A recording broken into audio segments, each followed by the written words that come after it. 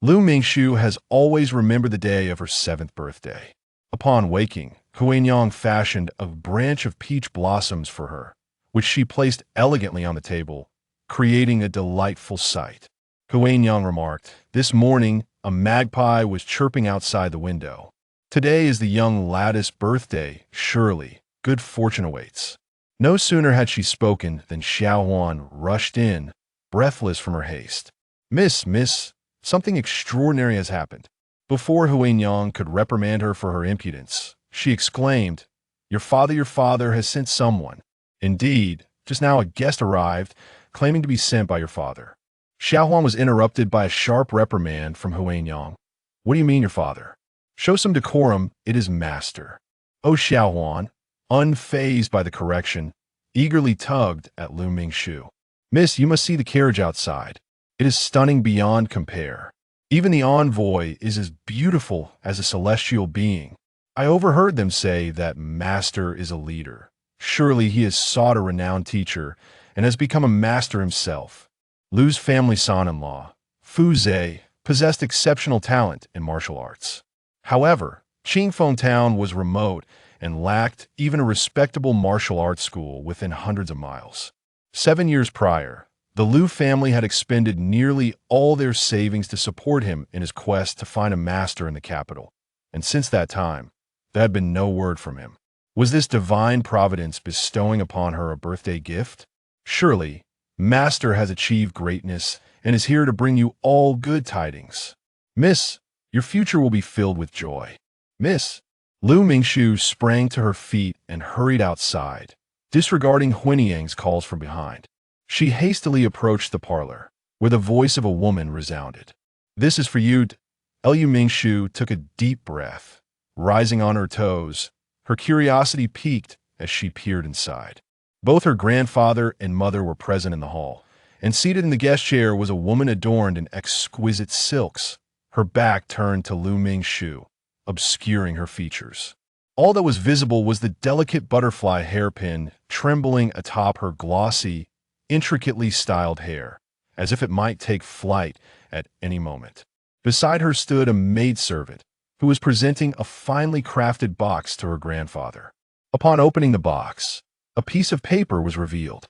Lu Mingxiu then witnessed her grandfather's countenance swiftly flush crimson, his voice quivering as he inquired, "What does this mean?"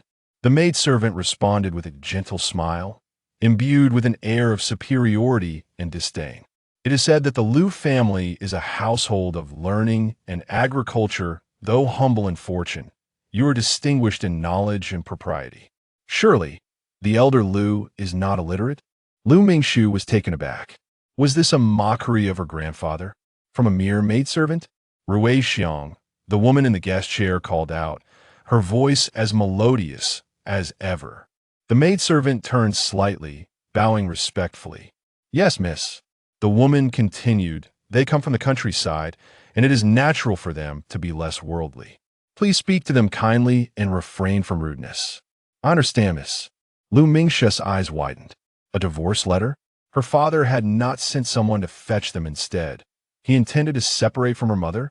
Suddenly, her mother sprang to her feet, snatching the paper and staring at its contents in disbelief, her hands trembling more violently. "No, I refuse to believe it." Her mother erupted in anger, tearing the paper apart. "Ace would never treat me this way. Where is he? Let him come here in person." "Do you wish for the sect master to come personally?" The maid chuckled lightly. "Madame Lu, do you comprehend what the sect master of Jiuyao Palace signifies? Even your Eastern Yu King must treat him with utmost reverence as a distinguished guest. Why should he come to see a mere village woman like you?" Casting a glance at the torn paper, she produced another sheet. Tearing it up, "Is futile, there is still this. Isn't it written clearly in the divorce letter?" The maid continued, "Our sect master." "I am not addressing you." Grandfather Lu interjected sternly, "You, a mere servant, have no place to interject here. Has your master not taught you manners?" "You." The maid, incensed, straightened her posture. "Grandfather Lu, to address you as such is already a courtesy for my young lady to an elder. Am I merely a servant?" Do you not realize that I am someone of importance, even within the palace? The high officials of Eastern, you must treat me with deference. Remaining aloof from the exchange, the young woman raised her head. Rui Xiang, speak properly, do not stoop to the level of a lowly person in verbal sparring. I apologize. Miss, I shall clarify this matter immediately. The young woman waved her hand. There is no need, allow me to speak. Turning to the irate grandfather and the weeping mother, she spoke softly. Grandfather Liu, even heroes can encounter misfortune. Back then, when Fu Zhe was destitute and unable to realize his ambitions, your Liu family, who prides itself on being a family of virtue, not only failed to extend a helping hand, but also forced him into an unwanted marriage. This opportunistic behavior is simply indefensible. This marriage contract, even at her young age, Lu Mingshu could discern the disdain in her tone. If I were in your position, I would find it shameful to even mention it.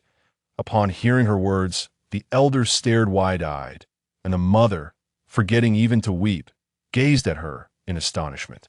Lu Mingshu abruptly grasped the window frame, feeling both shocked and distressed. What was she saying? Was grandfather coercing father? If grandfather were unkind to father, he would not have expended all his savings to send him in search of a renowned mentor. Their family was not wealthy. They possessed only the ancestral home and 100 acres of land. She had heard her mother mention that to gather funds for father's journey, they had even sold half of their land. After a long pause, grandfather trembled as he inquired, "Did he truly say all of this?" The maid scoffed. "What, do you not acknowledge it?" The woman waved her hand and continued, "He is magnanimous now that he is transformed into a dragon soaring through the sea. He bears no ill will towards you. All that is required is for you to sign this divorce decree, and thereafter you shall have no further ties with the Liu family. I have heard he has a child. This box of silver notes is meant as support for the child, and it also compensates you for the meals you have provided over the years." The maid interjected swiftly, "Old Master Liu, persisting in this matter is futile. Our master is no longer the son-in-law you can command at will. His talent is extraordinary within a mere 7 years. He has ascended from the inner breath realm to the divine realm, and he is now among the most skilled in the entire Sichuan region. Had it not been for your delays, he would have even made it onto the heavenly rankings. Such a person is not someone your family can aspire to associate with. It is wise to possess self-awareness. If I were you, I would promptly sign the divorce decree to avoid further humiliation." "You." Lu Mingshu saw her mother's eyes redden with anger. "What nonsense are you spouting?" Back then, it was clearly A's, Qing Yi. Grandfather interrupted mother's words, gritting his teeth and insisting, "Do not waste words with them. Sign the document." Mother was momentarily stunned and exclaimed, "Father." Grandfather coldly retorted, "Haven't they made it abundantly clear? Those who cannot be retained will not stay, even if you do not sign. Since he has resolved to erase the past, let it be as he wishes." Mother fell silent, and with tears welling up, she finally affixed her signature to the divorce decree. Once the matter was settled, the maid remarked, "Very well, Lady Liu, with the signing of this divorce, you are free to pursue your own path. You're still young, choosing a suitable partner is still within reach. Just ensure that you do not seek someone like our master. While it is understandable to desire a talented young man, one must also consider one's own circumstances, mustn't one? It is only through moderation that one can aspire to a lifetime of contentment." The woman rose, bowed gracefully, yet her voice carried an undeniable air of defiance as she replied, "My apologies for the disturbance. I take my leave." Lu Mingshu watched as they exited the hall, inadvertently following them to the courtyard gate. The woman noticed her, turning her head slightly to cast a glance. As Xiao Huan had said, she was as beautiful as a celestial being. But why was it that such a stunning figure could evoke such discomfort with her words? As the carriage began to move, she heard a voice from within. "Rui Xiang, you were rather talkative just now. Why engage with him at all?" Rui Xiang's tone was entirely different now. She playfully chided, Isn't it just that I couldn't contain my anger? What kind of person is our master to have once been a son-in-law in such a family? Lu Mingxu could never have anticipated that her 7th birthday celebration would not signify a family reunion, but rather her father presenting her mother with a divorce decree. Chapter 2. Why Lu Mingxu stood vacantly at the door until Huangyang embraced her. My lady, do not be disheartened.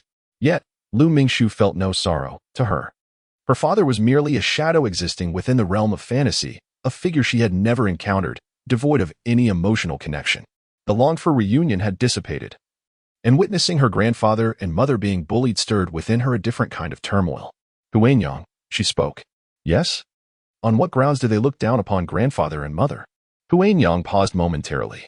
Lu Mingxu lifted her gaze, earnestly regarding her. Is it because they are elegantly dressed and possess striking looks? Certainly not. Is it then due to their wealth? Huangyang sighed. It is not merely wealth. It is also power.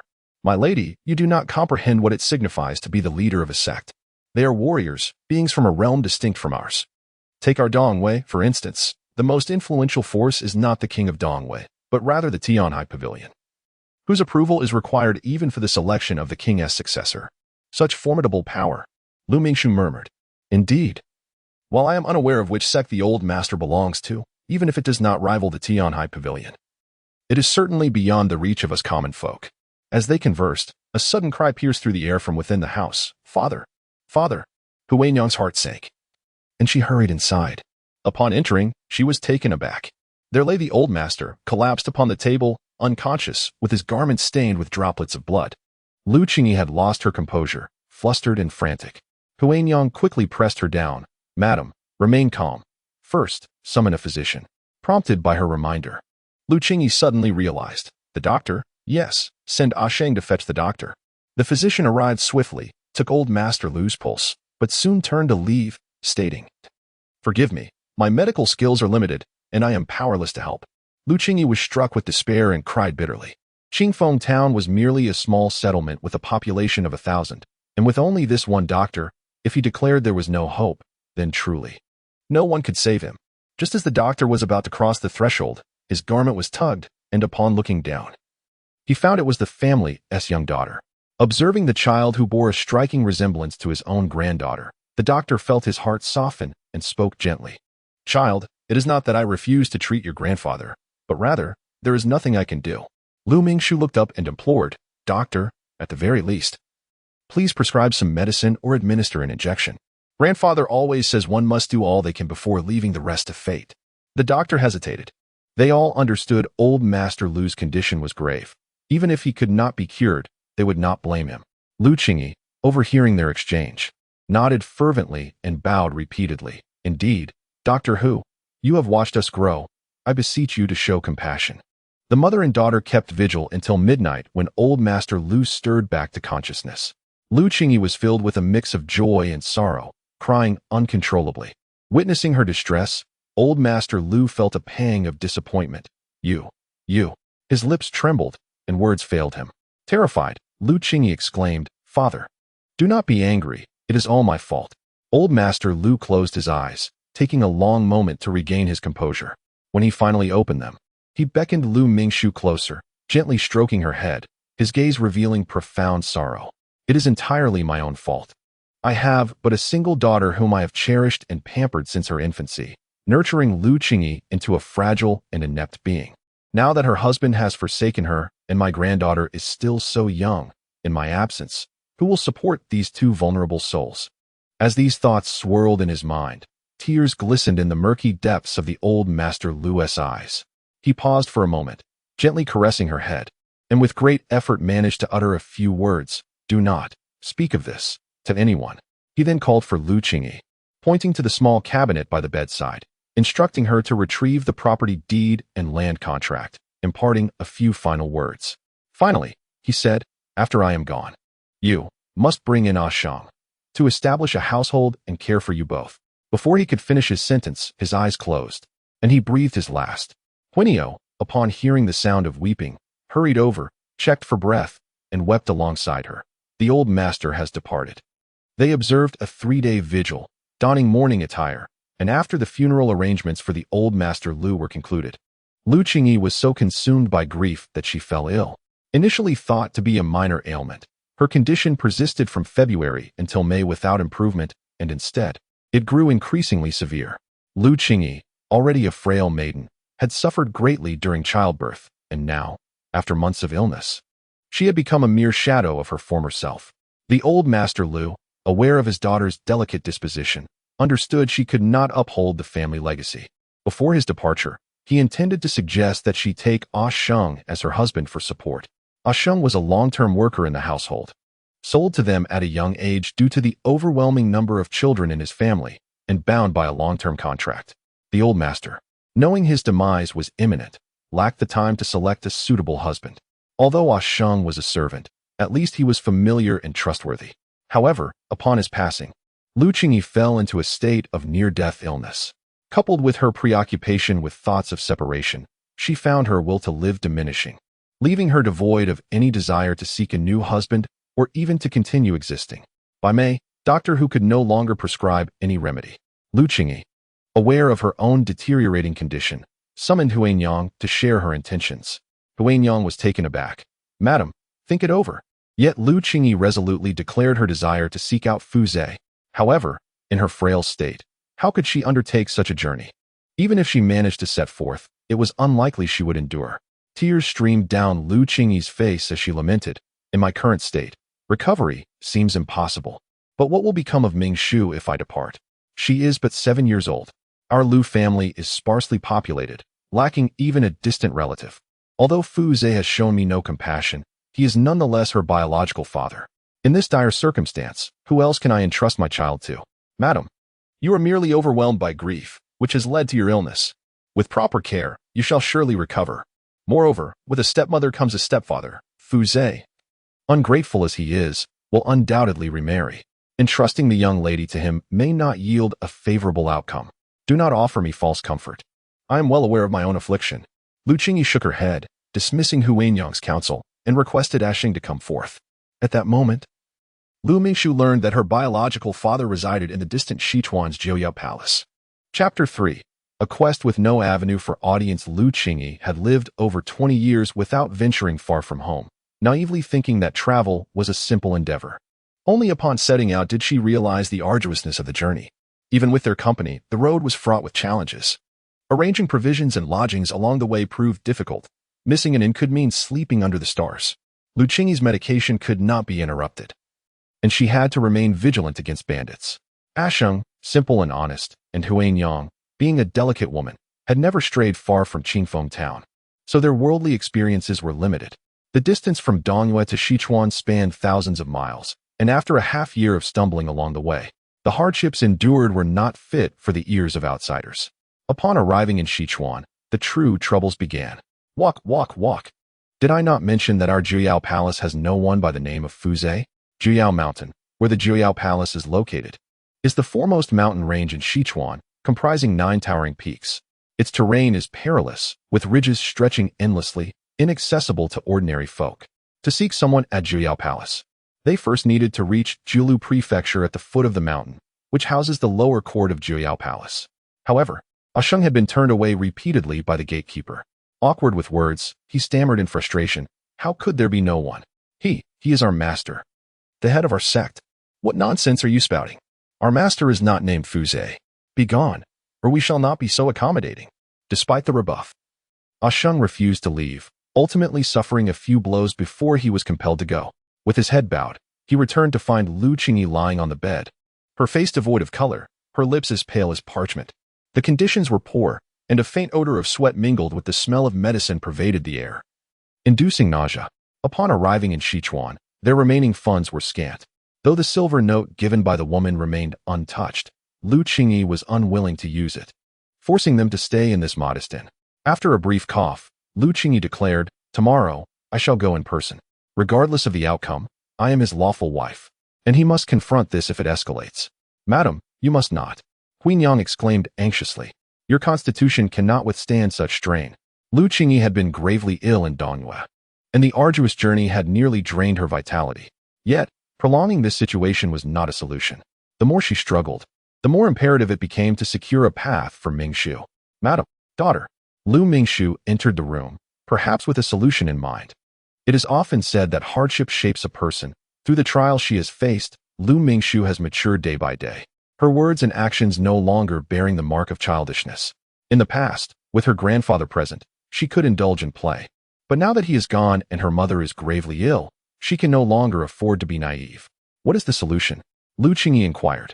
Lu Mingshu replied. Just now, I noticed people cleaning the streets everywhere, so I went to ask the shopkeeper. He mentioned that in a few days, the esteemed young master Lian Jun from the 7 True Views of Zhongzhou will be visiting Sichuan, and at that time, the head of Jiuyao Palace is likely to come to Jiulu Prefecture to welcome him. Sheng and Huinyang were filled with joy. Huinyang exclaimed, Sheng, and I shall intercept him. A rare smile graced Lu Qingyi's face. It is indeed an opportunity. Sheng went to gather further details about the matter, while Huinyang went to do laundry, leaving only the mother and daughter in the room. Lu Mingshu removed her shoes and climbed into bed, gently resting beside her mother. Mother, she said. Lu Qingyi caressed her daughter's head. I found out that he has changed his name. He is now called Fu Shanqing. He married the daughter of the former head of Jiuyao Palace 6 years ago and has 2 children. Lu Qingyi paused for a moment. The gauntness of her cheeks trembled. Aren't you keen on martial arts? We have sex in Dongwei as well. There is no necessity to remain in Sichuan. Lu Mingshu embraced her, tears streaming down onto her chest. I do not wish for a father. I only want you to be alive.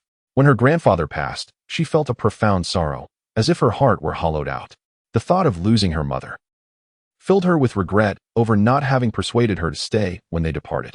Lu Qingyi, too, shed tears. If she were to recover, how could she possibly bear to send her daughter into the hands of that treacherous man? Yet, during their time in Qingfeng town, Doctor Hu had subtly suggested that her ailment could only be endured. Throughout their journey, they had consulted numerous physicians, none of whom offered any exception. It was rumored that practitioners of martial arts often concocted potent elixirs. Lu Qingyi gently proposed, if you truly wish for mother to live, once you acknowledge father, beseech him to provide the elixirs to heal her, will you? Really? A spark ignited in Lu Mingshu's eyes. Indeed. Lu Qingyi turned her head, evading her daughter's gaze. In a few days, Jiulu Prefecture indeed became bustling with activity. The roads were laid with yellow earth, and clean water was splashed upon the streets, prohibiting even the smallest stalls. Almost all disciples from the lower courtyard of Jiao Palace were dispatched to clear the main thoroughfare, disallowing passage. Amidst the crowd, Lu Mingshu listened to the idle chatter of others. What a grand spectacle! What is the significance of the 7 True View? They even require our sect leader to greet them personally? Jiulu Prefecture lay at the foot of Jiao Mountain, where the residents enjoyed its protection. Most were family members of Jiao Palace disciples, possessing a profound sense of belonging to the palace. You don't know about the 7 True View? It is one of the 3 great sects of the world. The 7 True View, Yuding Peak, and Tianhai Pavilion are 3 sects capable of influencing the tides of the realm. And what of our Jiao Palace?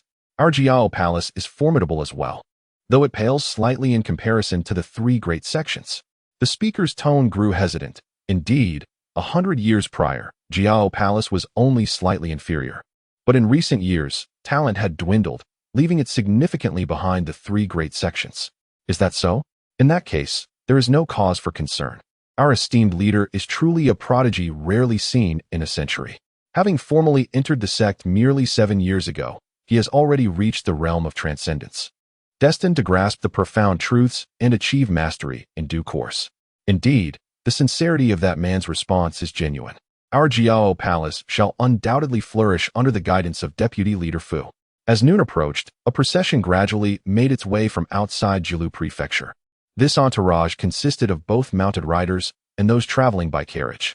Leading the way were disciples of Jiao Palace, accompanied by a dozen or so individuals clad in simple blue Taoist robes, alongside others in secular attire. The Qijin Temple, though a Taoist establishment, is predominantly frequented by lay disciples rather than priests. Look, there stands young Master Lianjing, exclaimed Lu Mingshu, perched upon Sheng's shoulder. As she turned her gaze in that direction, 2 lay disciples stepped forward, lifting the carriage curtain, and from the carriage, they carefully removed a wheelchair, upon which sat a youth.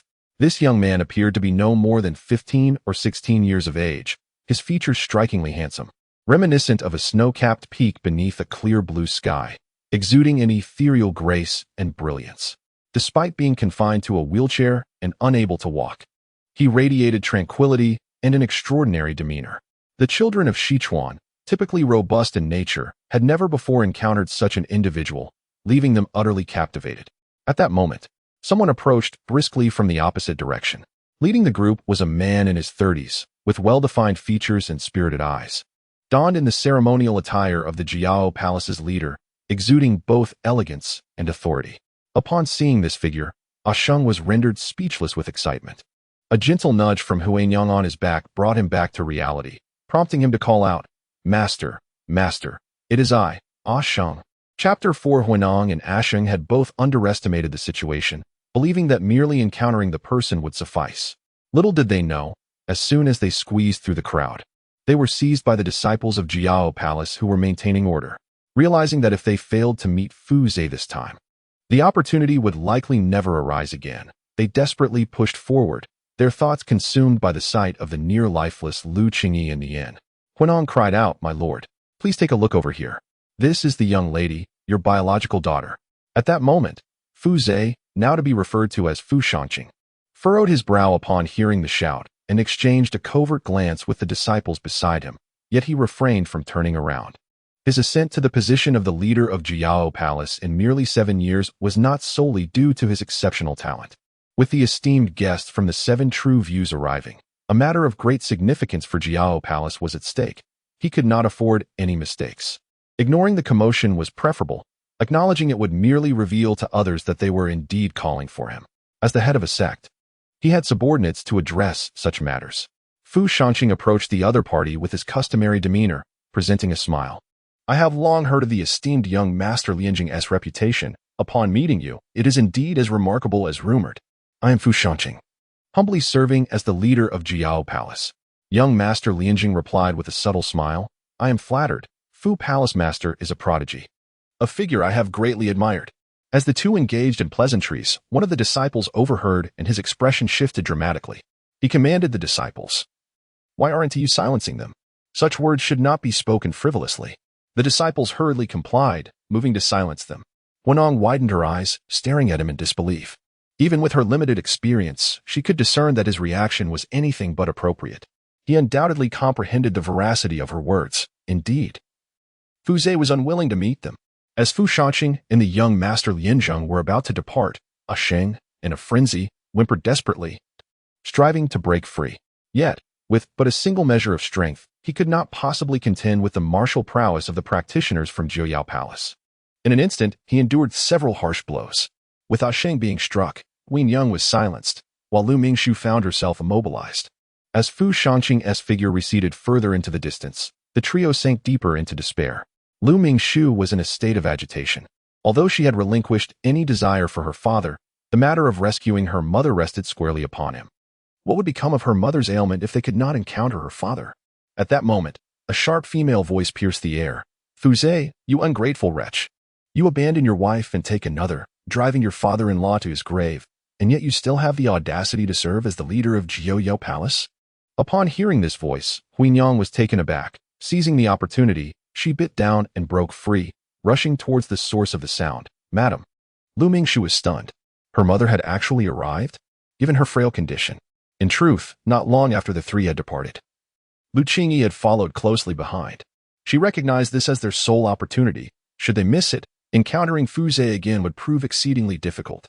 He was now a married man with children, and would undoubtedly wish to avoid the emergence of an ex-wife and daughter. Sheng and Huanyang were merely servants.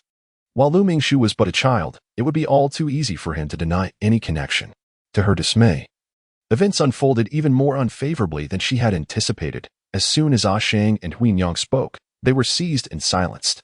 At this juncture, her silence would mean the loss of their chance. Prior to this, Fu Zhe had remained absent, and Lu Qingyi harbored a flicker of hope regarding her ex-husband, never anticipating that he would act with such ruthlessness. The pent-up fury and heartache that had been restrained for over 6 months suddenly erupted. Seizing the attention of the disciples of Jiao Palace, she cried out. This piercing scream could no longer be ignored by Fu Shanqing. Lu Qingyi's voice was too loud, and her accusations were too clear, drawing the attention of the onlookers. The subordinates were ordered to respond. However, in a fit of despair and rage, Lu Qingyi managed to break free from the grasp of the Jiao Palace disciples and hurled herself towards a pillar. "Madam, Huanyang screamed as she rushed forward. Lu Qingyi's forehead was bloodied, and she was on the brink of collapse. Fortunately, there were many people around, preventing her from colliding with full force. Otherwise, given her frail condition, she could have lost her life. The crowd, always eager for spectacle, became agitated upon witnessing Lu Qingyi's condition, shouting in alarm, "A dead person! A dead person!" Before the subordinate could reach the scene, the situation escalated, leaving him pale with fear. He assured that once he entered the lower courtyard, he would not fear any further utterances from the woman. Unexpectedly, a hand reached out from the side, commanding, "Hold on." Fu Shanqing narrowed his eyes, sensing trouble. The person who spoke was Yuan, one of the young elders of Jiao Palace. Prior to his ascension, he had been regarded as the prime candidate for the next sect leader. His rapid progress, bolstered by the full support of the former leader, allowed him to take up the position smoothly. Nevertheless, his foundation was too shallow, and his hold on the leadership was tenuous at best, with at least half of the elders not fully compliant with him. It was precisely for this reason that he had actively pursued the collaboration with Qi Jingguan to expand his influence. With Yuan stepping in at this moment, Fu Shanqing could discern that the other party sought to exploit this incident for their own advantage. The sect leader remarked, "This woman speaks indiscriminately and stakes her life on her words. If we do not clarify matters face to face, it may tarnish the reputation of the sect leader. In my opinion, it would be prudent to have this woman speak openly to dispel any misconceptions others may have." Fu Shanqing responded, "Brother Yuan, I appreciate your kind intentions. However, the situation, alas, she is gravely injured and requires immediate medical attention. We can address the matter later. Moreover, we have esteemed guests present. It would be unseemly to neglect them." Yuan Shi chuckled. Has the sect leader forgotten? When it comes to the art of healing, I too can boast my proficiency. Why seek distant remedies when the solution is at hand? As for our esteemed guests, the preservation of life is paramount. I trust that young Master Lianjun will understand. As he spoke, he glanced towards the wheelchair. Young Master Lianjun smiled and extended his hand, saying, "As the host wishes." Yuan Shi no longer pressed Fu Shanqing, gesturing for his disciples to bring the woman forth. Upon hearing him advocate for her, Huanyang fell to her knees, pleading fervently, "My lord, I beseech you to save my lady. We have traveled from the far east to seek kin, only to discover that my husband has remarried. My lady, in her desperation, resorted to this course of action. Our family patriarch has passed away in a fit of rage, and the young miss is only 7 years old. She cannot be without her mother." Before Yuan Shi could respond, Lu Mingshu, seizing the opportunity amidst the distraction, broke free and rushed towards them, exclaiming, "Mother." Chapter 5. The Inversion of Truth. Lu Qingyi lay on the ground, her pallor stark and emaciated, her forehead stained with blood, and her breath so faint it was barely discernible. Lu Mingshu knelt beside her, lost in a daze. Had she foreseen that their quest for family would culminate in such a tragic outcome, she would never have allowed her mother to come. In the past 6 months, the tumult of the world had caused her to cast aside her once fervent desire for reunion, leaving her utterly disillusioned with her father. Were it not for her mother's insistence, she would have had no inclination to acknowledge him as her parent. Yuan, kneeling down, offered a gentle smile of reassurance. "Do not fret. Allow me a moment to examine you." He first inspected the wound on Lu Qingyi's forehead, then lifted her eyelids, and finally took her wrist to feel her pulse. Observing the furrowed brow of Yuan, Lu Mingshu anxiously clutched Huanio's hand. After a brief moment, Yuan sighed, declaring, "The light is dimming. The oil has run dry." Lu Mingshu, momentarily stunned, turned to him with a pleading gaze. Noticing her bewilderment, Yuan, despite his initial ulterior motives, felt his heart soften. He spoke gently, "Do not despair.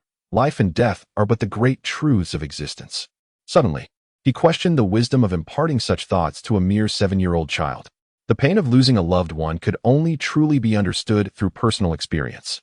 Meanwhile, Huanio, momentarily taken aback, covered her face and wept bitterly. Her cries were filled with anguish, and Lu Mingshu understood all too well. In an instant, she felt drained of all strength, collapsing onto the ground, tears streaming down her cheeks. Yuan cast a sidelong glance at Fu Shanqing, seizing the opportunity to inquire, "Who are you people? Why tarnish the reputation of my esteemed master? Even if there are grievances, such words should not be uttered lightly." Huanio wiped her tears and sobbed. "We only learned upon our arrival that Fu Zhe had ceased to take a wife 6 years ago. Perhaps it was this that led her to harbor thoughts of death." The assembled crowd listened intently, their murmurs rising as disbelief spread among them. Most were reluctant to accept that the master of Jiuyao Palace could be such a person.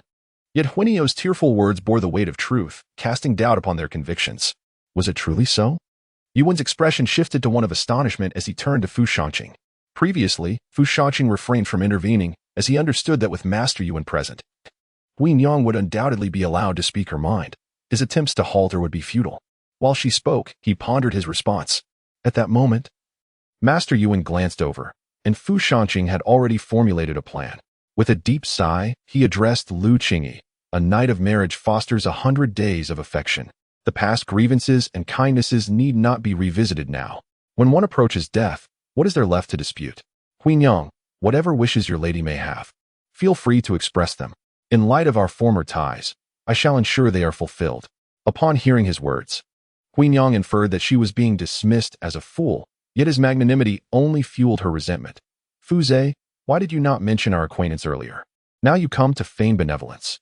Fu Shangqing replied, Huinyang, I do not wish to dwell on past matters. Therefore, I regard you merely as a stranger. Why must you press me? Spare me your flowery words. If you wish to depart, then leave. The Lu family thrives without you. Why return to deliver a divorce decree? You have caused the old master great distress, and your actions have sickened my lady. How pitiful for the young miss, merely 7 years old, left in such desolation. Suddenly, a female voice resonated from a distance.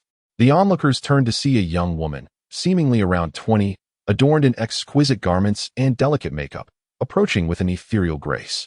Her demeanor was resolute as she drew near and unfurled a piece of paper, declaring, You claim our master has ceased to take a wife. Yet have you considered when the divorce decree was signed? It was 8 years ago, when you cast him out, severing all ties. Now you dare to tarnish our master's reputation. As he spoke, he handed the paper to the young man in the wheelchair, Master Lianjun. Could you please take a look at the date? When was this divorce decree issued? The decree was presented before him, and even if Master Lianjun wished to remain aloof, he could not help but glance at it. In the 5th year of Xianping. And now it is the 13th year of Xianping in Donghua, which indeed confirms it was 8 years ago. Master Lianjun's testimony validated the date on the divorce decree. A murmur swept through the crowd, filled with whispers. The woman donned a cold smile. So what now? Will you concoct another tale? Huinyang was taken aback. The divorce decree was indeed delivered only this February. How could it possibly have been signed 8 years prior? Had they anticipated this and deliberately forged an earlier date?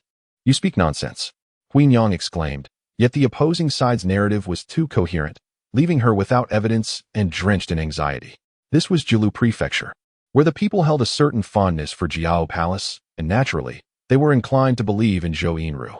Moreover, Huinyang had only her words to offer, while Zhou Yinru possessed the decree as proof. The gaze of the crowd towards Huinyang shifted to one of reproach. It was said that the people of Donghua were cunning, and it seemed that was indeed the case. No wonder the sect leader was reluctant to acknowledge them. Fu Shangqing sighed softly and remarked, Yinru, one should show mercy when possible. They are simply at their wits' end. Huinyang was taken aback that Fu Shangqing would suddenly play the role of a good Samaritan, which disgusted her. She spat at him, Fu Zhe, you ungrateful wretch. And yet you seek to tarnish the name of your benefactor. You shall surely face retribution in due time. Huinyang. Just as Fu Shangqing was about to speak, Lu Mingshu called out loudly, Mother, Mother, how are you? Fu Shangqing also crouched down, speaking softly, Qingyi. Why must you put yourself through this? Lu Qingyi averted her gaze from him and offered a strained smile to Lu Mingshu, extending her hand towards Huinyang. Madam, Huinyang, with tears brimming in her eyes, grasped her hand. Huinyang, there is no need for further words, Lu Qingyi replied, her breath faint. At this juncture, what more was there to say? Yet, madam, Lu Qingyi gently shook her head. Huinyang, though we are master and servant, our bond is akin to that of sisters. As I prepare to depart, I implore you for one favor. Huinyang wept, Madam. What weighs most heavily on my heart is Mingshu. She is still so young. I beseech you to watch over her as she grows.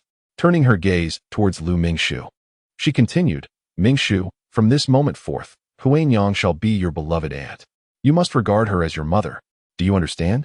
Tears cascaded down Lu Mingshu's cheeks as she turned to Huinyang and bowed her head. And Huinyang. Huinyang embraced her, her sobs echoing in the air. A serene smile graced Lu Qingyi's lips as she slowly turned to face Fu Shangqing. This man had matured significantly since their last parting. The despondency of his earlier years had vanished, replaced by a commanding presence befitting a leader. Fu Zhe, she addressed him. Fu Shanqing reached out to take her hand, only to have her withdraw. At this critical juncture, Lu Qingyi regarded the man before her with calm eyes. I am aware that you are no longer the same. Regardless of whether you harbor resentment or bitterness towards me, Mingshu will always be your child. If you still hold any regard for our past, grant them a chance at life. Fu Shanqing replied, that is only natural. When have I ever denied your requests? Lu Qingyi let out a cold laugh, turning her head away, her final gaze resting upon her daughter's face. A slow smile emerged, yet her eyes were tinged with sorrow. As consciousness gradually fades. Madam. Chapter 6. The Weight of Words. Although the right and wrong have been clearly delineated, the matter still requires resolution. The entourage from the Seven True Views was welcomed to Mount Jiuyao, and Lu Mingshu along with the others were taken along as well. Throughout the journey, Lu Mingshu remained silent, fixated on the lifeless body of Lu Qingyi. Upon reaching the Jiuyao Palace, they were escorted to a side hall to await further arrangements. In the main hall, Fu Shanqing had just seen off young Master Lian Zhun and was about to depart when he was called back by Yuan. Master, there is another matter. How do you intend to address it? Fu Shanqing pondered briefly. Are you referring to my daughter, Mingshu? Precisely, Yuan replied with a smile. Normally, I should not pry into the affairs of the sect leader's family. However, this matter has been witnessed by the citizens of Jiolu Prefecture and will inevitably spread. The reputation of the sect leader is inherently tied to that of our Jiuyao Palace, and as an elder of this faction, it is necessary for me to inquire. A wry smile crossed Fu Shanqing's face. Such righteous indignation belied a desire to exploit weaknesses. Despite previous discussions, the presence of Lu Mingshu would undoubtedly tarnish his reputation to some extent. For this reason, Yuan seemed determined to lend her support, perhaps relishing the discomfort it would cause. I promised her mother that I would ensure her well-being. Moreover, she is indeed my own daughter, so please rest assured. Brother Yuan. Oh, Yuan inquired with a smile. Does this mean the sect leader intends to keep her at Jiuyao Palace? Fu Shanqing forced a smile. As you say, Brother Yuan, I naturally intend to keep her close. Then, under whose tutelage does the sect leader plan to place her? Is it truly necessary to teach in person? Yuan pursued relentlessly, insisting that Fu Shanqing immediately arrange for Lu Mingshu's placement. Although Fu Shanqing felt displeased internally, he maintained a composed exterior and, after contemplating for a moment, replied, I do wish to teach her personally. However, the affairs of the sect are quite intricate, and I must also focus on my own cultivation. I fear it may hinder her progress. It would be prudent to seek out another esteemed master. That must be chosen with great care. Does the sect leader have a candidate in mind? Fu Shanqing pondered, what candidate could I possibly have? Today marks my first encounter with this young lady. Can I not be granted a moment's respite? Yet such thoughts could not be openly expressed. Oh, Yuan glanced unexpectedly at Zhou Yinru, inquiring about whom she referred to. Zhou Yinru's gaze shifted playfully, a smile dancing on her lips as she responded, Lu Jizhen. Brother Lu. Yuan was taken aback. That would be inappropriate. What makes it inappropriate? Zhou Yinru raised her chin defiantly, asserting, in terms of lineage, Brother Lu hails from the esteemed lineage of Master Xiang. Even my father cannot compare. As for talent, Brother Lu is a prodigy seldom seen in our Jiao Palace, having entered the realm of transcendent mastery at the tender age of 24. A master of such caliber is beyond reach for most. However, Brother Lu is currently. Yuan, Zhou Yinru said with a playful smile, why do you care so much? Why not take her as your own apprentice?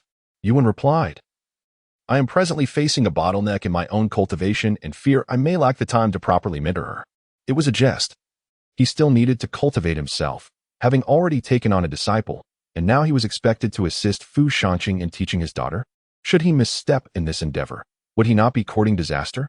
Zhou Yin spoke in a gentle tone, remarking that someone like Brother Yuan was preoccupied with his own cultivation and had little time to teach her. Those of lesser skill might tarnish her reputation, and it was unthinkable to entrust her to elderly mentors whose generations did not align with hers. Brother Yuan was rendered speechless by her words. Furthermore, despite Brother Lu facing certain challenges, his martial arts knowledge was substantial. With his experience, could he not adequately instruct a disciple? Brother Yuan, you appear to hold Brother Lu in disdain. Such veiled remarks left Brother Yuan utterly at a loss for words. Meanwhile, in the side hall, Lu Mingshu knelt on the ground, observing Huinyang as she adjusted Lu Qingyi's appearance. Sheng stood nearby, his face bruised. Apart from them, no one else was present in the hall. The servants had not even brought in a pot of water. They gathered outside the hall, whispering among themselves. Is this truly the former wife and daughter of the sect leader? Indeed. How dare they show their faces here? They once scorned the sect leader. If they had the ability, they should have stayed away. Exactly. If it weren't for the old sect leader's discerning eye, the current leader would still be in a state of disgrace. Indeed, they truly failed to recognize the gem they had. They deserved their fate. Suddenly, the chatter ceased as a young man in a wheelchair appeared at the entrance of the hall. A crowd quickly gathered around him. Young Master Lianjing, do you require anything? Young Master Lianjing waved his hand dismissively. Nothing of consequence, merely here to observe this child. After all, we share a certain affinity.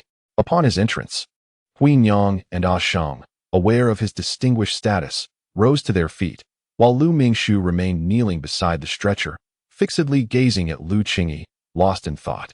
The wheelchair came to a halt on the opposite side of the stretcher, and Lord Lianjin cast a downward gaze, yet remained silent. Huin Yang felt a flutter of anxiety within her. What could he possibly intend? After a prolonged silence, Lord Lianjin finally spoke. Why do you remain silent? You are well aware that they are slandering your elders. This statement startled Huin Yang, prompting her to look up at Lord Lianjin. Previously, she had witnessed him testify in favor of the divorce decree and had assumed he believed Zhou Yinru. Lu Mingshu's eyelashes fluttered as she lifted her head, her expression vacant. Lord Lianjin leaned slightly forward, looking down upon her, and reiterated his question. Why? Is that so? The glimmer in his eyes was a blend of compassion and coldness. When will you speak? Lu Mingshu clutched her mother's cold hand, her dazed gaze gradually regaining vitality. She then replied, I shall speak when my words bear significance. When I can compel the world to listen. At this response, Lord Lianjin offered a faint smile, reminiscent of the melting snow in early spring. Remember your words today. I hope to witness the day you find your voice. He unfastened a jade pendant, twirling its tassels, and gently placed it by her side. The disciples of Qijin Temple propelled the wheelchair toward the outer hall. Huan Yang and Ashing knelt down simultaneously, and Huan Yang lamented, I thank you for your words today, my lord. The wheelchair was carried out from the side hall, gradually receding from view. The date on the divorce decree indeed read the 5th year of Xianping. Yet the paper was the commonly used mulberry paper of Sichuan, rather than the Xian paper of Dongwei, and the ink did not appear to have aged for 8 years. Who speaks the truth, and who speaks falsehood, is evident to all. Chapter 7. Indifference. Before long, someone finally approached. This individual, resembling a steward, entered without greeting them and raised a hand, prompting several others to come forward and lift the stretcher. Huin Yang hurriedly inquired, What are you doing? Where do you intend to take my lady? The steward cast a cold glance at her and replied, Does your lady not require mourning?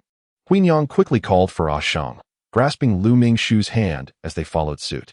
The Jiao Yao Palace, perched upon a lofty peak, was bitterly cold outside, with patches of lingering snow making the path treacherous.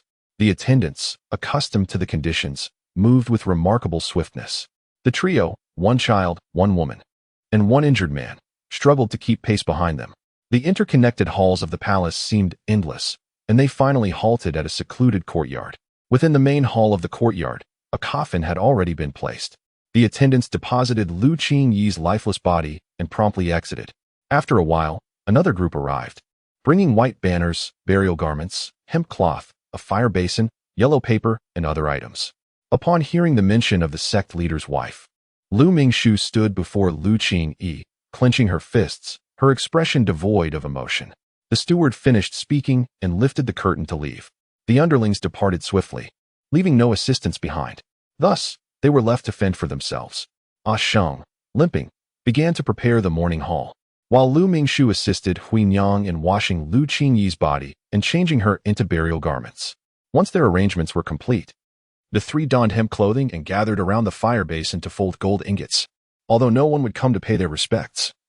They executed every aspect of the mourning rites with utmost diligence. At that moment, faint footsteps echoed from outside, signaling the entrance of another person. Huin Yang abruptly stood, indignantly exclaiming, What brings you here? The newcomer was none other than Fu Shangqing. He still wore the unbreakable mask and softly said, After all, we are husband and wife. I shall see her off. No need. However, Fu Shangqing disregarded her words and turned to Lu Mingshu, saying, Come here. Mississippi. Huan Yang anxiously grasped Lu Mingshu's shoulder. Huan Yang, it's fine, Lu Mingshu replied softly, This is my father. Huan Yang felt a pang in her heart. Mississippi. Taking a deep breath, Lu Mingxu stepped forward with determination. Following Fu Shangqing, she entered the side hall, which was originally intended for receiving guests. Fu Shangqing took his seat at the main position and instinctively reached for the tea, only to find nothing in his hands. He rubbed his nose and gazed at his daughter, whom he had never met before. Her features were delicate, resembling Lu Qingyi, embodying the typical grace of a Dongyue woman. However, with a notably high nose bridge, she bore a slight resemblance to him, exuding an air of solitude. With indifference in his heart, he maintained a calm tone. Once your mother's funeral is over, we shall move to Bishi Valley. I have arranged for a master for you. Lu Mingxu abruptly lifted her head. In this secluded courtyard, the father and daughter were having their first meeting, while in the lavish palace nearby, two sisters were engaged in light-hearted conversation. Where's brother-in-law? Zhou Yinru inquired upon entering Chongyu Palace, having not seen Fu Shangqing. Sitting by the window on the warm Kong, a beautiful young woman, whose features closely mirrored her own, continued to stitch while responding. He went to see if they need assistance over there. Though she did not specify, Zhou Yinru immediately understood and remarked, Sister, you are quite composed. Brother-in-law is visiting an old flame, and yet you remain unfazed. The beautiful young woman, Zhou Miaoru, now the wife of Fu Shangqing, cast a glance at her and chided, Do not speak so frivolously. This is only right and proper. Zhou Yinru huffed, You indulge him too much. As the youngest daughter in the family, her naturally proud disposition was somewhat tempered in public, but in the presence of her elder sister, her inhibitions faded, revealing her haughty nature. Sister, Zhou Yinru protested, Am I not already devising a way to make amends? Besides, it is not as if I intended to provoke them. Rui Xiong merely uttered a few words, and who could have anticipated that they would be so enraged? What impact could it possibly have? Zhou Yinru remained indifferent, asserting, My brother-in-law is the master of Jiuyao Palace, a distinguished expert in the realm of the divine. When he eventually attains the status of a grandmaster, countless individuals will seek his favor, eager to honor him with tomes chronicling his achievements. Who would still care about this? Zhou Miaoru shook her head, choosing not to engage her younger sister in this discourse. Yet, Zhou Yinru pressed on, Sister, what do you intend to do about that wretched child? Zhou Miaoru raised her gaze to her. What wretched child? A young lady ought not to speak in such an ungracious manner. Zhou Yinru pouted, occasionally finding her sister's overly cautious demeanor irksome. Is it truly necessary to tread so lightly? Of course, I refer to that wild girl born of that woman. Yuan is determined to bring her in to vex us. It is most exasperating. Zhou Miaoru regarded her with a half-smile. Have you not already secured a path for her? Upon mentioning this matter, Zhou Yinru felt a sense of pride. Sister, my idea is rather astute, is it not? If Yuan insists on keeping her, so be it. If he wishes to find her a good master, that is quite agreeable. Lu Jizhan is sufficiently renowned. Is he not? Sister, you should have seen the expression on Yuan's face when I rendered her speechless. It was utterly delightful. She chuckled lightly, yet noticed that Zhou Miaoru remained unchanged, seemingly indifferent. Unable to restrain herself, she inquired, Sister, do you not care? Do you think I ought to care? Zhou Yinru wrinkled her nose. If it were me, I would certainly feel displeased. That wild girl serves as a constant reminder that my man once belonged to someone else. Yet you are not me. Zhou Miaoru set aside her needlework, pressing her fingertips to her brow. You have always been this way, solely seeking your own gratification. Humph. Having been chastised once more, Zhou Yinru felt displeased. However, after a moment's reflection, she leaned closer and asked, Sister, do you truly not wish to take some action? It would be quite easy to deal with her now. Zhou Miaoru shot her a sidelong glance. Mind your own business. Zhou Yinru pouted. Are you afraid of upsetting brother-in-law? He does not care about her. If I do nothing, he certainly won't care. However, should I take action, it would inevitably become my transgression one day. Zhou Miaoru lifted her cup of fragrant tea, smiling faintly. Besides, have you not already plotted for her? What future awaits her in Bixigu? Chapter 8. The Genius Master. 3 days of mourning passed, and Lu Qingyi's remains were cremated. Just as Lu Mingxu finished collecting the ashes, someone arrived to command them to pack their belongings and vacate the small courtyard. The individual overseeing this matter was still the steward, who spoke not a word to the three, but simply led the way ahead. The majestic Jiao Mountain rises steeply, and traversing between its peaks on foot requires a swift pace of at least 1 to 2 days, while the more distant summits demand 3 to 5 days of arduous journey. Fortunately, the Bixigu Valley lies adjacent to the primary peak, Qingyu Peak, rendering it not too far away. Nevertheless, By the time Lu Mingxiu and her companions reached Bixigu Valley, their feet were nearly worn out. At one point, Asheng offered to carry her, but she declined, as he was limping himself. As they descended the mountain path into the valley, the gentle sound of flowing water filled the air, with the stream winding gracefully below.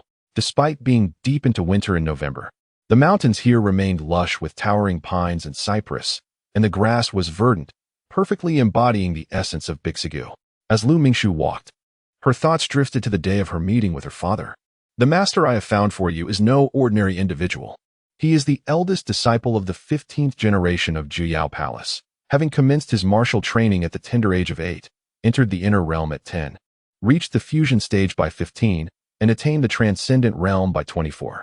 He is hailed as a martial genius, a rarity in Juyao Palace for a century.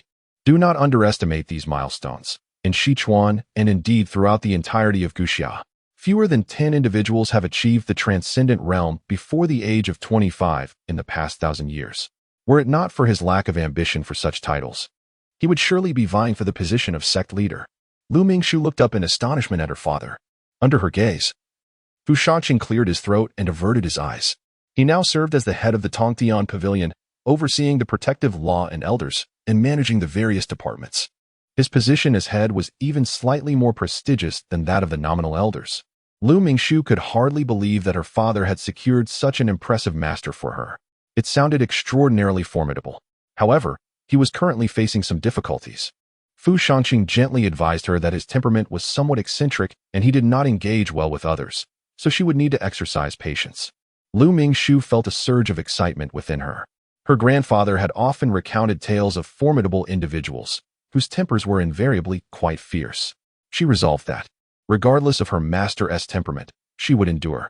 After all, having found such an exceptional mentor, it seemed her father was not entirely devoid of virtue.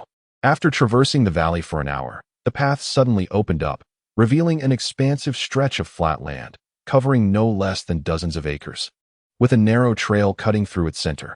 At the end of the trail lay an impressively spacious cave, beside which stood 2 slightly askew small houses. The sound of chopping wood echoed, emanating from an unkempt man engaged in carpentry in front of one of the houses.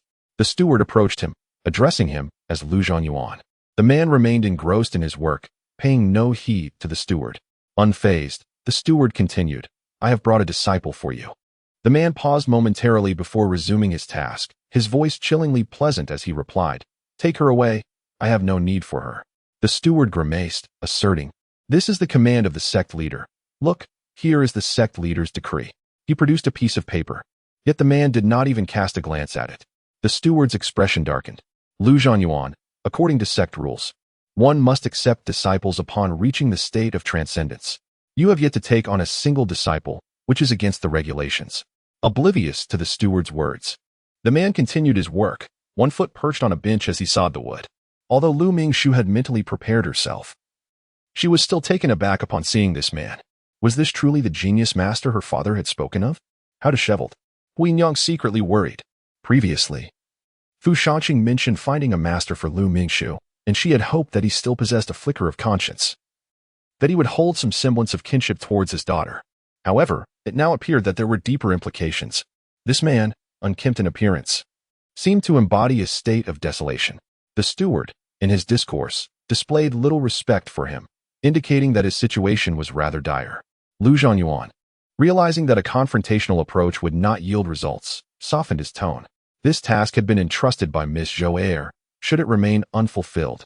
His position as steward would be jeopardized, for such were the established rules. Even if you refuse this time, we will still have others to bring in the future. The sect leader has permitted you to refuse once, but can you do so repeatedly? Noticing the man's silence, he pressed on. Furthermore, if you do not accept this, we will have to seek a more suitable place for her. You find us bothersome, and we find you bothersome. Why not alleviate the troubles for everyone? At last, the man ceased his indifference, lowered his feet, and straightened his posture. It was then that Lu Mingxiu beheld his true countenance. He was tall, exceeding the steward by a good half a head, with a robust physique, his rolled-up sleeves revealing bulging muscles. Clad in a gray-blue cloth garment, he was speckled with wood shavings. His beard was unkempt, obscuring much of his face, making it difficult to ascertain his age, perhaps 30, perhaps 40. His gaze was listless, replete with weariness, as if nothing could stir his interest. His eyes swept over the steward before settling on Lu Mingxiu. "I shall not take in the infant," he declared. Upon hearing him finally relent, the steward let out a sigh of relief. "These two are her household servants. If you do not wish for them, simply send them away." To this, Lu Mingxiu replied urgently, "No, they are my family. They cannot be sent away." The steward shot her a displeased glance and remarked, "It is against the rules to bring servants into the Nine Yao Palace. Even those of noble birth must adhere to the regulations. Otherwise, what purpose does Jiu Lu Prefecture serve?" However, Huinyang quickly interjected, "Miss, since the rules are as such, I will take my leave and stay outside." She bowed repeatedly to the steward, adding, "My young mistress is still quite young. I hope you will not take offense." Although this Lu Zhanyuan appeared somewhat unreliable, Huinyang understood that if Lu Mingxiu could not find a master to take her in, her prospects for success in this life would be bleak. Lu Mingxiu bit her lip and lowered her head in silence. The man scrutinized Lu Mingxiu from head to toe and said, "If you wish for me to accept you, it is permissible." He pointed to a nearby small pond, where 2 buckets rested, one large enough to hold 5 liters of water and the other 3 liters. "Fetch me 1 liter of water, and do not allow anyone else to assist you, nor may you use any other vessels."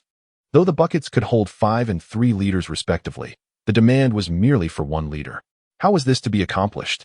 Huinyang was in a panic. "Esteemed Sir, silence." The man coldly glared at her. "If you are displeased, you may leave." Huinyang, distressed, glanced towards the steward, but he paid her no mind, instead watching the unfolding drama with a hint of schadenfreude. If Lu Zhanyuan chose not to take on an apprentice, that was his failure. If Lu Mingxiu failed the test, that would be her own doing. It would serve her right to face embarrassment. A fallen noble aspiring to become the lady of the Nine Yao Palace? Yet, contrary to his expectations, Lu Mingxiu did not appear flustered. Instead, she halted Huinyang's protests and approached the pond. The steward furrowed his brow, pondering if she truly possessed the capability to succeed. A large bucket holds 5 liters, while a small bucket holds 3 liters. It's manageable to draw 2 liters of water, but how does one obtain a single liter? No matter how one adds or subtracts, it seems futile. This problem is clearly a ploy by Lu Zhanyuan to put her in a bind. Humph, if even he cannot solve it, then it would be quite extraordinary for a mere child to find the answer. The steward, with unwavering confidence, watched as Lu Mingxiu picked up the small bucket, plunged it into the water, and filled it to the brim, straining to lift it. Huinyang wanted to assist, but a glance from the steward restrained her. Lu Mingxiu, small and feeble, wobbled as she carried the small bucket, pouring the water into the large bucket before tossing the small bucket back into the pond.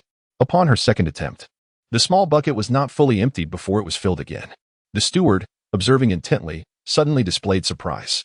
The small bucket can hold 3 liters after the first pour. There were 3 liters in the large bucket. With the second pour, 2 liters were added, filling the large bucket to its 5-liter capacity. Thus, 3 minus 2 leaves 1 liter remaining in the small bucket. Was it truly this simple? The steward gazed at Lu Mingxiu's petite figure, his eyes reflecting a hint of incredulity. At this moment, Lu Mingxiu approached the man, holding the small bucket, which was now half full. "This is 1 liter of water." A flicker of intrigue passed through the man's eyes as he instructed, "Now draw 4 more liters." With the original liter plus the 3 liters from the small bucket, there would now be 4 liters in the large bucket. The man fell silent. This problem was, in fact, not difficult. However, those who lack the ability to think will find themselves utterly lost, especially considering she was so small, merely at the cusp of enlightenment. He casually pulled a chair and sat down. "What is your name?" "Lu Mingxiu," with Ming meaning bright, and Shu representing the grand expanse of breath. "And how old are you?" "I will turn 8 in 3 months. "Can you read?" "Ah, my grandfather taught me the 100 family surnames and the 1,000-character classic. Is there any issue with managing my daily affairs?" Lu Mingxiu glanced at Huinyang and replied, "No problem." The man ceased his inquiries, seized the master's order from the steward's hand, and coldly stated, "I will take this. Do not trouble me again." With the task accomplished, the steward felt a sense of relief and smiled obsequiously, saying, Yes, I shall take my leave now." He then gestured imperiously towards Huinyang and Asheng, barking, "What are you still doing here? Lu Zhanyuan does not favor your presence. Follow me."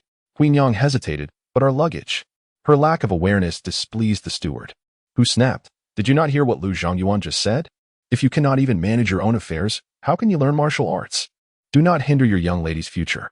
The man resumed his work, sawing the wood with a rhythmic ka-cha, leaving Lu Ming-shu amidst a pile of luggage, ignored. As she watched the steward lead Huinyang and Ashung away, she felt compelled to speak. Master? The wood was transformed into a long strip, and the man straightened up, squinting into the sunlight to assess its thickness.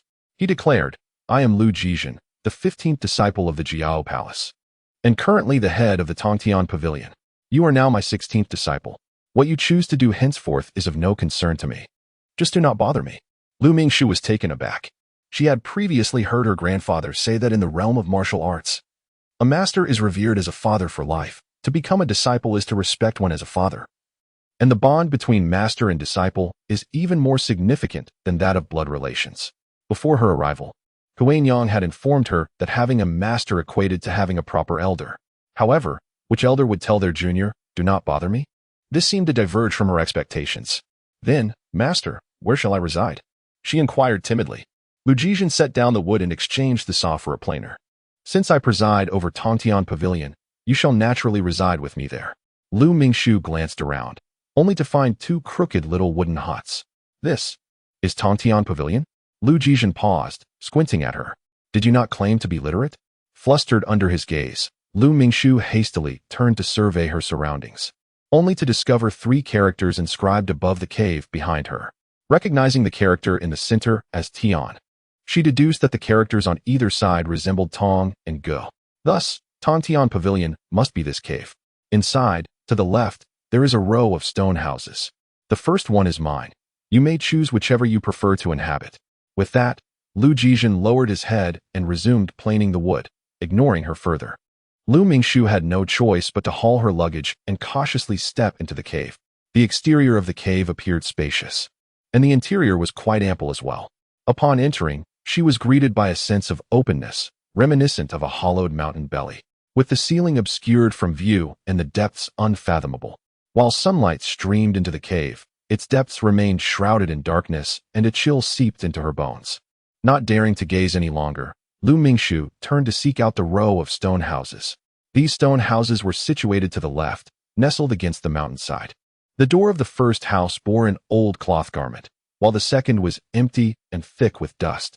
Lu Ming-shu dragged her luggage into the second room. The stone house was rather spacious, equipped with a table, chairs, a bed, and a cabinet, yet utterly devoid of any furnishings. Lu Ming-shu stepped out of the cave, noticing a broom and a rag outside the small house.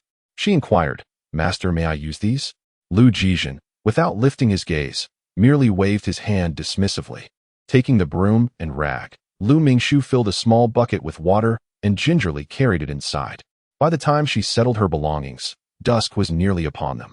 The sound of wood being chopped had ceased, and upon venturing outside, she found Lu Jizhen seated on a stone before the small house, silently gazing towards the setting sun. His unkempt visage inexplicably evoked a sense of loneliness within Lu Ming-shu. As the last rays of sunlight lingered, Lu Jizhen's eyes flickered, and he asked, Is there something you need? Summoning her courage, Lu Ming-shu replied, Master, what shall we have for dinner? Lu Jizhen furrowed his brow, appearing somewhat impatient. After a moment of restraint, he finally said, The kitchen is to the right. Look for yourself. Was he implying that she should prepare the meal? Lu Ming-shu nodded softly and re-entered the cave. To the right of the cave, there was a row of stone houses, with the first one designated as the kitchen. Inside, rice, flour, and vegetables were available, though they appeared unkempt and neglected, haphazardly piled in a manner that did not seem fit for consumption. The vegetables, in particular, were wilted, with some even decayed. Although Lu Ming-shu had never cooked before, she had often observed Huinyang at work and attempted to imitate her by rinsing the rice and starting a fire. As night enveloped the sky, torches were lit within the cave. At the dining table, Lu Ming-shu cautiously glanced at Lu Jizhen's expression. The table was adorned with a plate of stir-fried greens, a bowl of boiled loofah, and 2 rice bowls. The stir-fried greens were half burnt, half raw, their darkened appearance leaving her uncertain of their edibility. The boiled loofah, however, was impeccably clean, resembling a bowl of clear broth. Lu Jizhen took a mouthful of rice and followed it with a pair of chopsticks laden with greens. Her expression remained impassive throughout, devoid of any sign of joy or anger. The absence of irritation from her master suggested that she could still eat. Lu Mingxu sighed in relief and picked up her chopsticks. However, after her first bite of rice, her complexion shifted dramatically, and she retched, exclaiming, "What is this?" It felt as though she had swallowed a mouthful of sand, clearly undercooked. Lu Jizhen continued to eat his meal with an air of indifference, oblivious to her plight.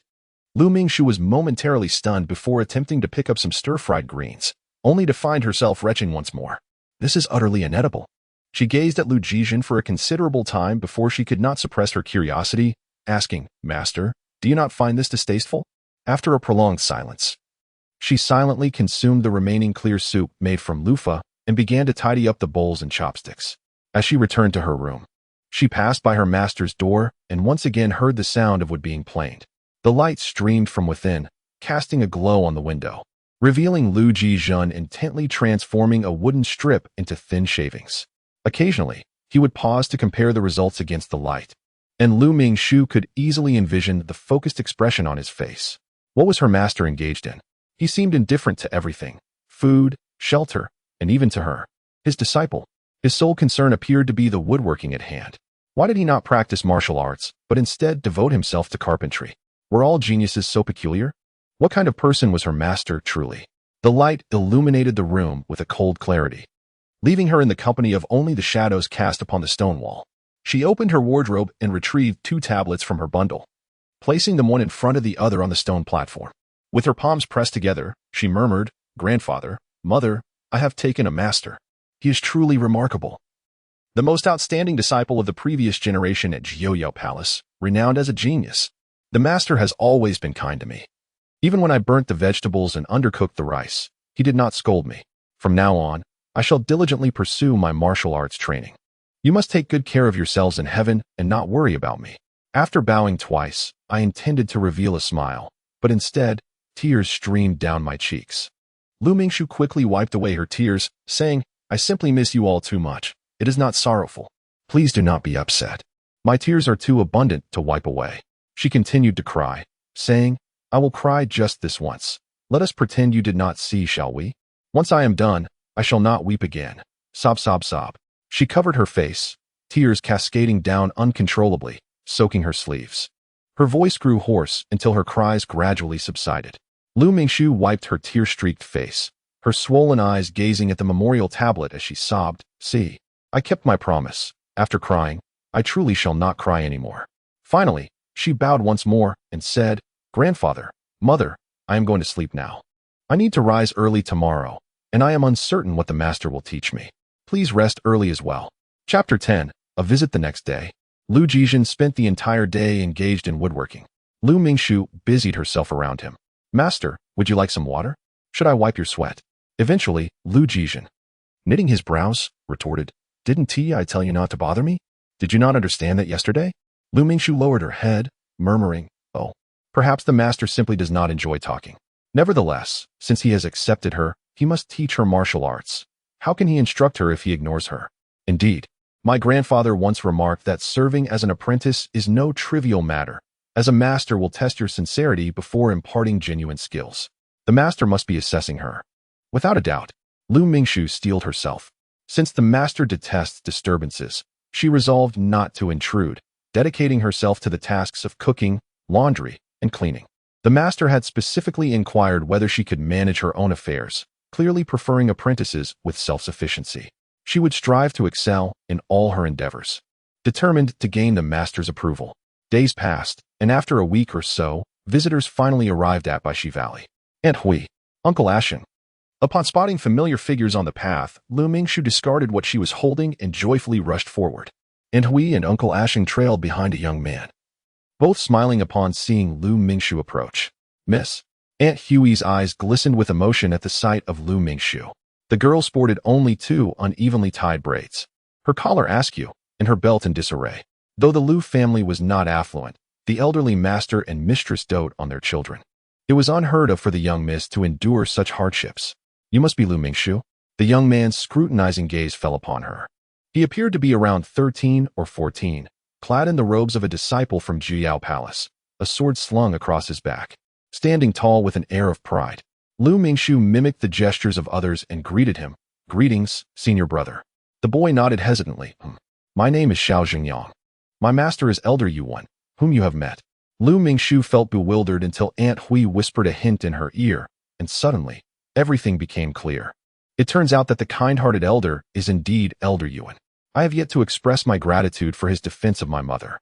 Kind-hearted elder? Xiao Xingyang's forehead twitched with veins as he remarked. Enough. My master has performed countless good deeds. Your thanks are unnecessary. After saying this, he looked around and inquired, where is Master Lu? Just as he posed the question, Lu Jizhen emerged from the Tongtian pavilion. Xiao Xingyang approached, adjusted his sleeves, and bowed respectfully. Disciple Xiao Xingyang pays his respects to Master Lu. Lu Jizhen cast a glance at him, but remained silent.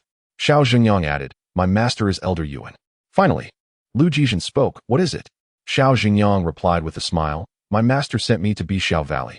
Firstly, to convey greetings to Master Lu, and secondly, to meet the new disciple you have taken in. My master had a previous acquaintance with her. Upon hearing this, Lu Jizhen furrowed his brow, pondered momentarily, and then turned to say, come here.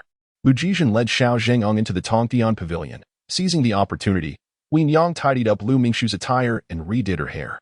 Huin Yang's deft hands worked skillfully, twisting and arranging until a small bun was formed atop her head.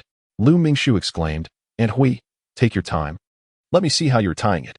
Huin Yang felt a pang in her heart, slowed her movements, and finished styling the other half of her hair gradually. Look. Just like this, wrap it around, tuck it in, and it's done. Huin Yang smiled. Miss, you truly are clever. There. Ah Sheng placed the basket he had been carrying on his shoulder down and began to present its contents to her. Miss, these are the items we purchased at the foot of the mountain. We weren't sure what you might be lacking. He displayed various essentials, needles and threads, oil, salt, soy sauce, vinegar, cups, pots, teacups, rice, flour, and sweets. They had managed to procure nearly everything they could think of, even a basket of eggs. Huin Yang chattered on. You must remember to eat well and keep warm. Do not worry about Ah Sheng and me. We asked the steward for work and have been doing some minor tasks on the mountain. The labor isn't too strenuous, and we receive a salary each month. Lu Mingshu observed Huin Yang's swollen hands and Ah Sheng's worn shoes, her eyes glistening with tears.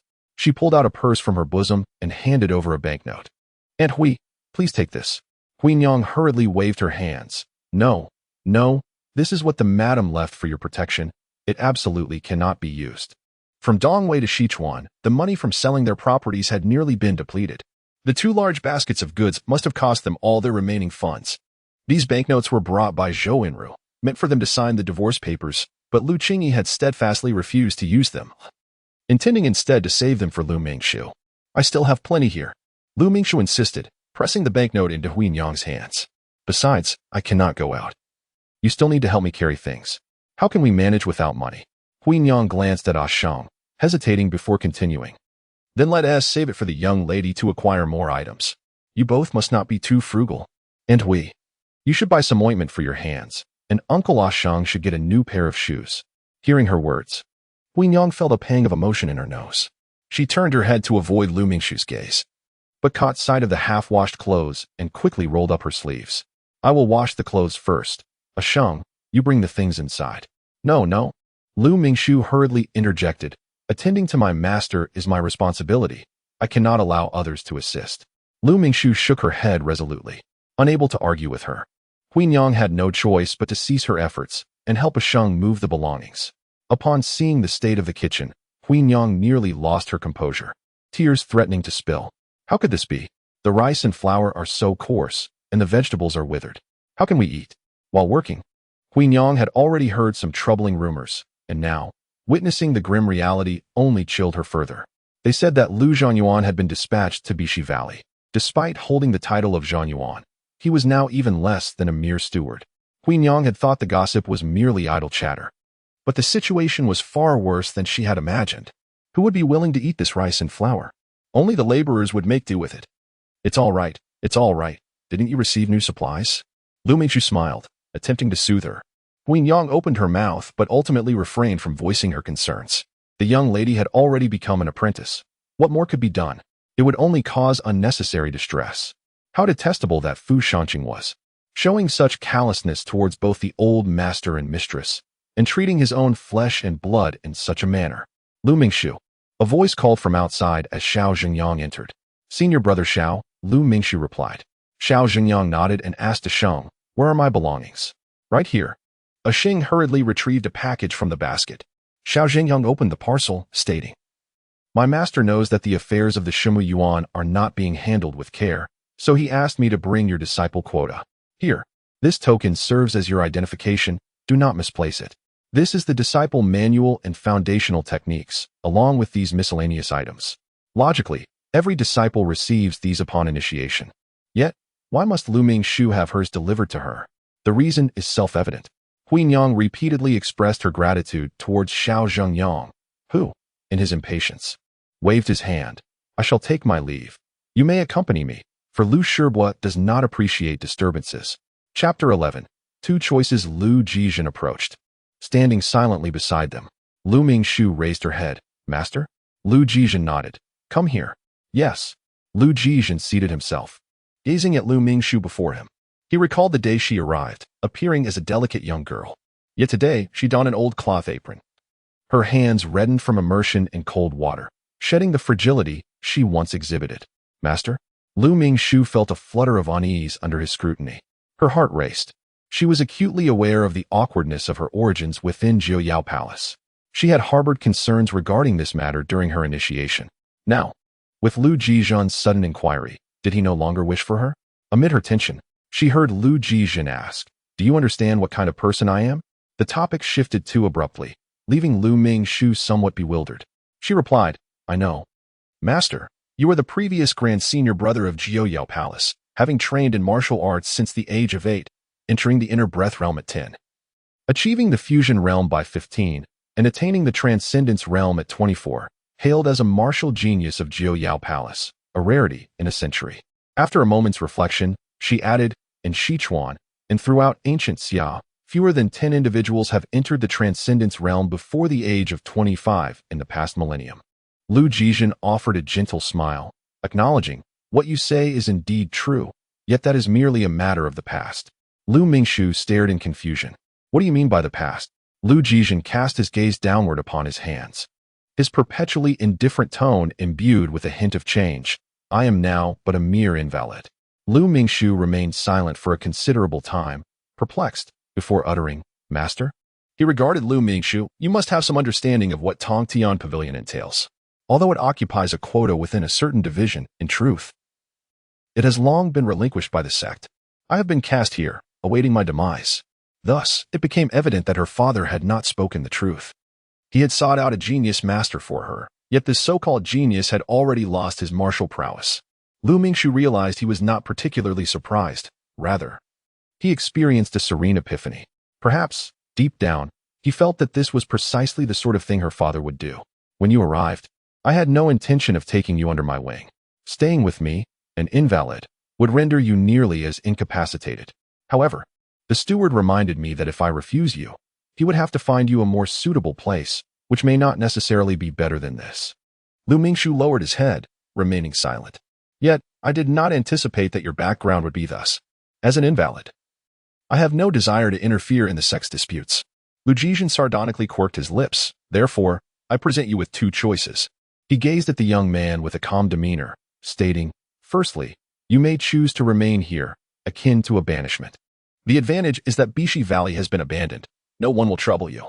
Secondly, I still possess some connections from my past, which could facilitate your entrance into the lower house, allowing you to train alongside its disciples. However, you must understand that the disciples of the lower house endure far greater hardships than those who have formal masters. Lu Mingxu stood under the sunlight, remaining motionless for quite some time. Xiao Zhengyang was perplexed. Master, your disciple does not comprehend. Yu Wenshe opened his eyes, rose from the bamboo couch, and stretched his limbs. Xiao Zhengyang, ever perceptive, promptly offered him a cup of tea. Leisurely sipping the tea, Yu Wenshe remarked, Are you unable to grasp why I am doing this? Indeed. Xiao Zhengyang replied, his brow furrowed. Master is well aware of Uncle Lu's current predicament. Informing him of that girl's background would only deter him further from involvement. Yu Wenshe chuckled softly. That is precisely the outcome I desire. Xiao Zhengyang was taken aback. Master? Yu Wenshe continued. Consider the consequences of leaving that girl in Bishi Valley. Xiao Zhengyang pondered. given Uncle Lu's disheartened state. Even if compelled by the sect's regulations to accept a disciple, he would undoubtedly lack the dedication to teach her earnestly. After a few years, even if she possesses innate talent, she would be left to languish. Indeed, Yun Zhao tapped his fingers on the table. It is precisely for this reason that Zhou Yirue proposed such a plan. With this arrangement, that idle piece on the board shall forever remain idle. Although it currently appears to be a mere pawn, if it holds no potential for advancement, it is not worthy of my move. However, how could Zhou Yirue desire to eliminate this move? But if Uncle Lu becomes aware of her lineage, he will certainly refrain from teaching her. You do not understand him. Yun sighed. Although senior brother Lu appeared indifferent, his heart was remarkably tender. Upon learning the truth, he would undoubtedly arrange a future for her, even if he did not teach her himself. Xiao Xingyang pondered for a long time before shaking his head. Master, please forgive my ignorance. Given the current situation, what prospects does that girl have? With such an awkward background, it is likely that no one would take her in. Yun smiled. Indeed. Finding her a place under another's tutelage is quite challenging. However, sending her to the lower academy is rather simple. Xiao Xingyang was taken aback. The lower academy? What good would that do? Wouldn't that make it easier for the Zhou family to seize her? Yun shot him a glance. Have you not been diligent in understanding the relationships within our sect? The head of the lower academy in Jilu Prefecture, Zhang Kuan, is from Master Xiang's lineage. In terms of seniority, he is senior brother Lu's direct senior uncle. Years ago, he injured his foundation and voluntarily sought to teach at the lower academy. Senior brother Lu would certainly receive his approval. Even if the Zhou family has long reach, with Uncle Zhang overseeing things that cannot extend their grasp into the lower academy. Now understanding, Xiao Xingyang was still puzzled. But what use is it to go to the lower academy? How many of those disciples can truly amount to anything? The lower academy of Jiuya Palace serves primarily to placate the elderly. Some aged members of the sect, who have contributed significantly to Jiuya Palace but lack outstanding descendants, cannot enter our main sect. Thus, they established the lower academy in Jilu Prefecture to educate those descendants. While there are some who do succeed, the ratio is exceedingly small. Can we still hope for her to become an exceptional master? Yun chuckled softly. Regardless of the circumstances, Fu Shangqing's talent is indisputable. The master merely wishes for the child to possess some spirit, to secure a place within the sect, for who knows, it may prove beneficial in the future. After a moment's contemplation, he continued, I perceive this girl possesses formidable willpower. She is indeed a talent worth cultivating. Xiao Xingyang scoffed. How could I possibly see that? Yun Zhao chuckled. You rascal, why engage in a contest of wills with a young girl? Such pettiness. The bond between master and disciple was akin to that of father and son. Xiao Xingyang, as Yun Zhao's foremost disciple, had been meticulously taught from the very beginning of his martial arts training, fostering a deep affection. In the presence of others, he maintained an air of superiority. Yet before his own master, he exhibited a somewhat childish demeanor. As he spoke, another thought crossed his mind. Master, do you truly believe Lu Shibua has become utterly incapacitated? With his meridian severed, what do you think? Yun Zhao struck the table with a sigh, were it not for brother Lu's misfortune. How could that vile Fu Shangqing have risen to prominence? Had Lu Jizhen remained well, the position of sect leader would have rightfully belonged to me. If Lu Jizhen were here, Fu Shangqing would stand no chance, lacking both strength and the solid foundation that Yun Zhao possesses. Alas, sometimes fate is cruel. Lu Jizhen's downfall has allowed Yun Zhao's steady leadership to be usurped. Chapter 12. The tomb of the ancestor Lu Mingshu lay in bed, unable to find sleep until deep into the night. The moonlight shone brightly outside, casting a beam of illumination that filtered through a small opening, gracing her window. She pondered repeatedly on what course of action to take. Remaining here had its advantages, allowing her to be undisturbed. However, the downside was that it felt almost the same as being without her master. If she were to venture to the lower courtyard, she could practice martial arts. Yet she would be without anyone to look after her. It seemed as though there were no alternatives if she wished to learn martial arts. Her only recourse was to descend to the lower courtyard. Yet, she feared that her thoughts were insufficiently thorough and that she might make a grave error in her decision. Lost in contemplation, she gradually succumbed to slumber. After an indeterminate period, she awoke in a daze. The room was dimly lit, yet outside, an extraordinary brightness prevailed. Lu Mingshu rose from her bed and opened the door. The cavern, which had previously been shrouded in darkness, was now suffused with radiant light. Drawn by this illumination, She advanced step by step, unknowingly delving deeper. Within the cave, the stone paths crisscrossed like an intricate web. Nevertheless, she walked with unwavering purpose, traversing one stone pathway after another, passing through various stone chambers, until she ultimately halted in the hollowed cavity of the mountain. This empty cavern was vaster than the largest square of the Jiao Palace, devoid of any furnishings, save for a stone platform at its center, upon which sat a solitary skeleton.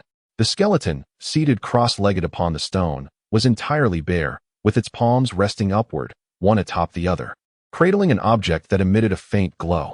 Lu Mingshu extended her hand, and the object floated gracefully before her. It was a square entity, possessing 6 faces, formed from numerous identical small wooden blocks. Each row contained 9 blocks, and each column also comprised 9, resulting in a total of 81 small squares on each face.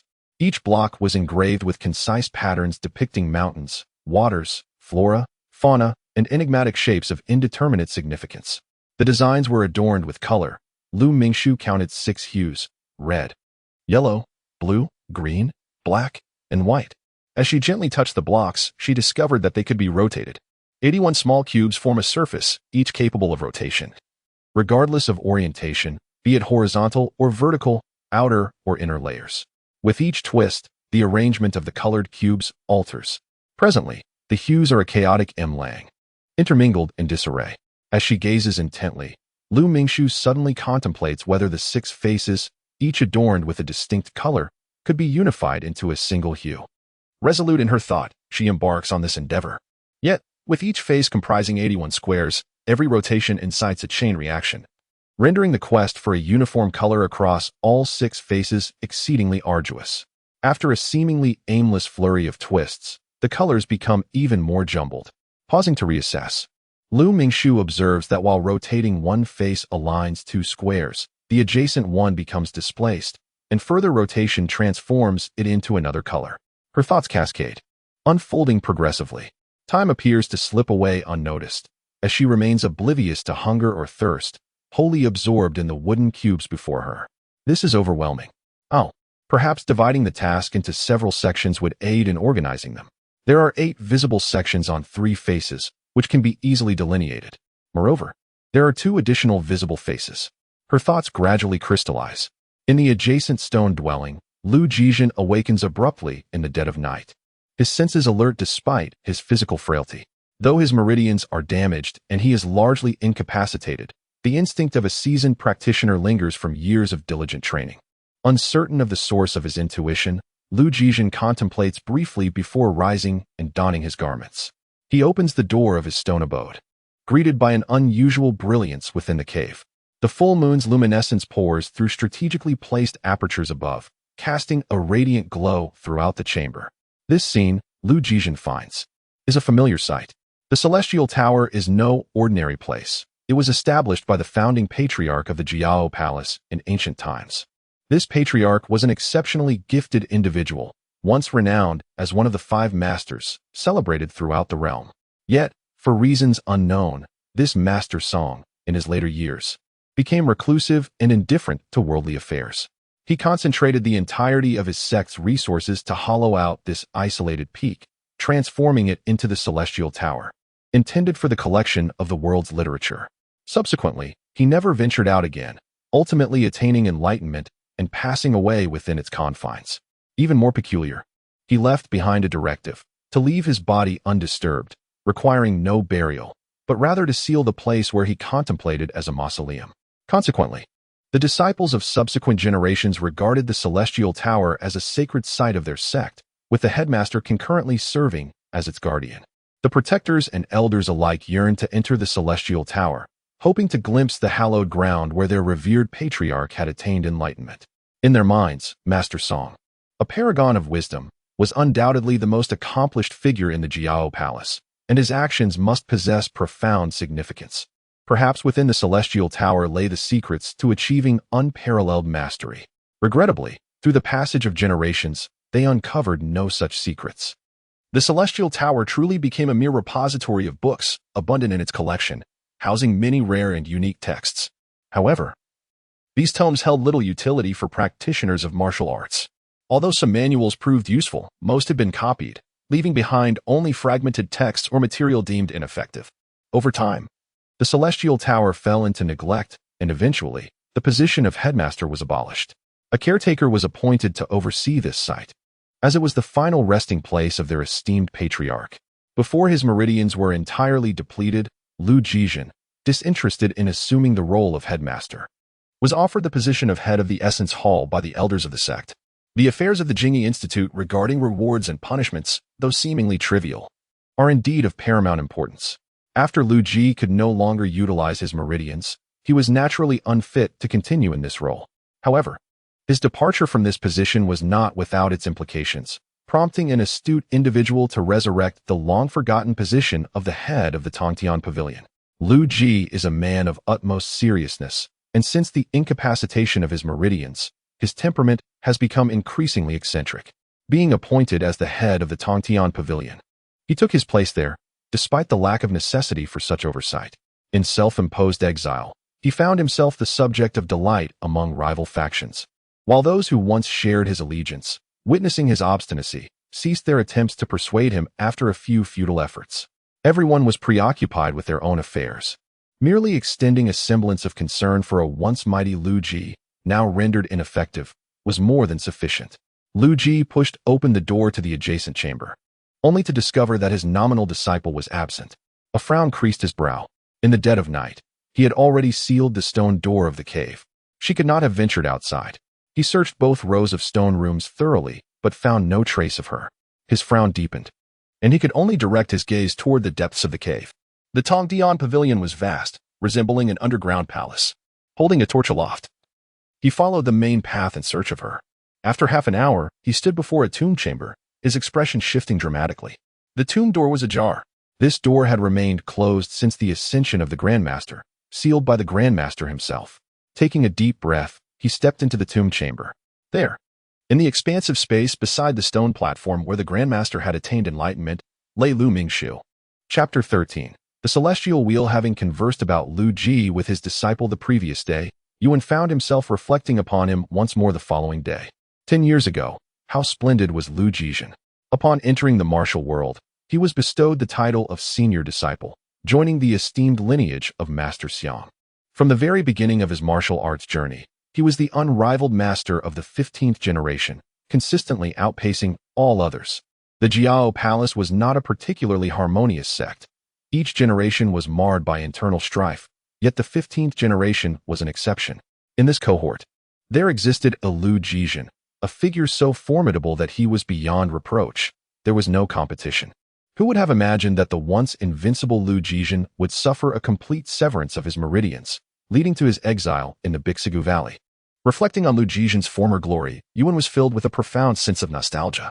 It seemed that in this lifetime, he would never again glimpse that familiar silhouette outside the Bixigu Valley. Such a lamentable fate.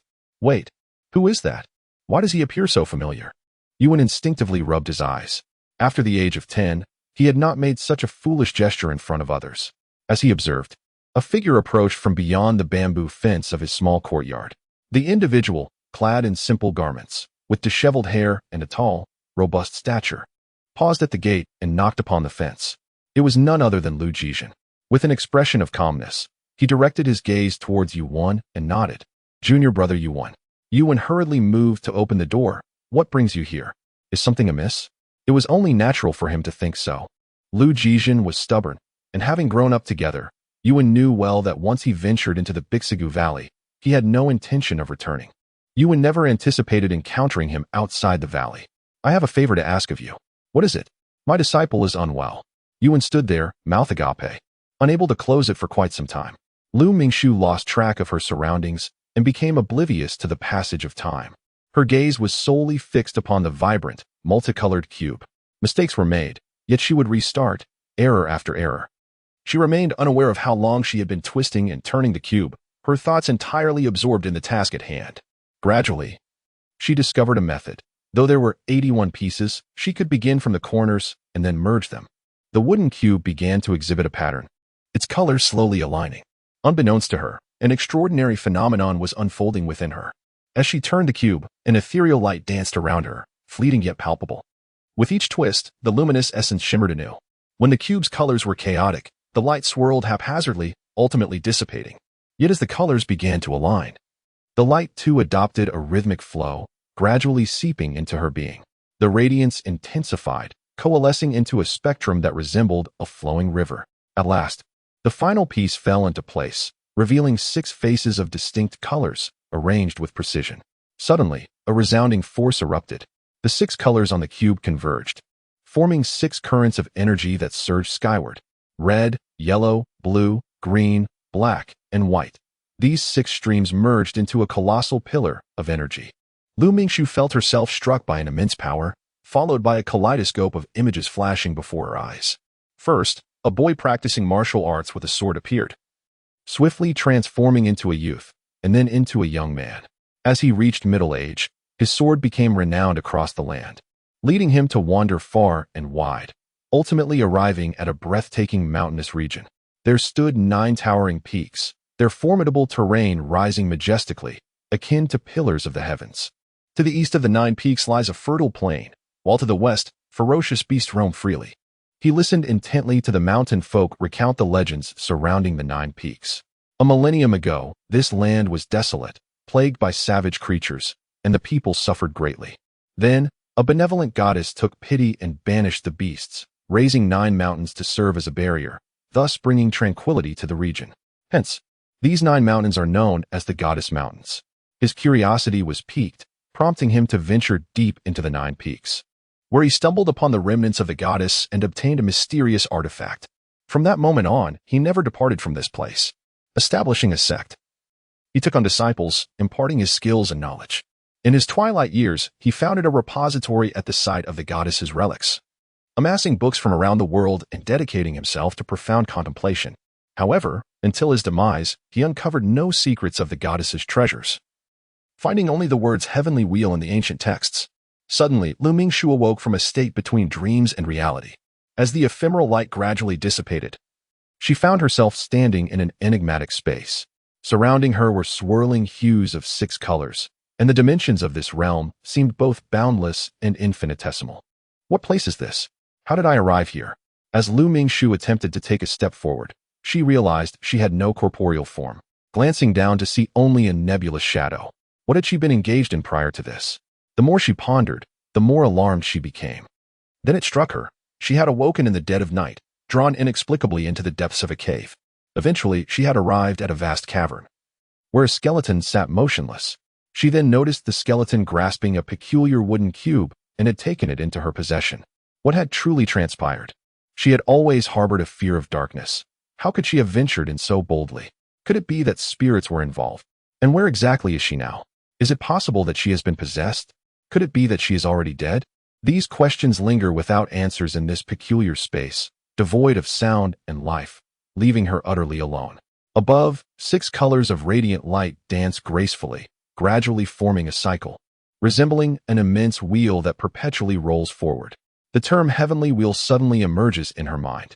Lu Mingxu stands in a daze for a while, slowly regaining her composure. What are these newfound memories flooding her consciousness? The 9 peaks, the initiation of disciples. Could it be that this pertains to the founder of the Jiao Palace? Soon, she realizes that she seems to have undergone a transformation. Many things that once eluded her understanding now seem clear, while fears that once gripped her have dissipated. For instance, she previously regarded Yu Wenshi as a kind-hearted uncle, but now she reflects that there must be some conflict between him and Fu Shangqing. Furthermore, when she inexplicably wandered deep into the cave at midnight, she felt merely astonished, without a trace of fear. It is as if she has suddenly matured. She vaguely senses that something extraordinary has occurred within her. Time here passes slowly. In this idle existence, days feel like years.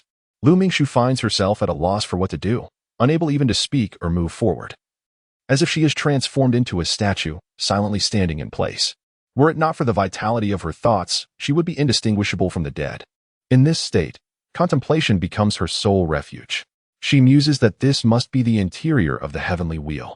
The founder devoted their entire life to uncovering its secrets, yet, tragically, discovered nothing beyond its name. Could this be because the founder failed to restore the colors of the heavenly wheel? A sudden wave of absurdity washes over Lu Mingxu. From a young age, she exhibited an extraordinary sensitivity to numbers.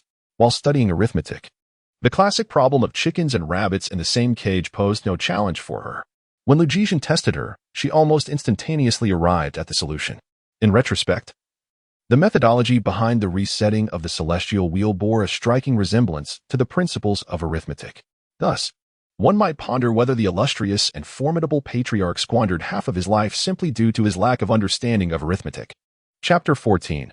Other worlds. As time gradually flowed by, the space around her was filled with radiant light, continuously weaving itself around her. Lu Mingxu felt an immense sense of comfort, as if something were permeating her being, nourishing both her body and spirit. Suddenly, the phrase washing the muscles and cleansing the marrow sprang to her mind, and she speculated that this must be something extraordinary. The relics of the divine maiden, after all, had been fervently pursued by the patriarch of Juyao Palace for a lifetime, and he had never relinquished his quest until his last breath. Undoubtedly something remarkable. Embracing this thought, Lu Mingxu awaited patiently. The radiant light enveloping her intensified, eventually coalescing into a material form akin to a protective shield. At its peak, it suddenly erupted with a resounding crash. Fresh air rushed in, and Lu Mingxu took a deep breath, realizing she had emerged from that shadowy mass. She extended her hand, gazing at her pudgy little paw. The frostbite that had plagued her for days had vanished, and her palm not only regained its former smoothness, but also glimmered with a newfound luster. A faint glow still lingered upon her, not yet fully dissipated. As she moved her hands and feet, she discovered a newfound lightness. Elated, she began to experiment with her movements, only to be struck by a sudden thought. How does one exit this place? There was nothing here. Lost in contemplation, she turned her head and was startled. A tree. She had spotted a tree. Behind where she had just stood, a tree grew. It was peculiar in this space. Devoid of anything but a spectrum of 6 colors, there stood a solitary tree. There was no soil beneath her feet. Lu Mingxu approached it. The tree appeared quite ordinary, its species indiscernible. The trunk was robust, its leaves lush and vibrantly green. She reached out, intending to pluck a leaf for closer inspection, but upon touching it, she froze in place, currently possessing 1 Qingling scripture, willing to exchange for 1 7-leaf lotus. Does anyone know how to cultivate the longevity fruit? Information will be generously rewarded. Clearance sale. The following items are for sale or trade. Countless messages surged toward her through the leaf, overwhelming her mind to the point of near explosion. She gasped and released her grip. Cradling her head, she took deep breaths. It seemed someone had left a message on the tree. Hesitating, Lu Mingxu extended her hand again, apprehensive of the pain inflicted by the torrent of information, yet feeling compelled to unravel the mystery. With determination, she grasped the leaf once more. Is there anyone skilled in ancient artifact forging? Detailed discussions welcome. I've hit a plateau lately. It's so dull. Someone come chat with me. Where exactly is this? As her mind reached its limits, Lu Mingxu released her hold yet again. Though her head throbbed, it was considerably better than before. Among the multitude of messages, she noticed a faint query. Someone else, like her, was also uncertain of their location. After a moment's respite, Lu Mingxu resolutely grasped the leaf again, this time intentionally seeking the message she had previously encountered. Oh, is this a newcomer? Here lies the celestial wheel. Are you not aware of it? What is the celestial wheel, you wonder? Ha ha ha, such an innocent newcomer. Allow me to enlighten you. Lu Mingxu released the leaf, standing there in a daze. The one who referred to himself as Old Man spoke of a truth. The realm you inhabit is not singular. In fact, there exist numerous worlds akin to yours. Typically, these realms remain distinct and operate independently, evolving into varied societal structures. Yet, where there are general circumstances, there also arise exceptions. The celestial wheel is such an anomaly, enabling communication with other worlds. For instance, she is aware that her homeland is called the Ancient Xia Land, which is generally divided into the Central Continent, Eastern Yu, Western Chuan, Southern Zhe, and Northern Ming. Her grandfather mentioned that beyond Ancient Xia lies an even grander expanse, yet Eastern Yu alone is vast, comprising 7 states and 18 prefectures. Just months prior, she journeyed with her mother in search of relatives, traversing from Eastern Yu to Western Chuan. Witnessing the staggering vastness of the territory, rendering the entirety of Ancient Xia unfathomable, let alone other regions. Now, she is abruptly informed that her world is but one among countless others, many of which are even more expansive than her own. Her horizons have been dramatically broadened. It appears not all worlds are martial in nature as hers. Some engage in cultivation, akin to the ancient texts that speak of achieving immortality, while others pursue the dual paths of physical and spiritual refinement. There are even peculiar realms where one studies magical arts. The deluge of information overwhelms her, and she can only set it aside for the moment. Presently, she finds her attention drawn to certain intriguing aspects amidst this chaotic influx of knowledge. It must have been left behind quite some time ago. A person expressed that they had encountered a bottleneck in their cultivation and sought guidance from an elder, prompting others to inquire about their situation. This individual, being a novice with an unremarkable cultivation method, candidly shared their practices in detail. The others engaged in animated discussions regarding this method, many comparing it with the foundational techniques from their respective worlds. The content of these methods and their critiques greatly broadened Lu Mingshu's horizons. Among them was an individual from a world similar to hers, who presented a book titled Fundamental Swordsmanship, meticulously explaining and contrasting it word by word. Although Lu Mingshu had yet to embark on martial training, the fragments of memory she possessed from Master Song instilled in her a profound intuition that these methods were indeed viable and remarkably sophisticated. Eager to experiment, she was suddenly struck by the realization that she was still confined within this space and could not escape, which left her feeling dejected. Others had posed similar questions in the tree, and responses indicated that upon entering the celestial wheel, one's body would undergo a significant shock, and only after complete recovery could one exit. Thus, apart from waiting, she had no alternative. With nothing to occupy her time, Lu Mingshu resumed perusing the messages within the tree. She recognized many characters, yet having never studied the classics or histories, she struggled with some of the more obscure phrases. Fortunately, among the participants were those less proficient, providing ample interpretations, which she examined with great care.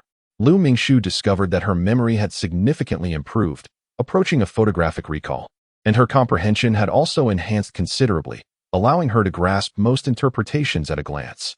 Time flew by swiftly. Lu Mingshu felt as though she had been in this place for at least a fortnight, which stirred a sense of urgency within her. The information within the tree is quite intriguing, yet it obscures the outside world, leaving her in a state of unease. She is present here. But what of the world beyond? Would her master discover her absence? How would she explain her departure? With such anxious thoughts, the radiant glow surrounding her was ultimately absorbed. Lu Mingshu was sifting through the messages within the tree when, in a sudden moment of distraction, she found herself outside. Chapter 15. First Encounter with the Celestial Wheel Awake? Upon emerging from the Celestial Wheel, Lu Mingshu was momentarily disoriented. Hearing Lu Jizhen's voice, she dazedly called out, "Master?" After a brief interval, her consciousness gradually returned, prompting her to hastily rise, exclaiming, "Master." Lu Jizhen sat at the bedside, his already casual demeanor appearing even more disheveled. Observing Lu Mingshu's lively spirit, his gaze softened. "Are you feeling unwell?" Lu Mingshu shook her head and cautiously inquired, "Master, how long have I been asleep?" 3 days, Lu Jizhen replied, furrowing his brow. "What prompted you to visit the ancestor's tomb for no good reason?" "Only 3 days." She had presumed she had been gone for at least 10. Was time perhaps passing differently within the celestial wheel? Had she been dreaming? "Did you not enter of your own volition?" Lu Mingshu shook her head. "I don't recall." Lu Jizhen's frown deepened. Could it be somnambulism? "Master," Lu Mingshu asked timidly, "have I caused any trouble?" Noticing her anxious demeanor, Lu Jizhen sighed internally. It had indeed been unwise to take on a disciple. Despite his resolve to disregard her, he found it impossible to do so. No one knew, and perhaps that was for the best. Lu Jizhen rose and said, "Since you are awake, do not lie there any longer. There is porridge in the kitchen. Help yourself." It was only then that Lu Mingshu realized her stomach was painfully empty. After lying down for 3 days, it was no surprise she felt famished. The porridge was warmed in the kitchen, and she devoured it alongside pickled vegetables, consuming 2 large bowls before feeling a sense of comfort. As she stepped out of the doorway, the scent of medicine wafted through the air, revealing Lu Jizhen preparing a concoction. Lu Mingshu approached him and asked, "Master, are you unwell?" Lu Jizhen tended to the fire and replied, "This is for you." Lu Mingshu was taken aback. "For me? The burial chamber is exceedingly cold. This will help dispel the chill," he stated, his expression impassive, though his movements around the fire were cautious. After he spoke, he felt nothing amiss, but when he turned to see Lu Mingshu standing there, tears streaming down her face, he was taken aback. If she had been noisy, it would have been one thing, but her tears left Lu Jizhen at a loss. As a man who had never experienced the bonds of marriage, he was uncertain how to console a young girl. Lu Mingxu wiped her tears away, reminding herself that she had vowed before her grandfather and mother never to cry again. She could not break that promise. "Master, I will not leave," she declared, her eyes glistening with emotion. After her grandfather and mother departed, only Huanyang and Ashing had treated her kindly, yet they were not her true parents. She had never known the feeling of having a father. Even when she encountered him, her heart was filled only with resentment, devoid of any affection. However, witnessing her master preparing medicine for her suddenly evoked the notion of fatherhood within her. Perhaps, if she had a father, he would be like this, aloof at times, yet still caring and attentive when she needed him. Lu Jijin pursed his lips, remaining silent for a considerable time. He inwardly hoped that Lu Mingxu would choose to go to the lower courtyard. In that case, she could practice martial arts normally, and he would not have to bear the burden of responsibility. However, the child chose to stay. "Master, if she is determined to remain, so be it." Lu Jijin continued to fan the flames, sighing internally. Perhaps this apprentice was indeed his destined companion. No matter how he wished to depart, he could not. Upon receiving acknowledgement, Lu Mingxu smiled through her tears, snatching the fan from his hand. "Master, allow me. You have just awakened. I am perfectly fine, see." Lu Mingxu leapt twice. Oh, how it felt as though she had truly become lighter. She glanced at her hands. The frostbite had indeed vanished. Thus, the injuries healed within the celestial wheel were genuinely restored. The words of that eminent figure within the tree turned out to be true. The Lu Mingxu in the celestial wheel was but a projection of her reality. The six-colored luminescence produced upon resetting the celestial wheel had cleansed her body, leading to her true self's recovery. Lu Jijin scrutinized her closely and examined her pulse, finding no abnormalities. He had previously invited Master Yun to examine her, and there had been no irregularities then either. Master Yun even remarked that not only was she free of ailments, but her physical constitution was remarkably robust. He too was puzzled as to why she had fainted. Lu Jijin naturally refrained from disclosing Lu Mingxu's entrance into the ancestral master's tomb. He and Master Yun were not aligned in purpose. Although they had shared some camaraderie in the past, their paths did not converge. He harbored doubts about how Lu Mingxu had accessed the tomb and preferred to keep it from others. Reflecting on Master Yuan's words before departing that day, Lu Jijin felt increasingly somber. Master Yun had said, "Brother Lu, this child possesses an extraordinary foundation. She is a remarkable prospect for martial arts. It would be a pity to abandon her now." He could discern that Master Yun was probing him. Ever since his meridians had been severed, he had exiled himself, and Master Yun sought to ascertain whether he still possessed any fighting spirit. Lu Jijin gave a self-deprecating smile. What difference did it make if he had the will to fight? He was but a cripple. This child, following a useless person like him, was indeed a pity. Lu Mingxu secured the door, sat on the bed, and calmed her mind, preparing to enter the celestial wheel once more. As indicated by the message in the tree, her declaration to Lu Jijin that she would not leave was not merely a fleeting impulse. Certainly, his concern was one reason. But she also considered that with the celestial wheel, venturing to the lower courtyard would be inappropriate. For instance, she was eager to try the book on basic swordsmanship. What if someone saw her if she went to the lower courtyard? The Bixigu Valley was far more suitable, as no one would disturb her there. Closing her eyes and settling her thoughts, she concentrated, and with a swift motion, her surroundings transformed, propelling her into the celestial wheel. Once again, she found herself in the space filled with six-colored flowing lights, amidst an expansive void where a verdant tree thrived. As she touched the leaves of the grand tree, an avalanche of information surged toward her. Having acclimated to this previously overwhelming sensation, Lu Mingxu received the information with composure, discerning what she required. "Newcomer, what level is your celestial wheel?" "What do you mean by level? How many blocks are in each row?" "Oh, there are 5 blocks. 5 levels. Impressive. Mine is only a 3-level. "Yes, indeed, mine is merely 4 levels. Which was better, higher or lower?" Pondering this, she could not help but leave a comment below. She too had an identification number, 15127. "Ah, you are also a newcomer, aren't you? Your number is quite far back." Of course, the higher tiers are superior. They offer a broader world for communication. Lu Mingxu was perplexed. Everyone was conversing here. So how could it be that the world for communication was more expansive? This is merely the first layer of space.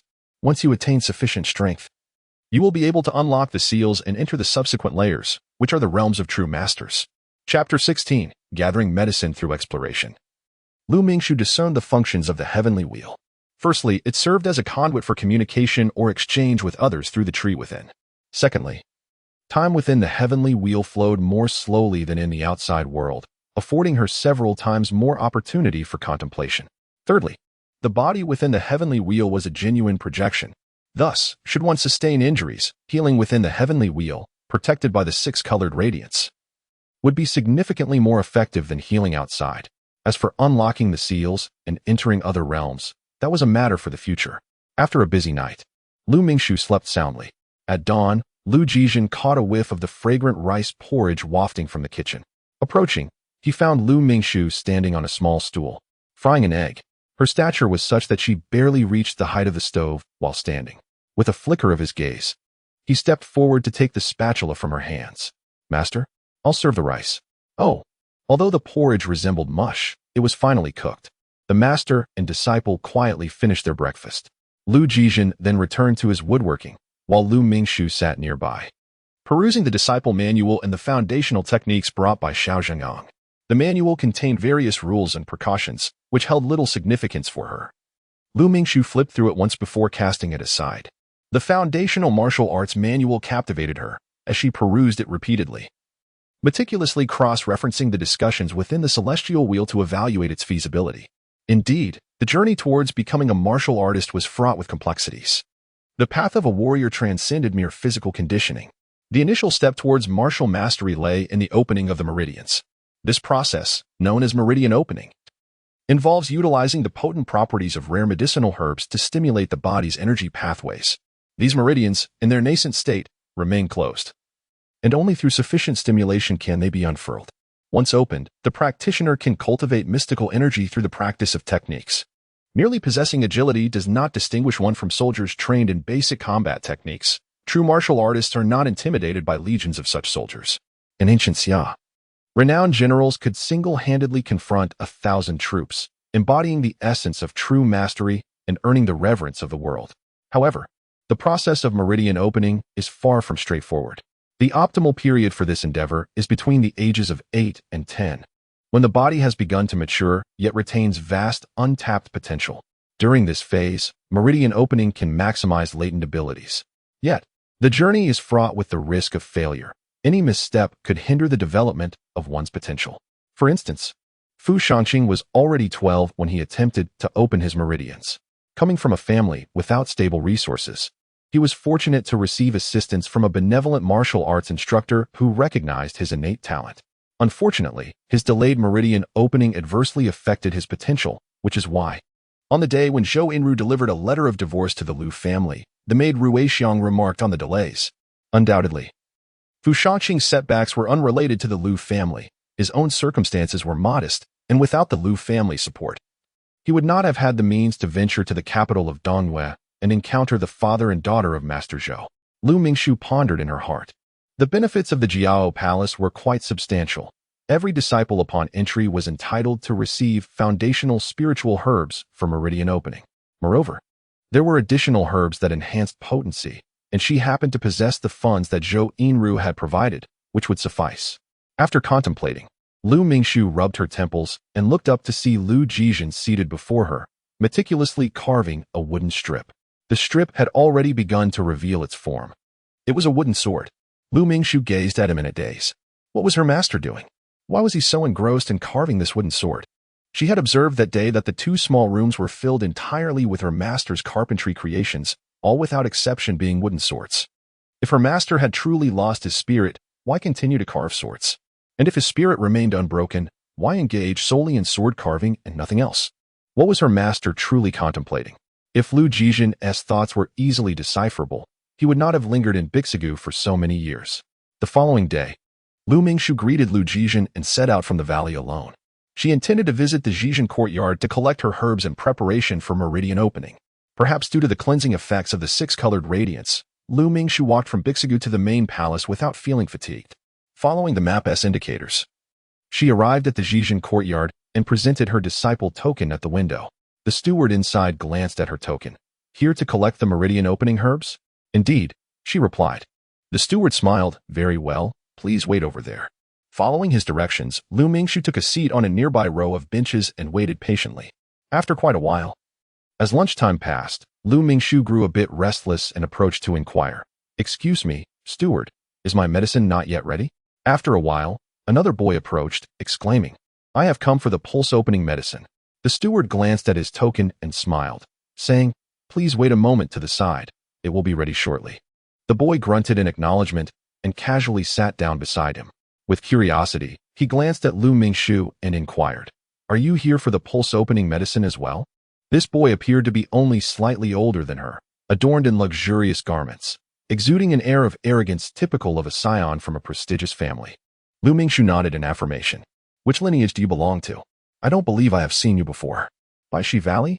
The boy pondered for a moment, having never heard of it. However, this did not hinder his desire for conversation. He was merely bored. "I belong to the Lu Lin lineage. My name is Gao Xiang, and my master is Eldarin. What is your name?" "I am Lu Mingxu." The two engaged in a question-and-answer exchange, passing the time with idle chatter. Before long, the steward poked his head out from behind the counter, announcing, "Young Master Gao, your medicine is ready." Gao Xiang stepped forward to collect his medicine, and Lu Mingxu followed suit, asking, "What about my medicine?" "Yours is here," the steward replied, handing her another package. Just as she was about to leave, Gao Xiang abruptly grabbed her arm, saying, "Hey, aren't you going to check it?" Lu Mingxu looked at him in confusion. "What if the medicine is incomplete? Once you step out that door, they will not take responsibility," Gao Xiang explained, as he began to unwrap his own package, inspecting each item meticulously. Satisfied with his findings, he closed it again, declaring it acceptable. Lu Mingxu pondered this for a moment before following his lead and unwrapping her own package. After counting the contents, she found the quantity satisfactory. However, upon opening the smaller inner packets, she was taken aback by the sight of the shriveled medicinal materials. Had she not previously encountered Gao Xiang's medicinal package, she might have assumed this was standard. However, in comparison to Gao Xiang's supply, it was evidently. Chapter 17. Championing justice. The steward maintained a pleasant demeanor, smiling as he remarked, "Young Master Gao, high-quality medicinal herbs are scarce." Coincidentally, a batch was collected by Yuliju earlier, and what has been newly supplied is of this grade. "But why are mine of inferior quality?" Gao Xiang pressed. The steward's response was impeccably crafted. Eldarin had already communicated that this package was set aside long ago. Otherwise, young Master Gao would have received the same grade. Gao Xiang instinctively sensed something amiss, yet his youth rendered him unable to grasp the entirety of the situation, momentarily silenced by the steward's words. As for Lu Mingxu, her mind was as clear as a mirror. Even if top-quality herbs were unavailable, standard-grade ones would suffice. How could they possibly attempt to deceive her with inferior products? She found it hard to believe that Jiuyao Palace would allow its disciples to use subpar materials for such a significant matter as meridian opening. After having made her wait for such a length of time, now they presented her with inferior goods. It was clear they were intent on making things difficult for her. Yet, their words were eloquent, their demeanor cordial, leaving one unable to pinpoint any fault. "That is not right. Summon your leader," Gao Xiang exclaimed. "I have never heard of our sect distributing inferior products to its disciples." "Young master," Lu Mingxu intended to speak but hesitated for a moment, pausing. When Fu Shangqing received the news and arrived outside, the situation had already escalated beyond control. Such trivial matters typically wouldn't reach the sect leader. Yet it was fortuitous that he happened to be verifying the medicinal inventory in the Zhejian courtyard when the uproar began. The Lulin lineage holds a prominent position within the esteemed Jiuyao Palace, with the current foremost expert, the venerable elder Zhuojian Gui, belonging to this very lineage. Traditionally, they have abstained from engaging in disputes, maintaining a neutral stance. Consequently, no one dares to offend them or compel them to align with another faction. The sect leader, Fu Shangqing, is precariously perched in his position and would be foolish to antagonize the Lulin lineage. Although Gao Xiang appears to be merely a child, the Lulin lineage has a long-standing tradition of passing down their teachings to only one direct disciple per generation. Zhuojian Gui has accepted Intong Chun as his sole formal disciple, and Intong Chun has now chosen Gao Xiang as his successor. It is evident that Gao Xiang is destined to inherit the Lulin lineage, and should any trouble arise, Intong Chun would undoubtedly show his displeasure. Given the recent commotion, Fu Shangqing is unlikely to undertake any imprudent actions at this moment. What is unfolding? With a composed expression, Fu Shangqing emerged from within. The steward, acting unilaterally, had initially thought to take advantage of the situation, believing that it would be inconsequential to bully a child like Lu Mingxu. Winning favor with the second young lady was the true objective. However, he did not anticipate that Gao Xiang would arrive at this critical juncture. Determined to defend Lu Mingxu, this predicament was becoming increasingly complicated. He dared not summon the Hall Master. Distributing spiritual herbs was a significant responsibility, one that ordinary attendants were not privy to until they attained the rank of steward. The steward was acutely aware of Gao Xiang's importance. Should the Hall Master choose to appease Gao Xiang, he could very well find himself dismissed. No amount of gifts from a mere steward could rival the significance of Gao Xiang, the heir of the Lu Lin lineage. To his astonishment, this moment of hesitation coincided with Fu Shangqing's arrival, leaving the steward uncertain whether to feel relieved or apprehensive. Rest assured, his usual scheming revolves around Zhou Yinru, and he is undoubtedly aware of Fu Shangqing's disdain for this unexpected daughter. Conversely, it is also true that she is, after all, his daughter, and Fu, the leader, has always conducted himself impeccably in public affairs. Thus, Lu Mingxu was taken aback by Fu Shangqing's sudden appearance. As she hesitated, uncertain of how to address him, Gao Xiang boldly clasped his fist and exclaimed, "Leader, your arrival is most timely. The Zhizhen Institute has behaved outrageously. The opening of meridians is of utmost importance. And this scoundrel has dared to substitute inferior goods and shortchange the disciples. If word of this spreads, how will we at Jiu Yao Palace maintain our dignity?" Fu Shangqing, rendered speechless, could not help but admire the boy's eloquence despite his tender age. The situation was abundantly clear. 2 packages of medicine were laid out before Fu Shangqing for comparison. Gao Xiang's package was filled with premium quality items, glistening and plump, while Lu Mingxu's was desiccated and exuded an off-putting odor. Fu Shangqing glared at the steward, harboring silent resentment. He was well aware of Zhou Yinru's intentions to complicate Lu Mingxu's situation, yet he was disinclined to intervene further. However, such matters should not escalate to the public domain, especially during this critical period of collaboration with the Seven True View. Who has the time to deal with trivialities? Before Fu Shangqing, the steward dared not reiterate his previous remarks, stammering and struggling to complete a single thought. Growing increasingly agitated, Fu Shangqing noticed Gao Xiang's wide-eyed gaze fixed upon him and decided to cut through the chaos with resolve. "I have repeatedly emphasized that the Zhizhen Institute bears significant responsibilities and must not be taken lightly. The opening of meridians is crucial. How can we accept inferior substitutes? Shouldn't any deficiency be reported? If you cannot execute this properly, then you need not continue." The steward's knees buckled, and he fell to his knees, pleading pitifully, "Master, it was my momentary greed. I implore you to show mercy." Before Fu Shangqing could respond, Gao Xiang shot him a glare, saying, "You're already begging for mercy before being punished? Isn't that a bit premature?" He then turned to Fu Shangqing, "Master, how should we punish him?" Fu Shangqing waved his hand dismissively, 10 lashes and expel him from the sect. "He is merely a minor steward, nothing of great significance." The steward, taken aback, exclaimed, "Master." But before he could utter another word, someone approached to take him away to the Jingyi Academy for punishment. Once the matter was settled, Fu Shangqing furrowed his brow and turned to Lu Mingxu. "How long have you been in the sect to cause trouble already? Stay away from Bishi Valley unless absolutely necessary. If you require anything, I shall send someone to deliver it."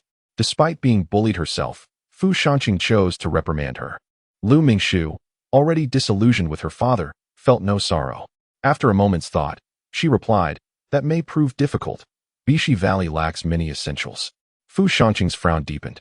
"You have food and clothing. What more could you possibly need?" Lu Mingxu retorted, "Bishi Valley has long been isolated from the world. My master is kind-hearted, and those people have grown accustomed to passing off inferior goods, not just this time. The rice, flour, and vegetables they provide are all substandard, unfit even for the servants." Fu Shangqing suppressed his displeasure. "Very well, I understand." With that, he rose and departed with his attendants. Gao Xiang, bewildered, asked, "Are you familiar with the master?" Lu Mingxu smiled. "He is my father." "What?" Gao Xiang exclaimed in astonishment. "Oh, it's nothing." Lu Mingxu took the newly packaged medicine without inspecting it and exited the Zhizhen courtyard. Having just encountered some trouble, she presumed they would not dare to deceive her again. Gao Xiang stared blankly as she walked away, pondering the fact that he had met the sect leader's daughter, a pampered young girl, and wondered when another daughter had appeared. Lu Mingxu felt a genuine gratitude towards him. Realizing the deliberate bullying she had faced from the steward, She resolved that upon exiting this door, she would kneel at the main palace gate. It was unacceptable to feign goodwill while secretly making things difficult. Such behavior was far too lenient. Her mother's situation had made her understand that enduring mistreatment only emboldens the oppressor. Why should she preserve face for someone as shameless as Fu Shanqing? She had nothing left. Bare feet do not fear shoes. Unexpectedly, she encountered Gao Xiang, who kindly stood up for her. She was unafraid of the Zhou family's resentment. But Gao Xiang's assistance saved her considerable trouble and allowed her to address the issue of the misappropriated resources from Bixigu. She made a mental note of this favor. Chapter 18. The first transaction after leaving the Zhizhen courtyard, Lu Mingshu sought out Huinyang. The attendants of Juyao Palace were all selected from Jilu Prefecture, primarily responsible for various internal affairs. These attendants were registered and could be granted martial arts techniques. There were also some laborious and exhausting tasks that required additional hires due to a shortage of manpower. These individuals were not registered, earning only wages for their arduous work and holding a lowly status, thus referred to as miscellaneous workers.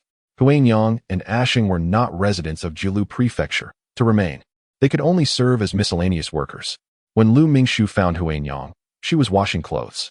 With December approaching and Juyao Palace situated in a frigid region, the creek water was icy, causing her hands to turn red and swollen. Upon discovering Lu Mingshu standing not far away, Huinyang hurriedly rose to her feet, rubbing her hands together. Mississippi. Lu Mingshu immediately discerned that the money she had given Huinyang had gone unutilized. Without uttering a word, she produced several more banknotes. Huinyang, startled, exclaimed, "Miss, what is this?" "Hui, take this money and help me descend the mountain to procure medicine," Lu Mingshu instructed. Upon hearing these words, Huinyang's heart steadied. "What does the miss require?" Lu Mingshu handed her a piece of paper. After examining it, Huinyang carefully tucked it away. "I shall have a Sheng descend tomorrow to purchase it for you. Do remember to buy the ointment for the hands," Lu Mingshu added. Observing the gradual flush on Huinyang's face, she remarked, "Hui, do not burden yourself excessively. Your suffering will weigh heavily on my heart as well. I understand your intentions. If you wish for me not to worry constantly, refrain from sacrificing yourself under the guise of caring for me." Huinyang bowed her head, expressing, "I am truly inept. Madam entrusted me with your care, yet I..." Lu Mingshu smiled gently. "How could that be? Just look. I currently require assistance to descend the mountain." Huinyang clutched the banknotes in silence. "Heed my words. Minimize the arduous labor, lest you wear yourselves thin. You must live well so that you can tend to me," Lu Mingshu implored. Wiping away her tears, Huinyang responded softly, "All right, I shall follow the Mrs. Guidance." For the time being, this was the only course of action to ensure Huinyang and Asheng could lead a better life. Further contemplation was necessary. Upon returning to Baishi Valley, the sky had darkened. Lu Jizhen refrained from inquiring about her day, and Lu Mingshu chose not to elaborate. After completing her writing, she began to cross-reference her notes. The essential herbs used for opening the meridians were predominantly of the same few varieties. The difference lies in the additional substances, which serve to neutralize the effects of the primary medicine.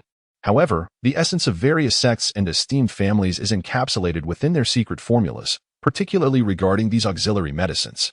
The efficacy of these adjuncts significantly influences the potential for meridian development, and such knowledge is closely guarded. After much contemplation, Lu Mingshu refrained from hastily determining the auxiliary medicines and instead entered the celestial wheel. She located a message from a clearance sale and perused its contents.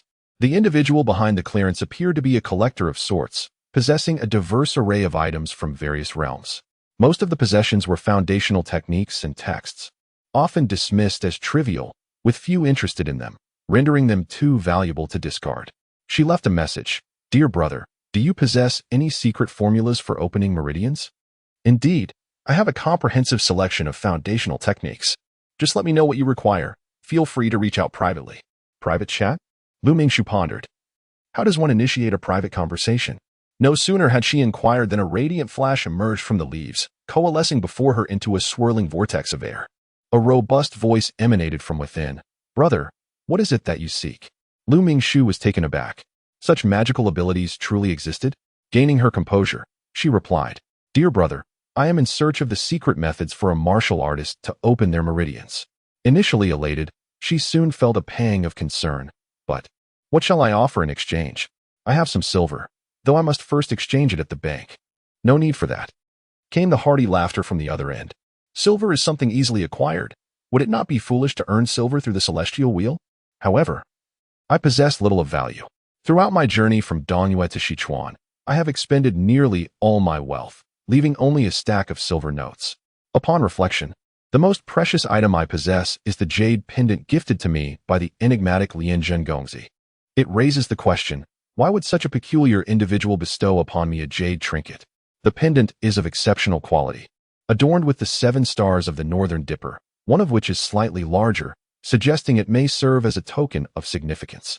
You require foundational techniques, but I doubt I have anything of worth to offer. I am merely clearing out my inventory, intent on providing others with a bargain. Perhaps you possess some books? I have a penchant for collecting literary works. If you could bring me something useful in exchange, I would be amenable to that proposition. It suddenly occurred to Lu Mingxu that the Tongtian Pavilion is indeed a repository of books, abundant and largely unwanted, providing her with an opportunity to indulge her literary interests without objection from her master. Do you have any specific genres in mind? She inquired. Techniques, geographical texts, historical records, or perhaps tales and legends. I am open to any category. After a moment's thought, Lu Mingxu replied, Dear brother, I will require some time to copy the texts. Might you be willing to wait? Copying? There's no need for that, he exclaimed. Let me share a method with you. Simply replicate the content directly. Lu Mingxu was taken aback, as this revelation opened the door to a new world of possibilities. The gentleman, identified by the number 14,336, grew somewhat familiar with her and jovially invited her to call him Lu Ge. Given that Lu Mingxu's number ended in 7, he affectionately referred to her as Xiao Qimei. Though their relationship initially seemed trivial, this gesture fostered a sense of camaraderie between them. Lu Mingxu felt a sense of relief as she exited the celestial wheel, having resolved the matter of the opening meridian secret. The following day, she inquired with Lu Jizhen about the accessibility of the books in the Tongtian Pavilion. Lu Jizhen nonchalantly tossed her a large set of keys, granting her complete freedom. Holding the keys, Lu Mingxu traversed the expansive mountain belly and entered the stone corridor. The founding of Jiuyao Palace had occurred over 5 centuries ago, and her ancestral master had passed nearly 400 years prior. Nevertheless, the books in the Tongtian Pavilion were remarkably well preserved. On either side of the stone path, stone chambers were neatly arranged, with bookshelves positioned against the walls. The shelves exuded a subtle fragrance and were covered with protective panels to shield them from dust. Even so, the volumes within had not been maintained for an extended period. Their pages yellowed and fragile. Lu Mingxu unlocked a shelf and carefully retrieved a book. With a thought, she entered the celestial wheel. The celestial wheel projected a reality. While the original book remained outside, its projection, a mere replica, emerged. Lu Mingxu recalled 6 brothers' words that books within the celestial wheel were particularly unique. Unlike other items that required the construction of a special passage for removal, books were exempt from this, as their essence lay in their content. After some time, she noted that the moment agreed upon with 6 brother was nearing. Chapter 19. New Year. As Lu Mingxu flipped through the pages, she awaited 6 brothers' arrival. Soon, the leaves rustled, and a circle of air spiraled forth. Sister, have you been waiting anxiously? I was delayed by some matters. Lu Mingxu hurried over. I just finished my own tasks. 6 brother, I have procured the book you requested. Good, step aside a bit. As soon as the words left her lips, a strange object flew out of the swirling air and thudded to the ground. Lu Mingxu picked it up to discover it was a bundle of books. Following the method her 6th brother had taught her the previous day, she tossed a large stack of her own books into the air. Thank you, 6th brother. Gradually, the swirling air calmed and ultimately dissipated. Lu Mingxu sat down on the spot and began to unwrap the bundle, perusing each book one by one. To her astonishment, the contents opened up a whole new world. Her 6th brother had indeed delivered on his promise to provide her with foundational martial arts techniques. These volumes encompassed a vast array of knowledge. She learned that among the practitioners in this world, the path of opening meridians was merely one branch. While other martial arts schools pursued different methodologies, some focused on cultivating their vital energy, others immersed themselves in medicinal baths to strengthen their bodies. And yet others prioritized the refinement of their true essence. However, Lu Mingxu discovered that despite the divergent paths of these various martial arts disciplines, they ultimately converged in many respects, sharing numerous similarities. It was difficult to assert which branch was superior, each possessed its own strengths. With these more than 10 volumes of techniques, Lu Mingxu dedicated herself to study for half a month. During this time, Ashan delivered medicine to her. And upon seeing him in new shoes, looking sprightly and fully healed, she felt a sense of relief. Her intelligence shone brightly. And as the celestial will bathed her in light, her thoughts became increasingly agile, far surpassing that of a mere child. Over the course of these 2 weeks, she diligently revised the method for opening the meridians, achieving a commendable level of proficiency. Yet, given the significance of the meridian opening process, Lu Jizhen had made it clear he would not involve himself in her endeavors, leaving her to navigate this journey alone, which made her feel somewhat uneasy. Then an idea struck her as she contemplated the celestial wheel. She clapped her hands in realization. There were numerous experts there, and it would be foolish not to seek their guidance. Thus, she decided to emulate the previous newcomer and left a message in the tree, inscribing the secret techniques for opening meridians that she had augmented. In this realm of mingling souls, most individuals are either fervent or merely bored. Before long, her topic had attracted a gathering, engaging them in a discussion about this secret method. This secret formula for opening meridians amalgamates knowledge from various worlds, and Lu Mingxu firmly believes it rivals the finest formulas of her own realm. Once she finished her tasks, the year-end approached. Huanyang and Ashing also delivered New Year goods. Wary that Lu Jizhen might disapprove of their lingering during the festivities, Lu Mingxu busied herself with sweeping, pasting couplets, and organizing the New Year supplies. After more than a month of practice, she had become quite adept at her chores. Though she had no formal culinary training, the Tongtian Pavilion was replete with books.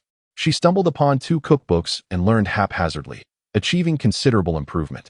Lu Jizhen sat before the small cottage, a freshly whittled wooden sword resting on his lap, gazing at the setting sun. At that moment, Lu Mingxu dashed over, cradling a new outfit in her hands. "Master, we should wear new clothes for the new year." He sighed inwardly. Such a vibrant child seemed a misfortune to keep in his company. "Master?" Faced with her eager gaze, Lu Jizhen had no choice but to rise and accept the new clothes she offered before retreating to change.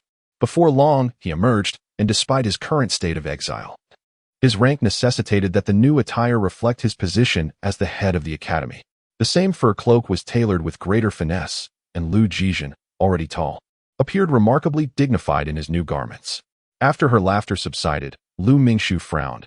"But your beard is too unruly, master. You should shave it. It's the new year." Lu Jizhen initially intended to refuse, yet her imploring gaze left him speechless. He retreated once more to comply. When he emerged once more, Lu Mingxu's eyes widened in astonishment. Where did this handsome gentleman come from? Lu Jizhen had shaved, revealing a face adorned with deep-set features, striking eyes, and a prominent nose, his chiseled lines exuding an unmistakable masculinity. His hair, casually tousled, still hung loosely, yet bore an air of effortless charm. After spending more than a month together, Lu Mingxu had never realized her master was so strikingly handsome. With such a visage, how could he afford to appear so disheveled? She resolved to ensure her master maintained a cleaner appearance moving forward. His looks were certainly no less impressive than her pretentious father's. Busy with preparations, Lu Mingxu set the table for the New Year's Eve dinner. Given her current culinary skills, she could merely manage to cook the food thoroughly. It was hardly gourmet. Fortunately, Lu Jizhen was not a picky eater, capable of consuming even undercooked rice. With her spirits lifted, Lu Mingxu enjoyed the meal with a smile. As the sun dipped below the horizon and night descended, fireworks began to burst forth from the direction of the main palace, blooming like vibrant flowers in the night sky. Lu Jizhen sat in contemplative silence beside her, while Lu Mingxu gazed dreamily at the fireworks. She recalled last year's New Year when her grandfather had taken her to paste spring festival couplets, and her mother had made her a new outfit. The family had been so lively and full of joy, yet within a year, they had become scattered. "Master, I miss my mother and grandfather. Do they celebrate the New Year in heaven?" Grandfather said, "A day in heaven equals a year on earth. Are they celebrating every day? Will I ever see them again?" "Master, I promised grandfather that I would train diligently and never allow anyone to bully me again."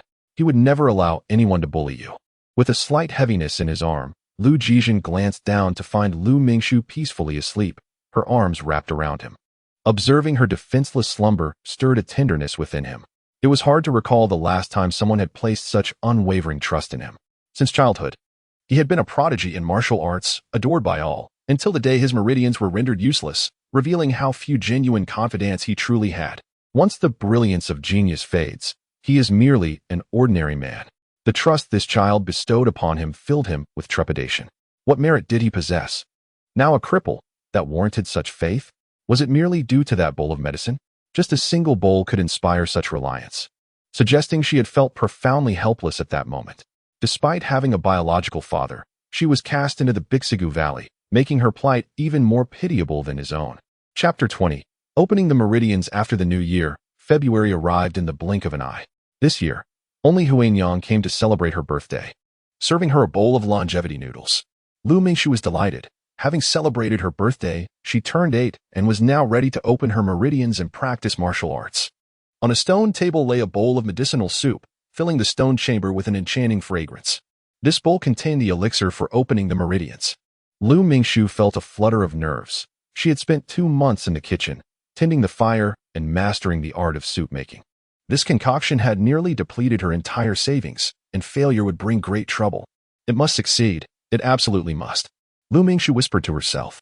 This medicine was formulated through the discussions of the predecessors in the celestial wheel. It could not possibly fail. Taking a deep breath, she trembled as she lifted the bowl and drank it down in one swift motion. Returning to her bed, she initially felt no reaction. And just as Lu Mingxu began to doubt the efficacy of the medicinal concoction, a sudden numbness pierced 3 inches below her navel, as if something had pricked her. This was swiftly followed by a wave of pain. What began as a dull ache soon escalated into sharp, stabbing sensations, akin to being pricked by countless needles. The intensity of the pain increased, each stab more acute than the last. A bead of sweat trickled down Lu Mingxu's temple, followed by a second, and before long, she was drenched, as if she had emerged from a deluge. Gritting her teeth, Lu Mingxu fought back tears in the face of the torment. Yet, thoughts of her mother and grandfather compelled her to endure. The texts had warned her that forcibly unblocking closed meridians would inevitably lead to pain. This was the unavoidable path of opening the meridians, and she must persevere. The agony began to spread, engulfing her torso, limbs, and head. Her heart raced like a drum, and sweat poured from her in torrents. Her fingers twitched lightly as she bit down on the cloth strip, which had become numb from the pressure. The meridians were being pried open inch by inch. The potency of the medicine corresponded directly to the severity of the pain. Amidst the endless torment, Lu Mingxu could only force herself to endure, murmuring softly to distract herself from the pain. Yet the suffering remained indifferent to her will, persisting unabated. Time seemed to stretch indefinitely until she felt as though she might perish from the agony. Suddenly, her entire body convulsed as if something within her was striving to break free. Had her meridians reached their breaking point? A powerful force surged within her, tearing her apart from the inside. With a final cry, she lost consciousness. Her scream echoed out, prompting Lu Jijin to burst through the door, kicking it down with urgency. In a state of drowsiness, Lu Mingxu awoke to find herself seemingly submerged in water, surrounded by a fragrant aroma of medicinal herbs. "Do not move," a deep voice commanded. Lu Mingxu hazily called out, "Master?" A large hand gently rested upon her head, the typically detached voice now tinged with a hint of emotion. "You need to open your meridians. Why did you not speak of it?" Her consciousness was clouded, and she murmured softly, "Master, I did not wish to trouble you." Lu Mingxu's petite form curled within the expansive bath, the steam enveloping her as the rich scent of medicine lingered in the air. Lu Jijin stood nearby, his face obscured by shadows. It seemed as though Lu Mingxu had traversed an exceedingly long dream, initially filled with vibrant lights and shadows, followed by an overwhelming darkness steeped in crimson. Negative emotions engulfed her, leaving her unable to discern between pain and sorrow. Unbeknownst to her, tears streamed down her cheeks, and she continued to murmur that she had vowed never to cry again. In the darkness, someone stroked her head, letting out a gentle sigh. Thus, within her dream, she cherished the warmth of that palm.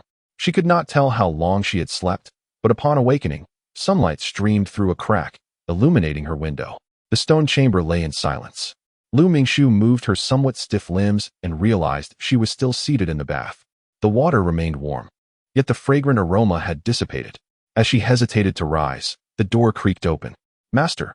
Lu Jijin placed down a pot of hot water and approached to pat her head. "It is all right now." Lu Mingxu gazed at him in a daze. Lu Jijin sighed inwardly. "Change your clothes and come to see me." "Oh." The door closed once more, and Lu Mingxu sat in contemplation for a while longer, until the water grew cold, prompting her to rise, cleanse herself, and change her attire. Outside the Tongdian pavilion, Lu Jizhen sat upon a large stone in front of a modest hut, basking in the sunlight. Master, Lu Mingshu lowered her head, unable to meet his gaze. Do you acknowledge your mistake? Lu Mingshu felt a pang of guilt and replied, yes. I was wrong. Where did you err? I should not have troubled you, master. Lu Jizhen opened his mouth, at a loss for words. It was he who had expressly stated not to disturb him, and now he could hardly reproach her. He sighed softly. Very well. Let me impart to you the gravity of the situation. The matter of opening the meridians is of utmost importance, and it cannot be undertaken without proper support. Do you realize that had I not intervened at that moment, you might have sustained severe injuries to your meridians, becoming incapacitated like me? Lu Mingshu was taken aback. Why had no one in the Tianluan mentioned this to her? She had no inkling that this was a fundamental knowledge that those in the Tianluan realm had simply assumed she would know. I do not know where you obtained the secret formula for opening the meridians, but how could you dare to consume such a potent concoction alone? Lu Jizhen too was startled. Fortunately, he had noticed in time and had some of his past remedies at hand to stabilize her condition. He marveled privately at the revelation from Master Yuan that Lu Mingshu possessed remarkable talents, not anticipating the extent of her capabilities. Had it been anyone else, the intensity of the drug would likely have resulted in catastrophic consequences. Unbeknownst to him, Lu Mingshu's body had been purified by the celestial light of the Tianluan, far surpassing that of an ordinary individual. I am sorry, master. Lu Jizhen shook his head. You have successfully opened your meridians, but your spirit has been excessively drained. You must rest for 3 to 5 days. Hearing this, Lu Mingshu was filled with joy. Really? Indeed. I will prepare some medicinal tea for you. You should drink it first. Thank you, master. Lu Mingshu joyfully dashed inside. Lu Jizhen gazed at her retreating figure, his expression a tapestry of complex emotions. Her innate talent was hardly inferior to his own during his youth. Must she truly embark on a journey of self-study? He pondered whether he should find her a suitable opportunity. Previously, due to her precarious status, he had refrained from leveraging personal connections to assist her, merely sending her to the lower courtyard. Yet now, witnessing her extraordinary potential, he found himself moved by a desire to nurture her gifts. He maintained good relations with several esteemed elders. Should Lu Mingshu prove herself, it was not beyond the realm of possibility to seek a favor on her behalf. Unbeknownst to Lu Mingshu, her master was once again contemplating sending her away. After opening her meridians, her body felt considerably more agile, her senses sharper, and she was filled with joy. After obediently resting for a few days, visitors arrived at Bixig Valley. Master, she exclaimed, carrying a bowl of freshly prepared soup, eager for him to taste it. As she stepped outside, she noticed an unexpected figure occupying the large stone where her master often sat. The newcomer appeared youthful, yet his white eyebrows and hair imparted an air of gravitas, akin to a breath of winter snow. Behind him stood a young boy, none other than Gao Xiang, who had assisted her on that fateful day. Upon her emergence, all 3 pairs of eyes fell upon her. Startled by the presence of outsiders, Lu Mingshu hesitated, unsure of how to address them. Fortunately, Lu Jizhen broke the silence. Come here, pay your respects to your granduncle. Chapter 21. Initial encounter with mystical energy. This was Master Zhua, the granduncle of the Lulin lineage. Lu Mingshu paid her respects with grace and inquired courteously. Elder Zhui Jiangui, the current head of the Lulin lineage and the foremost master of Jiao Palace, resided in the transformative realm. Lu Mingshu was already aware that martial artists were classified into 6 realms: body refinement, inner breath, fusion, transcendence, transformation, and void enlightenment. As a novice in body refinement, one progresses through the stages: the 3rd tier of internal breath, the 2nd tier of integration, the 1st tier of transcendence, the pinnacle of material transformation, and ultimately, the state of transcendental void. In the realm of masters who have achieved the state of void, there are but a handful throughout the ancient Xia. In the illustrious history of the Jiao Palace, only 2 masters have emerged: the founding patriarch, Master Song, and Master Xiang from the Shenyang lineage. Master Song lived for 2 centuries, passing away in the Tongtian Pavilion. His lifespan, though remarkable, was considered brief among masters. Regardless of one's level, longevity is contingent upon meticulous care. In his later years, he became somewhat reclusive, isolating himself within the Tongtian Pavilion, a choice of his own making. Master Xiang, on the other hand, was the revered ancestor of Lu Jizhen, achieving the state of void 30 years ago and drifting away, his whereabouts unknown. Subsequently, The Shenyang lineage came to be known as Master Xiang's lineage. Attaining the state of void demands not only innate talent, but also a stroke of fortune. Across the vast lands of ancient Xia, a master emerges only once every 60 years on average. The state of material transformation signifies an expert among experts. Deserving of utmost respect, Lu Mingxu has been in Jiao Palace for over 3 months, though rarely venturing out of Baishi Valley.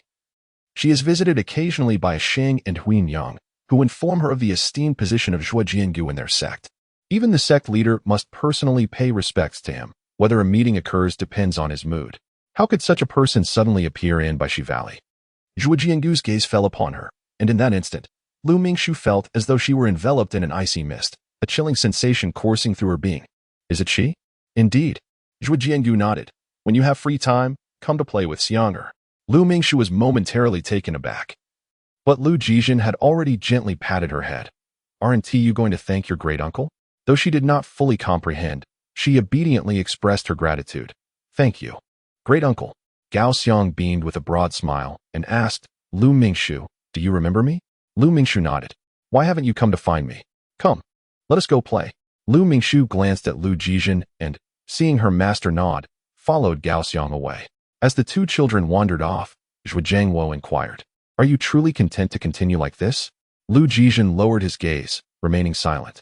You are but 35 years old. Even if you were to live for a century, there remains a full 60 years ahead of you. Is this how you intend to spend the remaining decades? Lu Jizhen replied softly. What does my master think I can do? A useless person. If you consider yourself useless, then indeed you shall be. Zhuo Jiangwo observed him intently.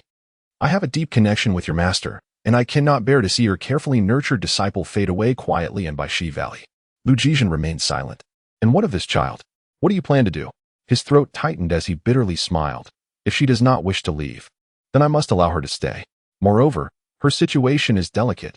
Should she go to the lower courtyard, she would likely find herself out of place. Zhuo Jiangwo replied coolly, Such is the fate bestowed by her biological father. What can be done? This is also her destiny. Lu Jizhen found himself at a loss for words. The Lulin lineage has always refrained from engaging in disputes. He could not ask Zhuo Jiangwo for more. Allowing Lu Mingxu the opportunity to seek out Gao Xiang for play was merely an attempt to impart some lessons, a gesture of goodwill. Given his current awkward position in Jiao Palace, Zhuo Jiangwo's personal visit to Baishi Valley was already a favor owed to his master. It was likely that news of this encounter would earn him a modicum of respect within the sect. Meanwhile, on the other side, Gao Xiang chattered away. It turns out that Bixigu Valley is located here, yet no one seems to know. I have heard whispers of a Tower of Heaven. What kind of place is it? Would you take me for a stroll? Gao Xiang, a loquacious individual, chatted incessantly, leaving Lu Mingxu at a loss for words. Regardless of the fact that Gao Xiang had once assisted her, as the host, she felt it her duty to entertain him graciously. Reluctantly, Gao Xiang urged her several times to visit the Willow Grove. Lu Mingxu acquiesced, sensing there might be deeper significance behind his invitation. After a few days of rest, she felt her physical condition had returned to its peak, ready to commence her martial training. As she perused the newly surfaced topics, one particular message caught her attention. Recruiting partners for the Fire Lava Cave. A diagram of the gathering spirit array will be granted upon successful completion. Immediately, responses flooded in. You posted in the wrong place. Oh, my apologies. This message is null and void. However, the message had already been disseminated, prompting numerous inquiries. What does this mean? Can we recruit companions here and actually go? Could it be that the Celestial Wheel allows for the trading of not just items, but also individuals? Newcomers, refrain from asking too much. You will understand in due time. Oh, is this something we cannot disclose? It's not that it cannot be said, but rather that it would be futile. You are not yet at that level. In time, you will naturally comprehend. Lu Mingxu pondered silently. Could it be that the Celestial Will holds powers beyond her understanding? The notion of recruiting companions implies the possibility of venturing into other realms. If that is the case, never mind. Having just opened her meridians, she should first focus on enhancing her strength. Temporarily setting aside her concerns, Lu Mingxu extracted the passages from fundamental sword techniques that she had previously encountered. Emerging from the Celestial Wheel, she commenced her practice. The movements of this sword technique appeared rather uncomplicated. After several attempts, Lu Mingxu successfully executed the first stance, although she lacked a profound understanding of martial arts. The texts indicated the importance of diligent study, prompting her to repeat the motions incessantly. As she practiced, a sudden surge of energy coursed through her arm. And with a sharp sound, the sword's tip dulled. Lu Mingxu halted, her eyes drawn to the wall where a faint scratch had mysteriously appeared, astonished yet exhilarated. She realized it was the mystical energy spoken of in her readings. Witnessing tangible results, she devoted herself to her training with renewed fervor, mastering the sword technique in merely 3 days. On this night, when the moon was at its zenith, Lu Mingxu practiced until midnight, subsequently bathing in sweat before retiring to bed. Moonlight streamed through the aperture above, casting reflections upon the window. She sensed that she was once again dreaming. This time, however, she found herself not in the tomb of her forebear, but rather in an ethereal realm, where the long-awaited celestial wheel materialized before her. Reaching out, she grasped the celestial wheel, groggily beginning to rotate it. Chapter 22. The first traverse. The essence of the celestial wheel appeared strikingly different from her initial encounter. The previously chaotic array of colors had coalesced into a harmonious glow. In Lu Mingxu's perception, each small square emanated a stream of luminous energy, intertwining and crossing paths. Some canceled each other out, while others compounded, forming intricate trajectories. With a mere adjustment in direction, these luminous streams would shift accordingly, creating new paths and achieving varied equilibria. She gently rotated it, and the streams of light transformed, advancing along the newly charted trajectory, the 6-colored luminescence intertwining in a dazzling display. Boom. After a process of dissolution and amplification, the 6-colored radiance ultimately converged upon a small square. This square protruded slightly, and the flowing light danced across its surface, enveloping Lu Mingxu in a blaze of brilliance. Little girl, awaken, awaken. Lu Mingxu stirred groggily, her eyes fluttering open to an unexpected sight, a magnified visage of an elderly man. His face unkempt and adorned with a multitude of wrinkles. Startled, she quickly rose and retreated, bewildered by the situation. Where was she? How had she arrived here? As she gazed upward, she realized she lay beneath a tree, surrounded by a scattering of thatched cottages that resembled a diminutive village, albeit one devoid of life and vitality. The man who had roused her leaned on a cane and, upon seeing her awake, inquired, "Little girl, why are you here all alone? Where are your guardians?" After a moment's hesitation, Lu Mingxu countered with a question of her own. "Sir, where is this place?" Recalling the earlier scene, she pondered whether her presence here was somehow linked to the celestial wheel. With this thought in mind, she replied cautiously, "I am merely passing through. My master has asked me to wait for him here." "Oh, I see." The old man seemed to have an epiphany, a spark of joy illuminating his face. "Given your attire, you must be a practitioner of the arcane arts, correct?" "Splendid. Our village is saved." "A practitioner of the arcane arts? Come, come, little girl. Let us go to my home. When will your master arrive?" The old man exhibited great warmth as he guided her into the village, greeting the villagers along the way. "Chin-er, have you ground the beans today? Bring a bowl of tofu pudding." "Zhao-san, have your chickens laid eggs? Bring a couple to my house." The two individuals inquired, "Old Tian, have guests arrived?" With a beaming smile, Old Tian replied, "Indeed. This esteemed visitor is none other than the disciple of the illustrious Xian Master." The villagers' eyes sparkled with excitement as they rushed to spread the news, exclaiming joyously, "The Xian Master is coming. The Xian Master is here." Lu Mingxu found herself momentarily bewildered. She had yet to utter a word. Has the Xian Master truly arrived? Why is it only this young girl? Can she manage? Old Tian elucidated to the villagers. The young lady mentioned that she is waiting for her master, who will arrive shortly. It turned out that this young girl was not the Xian Master, but rather his apprentice. The villagers, now enlightened, surrounded Lu Mingxu, chattering animatedly. From every direction, they shared their thoughts, and at last, Lu Mingxu grasped the situation. A month prior, a magical wolf had been relocated to the mountains behind the village, wreaking havoc by consuming numerous livestock and injuring several individuals. The villagers had organized a group of strong men to hunt the beast, yet they returned defeated, having lost 2 lives in the process. They sought to invite the Xian Master to rid them of this dreadful creature. However, Xian Masters were scarce. Upon reporting to the local authorities, they were informed that the county had a shortage of Xian Masters and that they would have to wait for arrangements to be made. Who knew how long that would take? The magical wolf occasionally descended from the mountains, causing many villagers to seek refuge with relatives, and each night, every household secured their doors, fearful of the beast's intrusion. Feeling a twinge of guilt, Lu Mingxu pondered the absurdity of the notion that a master would seek out someone like her. It was merely a fabrication, as she was all alone in this. Yet, Gazing upon the villagers' hopeful faces, she found herself unable to voice any contrary thoughts. Old Tian directed his daughter-in-law to prepare a bed for her, accommodating her in their home, and then firmly closed the doors. Seizing the moment, Lu Mingshu entered her celestial wheel and initiated a private chat. "Sixth brother, are you there? Sixth brother, I have something to ask you." "Speak," Lu Mingshu urged, summarizing the situation. After a moment of hesitation, she replied, "Ninth level." "What?" The voice of her sixth brother reverberated, causing her ears to ring. "Ninth level? You must be joking. Is it really that impressive?" Lu Mingshu had little understanding of the levels, only aware that anything above the fifth was exceedingly rare. Indeed, we have previously discussed that we have never encountered anyone above the seventh level. Those at the eighth or ninth levels are likely unable to even restore themselves, which is why they cannot access the celestial wheel. Brushing past that topic, her sixth brother continued, "I believe I have heard of your situation before. You should know that the higher the level of the celestial wheel, the more worlds it can access, correct? In fact, a higher level celestial wheel possesses even more functionalities. To traverse other worlds, one must accumulate power, referred to in your realm as Xuanli. The higher your celestial wheel's level, the greater the augmentation, which may allow you to open a passage to a certain world without needing to accumulate substantial Xuanli. However, the worlds accessed in this manner will not possess high levels of power." "Collecting Xuanli?" she inquired. "Yes, that world must also harbor extraordinary powers, right? To gather such power, there are two methods. One can either obtain potent natural treasures or eliminate beings, human or beast, that possess such power." Lu Mingshu then asked, "What about my physical form? Will it be safe?" "Rest assured. You see, time flows more slowly within the celestial wheel. When you traverse to another world through it, time will also be compressed.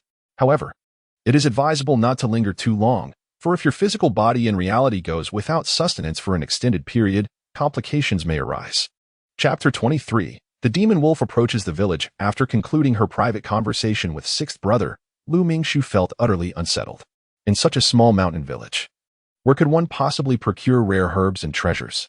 As for eliminating beings endowed with profound strength, it was evident that the only target available was that very demon wolf.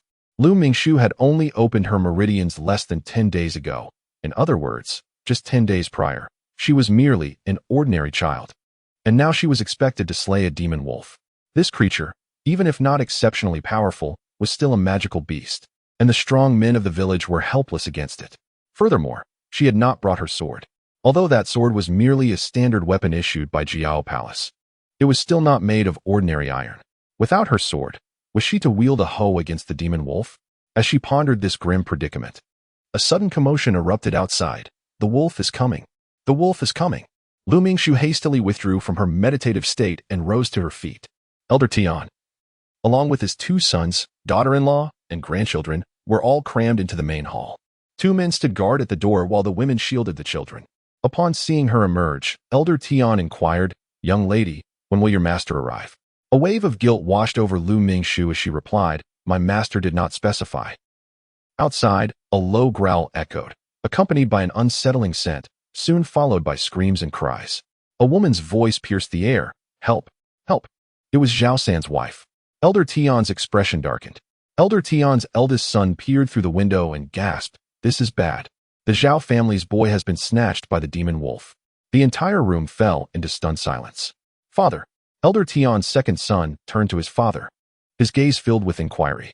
Tian Lao's expression fluctuated, and after a moment of determination, he gritted his teeth and said, "Boss, you must go out and assist. We cannot stand idly by as the Zhao family's boy is taken away. If he is captured by the demon wolf, it could mean death. Zhao San's wife is a widow, he is her sole lifeline." Tian Lao's anxiety was palpable, his face turning pale. Ultimately, he seized a hoe and opened the door, instructing, "Heir, you must guard the entrance with utmost vigilance." Tian Lao swallowed hard, reassuring, "Brother, do not worry." With the hoe slung over his shoulder, Tian Lao dashed out, while Tian Lao Heir hastily secured the door, fastening the latch. Lu Mingshu leaned against the window, observing. The village demonstrated remarkable solidarity. Upon hearing Zhao San's wife's cries for help, numerous men rushed out, some wielding torches, others shouldering farming tools, forming a barrier against the demon wolf. Upon sighting the beast, Lu Mingshu's heart raced. The demon wolf was colossal, its size akin to that of a young calf, significantly larger than an ordinary wolf. Its eyes glowed a sinister red, radiating malevolence, with sharp teeth dripping blood, and it clutched a child of around 10 years in its maw. The villagers began to rally, encircling the demon wolf. Yet, none dared to approach, all remaining at a distance, cautious. This was not their first encounter with the demon wolf. The villagers were organized.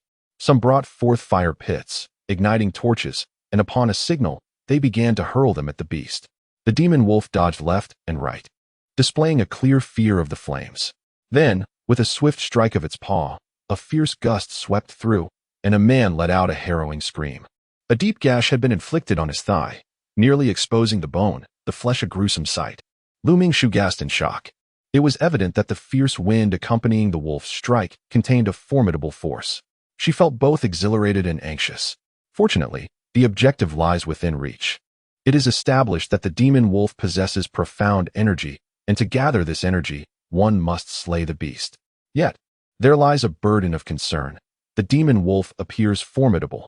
Can she truly vanquish it? Little stone. Little stone. Zhao Sanyong rushed forward, embracing her son. Someone approached to examine the child's injuries, exclaiming, "Quickly, summon the physician. The wounds are grave." That night was tumultuous, with scarcely anyone able to find repose. The following morning, Lu Mingshu accompanied Elder Tian to Zhao Sanyong's residence. Little Stone had suffered a bite from the demon wolf, leaving a gaping wound at his waist, yet fortunately, his internal organs remained unharmed. However, such a severe injury poses a grave risk for a child. Zhao Sanyong's eyes were swollen like walnuts from weeping, and the physician expressed uncertainty regarding Little Stone's survival. Upon seeing Lu Mingshu, she fell to her knees, pleading, "O little master of the arcane, I beseech you, save my son. He is my very lifeblood. If he perishes, I shall not endure this world." Elder Tian reprimanded, "What nonsense! Little Stone will surely pull through. The master of the arcane shall arrive. Do not trouble this young lady." Zhao Sanyong was assisted to her feet, sobbing uncontrollably. Lu Mingshu hesitated for a moment before retrieving a porcelain vial. "This is a healing ointment bestowed by my master. I have yet to use it." Zhao Sanyong's face lit with gratitude. "Thank you, little master. If Little Stone survives, I shall toil endlessly to repay your kindness." Lu Mingshu repeatedly waved her hand. "I cannot guarantee its efficacy. Please do not." This healing ointment was also dispensed by Jiao Palace, a provision available to each disciple, and she had fortuitously brought it with her. Hearing of the remedy, another injured villager approached to request some.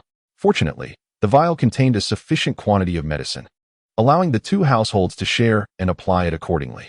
Having witnessed their dire predicament, Lu Mingshu resolved resolutely that the demon wolf must be eradicated. Upon her return, she expressed to Elder Tian, "My master's arrival is uncertain. As long as the demon wolf remains, our village shall know no peace. We cannot afford to wait." Elder Tian sighed heavily. "Little girl, you have seen for yourself how formidable that demon wolf is. Without a sorcerer, we stand no chance against it." Lu Mingshu replied, "Why not allow me to give it a try?" Elder Tian regarded her with skepticism. "You? It is not that I doubt your capabilities, but you appear quite small. How much skill could you possibly have? You might not even be able to contend with an adult.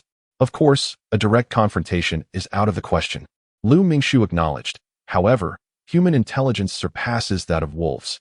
Resolute in her determination, Lu Mingshu meticulously inquired among the villagers about the habits of the demon wolf. The villagers, skeptical of her intentions to confront the creature, nonetheless cooperated, understanding her motives were for the sake of their village. After her inquiries, Lu Mingshu gleaned valuable information. The demon wolf only emerged at night, descending from the mountains every 3 to 5 days to hunt.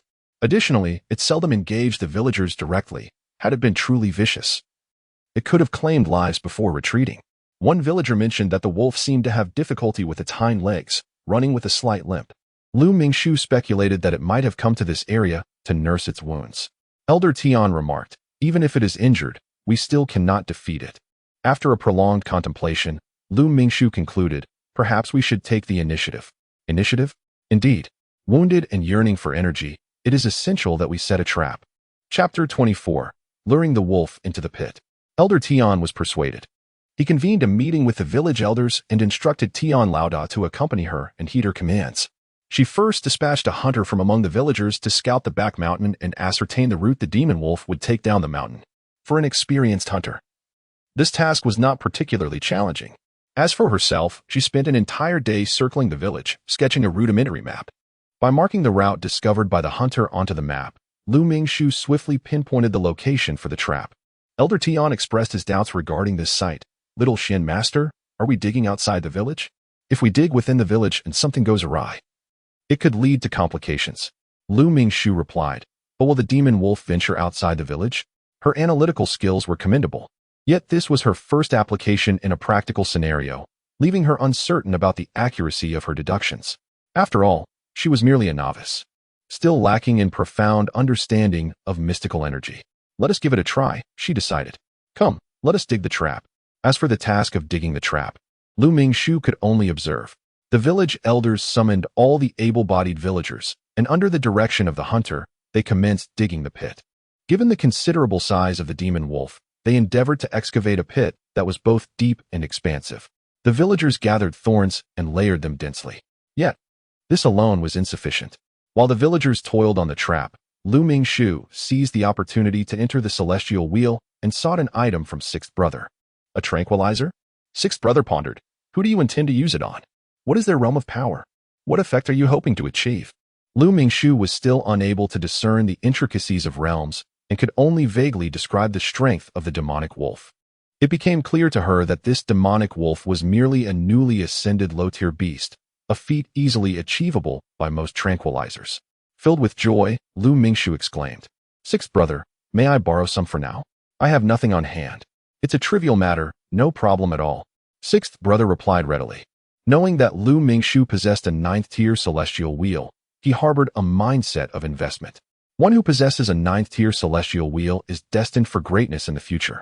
Failing to invest while she is still weak would mean missing out on a valuable connection later on. Lu Mingxu inquired further, Sixth Brother. The speed of this demonic wolf is not to be underestimated.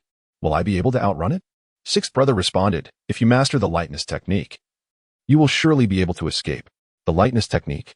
Ah, it is a fundamental technique in the realm of cultivation, incredibly useful, she replied.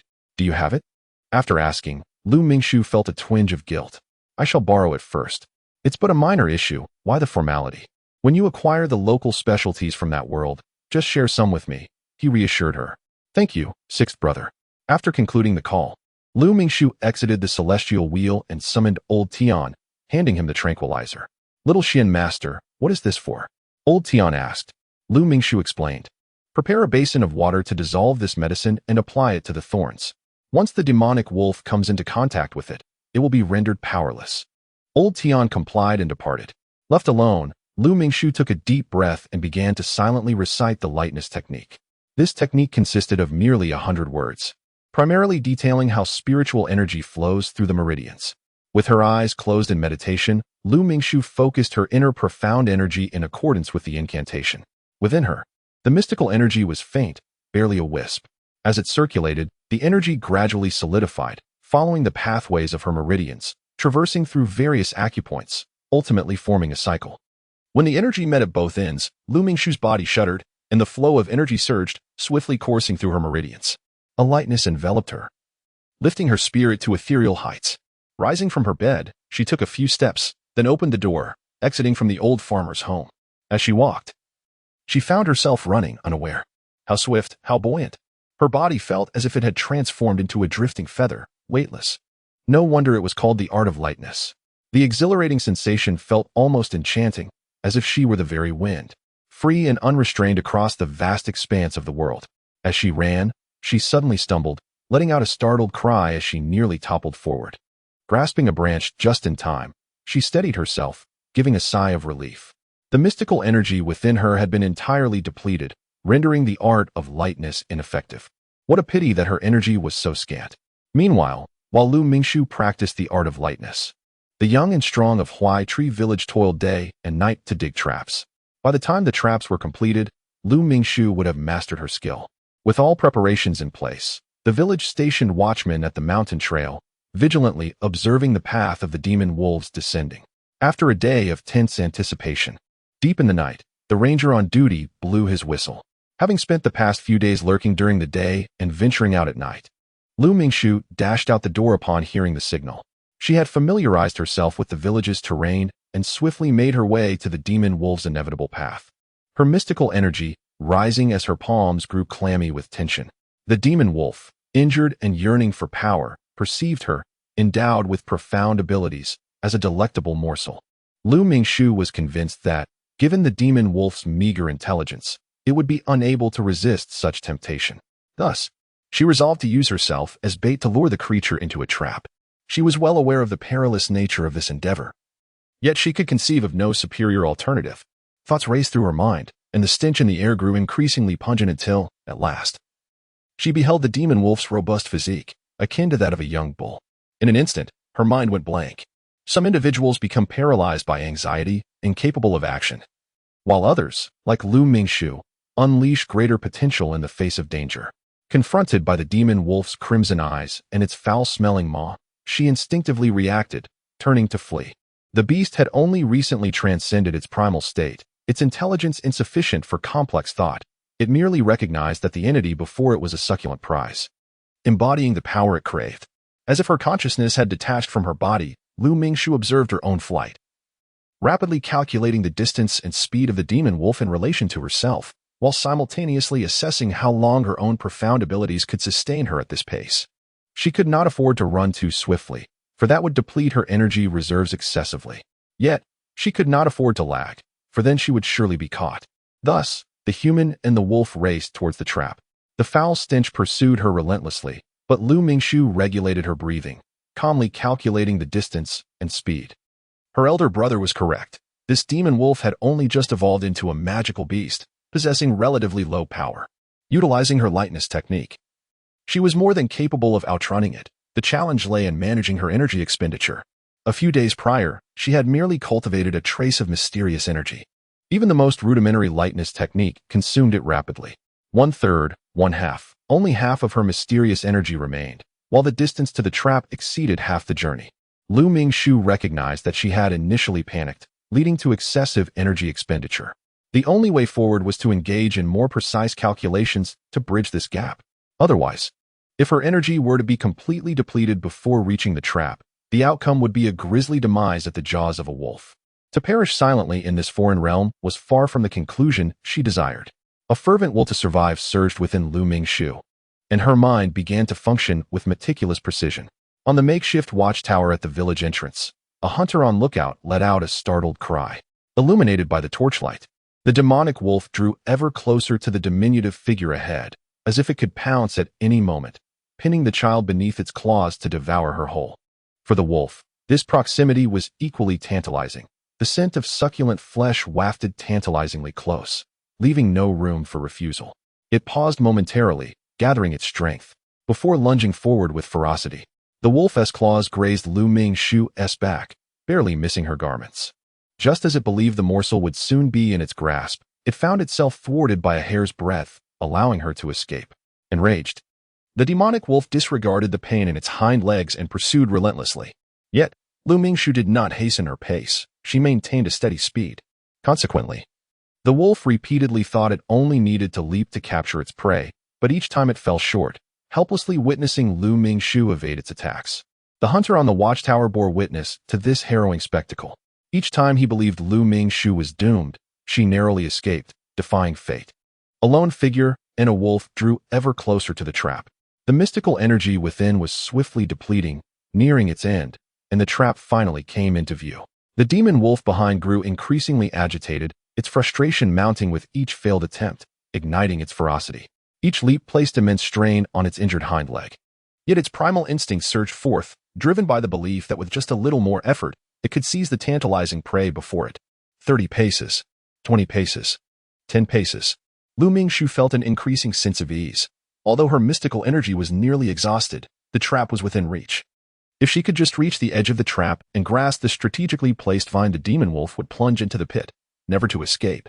3 paces.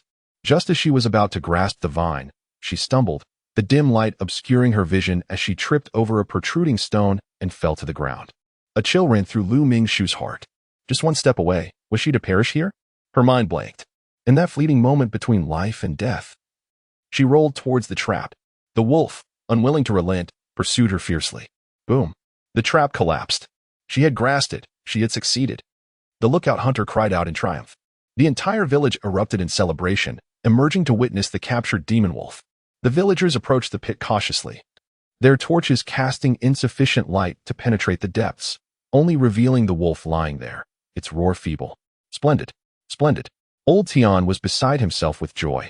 Looking around, he suddenly grew serious. Where was the young mystic? This inquiry prompted everyone to turn their attention to the lookout hunter.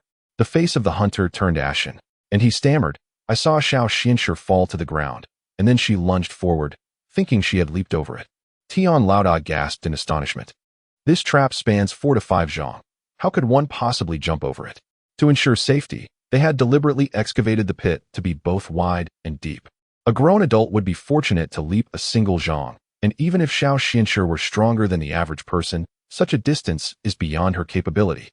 The crowd gazed silently at the trap. Inside lay a bed of thorny brambles smeared with narcotics. A fall would not only be perilous, but could also lead to grievous wounds. To compound the danger, the demon wolf had followed her down, likely crushing her beneath its weight. Tears streamed down Tian Laoda's face as he trembled and knelt. "Xiao Xianxue, in your boundless compassion, you are the benefactor of our Huaitree village." One by one, the others knelt as well, wiping away their tears. "We shall slay the demon wolf, avenge Xiao Xianxue. Yes, kill the demon wolf. Kill the demon wolf. Bring forth the fire." The villagers surged with fervent emotion, eager to flay the demon wolf alive. Just as they were about to hurl their torches into the pit, a faint voice emerged from within. "Don't throw."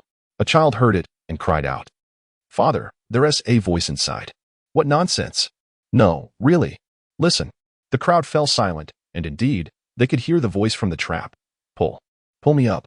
Tian Laoda illuminated the pit with his torch and discovered a figure clinging to the wall. Xiao Xianxue was alive. He shouted, "Quickly, hoist her up." Lu Mingxu was pulled up by many eager hands, rolling onto the ground covered in grass and mud, gasping for breath. Having traversed the precipice of life and death, she felt utterly drained.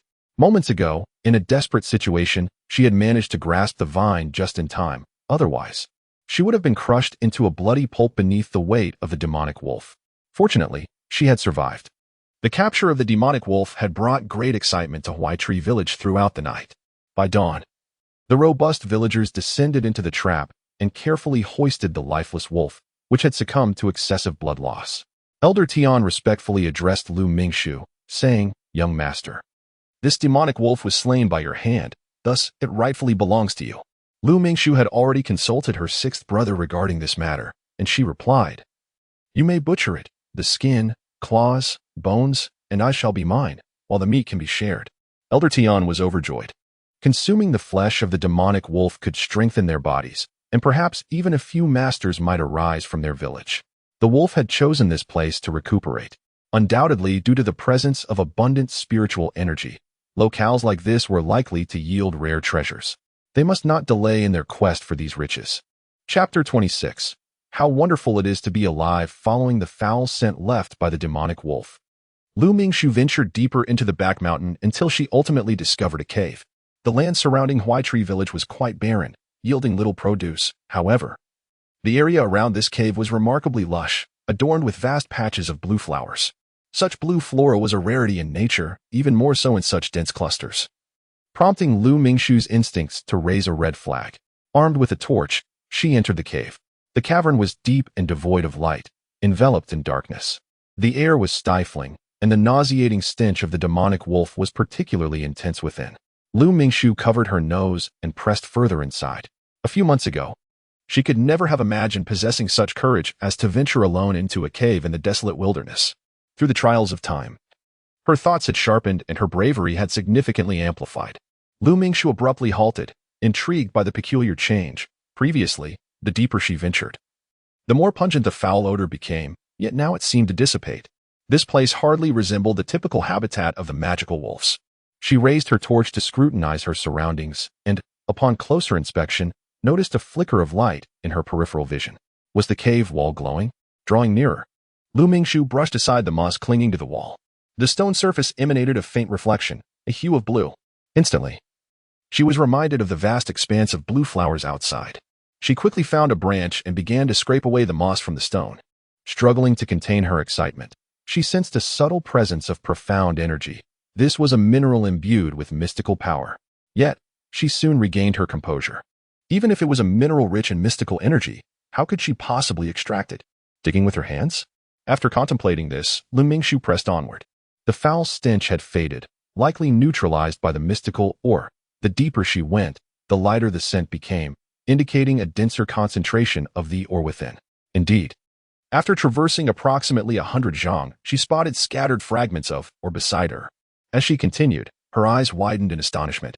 The pale blue mystical ore, exposed to the air, gleamed with a ghostly blue light under the torch's glow, transforming the cave into a crystalline realm of blue. This was undoubtedly the lair of the magical wolves, eerily vacant, devoid of any presence. Little did Lu Mingxu know, had she arrived earlier, her experience would have been vastly different. Due to the presence of this mysterious ore, the surrounding magical beasts were drawn to this location. However, they were soon driven away by the arrival of the wolf demons. The scent of the wolf demons still lingered, leaving the area devoid of any creatures. Lu Mingxu was eager to enter the heavenly wheel to inquire with her sixth brother about the nature of this mine and the method of extraction. Yet, being in the wilderness, venturing into the heavenly wheel meant leaving her physical body outside, which posed a risk in case of danger. Thus, she decided it prudent to gather as much as she could carry. There were plenty of scattered ores outside. Lu Mingxu removed her outer robe, tied several knots, and fashioned it into a makeshift bundle. She collected the scattered ore pieces that appeared to have good quality and stuffed them into her bundle. After a careful selection, she ultimately chose the finest bag of ore and made her way down the mountain. Upon returning to the village, she found that the work of butchering the wolf demons was nearly complete. Elder Tian brought her the preliminarily processed wolf pelts, claws, and teeth, among other things. Lu Mingxu then entered the heavenly wheel. Her sixth brother was typically present at this hour, and they encountered each other without difficulty. Upon hearing that Lu Mingxu had gathered a bag of ore from the wolf demon's lair, her sixth brother expressed great interest. He constructed a channel for her to send a small piece of ore through. Lu Mingxu had approached him with the intention of sharing this information. Her sixth brother, who was enthusiastic about collecting various forms of knowledge and possessed a broad perspective, was undoubtedly the right person to consult. Before long, Lu Mingxu heard her sixth brother's booming voice from the other side. "Little seventh sister, this is quite a treasure." Lu Mingxu hurried over, asking, "What is it?" "This is Xianling, or," he replied. "It goes by various names across different realms, but in essence, it is a type of low-grade ore. The purity of this blue hue is remarkable, the quality is excellent, and the inherent power is pristine, perfect for cultivation." Sixth brother elaborated on the quality and usage of the Xianling ore, concluding with, "Little seventh sister, you need not provide me with the spoils from slaying the demon wolves. May I request 2 pieces of this ore?" Naturally, Lu Mingxu acquiesced, selecting 2 pieces of superior quality for him. As sixth brother took the ore, he lamented, "It is a pity you lack storage tools. Otherwise, you could carry much more. To transport physical items into the celestial wheel, one must establish a special passage, which necessitates profound energy." Currently, Lu Mingxu's energy was rather meager, and she could not construct such a passage on her own. She had to rely on other means, such as this Xianling ore. Moreover, the celestial wheel could not preserve physical objects. Once the individual was no longer present, everything within would be disassembled into energy and assimilated back into itself. Thus, the celestial will serve solely as a platform for exchange, rather than a space for storage. Curiously, Lu Mingxu inquired, "Sixth brother, what are storage tools?" He replied, "Storage tools generally take the form of bags or rings, with some referred to as mustard seed bags, others as qiankuan bags, and yet others as shumi rings. The names are inconsequential. What matters is their function of storage. Although they appear small, their internal space is vast, making transportation exceedingly convenient." Lu Mingxu gasped, "Such wondrous items exist?" Sixth brother responded with surprise, "Your world must possess them as well. Have your elders not mentioned them to you?" Lu Mingxu chuckled awkwardly. "I have only just begun my journey." She then asked, "Can I purchase one?" Sixth brother noted, "Purchasing is indeed possible, but these items are not inexpensive." "Are they very costly?" she inquired. "Yes. After all this time, I managed to acquire an old one at a bargain from someone else." Even sixth brother is seeking bargains, indicating that things have indeed become rather expensive. Nonetheless, Lu Mingxu was filled with longing. Were she to acquire this, she could carry more ores today. "If you truly desire it, I shall keep an eye out for you." Lu Mingxu beamed with joy. "Thank you, sixth brother. She inquired about several common knowledge questions before eventually exiting the celestial wheel. Upon her departure, upon hearing Old Tian's call, nearly the entire population of Huai Tree Village rushed out to bid her farewell. Thus, Lu Mingshu, laden with ores and other items, was escorted out of the village. Then, under the watchful gaze of the villagers, she vanished into thin air. The villagers, taken aback, immediately knelt and bowed, repeatedly calling out for the immortal. On the other side, Lu Mingshu opened her eyes. She found herself still lying in bed, with the daylight already streaming in. She sat up and noticed a wolfskin bundle beside her. Concealing the wolfskin bundle beneath the bed, Lu Mingshu exited the room. The aromatic scent wafting from the kitchen drew her in. Upon entering, she saw Lu Jizhen frying eggs. A warm feeling enveloped her heart. Though Master often claimed to disregard her, her presence had indeed brought about significant change. Lu Jizhen plated the fried eggs and set them on the table. It's time to eat. I shall go wash my face. Lu Mingshu dashed out, brushing her teeth and washing her face with cold water, and only after tidying herself up did she return to the table. Today, she wore a constant smile, prompting Lu Jizhen to glance at her several times. What has you so joyful? Lu Mingshu beamed widely. It's nothing. Just the simple delight of being alive and being able to enjoy such delicious food. Lu Jizhen glanced down, surveying the rice porridge, fried eggs, and pickled vegetables. Had his culinary skills truly reached such heights? Chapter 27. The Willow Grove. After much contemplation, Lu Mingshu ultimately decided to part with the wolf pelts and other items, opting to exchange them instead. The hides of such magical beasts could be fashioned into leather armor, while their teeth and claws might serve in the crafting of weapons. However, lacking the means to create anything at present, she deemed it more prudent to trade for something of utility. Thus, she posted a message on Tianluan seeking an exchange. After a day's wait, someone reached out to her. I have a fundamental alchemy book. Would you be interested? Lu Mingshu's eyes sparkled with excitement. For alchemy was a craft intrinsic to the realm of immortal heroes. Her sixth brother had informed her that each world possessed a cultivation system with its own unique strengths. For instance, in her primary world, the focus lay upon martial cultivation, emphasizing sheer strength. In contrast, the magical realm excelled in the intricate application of magical power, with their runes and symbols being exceptionally effective. The world of immortal heroes, without a doubt, held alchemy as a cornerstone of their expertise. The ultimate pursuit of those who cultivate is not merely power, but rather the quest for longevity. Their transformations place them at the forefront of all cultivation systems. While martial cultivators seek brute strength and possess shorter lifespans, mages must engage in various rituals to extend their lives. Conversely, those who pursue the path of immortality continuously refine their bodies throughout their cultivation journey. As their skills advance, so too does their lifespan naturally extend. Alchemy stands as one of their most relied upon arts, with elixirs directly influencing their physical forms, allowing for no margin of error. Without hesitation, Lu Mingshu initiated a private conversation with the individual. A gentle breeze stirred the leaves, carrying a voice. Dear friend, are you willing to exchange? The voice belonged to a young boy, suggesting that its owner was likely quite youthful. There was a moment of surprise. It turned out to be a little sister. This is certainly acceptable. The individual held a book on the fundamentals of alchemy, with an emphasis on the term fundamentals, which meticulously introduced the basics of alchemical practices. Starting with medicinal materials. Does this mean there are no formulas? Undoubtedly, the most coveted aspect of alchemy is the formulas themselves. Upon hearing this, Lu Mingshu hesitated. The two worlds are distinct, and the varieties of spiritual herbs differ. Possessing only one formula could be futile if it requires herbs not found in this realm. The energy consumed in transporting physical items through the celestial wheel is considerable, rendering such an exchange unworthy. My friend, the young man remarked, the value of alchemy is self-evident. It is not easy to find such a comprehensive introductory text on alchemy in the celestial wheel. Lu Mingshu acknowledged this fact, but pondered, is this truly feasible? She was somewhat taken aback. Rest assured, you will not suffer a loss in this exchange. The young man insisted. I am in a hurry as well. In just 10 days, I must embark on a trial, and I need to craft a suit of leather armor. Otherwise, if I sell it slowly, I might as well trade for a finished product. In this regard, Lu Mingshu found his assertion credible. Books on alchemy are scarce resources. While the hides and claws of magical beasts are not, their values are comparable, yet alchemical texts are more marketable. Very well, she conceded after a moment's thought. By the way, could I inquire about the usage of your world as spiritual or? The young man quickly grasped her meaning.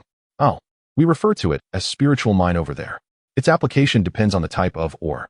Generally, it is used for crafting tools and setting up formations. The simplest usage is to extract spiritual energy for cultivation. Lu Ming-shu diligently took notes. At last, the two individuals activated a special passageway to exchange items.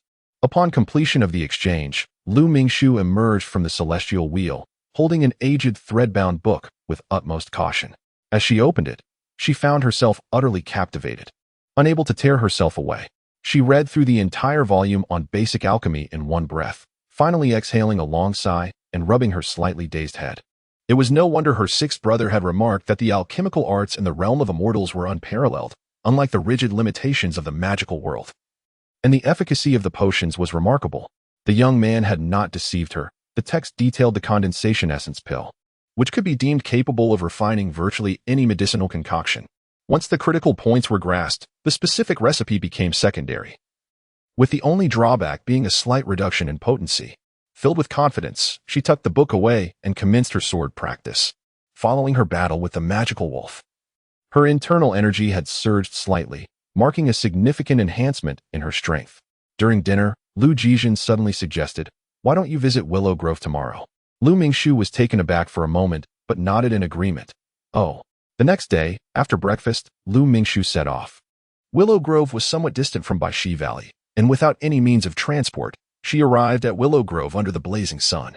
Despite its name, Willow Grove bore not a single willow tree. Instead, it was a vast gentle slope with the Willow Grove residence perched upon a massive rock beside it. At this moment, the residence was eerily quiet, devoid of any human presence. Standing beneath the towering rock, Lu Ming-shu felt a bit lost. How was she to scale such a height with no climbing aids nearby? With no other option, she called out, "Gao Xiang, are you there?" After shouting 3 or 4 times, a figure emerged from the Willow Grove residence.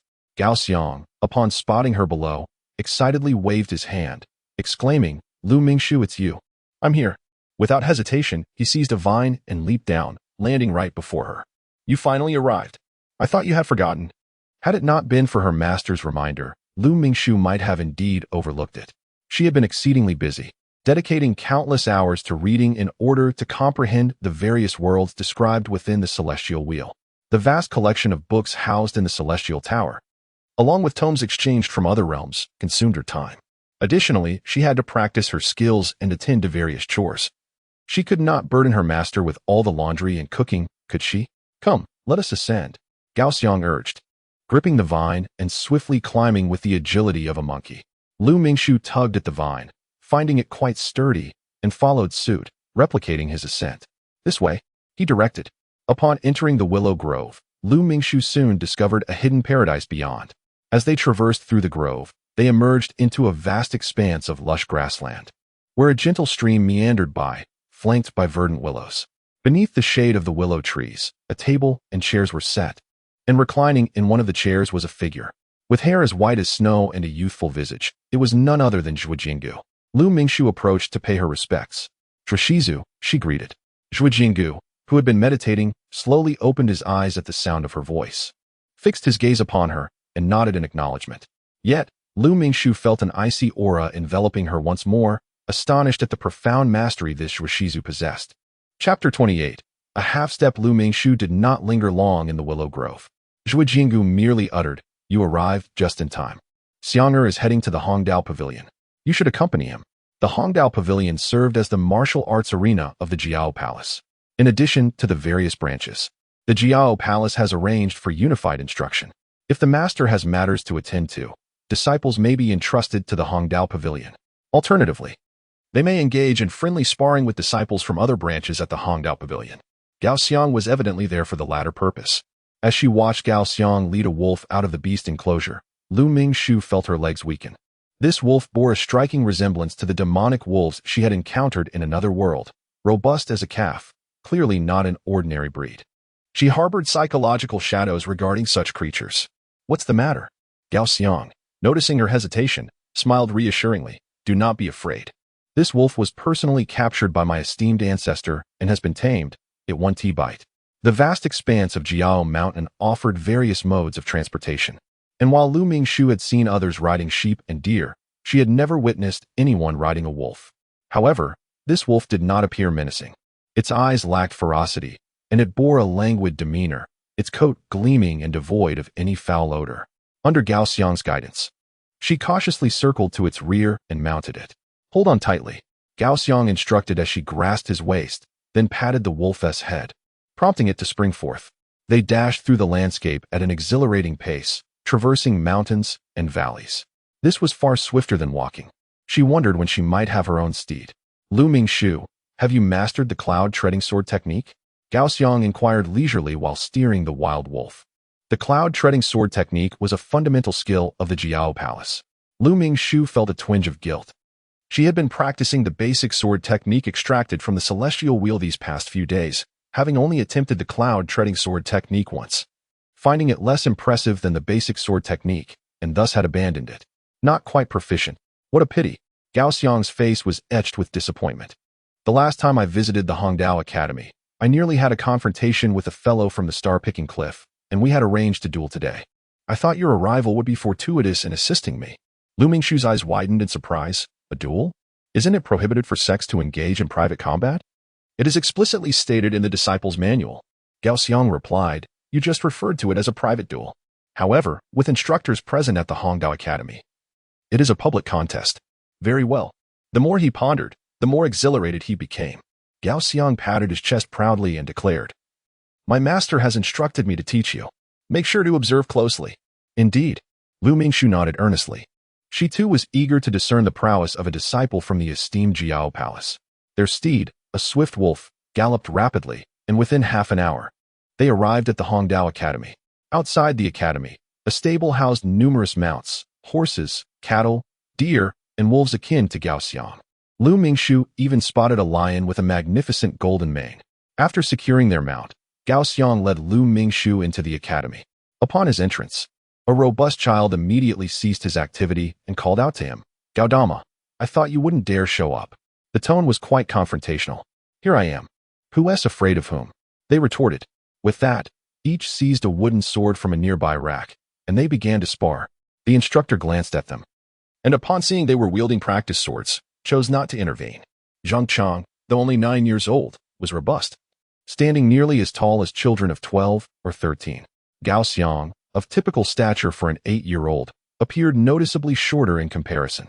Zhang Chang, aware of his physical advantages, launched a series of powerful strikes.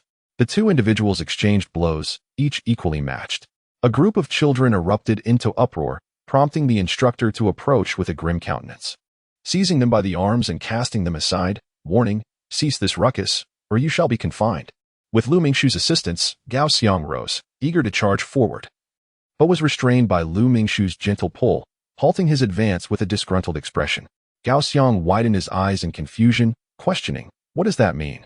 Lu Mingshu winked, replying, then he won't be able to reach you.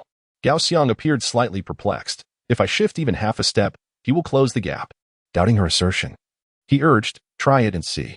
Lu Mingshu calculated in her mind, estimating a distance that would suffice. Gao Xiang, filled with skepticism, stood and attempted a few movements, asking, like this? Precisely. Speak boldly. Who doesn't he know? The pair resumed their duel with wooden swords. As Zhang Chang's blade descended, Gao Xiang recalled Lu Mingshu's advice. Stepping half a pace to the right, Zhang Chang instinctively pursued, yet as he reached Gao Xiang's shoulder, he abruptly halted, bewildered by his unexpected defeat. Lu Mingshu explained, his stature is considerable, making it challenging for him to pivot swiftly. Being right-handed, he finds striking to the left less natural. Your right side corresponds to his left. So by shifting right, he lacks the time to turn and strike. Gao Xiang's mouth fell agape, astonished. You can discern that? Meanwhile, his master, Antonchin, was in a critical phase of seclusion, leaving his care to the ancestral figure. After hearing Gao Xiang recount the day's events at Hongdao Pavilion, Zhui Jinggu returned to silence. Contemplating deeply, Gao Xiang could not restrain himself and inquired, Master Ancestor, can this truly be counted? After a prolonged silence, Zhui Jinggu returned slowly, it can indeed be considered. Yet, given her age, he gazed at the setting sun, a look of wistfulness crossing his face. This child reminds me of her Master Ancestor. Master Ancestor, whom do you refer to? I am aware that Xiao Chang originates from Zhou Xingqi, a figure seemingly non-existent in this world, yet everyone pretends otherwise. Chapter 29. The Inner Breath Realm. The conversation occurring in Lu Lin was unbeknownst to Lu Mingxu. The master and disciple led a tranquil existence, free from worldly strife. Every 10 days or so, Gao Xiang would visit to take her to Lu Lin for leisure. Most of the time, the venerable Zhuoshu ancestor remained silent, occasionally correcting her movements or offering a few insights, each time imparting a sense of enlightenment to Lu Mingxu. Throughout the year, numerous significant events transpired within the Jiuyao Palace. For instance, the sect leader, Fu Shangqing, announced an alliance with the Qi Jingguan, pledging to regularly send disciples to Zhongzhou for exchanges. In return, the Jiuyao Palace consented to allow disciples from Qi Jingguan to traverse Jiuyao Mountain and venture into the Yaoshi Mountain Forest for training. Since the establishment of Jiuyao Palace, it had assumed the responsibility of guarding the western gate against ferocious beasts, and this decision stirred a tempest within the sect. It was tantamount to opening the once tightly guarded western portal of Jiuyao Palace to Qi Jingguan, granting them free access. A significant portion of Jiuyao Palace's cultivation resources stemmed from the Yaoshi Mountain Forest. This was akin to exposing one's private treasury to others. Surrounding this matter, a series of power struggles unfolded within Jiuyao Palace, resulting in the rise and fall of various individuals. Yet, these affairs held no relevance for Lu Mingxu. The Bishi Valley had long been forgotten, and the Willow Grove remained undisturbed. Time progressed slowly, and Lu Mingxu gradually transformed from a novice, utterly clueless, into a seasoned veteran. Mingling within the celestial wheel, engaging in idle chatter and seeking bargains with others. Brother, would you be willing to trade your 7-star elixirs? Indeed. What do you have to offer in exchange, my friend? Buying grass. Very well, let us converse privately. Please leave a message. I am unable to chat privately. Understood. As Lu Mingxu withdrew a small vial of 7-star elixirs from the celestial wheel, she exhaled deeply. Warriors, while cultivating, also required medicinal baths, otherwise, their meridians would be unable to bear the flow of mystical energy, leading to lingering injuries in their muscles and bones. Thus, lacking sufficient resources, warriors would inevitably slow their pace of cultivation. Lu Jizhen, the head of the institute, had damaged his meridians, and the resources that should have been supplied to him had ceased. Meanwhile, Lu Mingxu, being merely a third-tier disciple, had access to pitiably scant resources, allowing her only a monthly medicinal bath. The pursuit of cultivation necessitated financial support, a realization that led Lu Mingxu to emulate her elder brother, engaging in the trade of goods. For those in the realm of immortal heroes, the application of spiritual herbs in martial cultivation was seen as wasteful. Those exceedingly rare herbs were either boiled into vast pots of medicinal baths or reduced to small concoctions for consumption. In their hands, how many precious elixirs could be refined? Upon acquiring the tome Fundamentals of Alchemy, Lu Mingxu had initially contemplated concocting her own elixirs, intending to exchange her mystical spirit or for an alchemical furnace within the celestial wheel. However, she fell prey to a swindler, obtaining a defective furnace through the trade. Later, upon witnessing others directly selling elixirs, an epiphany struck her. Why not simply exchange for the elixirs directly? The alchemical process, fraught with smoke and flame, inevitably risked detection by her master. Thus, she pondered the merits of directly exchanging elixirs. Consequently, she consciously began to trade the rare spiritual herbs of the immortal realm for refined elixirs abundantly available in her world. Each month, either Ah Sheng or Huinyang would venture to Baishi Valley, retrieving the exchanged Xian minerals or other items from her, which they would then transport down the mountain to sell in shops, subsequently using the proceeds to procure more spiritual herbs to deliver to her on their next visit. To maintain secrecy, she deliberately selected inconspicuous herbs and meticulously controlled their quantity. Fortunately, her activities had thus far gone unnoticed. Lu Mingxu sat upon a stone bed, consuming the 7-star pill. With a piece of Xianling mineral in each hand, she gradually activated the Xian energy within her, beginning to break through her meridians. Her Xian energy had evolved from a mere trickle into a steady stream, now capable of impacting her channels. Once these channels were opened, she would transition from the body refinement stage to the internal breath stage, signifying her formal entry into the realm of martial practitioners. The distinction of martial artists over ordinary individuals lies in their ability to wield Xian energy. The body refinement stage merely enhances physical strength, while the internal breath stage enables the utilization of Xian energy, marking the true essence of a martial artist. As the 7-star pill melted, the energy contained within akin to the essence of Xian energy, was swiftly drawn in, flowing into her meridians. The Xianling mineral in her grasp ignited, continuously channeling Xian energy into her body. The internal and external forces harmonized and stimulated one another. Lu Mingxu guided this influx of Xian energy along the hidden stream, ascending to the spine. The energy surged towards her central dantian, where an invisible membrane seemed to obstruct her progress. The Xian energy accumulated relentlessly until it reached a critical threshold, shattering the membrane with a resounding force and flooding into the central dantian. Then, the mysterious force divided into two. One path ascended to the mud ball, entering the bright hall, while the other descended to the flower pool, connecting to the sea of breath. Sweat flowed down her forehead like a stream.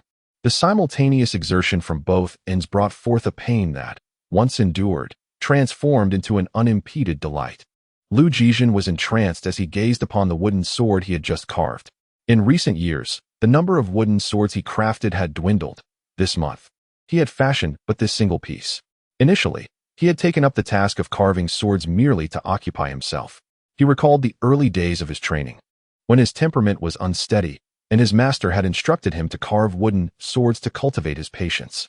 After severing his meridians, he found himself engulfed in a void, devoid of purpose, prompting him to resume this endeavor, to fall from the clouds into the mire, to transform from a prodigy into a wastrel. Such torment is not easily comprehended by all. Only by immersing himself in this task could he attain tranquility. Yet, in these past 2 years, even without carving wooden swords, he no longer felt such anguish. Watching the sun rise and set, savoring a pot of tea brewed by his disciple, or perusing an aimless and dull book could equally bestow upon him a sense of peace. Could this be considered healing? Master. At that moment, he was taken aback. Lu Mingxu stood there, gently waving, as a small knife soared forth and embedded itself into the ground with a swift sound. She was manipulating objects with her qi. Lu Jizhen's pupils constricted. Have you unlocked the vital gateway? Lu Mingxu nodded. Lu Jizhen found himself at a loss for words. Over the years, although he had not completely ignored Lu Mingxu, he had never instructed her in the art of cultivation. He harbored an internal barrier that he had yet to overcome. She had largely taught herself, receiving only minimal guidance from Zhuo Jiangui. Yet, she had managed to enter the realm of inner breath on her own. He was exceptionally gifted in his youth, and his master devoted all efforts to cultivate him, with constant medicinal baths, allowing him to enter the inner breath realm at the mere age of 10. But what of Lu Mingxu? With scarce resources and a master who, burdened by personal issues, paid her no heed, how could she possibly enter the inner breath realm with just a few words of guidance from Zhuo Jiangui? A mere year had passed, and she was still not yet 11. Lu Jizhen suddenly stood up, declaring, I need to step out. What? Lu Mingxu was taken aback. Her master's reaction was entirely unforeseen.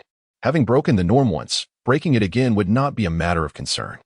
Lu Jizhen exited the Baishi Valley and headed straight to Lulin. What do you wish to say? Zhuo Jiangui calmly lifted his teacup and took a sip, observing Lu Jizhen before him. Lu Jizhen responded, Master Uncle, I must inform you that Mingxu has entered the inner breath realm. Zhuo Jiangui nodded, and his composure left Lu Jizhen uncertain of how to proceed. Zhuo Jiangui smiled gently. Over the past 2 years, he had been the one truly guiding Lu Mingxu. How could he be unaware of her progress? Considering the timeline, her entry into the inner breath realm had likely occurred within the last few months. Our Lu Lin lineage has always been a singular inheritance. It is impossible for you to transfer her to my tutelage. Before Lu Jizhen could voice his request, it was already dismissed, leaving him at a loss for words. Zhuo Jiangui continued, Jizhen, you have avoided this long enough. Lu Jizhen murmured, but I am already a failure. He stood up, dejected, and made his way outside. In the coming days, Xiang Er would also strive to break through, and upon entering the inner breath realm, he would join Mingxu in the Yaoshi forest. The voice of Zhuo Jiangui sounded indifferent, yet it concealed something profound. It was time for that group of inept individuals to understand what a true genius disciple truly embodies. Congratulations, you have acquired a dual enhancement, a rare treasure. Chapter 30. The Spring Hunt. The Yaoshi Mountain Forest, as its name suggests, is the woodland situated to the west of Jiuyao Mountain. In this world, countless ferocious beasts and predatory birds roam. In order to contend with these formidable creatures and ensure survival, humanity has learned the art of cultivation and the utilization of all that nature offers. For instance, Spirit herbs and the very beasts themselves have transformed into invaluable resources for enhancing their strength. The foundation of Jiuyao Palace is established within the Yaoshi Mountain Forest, a place teeming with ferocious beasts that serve as cultivation resources for the disciples of Jiuyao Palace. To lay a solid foundation in the body refinement realm and transition into the internal breath realm, each disciple must endure rigorous training within the Yaoshi Mountain Forest. A martial artist advances through combat. Lu Mingshu had recently entered the internal breath realm, and Gao Xiang had likewise succeeded in breaking through his barriers. Subsequently, Master Zhua indicated that they could participate in the Yaoshi Hunt together. The Yaoshi Hunt is a biannual sect event for Jiuyao Palace, occurring once at the end of spring and once at the end of autumn. Disciples from the internal breath realm to elders in the divine realm all partake in this event. The rewards from the Yaoshi Hunt represent the most significant source of cultivation for the disciples of Jiuyao Palace. The scale of the spring hunt is relatively modest, primarily aimed at guiding junior disciples in their training. The spring hunt is set to take place at the end of March or the beginning of April, and with over 2 months remaining, Lu Mingshu diligently prepared for the upcoming event.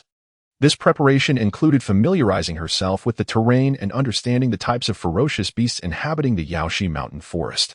At the end of February, Huinyang brought news that the son of the sect leader had recently achieved a breakthrough into the internal breath realm, sending ripples of excitement throughout Jiuyao Palace. Indeed, the son of the sect leader, Fu Shangqing's son, was Fu Mingtang. In the past, Fu Shangqing had divorced his wife to marry another, and within a short span, Miss Zhou gave birth to a pair of twins. They are nearly 2 years younger than Lu Mingshu. Presently, Lu Mingshu is 11, while the twins are 10, though they are just shy of their 11th month, making them approximately 9.5 years old.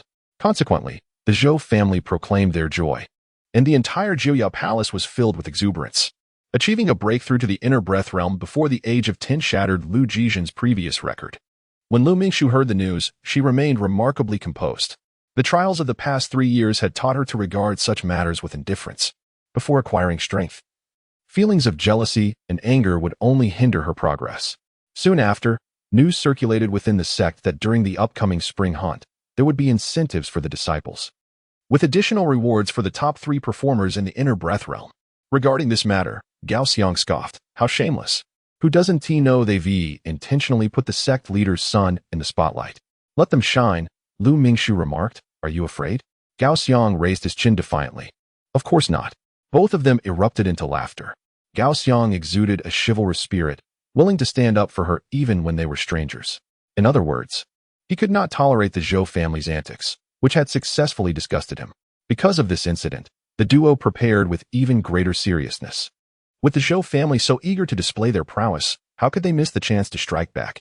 In the remaining days, Lu Mingshu devoted herself to practice and immersed herself in the celestial wheel, searching for information on ferocious beasts, exploring training techniques, and trading for potentially useful trinkets. For instance, she acquired an item known as a compass, which could clearly indicate direction even on rainy days. The individual with whom she made this exchange was a lively youth active in the celestial wheel. The world from which he hailed was peculiar, characterized by a societal structure unlike anything Lu Mingshu had previously encountered. There was no cultivation, yet it boasted unimaginable technological and artistic civilizations. A vast and intricate system of knowledge that even the magical realm could not rival. In the Wheel of Heaven, the world he inhabited was referred to as the world of diminished magic. Through this youth, Lu Mingshu acquired numerous books and, for the first time, learned of a discipline called mathematics.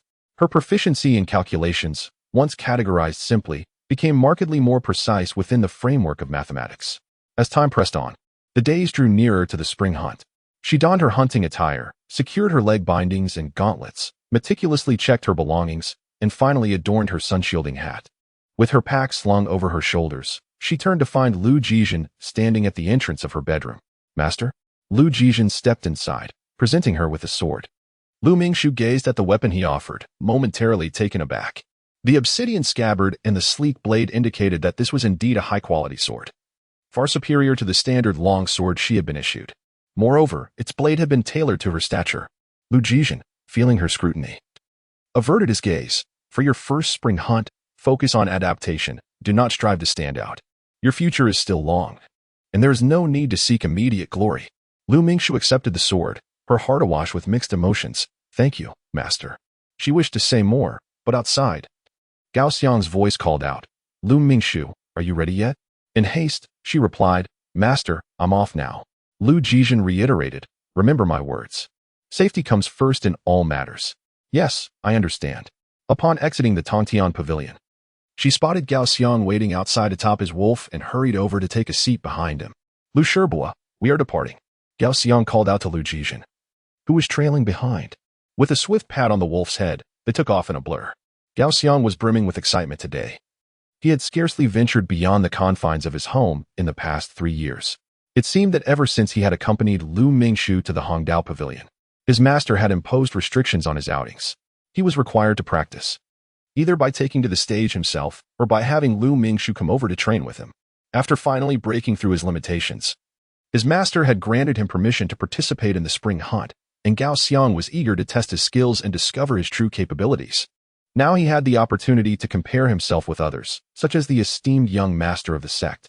The magical wolf raced swiftly, and in less than half an hour, they arrived at the main palace. Dismounting, the two stood in the square, which was already bustling with around 100 people.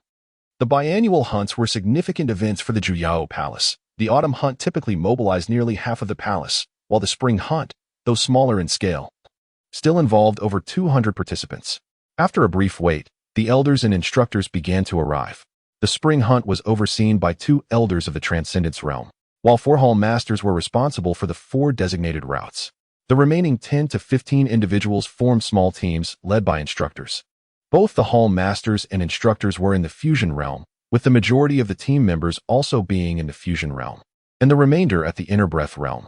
The roster had been prepared a month in advance, and the 2 elders promptly divided the over 200 participants into 4 groups, which were further subdivided into smaller teams by their respective leaders. Naturally, Lu Mingshu and Gao Xiang were placed together, as it was a mere formality given that Zhuo Jinggu was the Grand Elder. Once the allocation was complete, the instructors briefed the newcomers on the essential points for the spring hunt. Gao Xiang nudged Lu Mingshu, saying, look over there. Chapter 31. The journey. Lu Mingshu followed Gao Xiang's gaze, her expression darkening. A group of individuals approached from the inner palace. Leading the way was Fu Shangqing, dressed in the attire of the sect leader. He walked alongside a beautiful young woman who held the hand of a little girl, while a boy trailed beside them. The 4 bore striking resemblances to one another, handsome and graceful, engaged in conversation and sharing smiles as they drew nearer. Lu Mingshu let out a cold laugh. What a blissfully happy family. How shameless, Gao Xiang murmured, still resentful about the matter, particularly disliking Fu Mingtang. Do not rush, Lu Mingshu replied. Does he think he can steal the spotlight? There's still time. Indeed, we shall see. Meanwhile, Fu Shangqing's family escorted Fu Mingtang and exchanged greetings with the elder. The elder instructed his disciples to integrate Fu Mingtang into the ranks. Fu Shangqing nodded in agreement. Zhou Yinru approached, having been appointed as a leader for this spring hunt. Upon hearing Zhou Miaoru's remark, she scoffed, Sister, your words lack ambition. Mingtang is the esteemed son of the sect leader. How could he settle for anything less than first place? Exactly, and is right, Fu Mingxi added. Zhou Miaoru shot a disapproving glance at her daughter, admonishing, do not imitate your aunt. Focus on your own responsibilities. What is meant for you will come to you. Zhou Yinru detested such remarks, as if she were the one lacking patience. What have I said that is wrong? Sister, do not forget that the wild girl will also attend the spring hunt this time. If Ming Tang fails to secure first place, will it not be a source of ridicule for her? Upon hearing this, Zhou Miaoru's expression darkened. Zhou Yinru, wishing to say more, fell silent at the sight of her sister's gaze. Their sister had always disapproved of mentioning that wild girl in front of the 2 children. Although Zhou Yinru scoffed at the notion, she dared not defy her sister's wishes. No one understood better than her how fierce this usually gentle and amiable sister could be when provoked. However, it was inconceivable that she would do nothing. She was determined to do her utmost to help Ming Tang achieve first place. Her sister may say otherwise, yet deep down, does she not yearn for that outcome? Otherwise, why would she insist on her participation in this spring hunt? It is perplexing how one can be so contradictory. Lu Mingshu and Gao Xiang's instructor was Wei Peng, a man in his mid-20s with a seemingly amiable disposition and a stable character. Additionally, she spotted a familiar face, Xiao Zhengyang. At 16 years of age, in his 4th year of internal cultivation, he was at a crucial stage for honing his skills. He had always been tall, and after 4 years apart, he was nearly the height of an adult. though his physique appeared somewhat slender, still bearing the marks of youth. Upon seeing Lu Mingxu and Gao Xiang, he nodded in acknowledgement, which took Lu Mingxu a moment to remember who he was. Have you all remembered? Wei Ping inquired after outlining the essential points, addressing the newcomers. Lu Mingxu, mingling among them, chimed in, I remember. Wei Peng nodded.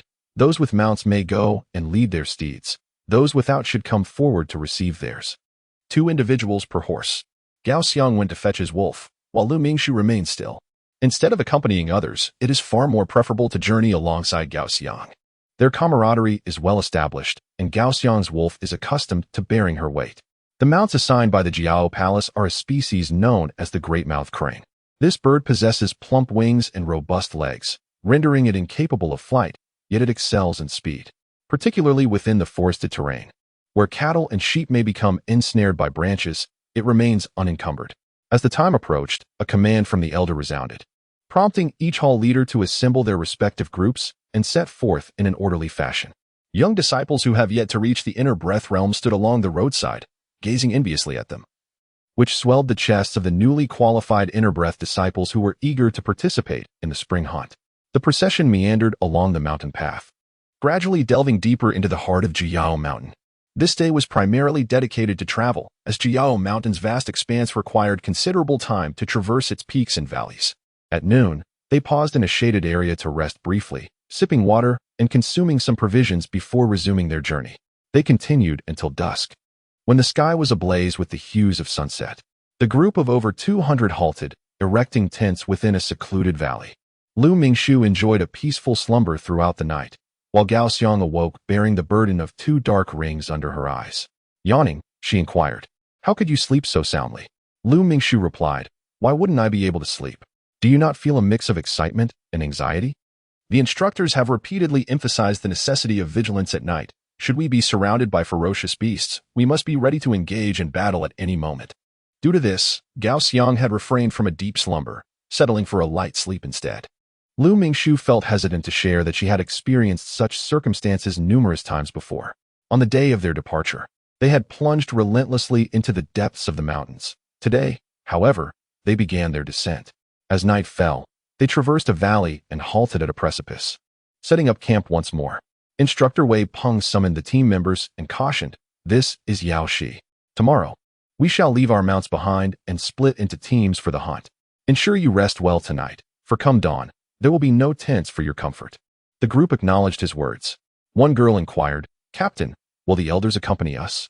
Her face fell in disappointment as she added, What shall we do if we encounter danger? Wei Peng's gaze was sharp as he replied, Do you truly believe that the spring hunt is merely a leisurely outing? Danger is an inevitability. When faced with adversaries, we must devise our own means to vanquish them, rather than place our hopes in others. The girl lowered her head, chastened by his words. Wei Peng then began to assign tasks. Their small team comprised 4 members at the inner breath stage, Lu Mingxu, Gao Xiang, Xiao Jingyang, and the aforementioned girl, Lu Xiaoyi. Xiao Jingyang had participated in several hunts before, so he required little oversight. However, for Lu Mingxu and the others, it was their first experience, necessitating additional vigilance. While some losses were permissible, excessive casualties would ultimately fall upon the captain's shoulders. I care not who your masters are or how distinguished your backgrounds may be. Once you partake in the spring hunt, you must follow orders. The team leader holds the utmost authority, followed by the captain. Should neither be present, the oldest among you shall lead. No one is permitted to act independently, understood? A chorus of agreement followed. Wei Peng nodded. Rest now. Ensure all your provisions are ready. Tomorrow, you will rely solely on your own legs. The group dispersed. That night, Lu Mingxu enjoyed a peaceful slumber, while Gao Xiang bore the weight of 2 dark circles beneath his eyes. Lu Mingxu sighed in exasperation. Must you be so exuberant? Feeling fatigued and lacking energy due to inadequate rest? Gao Xiang sighed, expressing his inability to sleep. Unintentionally, yet again, there was a double update. Chapter 032, Newcomers After Breakfast. Everyone began to pack their belongings, leaving behind all unnecessary supplies. Apart from their weapons, each person was permitted to carry no more than 10 pounds, embarking on their journey with minimal load. Upon receiving the elders' instructions, the 4 hall masters issued commands, organizing their teams accordingly. Lu Mingxu spotted Zhou Yinru and Fu Mingtang. Despite Zhou Yinru's spoiled demeanor, she was, in fact, a practitioner of the fusion realm. Lu Mingxu had previously heard Gao Xiang mention that Zhou Yinru possessed considerable talent. With a former sect leader as her father and a current sect leader as her brother-in-law, she had been constantly pampered. Some well-meaning individuals even referred to her as the foremost female disciple of the sect. This had been a source of much criticism from Gao Xiang. As although Zhou Yinru was among the first cohort of the 15th generation, she paled in comparison to figures like Lu Jizhen and Yuan Shi. Among the notable female disciples in the sect, who could not surpass her, they simply chose not to engage in pointless rivalry. Fu Mingtang remained close to Zhou Yinru. He bore a striking resemblance to Fu Shangqing, likely due to years of medicinal baths, and was taller than most children his age, exhibiting a calm demeanor throughout the journey. Their paths diverged, and they would not encounter one another again. Once the teams were properly organized, the hunting expedition commenced, splitting into smaller groups. Along the cliff's edge, numerous vines were visible. The team leaders grasped a sturdy vine and leapt off the precipice. Li Xiao gasped, clutching Lu Mingxu's sleeve. The cliff towered 100 feet high. Just a glance made her dizzy. Compared to other team leaders, Wei Peng had a relatively mild temperament and was not fierce. When it was their turn, the seasoned practitioners of the fusion realm jumped one after another from the cliff. Then there was Xiao Xingyang, who first bound a vine around himself and grasped another, slowly sliding down. The three newcomers remained behind, with Wei Peng explaining, "Do you see? Imitate his technique. Your strength is insufficient. Do not pursue speed. Safety comes first." Afterward, they were each instructed to select a sturdy vine, securing themselves properly before being allowed to descend. This task was not overly challenging. Lu Mingxu gripped the vine and gradually slid down. However, Lu Xiaoyi was acrophobic. Upon reaching the cliff's edge, her face turned pale. Trembling as she bound the vine and began her descent. A fleeting glance down sent her into tears, clinging to the vine and refusing to budge. Suspended at the cliff's edge, no matter how Wei Peng tried to soothe her, she remained immobile, leaving him both frustrated and helpless. Every year, a few newcomers displayed such fears. While those older had it easier, the younger ones made the task a considerable burden. This time, he found himself unlucky, as all three newcomers were rather young. Lu Mingxu and Gao Xiang were merely 11, while Lu Xiaoyi was just 13. Such youth achieving the inner breath realm indicated a promising background, and any mishap would place the responsibility squarely on his shoulders, regardless of their master's identity. In a sect with such intricate relationships, a teacher with shallow roots like him could not afford to offend anyone. With no other option, Wei Peng grasped a vine and slid down alongside Lu Xiaoyi, offering comfort and guidance along the way.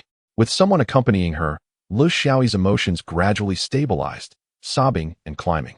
Meanwhile, Lu Mingxu and Gao Xiang successfully reached the bottom of the cliff, exchanging a glance. Gao Xiang whispered, "Why is she so prone to tears?" Lu Mingxu remarked that some individuals are simply afraid of heights. Gao Xiang, being a kind-hearted person, refrained from commenting. The team members seemed accustomed to this and did not voice any complaints. They smoothly glided to the valley floor, and one of them patted Gao Xiang on the shoulder, giving him a thumbs up, saying, "Well done, you don't seem like a novice." Gao Xiang smiled broadly in response. The individual added, "However, the real test is yet to come. Climbing a cliff is trivial. When we encounter ferocious beasts later, don't let fear get the better of you." Gao Xiang retorted confidently, "Who hasn't seen ferocious beasts? I won't be frightened." The individual teased, "Do you think the beasts in Yaoshi are akin to those in the sect? The beasts in the sect have long been tamed, mere toothless tigers. These wild ones are truly formidable." After a leisurely wait of half an hour, Wei Peng finally escorted Lu Xiaoyi down. The group reunited, and Wei Peng commanded, "Let us set off, maintain a moderate speed." Instantly, the team members ceased their nonchalant demeanor. Two moved ahead to scout the path, while two positioned themselves at the rear for vigilance. The formation appeared scattered, lacking any discernible pattern. Yet there was an underlying synchronicity as they began to sprint. The scenery around Lu Mingxu rapidly receded, leaving her internally astonished. Is this truly moderate speed? She found herself exerting considerable effort just to keep pace. Lu Mingxu steeled herself, focusing intently. The proper circulation of her mystical energy would continuously provide them with vitality. Without harnessing this energy, running would deplete her stamina significantly, and should they encounter ferocious beasts then, it would be a miracle if she did not become a meal herself. She silently recited the light body technique, effortlessly keeping up with the main group, while Wei Peng closely monitored the three newcomers. After running for a while, I turned my head to observe the two 11-year-olds. One appeared completely unfazed, while the other bore dark circles under her eyes. Yet both maintained a steady breath and ran with remarkable stability. In contrast, the 13-year-old was drenched in sweat, his eyes vacant and unfocused. Lu Mingxiu possessed the light body technique. In the realm of immortal cultivation, her mastery of spiritual energy far surpassed that of martial cultivators. Gao Xiang, having spent considerable time with her, had learned a few techniques and was able to manage adequately. However, Lu Xiaoyi was truly unfortunate. Her struggles were not due to a lack of strength, but rather the fact that their so-called moderate pace was nearly the limit for a newcomer. Additionally, her previous fear of heights had led her to expend excessive energy while descending the cliff, and upon reaching the bottom, she had not rested before setting off again. There was no alternative. They could not hinder the entire team's progress for the sake of Lu Xiaoyi. Wei Peng mused that they were fortunate this time. With only one newcomer needing assistance, if necessary, they could take turns carrying her. Nonetheless, the other two newcomers were indeed impressive, adapting remarkably well despite their tender ages. The boy belonged to the Lulin lineage, a testament to the prowess instilled by the foremost expert of Jiyao Palace. As for the girl, Wei Ping, being an instructor, had managed to gather some intelligence. Her performance was the finest he had witnessed among newcomers, though her precarious lineage cast a shadow over her future prospects. After persisting for an hour, Lu Xiaoyi could no longer keep pace. Wei Peng called upon several stronger members of the team to take turns carrying her. Thus, they continued their frantic journey until noon, at which point the group halted. They had exited the forested area, and Wei Peng led everyone to establish a camp in a small hollow in the hills. As the team members took a moment to recuperate, they attentively listened to the instructor's directives. We shall pause here for 3 days, allowing for separate hunting expeditions. However, no fewer than 3 individuals may venture together. After 3 days, we shall resume our journey. Upon hearing this, Lu Xiaoyi felt a sense of relief wash over her. She had been apprehensive about the prospect of continuing the trek, reliant on others for support, which would surely be an imposition. Her gaze inadvertently drifted towards Lu Mingxiu. Like herself, a newcomer and even younger, how could she appear so at ease? It wasn't just Lu Xiaoyi. Others also cast glances at Lu Mingxiu. After sprinting for half a day, she showed no signs of fatigue and promptly assisted in kindling a fire. Each of them had once been novices. Traversing a distance was trivial for those in the fusion realm, yet the inner breath realm was no trifling matter. It was best not to dwell on it. With daily double drops, such was the routine. Chapter 33. The Hunt. After midday, Wei Peng gathered the team to deliberate on their separate hunting endeavors. The spring hunt was a collective activity. However, as they were still on the periphery of the Yaoshi forest, where ferocious beasts were scarce and of lesser strength, splitting into smaller groups was permissible, with the spoils of the hunt belonging to each individual. For the newcomers, this was merely an appetizer before the main course. Initially guided by seasoned members to familiarize themselves and avoid mishaps during subsequent encirclements, their small contingent, including the instructor Wei Peng, comprised 11 members, 4 of whom were in the inner breath realm. Xiao Xingyang, possessing commendable strength and a steady demeanor, posed minimal concern, while the 3 other newcomers required special attention. Lu Mingxiu and Gao Xiang were reluctant to part ways, prompting Wei Peng to ponder before assigning 3 individuals to accompany them. He personally chose a close acquaintance to assist Lu Xiaoyi, as no one wished to bear the burden of a novice like her. Thus, he took it upon himself. The remaining 3 would join together. "Let us go while the sun is still shining, and seize the moment," spoke a round-faced woman in her early 20s. Her long hair tied back in a sleek ponytail. This woman, named Yi Jiao, epitomized the typical beauty of the western Sichuan region: long legs, a slender waist, and a fit physique. Within their small team, aside from her, there were 2 others at the fusion stage. One was Zhu Jingliang, a seasoned veteran with a wealth of experience, and the other was Lin Shun, who appeared to be of a similar age to Yi Jiao and seemed quite familiar with her. To be frank, their team could only be regarded as peripheral members. The true core team was composed of individuals who possessed both experience and strength. Unlike their small group, which was either elderly or youthful, Yi Jiao and Lin Shun clearly had only recently achieved the fusion stage, while Zhu Jingliang was nearing retirement. As the leader, Zhu Jingliang guided them into the mountainous forest. They proceeded at a leisurely pace, remaining vigilant and observant of their surroundings. When Lu Mingxiu's footsteps grew slightly heavy, Yi Jiao raised a finger, signaling for silence. As they continued onward, Zhu Jingliang suddenly halted, furrowing his brow as he scrutinized a cluster of tree roots. "There's a group of silver-armored mice," he murmured. Yi Jiao exchanged glances with Lin Xian, and each of them captured a small one. Yi Jiao quietly instructed Lu Mingxiu. Stay close behind me, remain silent, and do not take the lead, just lend your support. Once assured of Lu Mingxiu's compliance, she released her grip. Zhu Jingliang made two hand gestures, to which Yi Jiao and Lin Chen nodded in acknowledgement. Each took their respective charges, one leading Lu Mingxiu and the other guiding Gao Xiang, as they diverged in different directions. As Yi Jiao walked, she remained observant. Circling around a large tree, she plucked some grass from beside the tree, fashioned it into a ring, and tossed it into a hollow. Continuing on their path, they occasionally paused to toss grass rings into the tree hollows. Lu Mingxiu was quite curious to inquire about their method of observation. Yet Yi Jiao urged her to remain silent, compelling her to stifle her questions. After traversing a considerable distance, they finally arrived at a small hillside where Zhu Jingliang awaited them, positioned beside a massive stone that concealed half an opening beneath it. After a brief interval, the call of a bird echoed, prompting the pair into action. One moved the boulder while the other ignited the previously prepared grass ring and tossed it into the hollow. Zhu Jingliang finally spoke. You two stay here. I shall assist Lin Chen. Yi Jiao nodded, reassuring him, you may proceed without concern. Once the silence was lifted, Lu Mingxiu seized the moment to inquire, Senior sister, what were we just doing? Yi Jiao explained, the silver-armored mice enjoy burrowing underground, creating countless exits. We blocked the entrances to capture them effectively. But how can we ensure that none have escaped? Lu Mingxiu questioned. Excellent query. Yi Jiao responded with a snap of her fingers. Thus, you must hope for favorable fortune, lest we miss any. Lu Mingxiu blinked, her skepticism evident. Relying on luck? Observing the disbelief etched across her face, Yi Jiao chuckled heartily before revealing, of course not. The silver-armored mice typically create a total of 9 burrows, of which 2 serve as primary entrances. Old Zhu and Lin Shun are blocking 1 each. Our task is to locate the remaining 7. And the grass. Lu Mingxiu began to understand. This particular grass is detested by the silver-armored mice. By casting it, we ensure they will not exit through those burrows. As Yi Jiao spoke, she tossed another flaming grass ring into the hollow.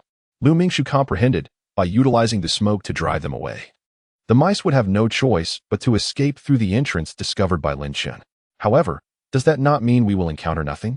Lu Mingxiu felt disheartened, wondering if they were merely to stand idly by. Isn't idleness a good thing? Yi Jiao teased her, suggesting that they need not exert themselves too much, as there would still be ample prey. Yet, such a passive approach would fail to fulfill the purpose of their training. Yi Jiao chuckled. You are quite earnest. No wonder you have achieved the inner breath realm at such a young age. She then reassured her, do not worry, we shall not return empty-handed. The silver-armored rat's burrow is well constructed, and often other ferocious beasts reside within. Just as she finished speaking, a rustling sound emanated from the cave entrance, followed by the swift passage of a shadow. Yi Jiao unsheathed her sword with a swift motion and leaped forward to strike. A fierce beast plummeted from the air. Yi Jiao glanced at it and scoffed, what terrible luck. It's merely at the body refinement stage. Lu Mingxiu hurried over. It was a wild boar, just transformed into a magical beast, having spent an entire winter with little fat on its body. Yi Jiao, feeling indifferent, left the task of dragging the boar aside to Lu Mingxiu. Sister, she continued from earlier, there are 9 exits, right? Other fierce beasts are unafraid of this grass. Won't they escape through the other exits? Fool, Yi Jiao playfully flicked her forehead. How large are the other exits? They cannot escape. If any could, they would be small beasts. Even if we encountered them, we would have to spare their lives. Oh, indeed, if we were to slay the small beasts, what prey would remain for the following year? Just then, there was a commotion at the cave entrance, and Yi Jiao immediately grew wary. Suddenly, a shadow darted out. With a swift sweep of her sword, Yi Jiao blocked the approaching beast. Wow, I've caught a big one. Lu Mingxiu heard her voice tinged with both tension and exhilaration. The dark shadow was intercepted, and both individuals fell to the ground. Lu Mingxiu focused her gaze, discovering a peculiar and formidable beast. It resembled neither a horse nor an ox, clad in a tough armor, with horns protruding from its head. Yi Jiao fixed her eyes on the creature, commanding Lu Mingxiu, stay back. This is a white-hoofed rhinoceros of the fusion realm. Take care of yourself. In the face of such an extraordinary beast and the urgency of the situation, Yi Jiao could not attend to her companion. The white-hoofed rhinoceros scraped its hind hooves and let out a roar, charging towards Yi Jiao. Lu Mingxiu obediently refrained from advancing. Yet she was unwilling to remain a mere spectator. After some contemplation, she resolved to set traps around the perimeter. The rudimentary traps would inflict minimal harm on the beast. And as the spring hunt of Jiuyao Palace primarily focused on honing skills, utilizing traps seemed somewhat opportunistic. Nevertheless, with Yi Jiao alone, the arrival of another beast could spell danger. Thus, Lu Mingshu's actions were a testament to her adaptability. Unexpectedly, just as she completed the traps, a flurry of dark shadows burst forth from the cave entrance. Damn it, why am I so unfortunate? Yi Jiao cursed, recognizing the swarm of blood scorpions.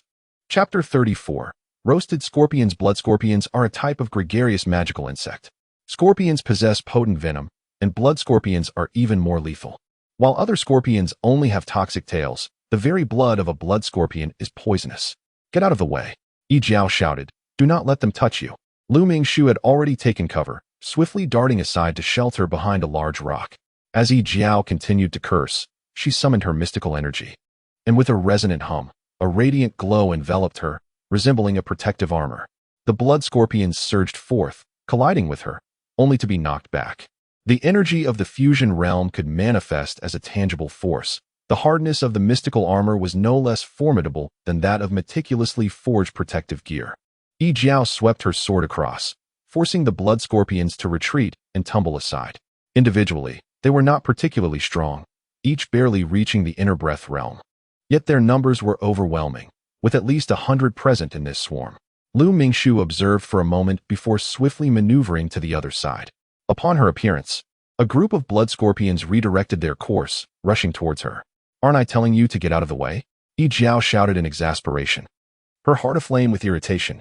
This girl had been obedient until now, but at this critical juncture, she acted on her own accord. Did she think she could handle the blood scorpions, believing them to merely be of the inner breath realm? With their small size and overwhelming numbers, once they made contact, escape would be impossible. Lu Mingshu began to run in circles. Her method of fleeing practically announced to all the blood scorpions that there was a delectable morsel ripe for the taking. As she sprinted, the swarm of blood scorpions trailing behind her grew ever larger. Yi Jiao felt a surge of anxiety. However, she found herself entangled with a white-hoofed rhinoceros. Unable to free her hands, was she destined to face failure on her very first attempt to guide a newcomer? Little did she realize that Lu Mingshu was not merely running. She was also scattering something as she ran. After 5 or 6 laps, nearly all the blood scorpions had been lured in. Lu Mingshu came to a halt. The blood scorpions swiftly approached her, a crimson tide flowing like blood. You're not running, and you've stopped? Yi Jiao exclaimed in disbelief, questioning whether this girl was eager for her own demise. Lu Mingshu paid no heed, silently counting in her mind. 3, 2, 1, done. She pulled out an object and tossed it to the ground. Boom. The thunderous noise startled Yi Jiao. A fiery dragon surged forth from the spot where she had cast it, swiftly spreading outwards and encircling the blood scorpions. The blood scorpions scattered in all directions. Before they could escape, Lu Mingshu rolled backward, activating the trap she had previously set. Hiss, hiss, hiss. A flurry of fine needles shot towards the blazing pile. The blood scorpions, flowing like a tide of crimson, were first engulfed by flames before being punctured by the needles, leaving them no chance of escape. They writhed and struggled, sizzling in the heat until they ultimately transformed into charred black scorpions. The few that managed to evade this fate were swiftly dispatched by Lu Mingshu, who, with effortless delight, skewered each one into the fire. From the moment Lu Mingshu ignited the flames to the complete annihilation of the blood scorpions, no more than 3 seconds elapsed, drastically altering the situation. Her mind was a whirl of confusion. What had just transpired? That had been a significant swarm of blood scorpions. At least 100. Even she, confronted with such a multitude, could not have eradicated them all in one fell swoop. The blood scorpions, now roasted to a delectable crisp, tempted Lu Mingshu to take a bite, were it not for their venomous nature. Once the flames subsided, she retrieved a cloth bag and tossed the charred scorpions inside. After collecting her spoils, Lu Mingshu continued to lie in wait at the cave entrance for any stragglers, capturing a few more prey ranging from the body refinement stage to the inner breath stage. As the smoke thickened within the cave, the likelihood of further gains diminished. Even the ferocious beasts would struggle against such dense fumes. Yi Jiao, having slain a white-horned rhinoceros at the fusion stage, still catching her breath, seized Lu Mingshu and demanded, "Hey, what exactly did you do? How did those scorpions ignite so easily?" Lu Mingshu blinked and lifted a small flask in her hand, replying, "I poured some wine on them. Yi Jiao was momentarily taken aback. This wine serves as a remedy against the cold. In the depths of the mountains, the night air is quite frigid, and each of them carries a flask. And then it ignites. Yi Jiao realized she had posed a foolish question. She was aware that wine is flammable when it encounters fire. After all, blood scorpions doused in wine ignite instantly, which is accurate. However, with so many blood scorpions she had gathered together, all caught in the trap set in ambush, it was not an easy matter to comprehend. Particularly, she remained unervingly calm. The thought of numerous blood scorpions lunging at her sent shivers down her spine. Yet she stood there waiting, ready to cast the spark. She couldn't shake the feeling that the newcomers she brought along were of an enigmatic and bizarre variety. Having her worldview refreshed, Yi Jiao took a moment to rest in silence, binding a few of the prey and hoisting them onto her shoulder. Let us proceed to assist. Lu Mingshu helped carry a few smaller ones, trailing behind her. After walking a short distance, they encountered 3 individuals under siege. The silver-armored mice were not large. An adult was roughly the size of a kitten. Yet, they lived in colonies, often numbering in the hundreds or even thousands. The battle on this side was nearing its conclusion. They had surrounded the area with nets, and the 3 were relentlessly herding the silver-armored mice towards the nets. Upon noticing their arrival, Lin Chen glanced over and remarked, "Ah, quite a good haul. A fused realm ferocious beast, indeed impressive." Yi Jiao, still in a daze, silently assisted in the herding. Lu Mingshu and Gao Xiang crouched together, aiding in the gathering of the nets. Before long, the battle concluded. They released the juvenile mice and the pregnant females, binding the remaining silver-armored mice in nets. Let us depart. Today's harvest is sufficient. Having captured such a considerable number, it can be deemed a promising start. The 5 individuals discovered a small stream and commenced the process of cleaning and dissecting their catch. Even after releasing a portion of the silver-armored mice, they still had around 100 left, not to mention the white-hoofed rhinoceros, which presented a substantial workload. Lu Mingshu retrieved the bag containing the charred remains of a blood scorpion and inquired, "What shall we do with this?" "What is it?" Lin Chen leaned in to take a look, his mouth agape in astonishment. "What?" His reaction piqued Zhu Jingliang's curiosity, prompting him to lean in as well, only to be equally dumbfounded. "A blood scorpion?" Zhu Jingliang asked in disbelief.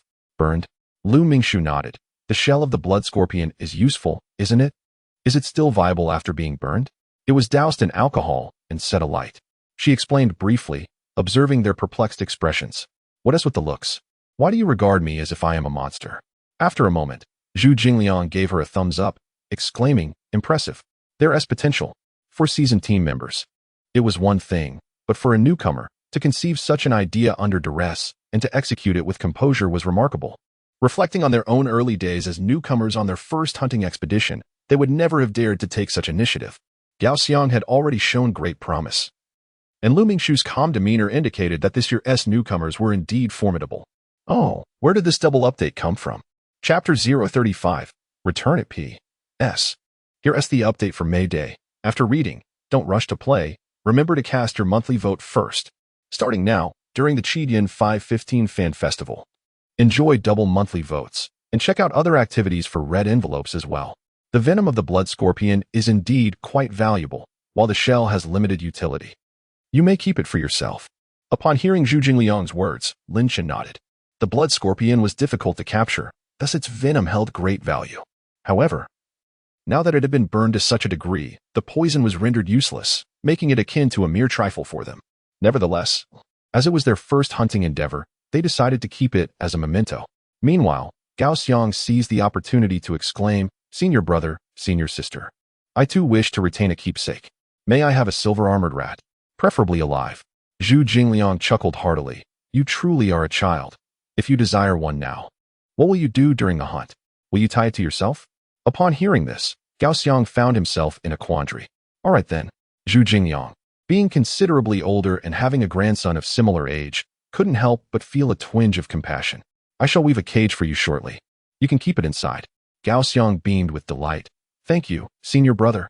In the customs of Jiao Yao Palace, only the direct disciples were ranked, while ordinary disciples were regarded as the youngest generation. Hence, even though Zhu Jingliang was old enough to be Gao Xiang's grandfather, it was perfectly appropriate for him to be addressed as senior brother. Zhu Jingliang promptly gathered some vines nearby and skillfully fashioned a cage. He then inquired if Lu Mingshu would like one as well. Yes, let us raise it together." Gao Xiang exclaimed enthusiastically. Thus, they procured 2 young rats to place inside the cage. The 5 of them worked together. Zhu Jingliang and Lin Chen skinned and dismembered the catch. Yi Jiao performed the finer cuts, while Lu Mingshu and Gao Xiang cleaned and packaged the portions. What is the matter? Yi Jiao asked softly. The group turned to see Lu Xiaoyi sitting there, her shoulder bound in thick bandages, being tended to by another female team member. Wei Peng's expression was grim. This spring hunt had truly been unfortunate. Recognizing Lu Xiaoyi's timid nature, he had personally taken her under his wing, yet he had not anticipated that an incident would occur, and a serious one at that. Wei Peng was plagued by a headache. Bringing her along proved to be not only unhelpful, but also a distraction requiring constant attention. Conversely, leaving her behind would prompt yet another outburst. The two exchanged glances, sharing the same sentiment. Thankfully, the newcomer we brought along was not like this. It is not uncommon to encounter several newcomers like Lu Xiaoyi each year. While they may boast bravely within the sect, the sight of a ferocious beast leaves them utterly paralyzed with fear. Cowardice is not a crime, yet it poses a significant inconvenience for others. Upon hearing this decision, the others discreetly exhaled in relief. Once the topic shifted, the enthusiasm for discussing their gains had waned. Wei Ping took note of everyone's acquisitions, storing the spoils in the mustard seed pouch distributed for the spring hunt. Lu Mingshu looked on enviously. In truth, such items are only useful in the present. Gao Xiang remarked that once they reached the realm of transcendence, they would be able to utilize the concept of sleeve universe, allowing them to simply place their belongings there. Sleeve universe? What is that? Gao Xiang looked at her in astonishment. You don't know? Lu Mingshu shook her head. Her situation was quite unique. Often holed up in the celestial pavilion, surrounded by a plethora of books, and with the insights from Tianluan, her knowledge was undeniably vast. However, on the flip side, Lu Ji had never systematically taught her due to unresolved emotional ties, leaving her with a significant lack of common knowledge. The sleeve universe allows one to create a personal space, although it cannot hold as much as a mustard seed pouch. Lu Mingshu eagerly inquired, is it possible to learn it in advance? Of course not. Without the strength of the realm of transcendence, one cannot break open a space. She felt greatly disappointed. Nevertheless, Gao Xiang's words sparked a thought in Lu Mingshu. She could inquire within Tianluan if other realms possess similar spells. With the acquisition of storage space, future excursions to other realms will be considerably more convenient. As night descended, everyone sought out sheltered spots to rest, and the night passed in silence. Observing the atmosphere, Zhu Jingyang decided against hunting, opting instead to accompany Gao Xiang and Lu Mingshu on a search for commonly used spiritual herbs. To their surprise, their efforts bore fruit by nightfall. The significance of these herbs to martial practitioners is beyond dispute. Without them to mend hidden injuries, their cultivation would stagnate. The value of these herbs surpassed that of their quarry from the previous day. Lu Mingshu found herself disinclined to hunt, realizing that in the celestial wheel, low-tier magical beast carcasses were far less sought after than spiritual herbs. As she voiced her thoughts, Zhu Jingyang chastised her sharply. What is the purpose of the spring hunt? Do you believe it is solely for the sake of the game? While the prey is indeed important, the process of hunting is even more so. As martial artists, what benefit is there in practicing behind closed doors? Consider that girl from yesterday. Does her strength compare unfavorably to yours? What renders her seemingly inept? It is merely a lack of practice. Do not look down upon her. Timidity is not an insurmountable flaw. With practice, many have overcome such obstacles. If you persist in seeking the easy way out, you will inevitably be surpassed by others. Lu Mingshu felt thoroughly reprimanded. Zhu Jingliang softened his tone. It is not that I take pleasure in admonishing you. Rather, I see your potential and lament its waste. Since arriving at Juyao Palace, Lu Mingshu had never faced such criticism. Although Zhu Jingliang's words were blunt, they were imbued with genuine concern. She, recognizing her misstep, promptly acknowledged, I see my error now. Thank you, Brother Zhu, for your guidance. Delighted by her receptiveness, Zhu Jingliang continued, over the years, I have mentored many newcomers, yet you too possess the finest talents. Strive diligently, and do not squander your innate talents. The two lowered their heads in agreement. What punishment? Zhu Jingliang remarked that being unable to participate in the spring hunt was already a form of chastisement for her.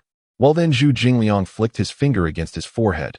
This is how newcomers endure. It is not a grave matter. Within the temporary camp, the atmosphere relaxed considerably. Wei Peng had hunted a nearly fusion-level spiked boar today. After washing and dissecting it, he brewed a fragrant soup that wafted through the camp. Yi Jiao served each of Lu Mingshu and Gao Xiang a small bowl, saying, "Do not complain of its quantity. This is all you are permitted to consume." After finishing, the two obediently sat down to meditate and absorb the profound energy. 3 days later, the team set off for the next campsite. Chapter 036. Observing from a crouch as they embarked once more, their pace slowed significantly, and the atmosphere within the team grew increasingly tense. Lu Mingshu and Gao Xiang, both on their inaugural hunt, had the primary task of learning. No one expected them to be of great utility. The example of Lu Xiaoyi loomed before them. Their goal was simply not to hinder the team. A whistle echoed from ahead, and Wei Peng raised his hand, signaling the entire team to halt. The rhythmic calls of birds ensued, and the members discerned their meaning, feeling a mix of excitement and nervousness. This was a message relayed from the outpost. Too large. Fusion-level ferocious beasts had been detected ahead. Though the white-hoofed rhinoceros that Yi Jiao had previously captured was also of the fusion level, it could only be considered a small catch. "Let us go," commanded Wei Peng, and the team accelerated forward. The roars of beasts became increasingly distinct. The battle up ahead had already commenced. Wei Peng gestured, and the team dispersed, forming a fan-shaped encirclement. Lu Mingshu, Gao Xiang, and Xiao Jingyang were positioned at the rear. Before them stood 2 saber-toothed flying elephants. A team member exclaimed with excitement. The Longfang flying elephant, a colossal magical beast, possesses tusks as hard as black iron and as lightweight as foam. Whether fashioned into weapons or crafted into armor, these tusks are exceptionally suitable. A pristine tusk from a fusion realm elephant is exceedingly rare in the market, fetching an astronomical price. If we manage to capture these 2 flying elephants, this expedition would not be in vain, even if no further gains are made. After 3 preliminary days, the team had begun to harmonize, operating seamlessly without Wei Peng's guidance. Each member stationed in their designated position, 1 male and 1 female. Zhu Jingliang furrowed his brow, inquiring whether there were any herds nearby. The scout replied, "None. These 2 appear to be solitary. A fortuitous opportunity. Elephants are gregarious creatures, making them challenging to hunt, which contributes to the high value of their ivory." "Very well." Wei Peng commanded, "Form a line of 3, with 1 on standby. Move." The 6 surged forward. "Come over," Xiao Jingyang beckoned, leading 2 novices to take cover behind a tree. Gao Xiang could not contain his curiosity, asking, "Brother Xiao, are we merely going to hide like this? Wouldn't that make us mere scavengers?" The hunting teams of Jiuyao Palace traditionally share spoils in accordance with effort exerted, yet they also consider newcomers, allocating a portion to help them gain experience. "Who says that?" Xiao Jingyang replied leisurely, producing a slingshot and aiming at one of the elephants. Launching a steel pellet with a swift motion, Gao Xiang watched in astonishment. "Brother, you hunt with that?" His worldview was being reshaped. Xiao Jingyang, despite being a junior in the team, often displayed a composure surpassing that of many adults. Gao Xiang never anticipated he would carry a slingshot. "Is that not acceptable?" Gao Xiang pondered momentarily, then replied, "It is." Lu Mingshu observed her surroundings for a moment and inquired, "Senior Xiao, since we have some idle time, shall we dig a trap?" Xiao Jingyang cast her a perplexed glance, given the immense size of the tusked flying elephants. "Do you truly believe we can excavate a functional trap in such a short span? Whether it's useful or not remains to be seen. Let us give it a try. After all, we have nothing but time." Xiao Jingyang waved his hand dismissively. "Then you may proceed. It is far enough away." Yi Jiao exerted her utmost effort, her sword shimmering like scattered starlight. "What kind of trap shall we dig?" Gao Xiang was eager to join in, yet he treated the notion of digging a trap with indifference. Lu Mingshu pondered for a moment. "It's too late to dig a pit. A simple snare would be ineffectual. How about we set up a minor formation?" "A formation? Is it truly effective?" Gao Xiang expressed his skepticism. He was aware of formations, but often regarded them as overly clever. "Since we have nothing to do." The formidable combat prowess of the tusked flying elephants rendered Wei Peng too apprehensive to allow those in the inner breath realm to intervene. And even Xiao Jingyang had been dismissed. Lu Mingshu understood that their trap would likely yield little success. However, with nothing else to occupy their time, engaging in some endeavor was preferable to idleness, even if it resulted in mere futility. Very well then. In this tier of combat, Gao Xiang dared not defy the instructor's orders. Finding something to occupy themselves was indeed better than merely watching. Lu Mingshu resolved to configure a misty trace formation. Over the years, she had gleaned numerous insights within the celestial wheel, and the misty trace formation was noted in an old tome. This formation bore limited utility and lacked significant offensive power, typically deemed ineffective in confrontation. Yet, at this moment, It seemed the most viable option. These two-tusked flying elephants possessed formidable strength, rendering other traps practically useless. Their exteriors are remarkably hard, impervious to iron. If one were to dig a pit, given their substantial size, it would take both her and Gao Xiang several days and nights to excavate a sufficiently large hole. Given this, it would be more prudent to set up a maze formation. Should an unexpected incident arise, it could serve to ensnare them. This maze formation is quite simple to establish. Otherwise, it would not have been sold as mere trinkets. Under Lu Mingshu's guidance, Gao Xiang swiftly constructed a rudimentary maze. Is this truly effective? Gao Xiang expressed skepticism, as moving the stones around seemed rather unremarkable. Lu Mingshu replied, I do not know. I'm merely experimenting. Why are these stones arranged in such a manner? Having spent years with Lu Mingshu, Gao Xiang was well aware of her eccentricities. She often procured peculiar items from unknown sources. Upon inquiry, she mentioned that she learned it from the tomes in the Celestial Tower. Gao Xiang had once been curious to visit the Celestial Tower to see if its collection was as bizarre as she claimed. However, being someone disinclined towards reading, he soon abandoned the endeavor after only a few days. Reading was simply not suited for him. He preferred to ponder a myriad of questions. For Lu Mingshu seemed to know the answers to them all. The book referred to this as the Bagua Formation. Bagua? Gao Xiang scratched his head, realizing that Bagua could indeed be utilized in formations. This world possesses its own Bagua, yet it is a concept that eludes the understanding of most. The origins of this maze formation stem from a certain low-level martial world. According to Lu Mingshu, Bagua in that realm is typically employed by individuals of considerable talent. It is said that this formation once ensnared 81 masters, thereby catapulting the creator of the formation to fame. Certainly, in that world, the power is relatively feeble. Even the vital energy cannot take form. Only the most exceptional masters can manipulate energy with finesse, far inferior to other realms. Therefore, the renowned Bagua maze, once entangled within the celestial wheel, becomes akin to a mere roadside stall. Be careful. Suddenly, a voice echoed, You too, step aside. The pair turned, gasping in shock. The male elephant, grievously wounded, had triggered a frenzy in the female, whose trunk lashed out towards Wei Peng in a wild rage. In its madness, it charged chaotically, heading straight for them. This is merely a tale. In reality, capturing elephants is far from appropriate. Chapter 037. What have you done? The tusked giant, weighing over 1,000 pounds, when roused to fury, could obliterate even the mightiest of beasts like lions and tigers. Gao Xiang's heart sank as he beheld the rampaging female elephant, resembling a small mountain hurtling towards him, threatening to crush him in an instant. The visual onslaught was no jest. His throat went dry, and after a brief pause, he managed to utter a single word, Run. The tension in his voice was palpable. Just as he began to move, someone tugged at his sleeve. It was Lu Mingshu, urging him, this way.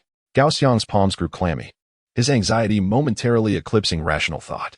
Instinctively, he followed her. However, after a few strides, he realized something was amiss.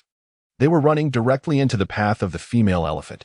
How could they possibly match its frenzied pace? No, no, Gao Xiang exclaimed. They should have veered sideways instead. Running straight ahead was tantamount to courting death.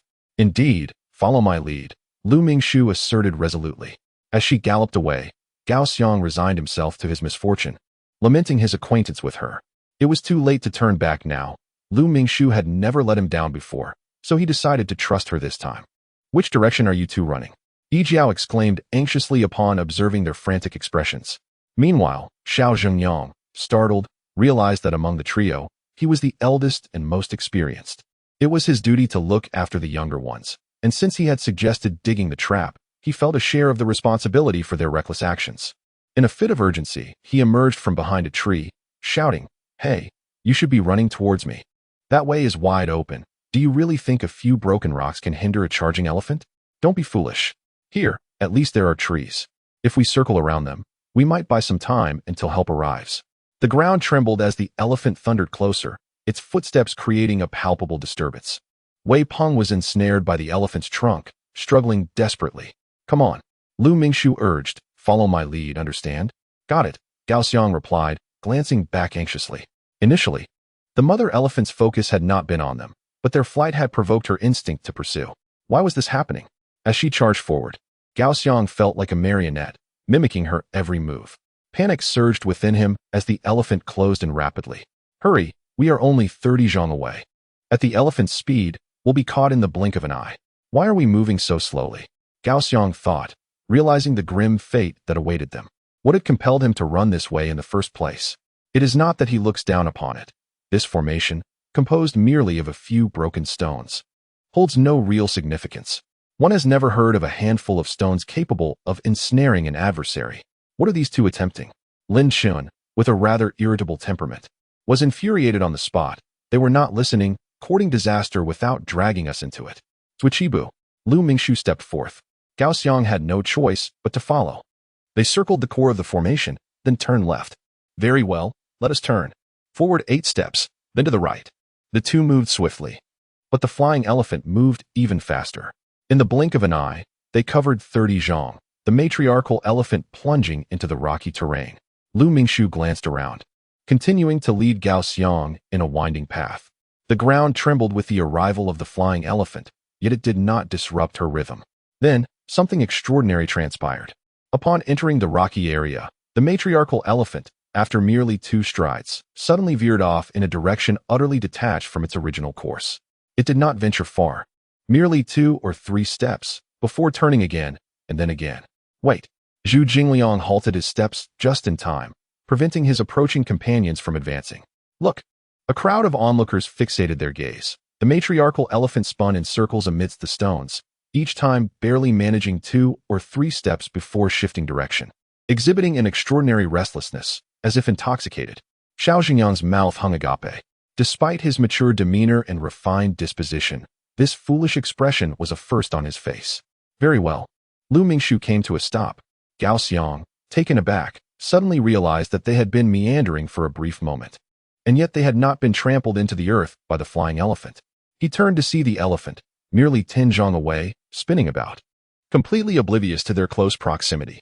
Only a mere 10 zhang separated them, a distance that the flying elephant could cover in just 2 strides. Xiao Jingyang stood there, dazed, mechanically following commands as he tossed the slingshot to her. Lu Mingshu caught the slingshot, tested its weight, then picked up a shard of stone from the ground, aiming for the elephant's eye. With only 10 zhang between them, the elephant's eyes were enormous and now appeared dazed. Should she miss, it could charge and crush her. With a swift motion, the stone arced through the air, striking the eye with precision. Regardless of the creature's formidable nature, its eyes remained vulnerable. Upon impact, the stone inflicted a gruesome injury, and the elephant let out a deafening roar, loosening its grip on Wei Peng. Seizing the moment, Wei Peng sprang into action. In the brief moment of suspension, he unleashed a flurry of punches, his fists creating a dazzling display as the condensed force struck the elephant's head. The already wounded matriarch was dealt a critical blow, causing her immense body to sway before finally collapsing. A thunderous crash raised a cloud of dust. Aside from the mournful cries of the elephant, the scene fell into an eerie silence. They could hardly believe that mere moments ago they were locked in a fierce struggle. And now, in the blink of an eye, it was all over. What had transpired? It's all right now, Lu Mingshu reassured as she patted Gao Xiang's shoulder, emerging from the maze and returning the slingshot to Xiao Jingyang. What happened? Lu Mingshu felt a twinge of guilt under their scrutiny.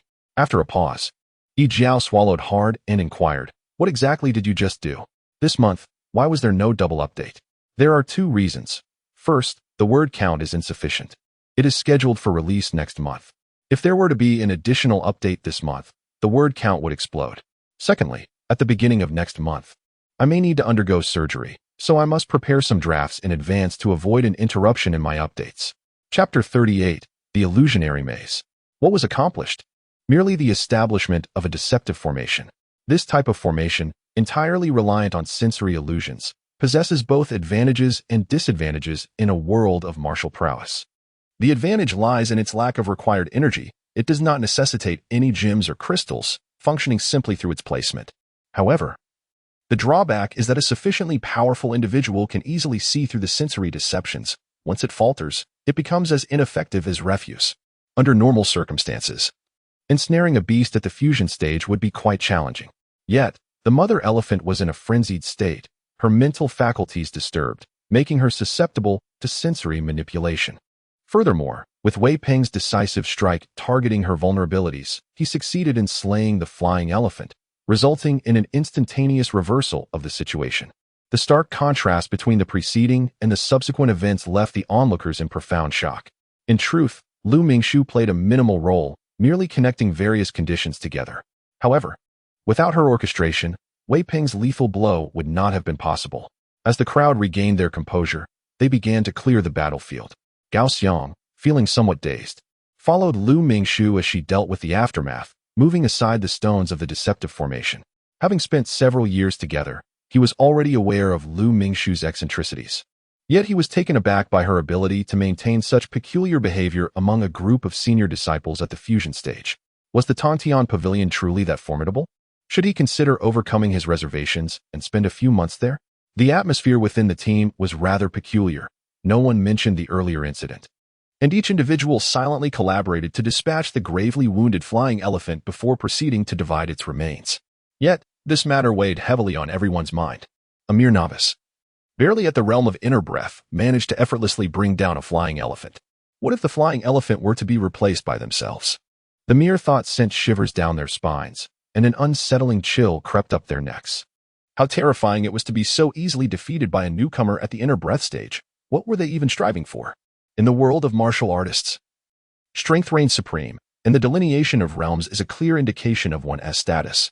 If an inner breath practitioner could so easily vanquish one at the fusion stage, what purpose would there be in pursuing higher realms? The disintegration of their worldview instilled a profound sense of insecurity, leaving them all speechless.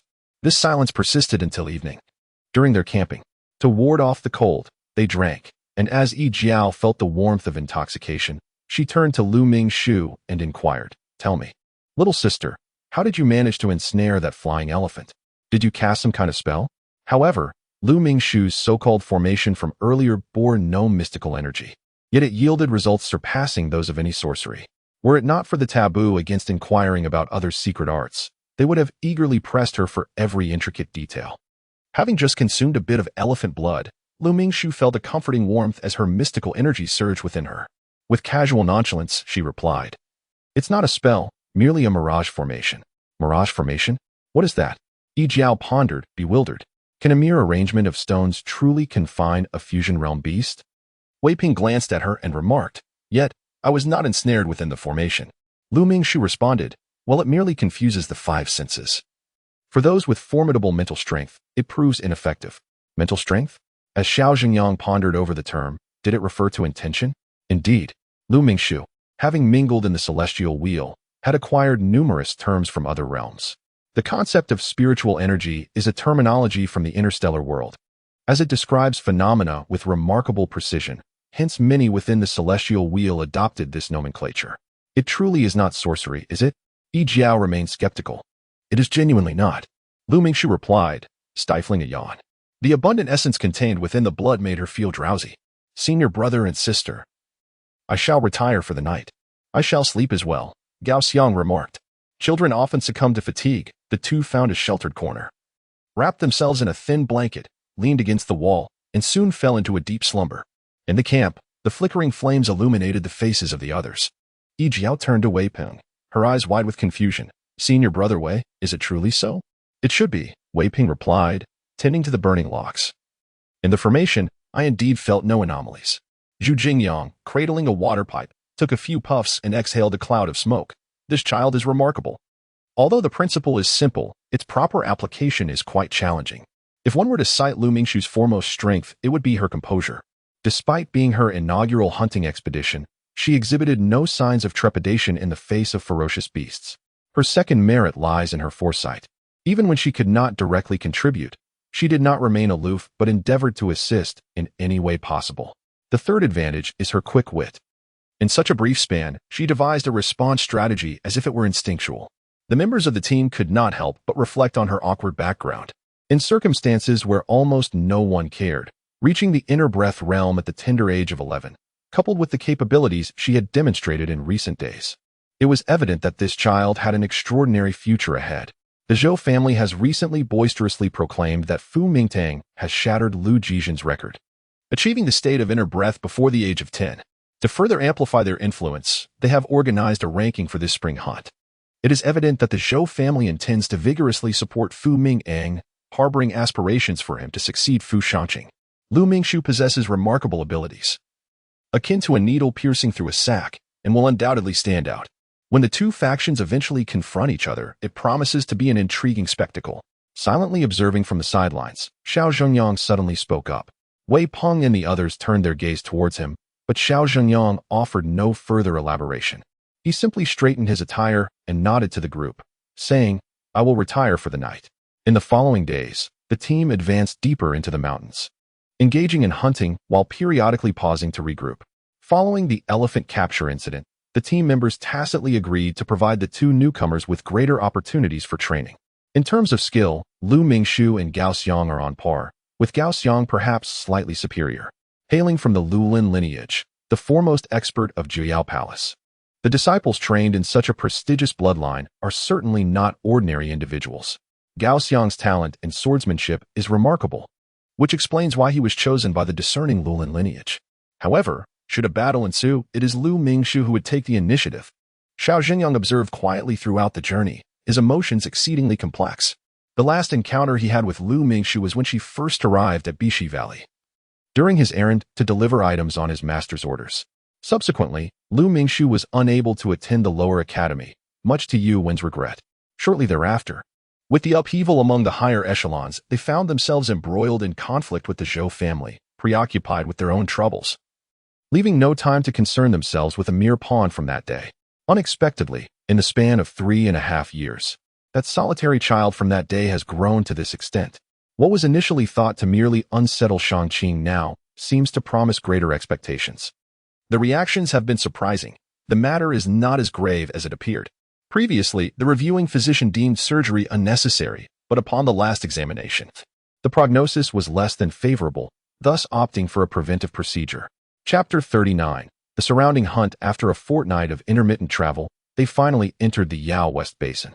The hunting in Yao West commenced with small teams clearing the surrounding area of ferocious beasts, with the spoils being allocated among the teams without interference from the sect. Upon reaching the Yao West Basin, they were to heed the directives of the sect's chief coordinator for a grand hunt. The bounty from this hunt would belong to the sect, yet those who excelled would be rewarded. Even in the absence of rewards, many were eager to showcase their prowess, recognizing this as an excellent opportunity for fame. Before they could exit the dense forest, the distinctive call of a signaling bird from Jiao Palace echoed ahead. Wei Peng paused, lifted his wooden whistle, and produced a sound. Soon, the rustle of footsteps filled the woods, and two men clad in hunting attire appeared before them. "Which team are you from?" Wei Peng approached, providing their team number, and both parties verified their identification tokens. It turned out they were disciples of Wei. One of the men returned the token to Wei Peng, stating that their hall master had already arrived. Wei Peng inquired about the current situation. Exiting the thicket, they found themselves before a relatively flat expanse of mountainous terrain, with undulating hills stretching endlessly before them. Surrounding the mountains and fields, tents have been erected, and numerous individuals clad in hunting attire come and go. It appears that the supply convoy, which departed shortly after them, has successfully delivered all the necessary provisions. Wei Peng left a small team behind and proceeded towards a large tent adorned with an eagle flag. Gao Xiang, attending his first spring hunt, was filled with curiosity, glancing around while tugging at Zhu Jingliang's sleeve, asking, "Brother Zhu, will we have a tent to stay in later? It's quite inconvenient to sleep outdoors these past few days." "Indeed," Zhu Jingliang replied with a smile. "Once everyone arrives, we shall commence the hunt. In the past few days, we have traversed the area, startling the fierce beasts in the forest, who will inevitably retreat this way, making for an ideal encirclement." Gao Xiang suddenly understood. "No wonder we intentionally startled the beasts these past few days to drive them towards us. I thought it was because we were too few in number to handle them."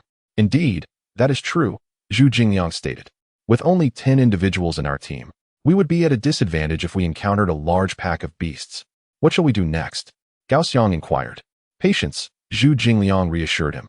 "An elder will soon arrive to oversee the proceedings. It is the elder and the leader's responsibility to arrange the hunt. We simply need to follow their commands." As the tents were secured, Yi Jiao pulled Lu Mingxu along, exclaiming, "Come, let us go wash." Lu Mingxu paused, perplexed. "Sister, where are we going to wash?" With a playful smile, Yi Jiao replied, "Follow me, and you shall find out." Although they had managed to wash in the streams of the wilderness over the past fortnight, they had been quick and careless in their cleansing due to the need for vigilance. Yi Jiao's words only intensified Lu Mingxu's anticipation, stirring an itch within her. Following Yi Jiao out of the tent, They meandered for about half an hour until the sounds of flowing water and laughter from women reached their ears. As they rounded a massive rock, a crystal-clear stream came into view, its waters teeming with young female disciples clad in light attire, dazzling to behold. Yi Zhao, with a decisive spirit, swiftly shed her hunting garb, donning only a bandeau and shorts before wading into the stream. "Come on, with such a petite frame. How could you still feel shy?" Yi Zhao exclaimed, effortlessly unfastening the buttons of her companion's attire. "Sister, senior sister," Lu Mingshu stammered, flustered. Yi Zhao laughed heartily, teasing as she tugged at the hunting outfit. "Look at you, finally resembling a child, yet you act like an old woman at such a young age. Aren't you bored?" She added, "I'm not afraid of being seen, so why should you be?" As Yi Zhao pulled her into the water, the icy stream sent shivers through Lu Mingshu. "So cold, yet so refreshing," she remarked. "Sister." Lu Mingshu tugged at Yi Zhao's sleeve. Yi Zhao glanced at her nonchalantly. They must have come with the supply team. "Don't worry about it." Li Shaoi caught sight of them, shot a fierce glare, and turned away. Lu Mingshu, bewildered by the glare, inquired, "Why did she stare at us like that?" "Huh." Yi Zhao patted her head. "Be careful. Without a strong backing, drawing too much attention is not wise." Since arriving at the camp, mornings were filled with steaming congee and noodle soup, while afternoons and evenings offered various grilled meats and rich broths. Lu Mingshu deeply felt that this spring hunt was akin to a delightful excursion. They arrived rather early, and it was not until 3 days later that the dispersed teams gradually gathered. On the fourth morning, the sound of a horn echoed, summoning everyone clad in hunting attire, armed with bows and swords, to line up outside the tents. The elder had already arrived, seated upon a hastily constructed platform, with 4 hall masters standing beside him. Lu Mingshu spotted Zhou Yinru, who, in her hunting garb, exuded a striking elegance, a stark contrast to their first encounter. Lu Mingshu restrained himself, choosing not to gaze in her direction. After the elder conducted an inspection and offered words of encouragement, he assigned tasks. The hall masters, designated as leaders of the 4 groups, received their orders and proceeded to make arrangements. The main force comprised robust teams, tasked solely with patrolling the periphery. Wei Peng accepted the command and set off with his team. Lin Shen grumbled, expressing his discontent. "I knew it. Nothing good ever comes our way. Patrolling the outskirts yields nothing." Yi Zhao shot him a glance. "If you had the capability to join the main force, you would surely be hunting the big game. But do you possess such skills?" Lin Shen retorted defiantly. "Do you not wish to land a substantial catch?" "Of course I do. However, lacking the ability makes grumbling futile. It is better to perform well. Perhaps the hall master will take notice, and next time, you may join the main force." Lin Shen sighed in frustration. "That is as good as saying nothing at all. And what would you propose?" Yi Zhao scoffed. "With the instructors present, do not act recklessly." Realizing his thoughts had been laid bare, Lin Shen awkwardly replied, "I didn't say anything." "Huh." Yi Zhao bestowed upon him 2 disdainful glances. Wei Peng cast a look at them, his voice low and firm. "If you seek to distinguish yourselves, I do not oppose it. However, abandoning your posts is unacceptable. As long as it does not disrupt the overall situation, opportunities will naturally present themselves." Chapter 040. The Tiger Hunt. The excitement of hunting in the inner circle is exhilarating. Yet patrolling the periphery is a rather tedious endeavor. Within, countless beasts gallop wildly, fiercely driving away the ferocious creatures, while on the outskirts, only a few stragglers can be chased, leaving most of the time spent in the monotony of counting ants. The team is dispersed, with Yi Zhao and Lu Mingshu accompanying each other. After a fruitless patrol, Yi Zhao retrieved a paper bag from her bosom, exclaiming, "Look!" Surprisingly, it contained sunflower seeds. The 2 squatted down and snacked on the seeds for a while. Lu Mingshu inquired, "Senior sister, are we just going to stand guard like this? What can we do?" "We were assigned this task," Yi Zhao replied, listlessly spitting out the seed shells. Lu Mingshu hung her head, disheartened. This spring hunt was not merely a way to pass the time for her. With Lu Jizhen unable to cultivate and all offerings from Bishao Valley cancelled, the resources available to her were exceedingly limited. For her, this was both a test of skill and an opportunity to acquire resources. The petty squabbles within the Heavenly Wheel are best kept in the shadows. Yi Zhao glanced at her and remarked, "You should be well aware that, given your status, it's rather unusual for anyone not to suppress you, isn't it? Even if they cannot overtly oppress you, such small schemes require little effort and leave no trace, making them quite convenient." Lu Mingshu paused. "Is this intentional?" Uncertain, Yi Zhao continued munching on the seeds. "Patrolling the periphery is a necessity. and it is not unusual for teams like ours to be assigned such duties. Thus, even if others inquire, our actions remain above board. However, there are still Gao Xiang and senior brother Xiao to consider. Lu Mingxu turned her head and glanced into the distance, where the shadowy figure of Xiao Zhengyang was intermittently visible among the mountain woods, accompanying Wei Peng on a patrol. Yi Jiao let out a derisive laugh. It seems you are truly oblivious to the current situation. Elder Yuan's faction has been severely suppressed in recent years and is now treading cautiously. As for senior brother Gao, do you believe that Elder Zhuo's arrangements hold no significance? Lu Mingxu, lacking information but not intelligence, grasped the implication as soon as Yi Jiao hinted at it. Elder Zhuo's intention in assigning Gao Xiang to accompany her was to safeguard her, or perhaps to protect senior brother Xiao. As long as Zhuo Jiangui remained, no one dared to offend the Lu Lin lineage. Although Zhuo Jiangui refrained from meddling in sect disputes, his esteemed status compelled respect from all factions. By including Gao Xiang in this small team, he was signaling that while major conflicts were not his concern, he would ensure the safety of the minor matters. Lu Mingxu bowed her head in silence. Yi Zhao's words rang true.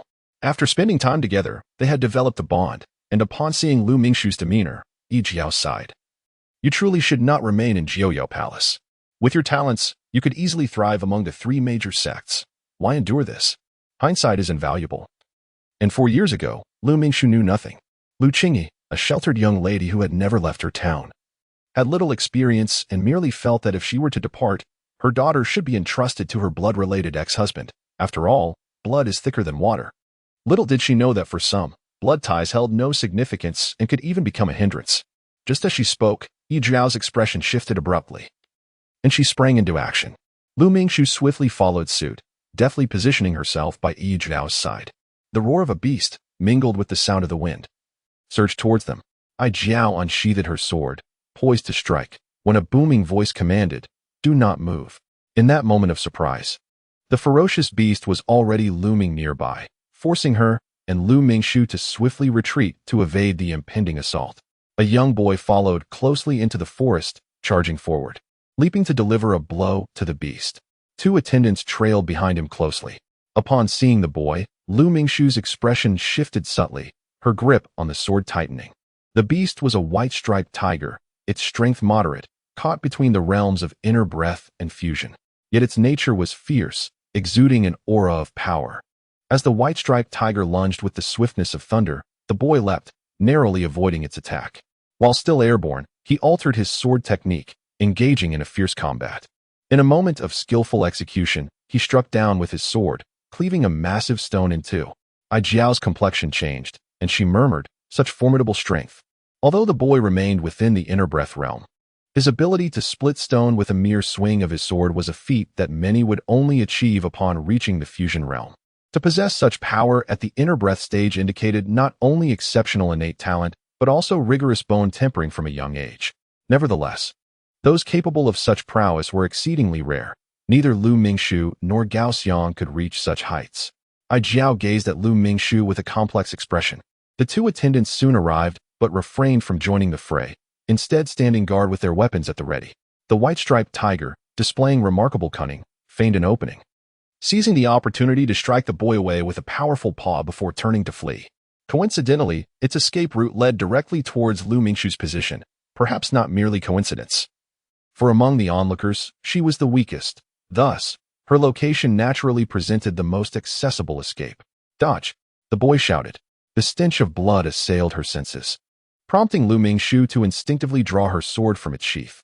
She refrained from striking, instead opting to crouch low and roll beneath the belly of the tiger. As she emerged from beneath the beast, the young man sighed in relief, preparing to advance with his sword once more.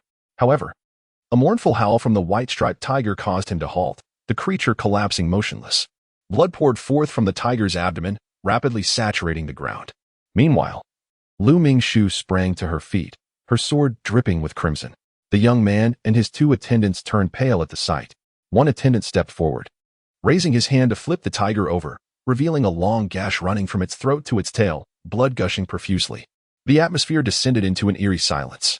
Yi Jiao, supporting her chin, nearly popped her eyes out in astonishment.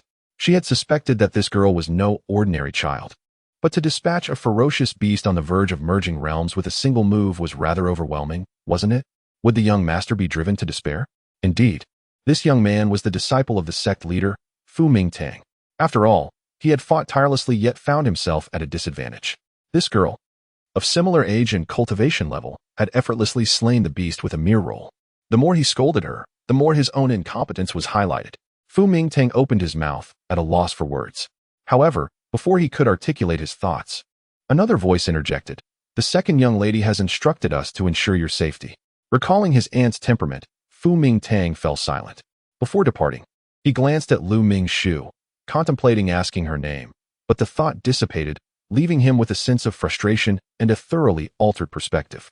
In the late-night theater, my father awoke to find the kitchen window ajar, with 2 black handprints left on the windowsill, leading him to suspect a burglary.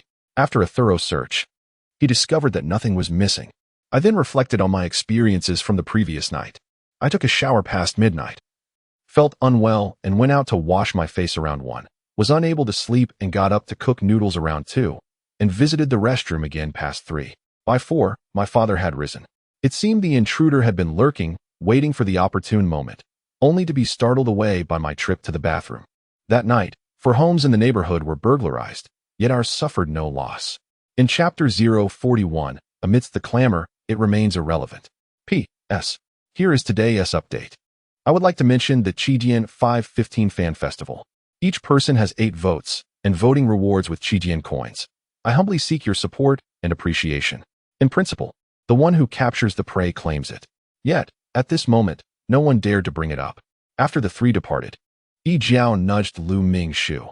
Are you not afraid of their potential retaliation for your blatant disregard? Lu Mingshu replied. Do you think showing them respect would deter their vengeance? Yi Jiao paused, contemplating Miss Zhou's disposition, murmured, that does seem reasonable. Some individuals have never grasped the concept of restraint. They crush the pride of the strong and trample the weak without hesitation. Had Miss Zhou possessed even a modicum of compassion, she would not have indulged her maidservant, which ultimately led to the demise of old Master Lu. Before her, no matter how humble Lu Mingshu remained, she would inevitably find a justification to retaliate against anything she deemed displeasing. That, indeed, was the most compelling rationale. Moreover, bowing down to her is truly repugnant. That move you just executed was quite impressive, Yi Jiao remarked. After a moment's contemplation, she discerned how Lu Mingshu had managed to dispatch that white-striped tiger in a single strike. She had already formulated her plan upon drawing her sword, intending to exploit the tiger's own momentum to cleave it in 2. However, the white-striped tiger possessed formidable strength and was highly vigilant. The angle at which she drew her sword was exceedingly difficult to calculate. If it were too high, the tiger would evade the attack, and if too low, the force would be insufficient, perhaps only inflicting superficial wounds. Yet, the more adept Lu Mingshu appeared, the greater Yi Jiao's sense of regret for her. Such a promising talent, if she were within the 3 major sects, would undoubtedly have access to abundant resources. Unlike her current situation, participating in the spring hunt, only to be assigned trivial tasks. As they conversed, Wei Peng approached with Xiao Xingyang. What transpired? They had been patrolling at a distance and arrived late upon hearing the commotion. Just a minor issue. Yi Jiao briefly recounted the situation.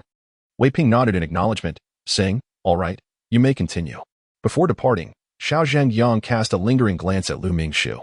Meanwhile, a deafening cheer erupted from the camp, igniting Yi Jiao's impatience, but her duties constrained her from moving. She lamented, only twice a year, why must I remain outside? Unfortunately, her cries garnered no attention. Eagerly, Yi Jiao gathered news and dashed into the tent, exclaiming, I heard they discovered a beast den today. A beast den refers to a lair inhabited by ferocious creatures. Typically, a place designated as a beast den harbors at least a dozen kinds of beasts coexisting. Discovering such a den equates to uncovering a treasure trove, hence the jubilant atmosphere within the camp. The ferocious beasts of the divine realm are exceedingly rare, which is why the masters of this realm within the sect seldom partake in the hunts, usually sending only a couple to oversee the proceedings. It seems we have stumbled upon a grand beast den this time. I have heard whispers of the presence of the snow-winged cloud steed within. How wonderful it would be to capture one. Yi Jiao's eyes sparkled with excitement. The snow-winged cloud steed? Indeed. Yi Jiao, aware of her own lack of knowledge, often displayed moments of delightful naivety, eagerly explaining, do you know the fundamental technique of our Jiao Palace? The cloud treading sword technique? Correct. For now, it is the cloud treading sword technique, but in the future it shall evolve into the divine maiden-esque cloud-treading sword art, the snow-winged cloud steed. Resplendent in pure white like a celestial steed, also known as the cloud treader, is perfectly suited for us. Riding upon the snow-winged cloud steed while wielding the divine maiden-esque cloud-treading sword art would be exceptionally ethereal, wouldn't it? Yun Zhao exclaimed. Let me tell you. The snow-winged cloud steed is not only aesthetically pleasing, but it is also immensely powerful, exuding an aura of celestial grace, distinct from those ferocious and foul beasts. Beasts do have their hierarchies. The majority of the magical creatures in the Yaoshi Mountain Forest are the very ferocious and foul beasts Yun Zhao mentioned, while creatures like the snow-winged cloud steed are typically regarded as precious beasts. Lu Mingxu remained unmoved, and Yun Zhao felt as though she were speaking to a brick wall. The Yaoshi Mountain Forest is teeming with ferocious beasts, yet precious beasts are scarce, particularly those suitable for mounts. Counting them, the snow-winged cloud steed stands as the most visually appealing.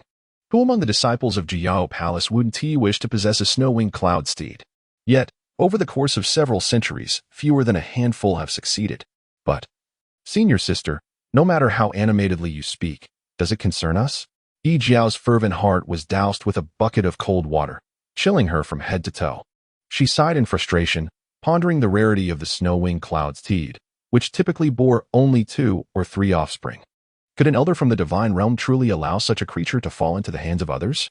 Even if there were younglings, they would surely be reserved for their own descendants, leaving her with no stake in the matter. At that moment, within a large tent of the camp, Zhou Enru furrowed her brow and glared at her attendant. What did you say? Under her intense gaze, the attendant repeated her earlier statement. Zhou Enru's face darkened, and the ever-observant Rui Xiang, standing nearby, recognized her mistress's displeasure. She poured a cup of tea and gently offered it, saying, Miss, it is merely a trifling matter. Why must you? With a sudden motion, Zhou Enru overturned the teacup. The scalding tea splashed, burning Rui Xiang's hand, yet she remained silent.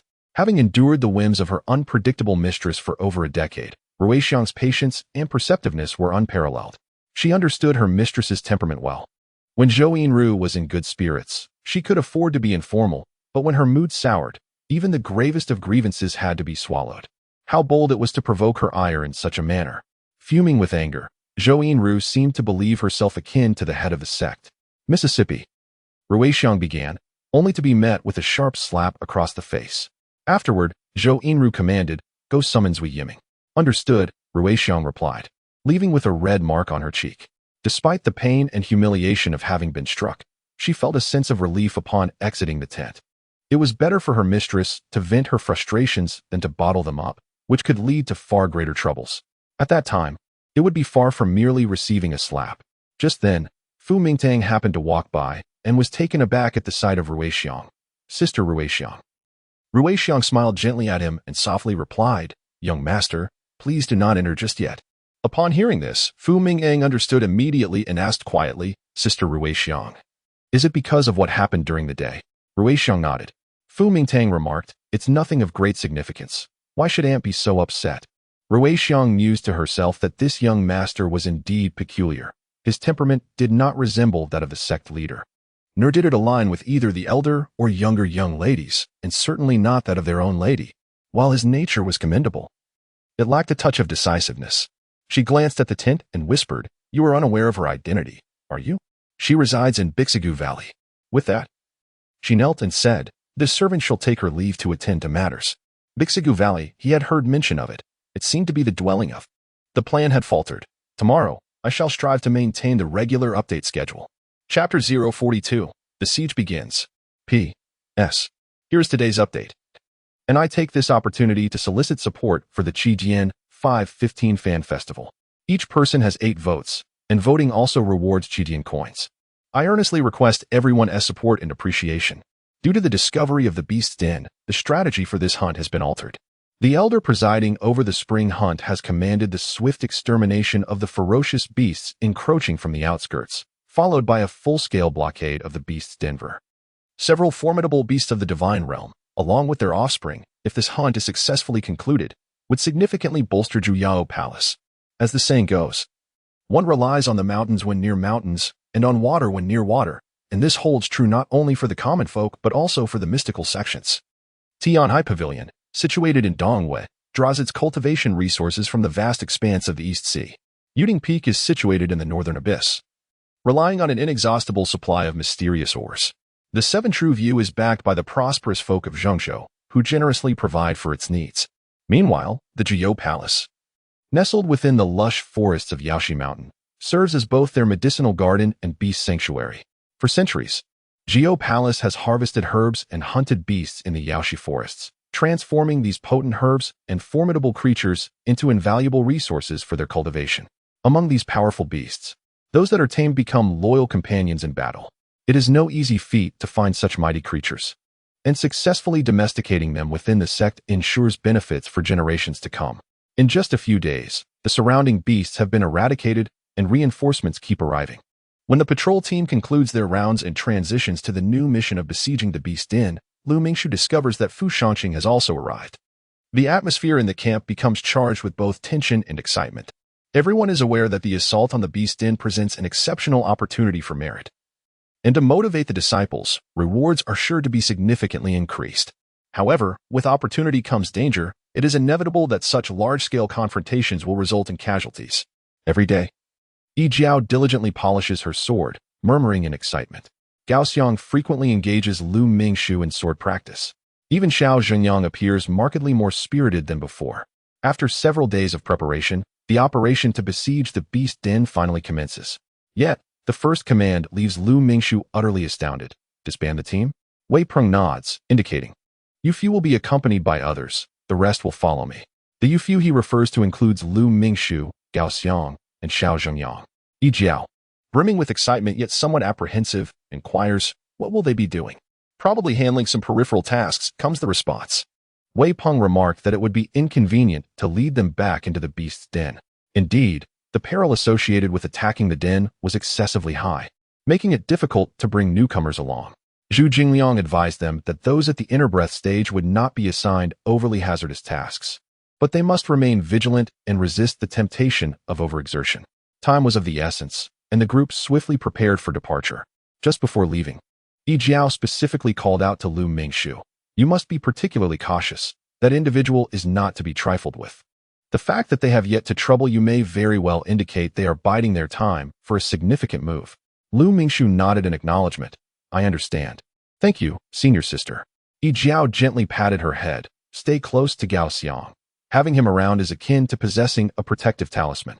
Only after Lu Mingxu repeatedly assured her did Yi Jiao leave, albeit with lingering concern. Before long, the three of them were summoned to assemble. The number of remaining disciples at the inner breath stage was rather scant, totaling only around 30. Lu Mingxu spotted Fu Mingtang and Lu Xiaoyi among them. Gao Xiang nudged her, casting a glance at Lu Xiaoyi, and whispered, "Wasn't it said that her injuries were severe? How come she has come along?" Lu Mingxu found this curious as well. After pondering, she replied, "Perhaps the task is not perilous?" Given that Lu Xiaoyi had supporters, if the situation were genuinely dangerous, they would not allow her to participate, especially considering her injuries. It seemed quite plausible that she was merely there to claim a share of the rewards. Gao Xiang, upon arriving at the same conclusion, felt somewhat disheartened. If that is the case, it suggests we may not have any significant assignments. That may not necessarily be true. Lu Mingxu thought of Yi Jiao's warning. With Miss Zhou's personality, it would be unusual not to assign her some manner of perilous endeavor. Just as they were conversing, a young man approached and took his place at the front of the line. Observing his age and capabilities, he appeared to be on par with Wei Peng. His expression gravely serious, suggesting he was an instructor. Indeed, he cast a sweeping glance over the assembled disciples before speaking. "I am your instructor for this expedition.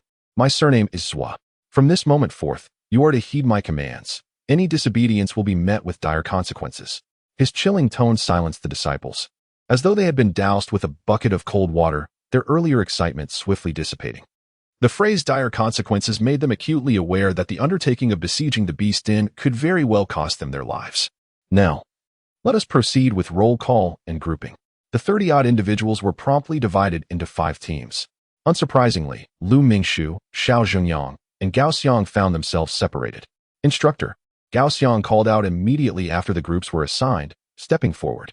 Instructors were frowned, evidently displeased. "What is it?" he inquired. Gao Xiang, pulling Lu Mingxu closer, replied, respectfully, "We wish to be grouped together." Instructor's gaze grew even more severe. What? Are you dissatisfied with your assignment? No, Gao Xiang exclaimed loudly. We have excellent synergy, and I believe the instructor is unaware of this. He met instructors with stern eyes without a hint of fear. After a moment, instructors were relented. Very well, since you insist, I shall make the adjustment. Lu Mingshu nudged him gently and whispered, Thank you. Had it been her requesting the change, there would have been an 80% chance that instructors would have denied it. As for Gao Xiang, he enjoyed the favor of the esteemed Jian Gui, and no matter how domineering Miss Zhou might be, she could not afford to slight a figure of such stature. What is there to think? Gao Xiang chuckled. I feel more confident when I'm with you. Enough chatter. Let us embark. Upon the command of Instructor Zhua, over 30 disciples of the Inner Breath realm set forth. Their route diverged significantly from that of the main force, as they traversed a considerable detour. The beast cave they sought was located on the opposite side of the basin. The terrain there was intricate, with a river coursing through. Their destination lay downstream of the river, where the waters surged vigorously, flowing incessantly. As they reached the lower banks, the water's current gradually softened, revealing a vast expanse of riverbank adorned with round pebbles, reflecting the verdant mountains and azure waters, creating a scene reminiscent of an ethereal paradise. Most of the disciples in the Inner Breath realm were youthful, not exceeding 20 years of age. Upon witnessing this enchanting sight, they erupted in cheers, momentarily forgetting their mission. Eager to frolic in the waters, it was only when instructors issued a stern command that order was restored. He began to allocate tasks.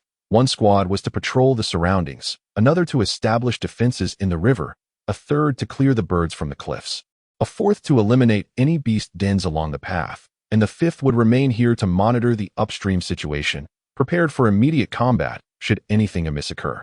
The disciples responded in unison and dispersed to fulfill their assignments. Among the 5 squads, the most significant responsibilities fell to the third and fourth, which also bore the highest risks. Lu Mingshu and Gao Xiang were assigned to the 4th squad, while Xiao Xingyang was placed in the 3rd.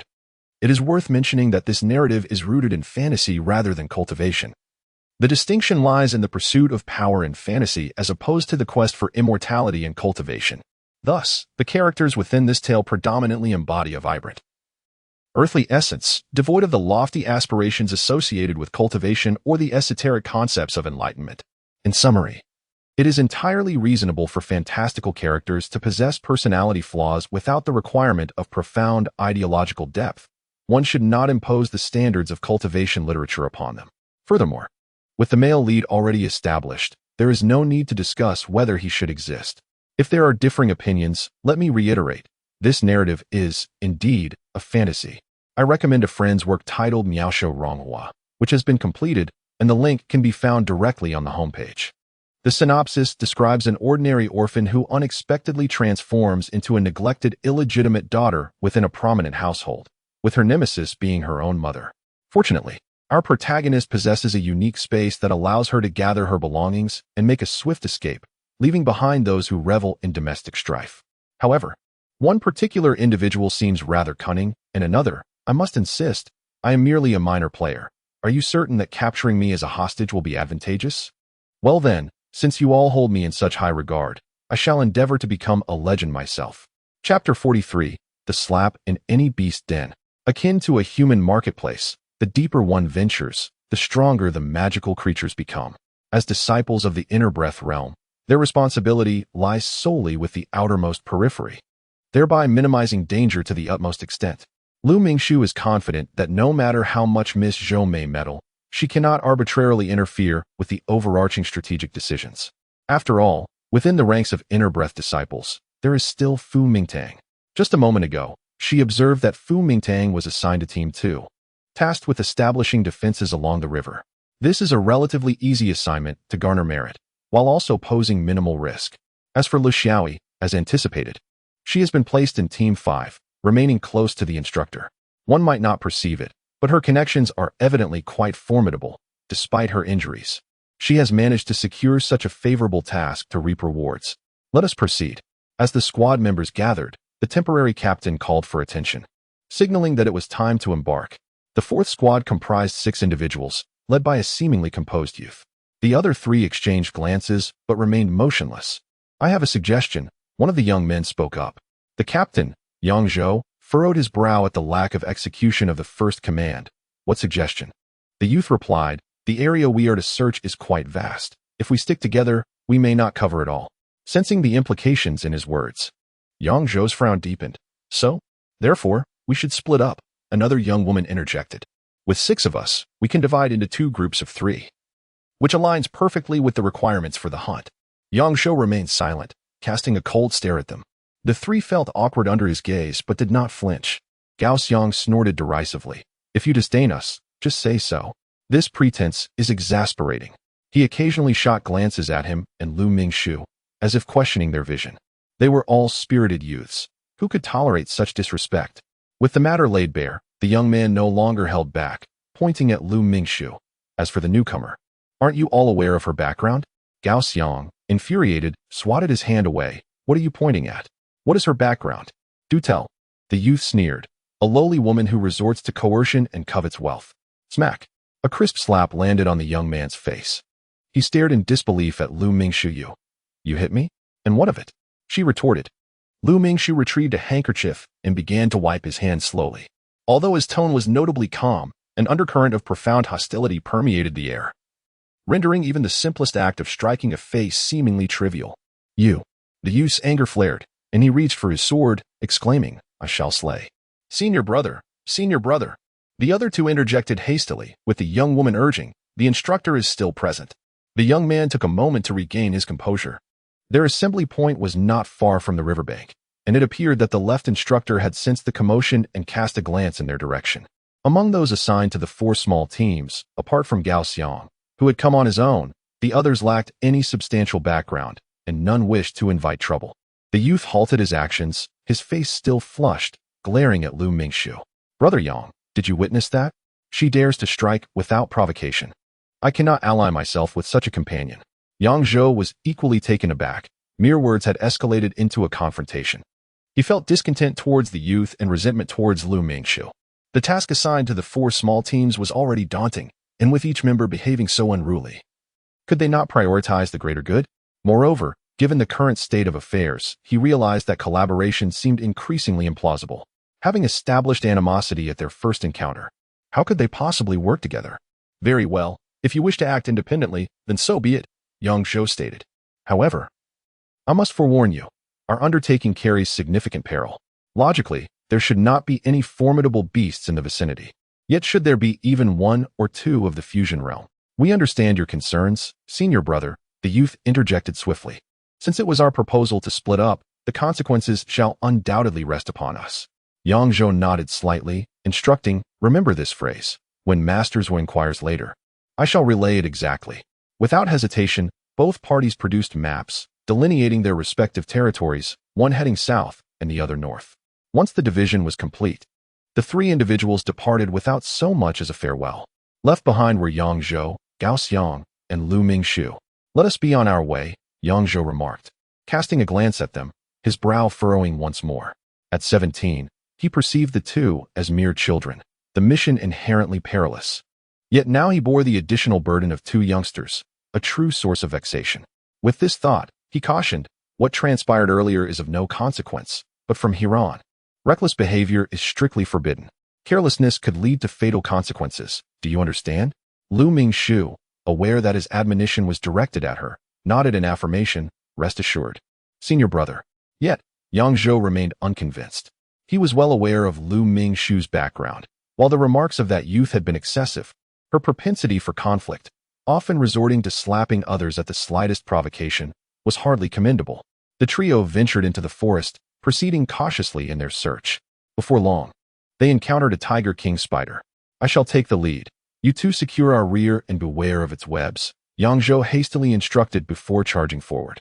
The tiger king spider, sizable and resembling a mountain fowl, was adorned in a vibrant green hue, laced with venom, and possessed remarkable agility, capable of launching webs to fend off adversaries. As Yun Zhao advanced, a glimmer of green flashed in the spider's multifaceted eyes, and it lunged forward with astonishing speed. In the blink of an eye, man and spider brushed past one another. Yun Zhao swung his sword, but as anticipated, it met nothing but air.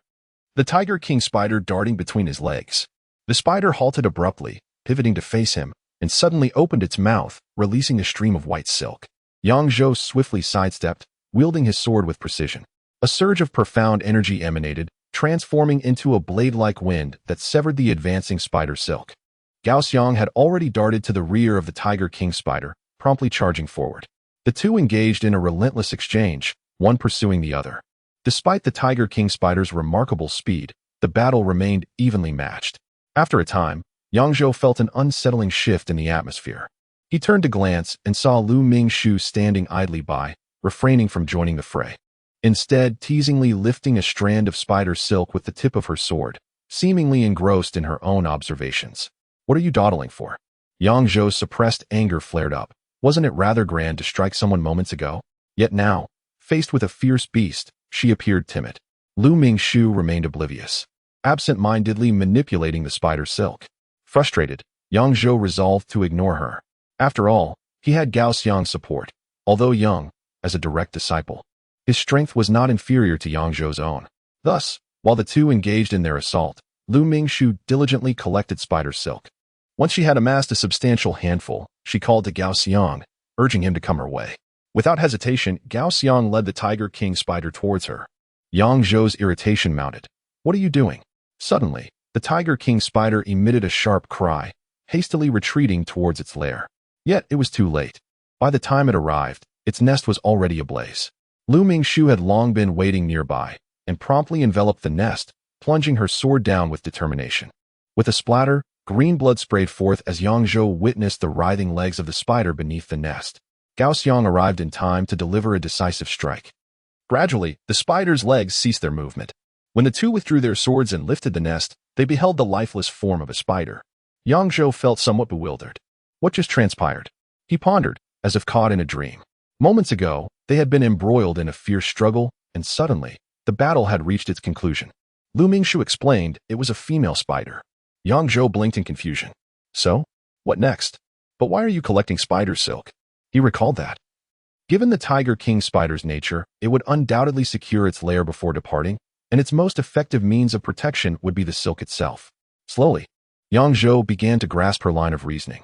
You are collecting the silk to discover its weaknesses? Lu Mingxu nodded. I observed that this silk is incredibly difficult to sever, so I thought to try burning it. And if it cannot be burned? Lu Mingxu shrugged. If it cannot be burned, then we will simply cut it. There are no shortcuts. Despite its small size, true strength ultimately relies on power. The delicate approach may be useful, but one must not forget that the sharpest tool remains the sword in hand. Yang Zhou was momentarily taken aback by her words, struck by an odd sensation, as if he were conversing with a mentor. Yet, the person before him was merely a junior, newly initiated into the inner breath realm and participating in the spring hunt for the first time. After tidying the scene, collecting the useful parts of the Tiger King spider, and burying the remains, the trio pressed onward. It was then that Yang Zhou realized, almost unconsciously, that the command of the team had shifted. Among the three, he was undoubtedly the most seasoned and experienced, yet Lu Mingxu consistently discovered the simplest methods of combat.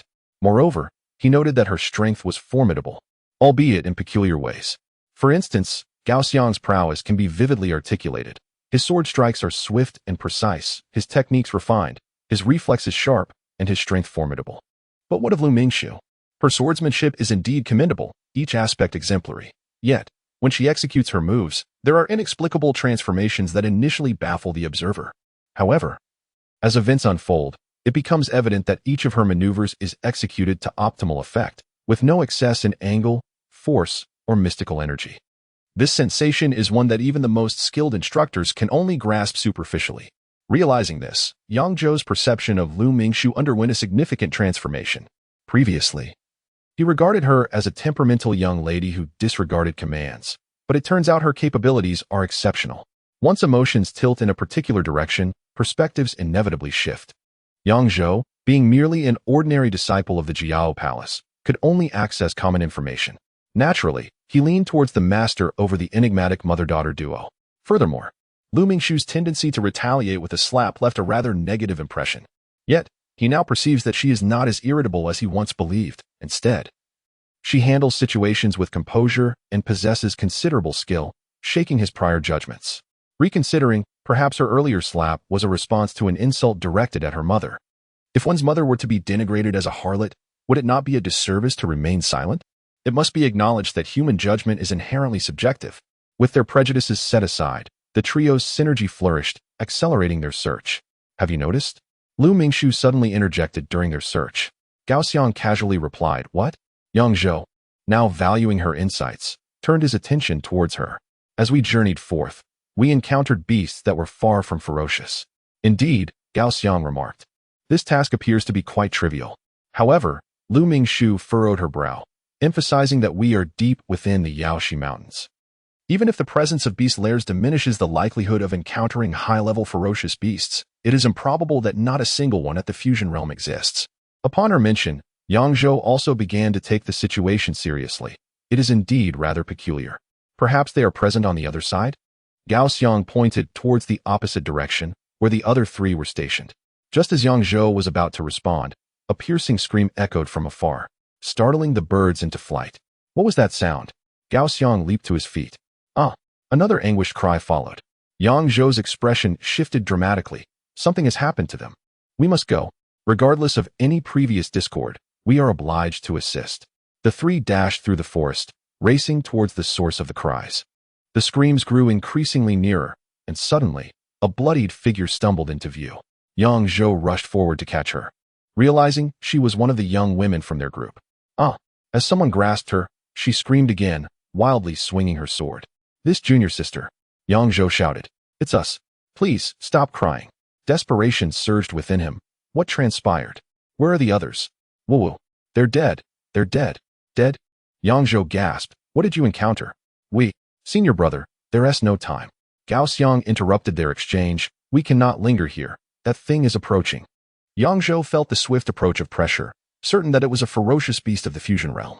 The creature had managed to kill 2 individuals in one breath and severely injure another, indicating its extraordinary nature. He swiftly hoisted the young girl onto his back and made a decisive retreat. Let us go. The 4 of them huddled together, the wounded girl still reeking of blood. As the beast quickly pursued them, the footsteps of their pursuers grew increasingly near. Suddenly, the leaves ahead rustled, and a dark figure leaped forth. Gao Xiang shouted loudly. Flicking his wrist, a stream of sword chi shot forth like a line. His reaction was remarkably swift. Upon colliding with the shadow, the dark figure was repelled, though Gao Xiang nearly flew back, only to be caught in time by Lu Mingxu.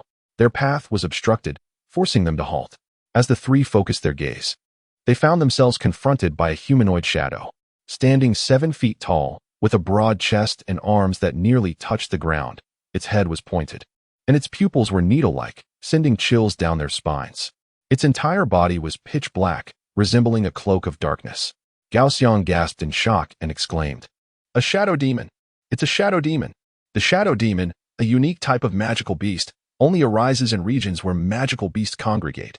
Its appearance is humanoid, and it thrives by consuming other magical creatures. It was no wonder that there were no stronger, ferocious beasts in the vicinity. They had all been devoured by this shadow demon. Can we use mobile payments? Moreover, we have provoked a sinister presence, accompanied by a long string of specters. The cunning, avaricious woman, the comical yet violent man, and the stoic, sharp-tongued man, all engaged in unsavory dealings. Chapter 045. I will divert its attention. It's over. 2 enormous words flashed in Yang Zhou's mind. The shadow demon, it truly is a shadow demon. Beasts of the same rank pale in comparison before it. Furthermore, this particular one has already reached the fusion realm. It must have devoured all the formidable beasts within this mountain forest. I had thought such a rare and terrifying creature would only emerge from the beast cavern, yet here we are, encountering it on the outskirts. Is this sheer misfortune? Even a main force squad at the fusion realm would have to fight desperately against it, while we are merely a group of disciples at the inner breath realm. As if the heavens have dug a pit for us to fall into. What should we do? Yang Zhou's voice trembled. The girl, who had just thought she had narrowly escaped death, began to weep. Gao Xiang struggled to maintain his composure and said to Lu Mingxu, I will hold it off. You all escape and seek the instructor. No way, Lu Mingxu replied decisively. We are too far from the exit. With your strength, you could only exchange a few blows with it before it catches up. Moreover, the instructor may not be able to defeat it either. The shadow demon is far too powerful and incredibly ruthless, always employing a strategy of overwhelming numbers. The instructor, being merely at the fusion realm, cannot stand against the shadow demon in a one-on-one confrontation. But I do not wish to be devoured. I do not wish to be devoured. The girl cried out, her spirit utterly shattered. Silence. Gao Xiang felt his head throb from her cries, fearing that her distress might provoke the shadow demon further. Then what do you propose we do? Gao Xiang fixated intently on the shadowy figure, poised to strike at the slightest movement. Lu Mingshu bit her lip, rapidly calculating her options in her mind. This was the most perilous predicament she had ever encountered. Even when transported to other worlds by the celestial wheel, she had never faced such a ruthless adversary. I will draw it away, she declared resolutely. No, Gao Xiang exclaimed. You know that if anyone can divert it, it is I. Lu Mingshu remained composed. I memorized the terrain while studying the map earlier. To the west, there lies a rocky slope with a complex topography. If we can escape there, we might stand a chance. Gao Xiang was about to protest further when the shadow could no longer wait. It lunged forward with a flash. With a swift motion, Lu Mingshu raised her sword, intercepting the shadow before Gao Xiang could react. Run. I go on, go. The girl cried out desperately. Yang Zhou steeled himself. Run. He carried the girl and dashed towards the exit. Meanwhile, Lu Mingshu engaged the shadow in combat, narrowly evading its strikes each time. Hurry, she urged. Gao Xiang's facial muscles twitched, and at last, he turned away, leaving behind a promise. Wait for me. I will find someone to rescue you. After parrying 2 attacks, and until their figures vanished from sight, Lu Mingshu thrust her sword, slicing through the shadow's lengthy arm, then turned and fled. The shadow moved with incredible speed. Lu Mingshu had calculated that even employing the lightness technique would only just keep her from being caught, all while needing to regulate her mystical energy. Should she exhaust her energy too quickly, she would be ensnared before reaching the rocky slope, leaving her no hope of survival. This precarious feeling of life and death was not unfamiliar to her. Like the first time she was pursued by the demon wolf over these past years, she has traversed the celestial wheel to other realms, encountering such perilous predicaments more than once. Yet, none of her adversaries have posed as grave a threat as the shadow demon. In terms of sheer speed, she could not outpace the shadow demon, even with the lightness technique at her disposal. Thus, she must employ alternative strategies to bolster her odds.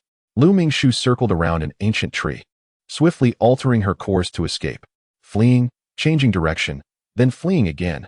This cycle continued. The shadow demon gradually adapted to her escape tactics, making it increasingly difficult to shake off its pursuit. Once more, she maneuvered around the ancient tree. The shadow demon closely followed, only to witness Lu Mingshu suddenly pivot and thrust her sword forward. Just as the demon raised its arm, she darted away once again. When the demon regained its composure, Lu Mingshu altered her approach yet again. After several such maneuvers, she finally burst into a rocky slope. Her mystical energy was nearly depleted. As she ran, she kicked at the scattered stones around her.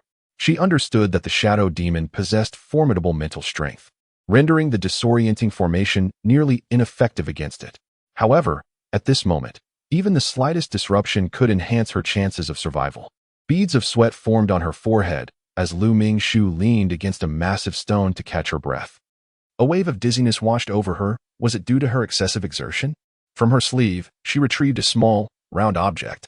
With a gentle press, the metallic casing sprang open, revealing a meticulously crafted surface. The hour hand, minute hand, second hand, and a magnetic needle all aligned to indicate 3:20 in the afternoon. Realizing something was amiss, Lu Mingshu raised her gaze to the sun.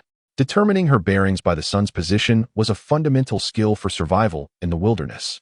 However, the compass needle's direction does not align with the sun's position, and it continues to tremble incessantly. There exists a magnetic field nearby. A thought flashed through her mind, and she seized it swiftly. Animals are often far more sensitive to magnetic fields than humans, as it is their innate instinct. Yet they are also more susceptible to interference. Magnetic field, magnetic field. Lu Mingshu muttered to herself while fixating on the compass in her hand, her feet never ceasing their movement, heading toward the chaotic magnetic field. Found it. The compass needle danced erratically, the magnetic field in turmoil causing the pointer to fluctuate wildly, draining her mental energy significantly. As the ominous shadow loomed closer, Lu Mingshu quickly kicked the loose stones beneath her feet.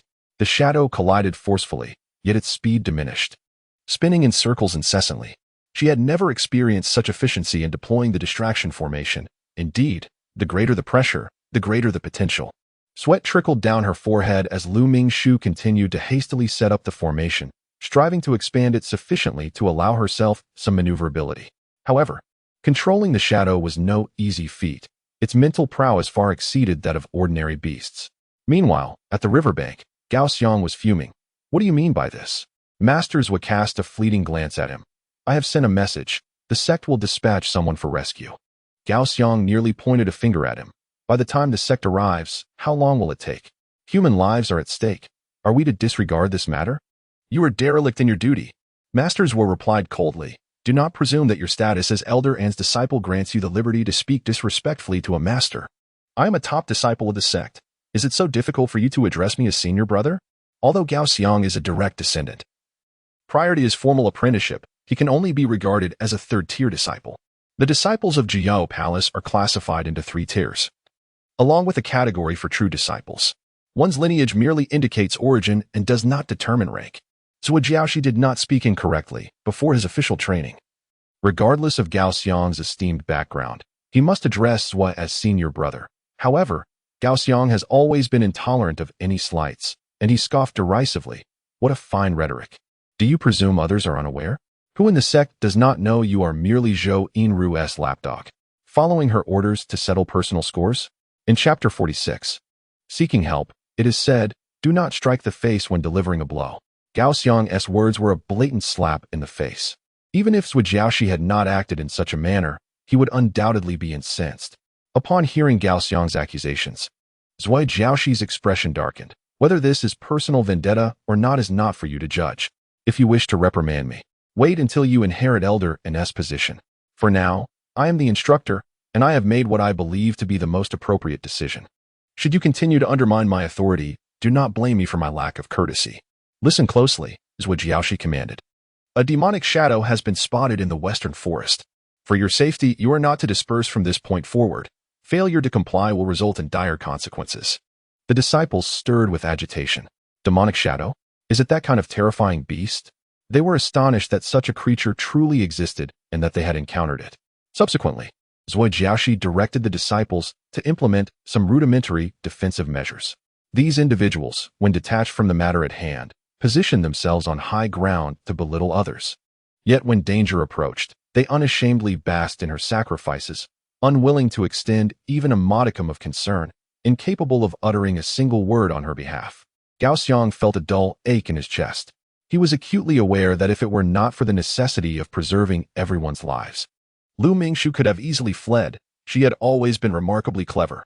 Had she been a touch more ruthless, sacrificing Yang Zhou and the injured girl, they would undoubtedly have escaped. Yet now, in her determination to ensure everyone else's safety, she had placed herself in peril, with no one willing to assist her, perhaps even secretly relieved that the misfortune had not befallen them. He wished to avoid disappointment in reality, yet reality was indeed disheartening. What could he possibly do? To seek assistance, there were 2 options: sending a message via the Golden Sword or employing the carrier pigeons trained by their sect. The former required one to attain the divine realm, while he had no pigeons at hand. He held no hope for aid from Instructor Zhuo, who was aligned with Zhou Yinru. He would only seek help from the Zhou clan. Would those individuals truly care for Lu Mingxu's life? Setting aside the question of whether there was sufficient time, would Instructor Zhuo even allow him to leave? Considering Zhou Yinru's character, Gao Xiang deemed the likelihood exceedingly slim. Hey, Gao Dama, a soft voice called from behind. Zhang Chang glanced around and whispered, are you referring to that girl who often plays with you? What of it? Gao Xiang replied, irritable, his tone far from amiable. Contrary to his usual demeanor, Zhang Chang did not engage in banter. Instead, he lowered his voice further. You wish to find someone to rescue her, don't you? I can help you delay Instructor Zhuo. Gao Xiang was taken aback by these words, his eyes widening in surprise. Zhang Chang felt somewhat awkward under his gaze. I just heard you mention it, and thought she's quite a character. No, she is remarkable. Gao Xiang fixed his gaze upon him for a moment, hesitating little before deciding to trust him. For there was no better alternative. What do you intend to do? Zhang Chang murmured a few words. Suddenly, Zhang Chang raised his voice. I'm merely speaking casually. Why are you so defensive? Do you harbor some hidden guilt? You. Gao Xiang seized him by the collar, his fist clenched, itching to strike. The attention of the onlookers was drawn to the commotion. What is going on? Instructor Zhuo spoke coldly. What nonsense is this at such a time? Zhang Chang was quick to complain. Instructor, He is the one who wants to hit me. It's your foul mouth. Gao Xiang retorted. What did I say? Do speak up. Gao Xiang's face flushed crimson, yet he remained silent. The others understood the unspoken tension. Being young, they were sensitive to certain matters. Noticing the expressions of the crowd, Gao Xiang's anger surged, and he swung his fist without hesitation. How dare you speak recklessly?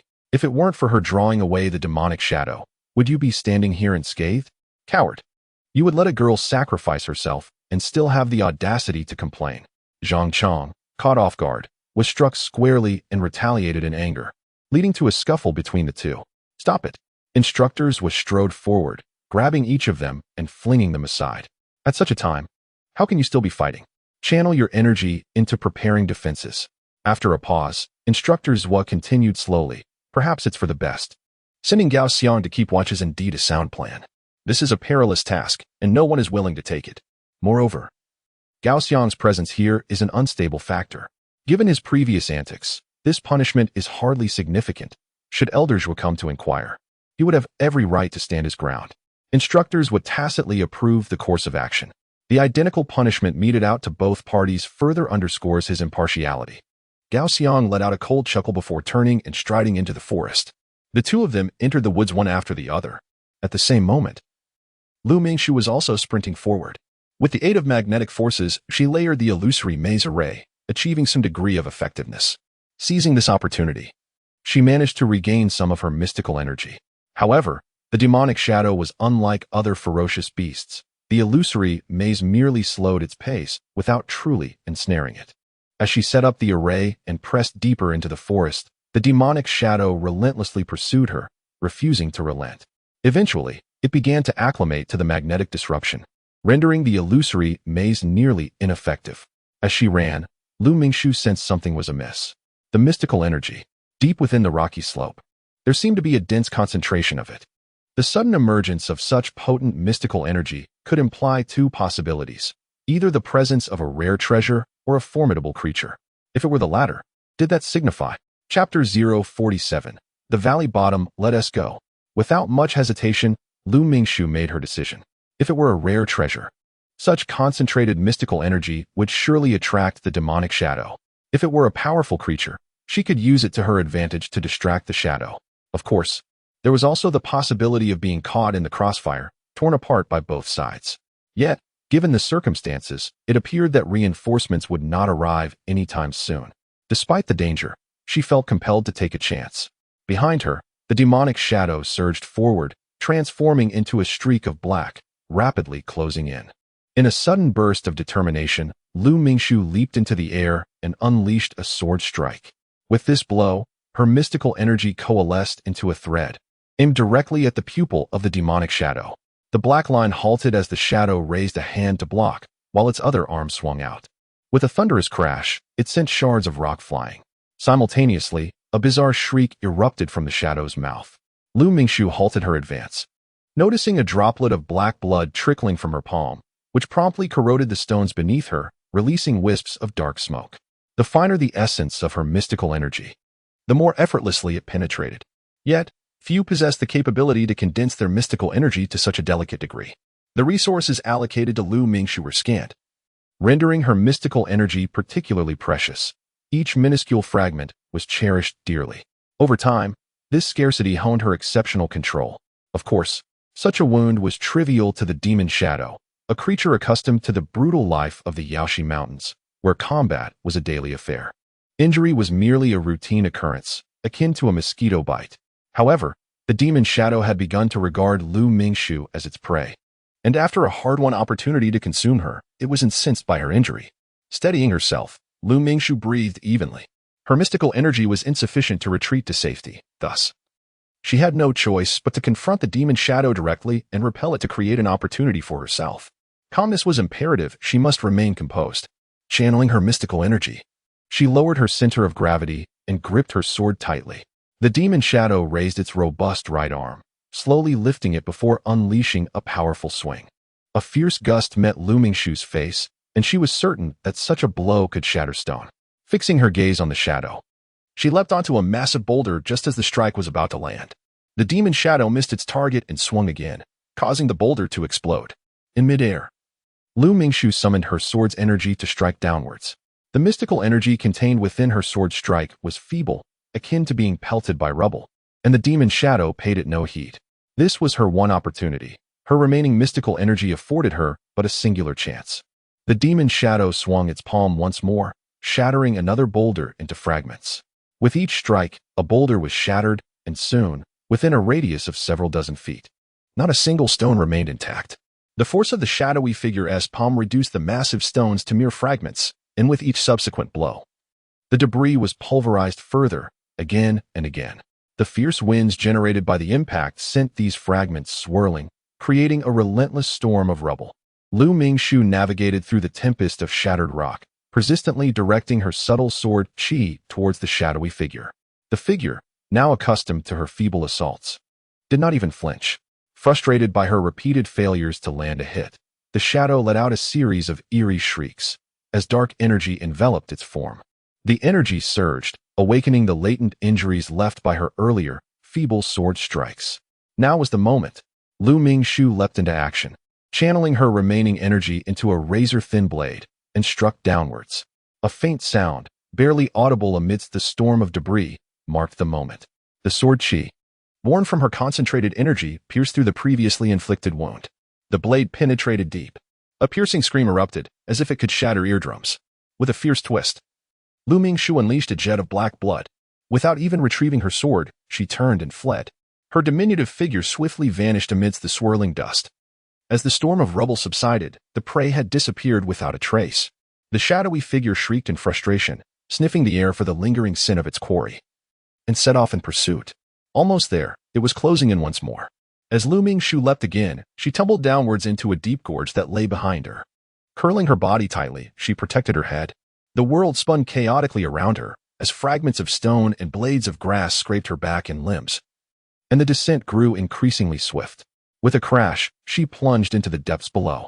In the depths of the canyon, a young boy sat in quiet meditation beneath a rocky cliff.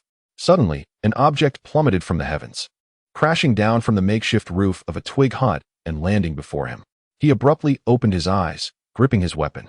Yet, just as the blade was drawn an inch, it halted. He gazed at the object on the ground, a furrow of confusion creasing his brow. A person?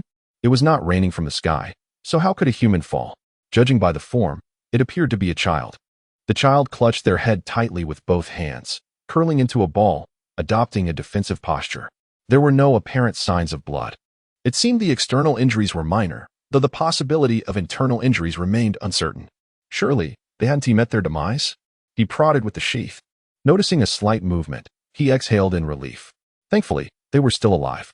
However, upon further reflection, perhaps it would have been better if they were not, alas. It was merely a fleeting thought, for Lu Mingxu had regained composure and slowly sat up. Dazed from the fall, he rose in a daze. And upon suddenly spotting another person, his mind was wholly unprepared, leaving him momentarily stunned. What was happening? Was he captivated by the strikingly handsome face before him? The other person smirked darkly, the scar on his face becoming more pronounced. Lu Mingxu regarded him warily. The boy appeared to be around 17 or 18, clad in dark clothing, wielding a weapon with a black sheath. His features, though seemingly well-formed, bore a scar that sliced from his left brow down across his cheek, extending 3 inches and marring half his face. This visage, combined with the earlier remark, exuded an unmistakable air of rebelliousness. Oh, a little girl, the boy mused, stroking his chin. Could it be that the heavens deemed my solitude too dreary and sent a companion to alleviate my boredom? Lu Mingxu became more vigilant, reaching out only to grasp at emptiness, before recalling that her sword had been left behind on the shadowy figure. However, the situation was slightly more favorable than she had anticipated. Instead of a more formidable beast, it was merely a human. Since he was a person, communication should be possible, right? Excuse me, good sir. The Yaoshi Mountain Forest was practically the back garden of the Jiao Palace, and logically, there should be no outsiders present.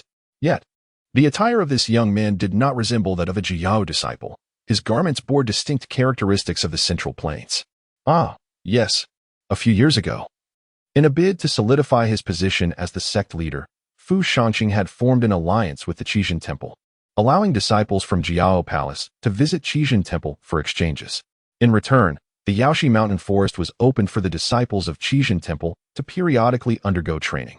Could it be that this young man is a disciple of Chosen Temple? A shadow fell from the sky, and the young man swiftly moved to meet it. Little girl, you've come, but bringing such a dangerous gift is rather inconsiderate. 10,000 words, 2 days of silence, just to make my presence felt. P.S. For those eagerly awaiting updates, are there still free appreciation votes and Chi-Din coins available? The countdown for the 515 red envelope list is on, and I'm here to gather votes, seeking boosts and appreciation votes for a final push. Chapter 048, The Young Man, latest broadcast. Tomorrow marks the 515. The anniversary celebration of Chi-Din, the day with the most benefits.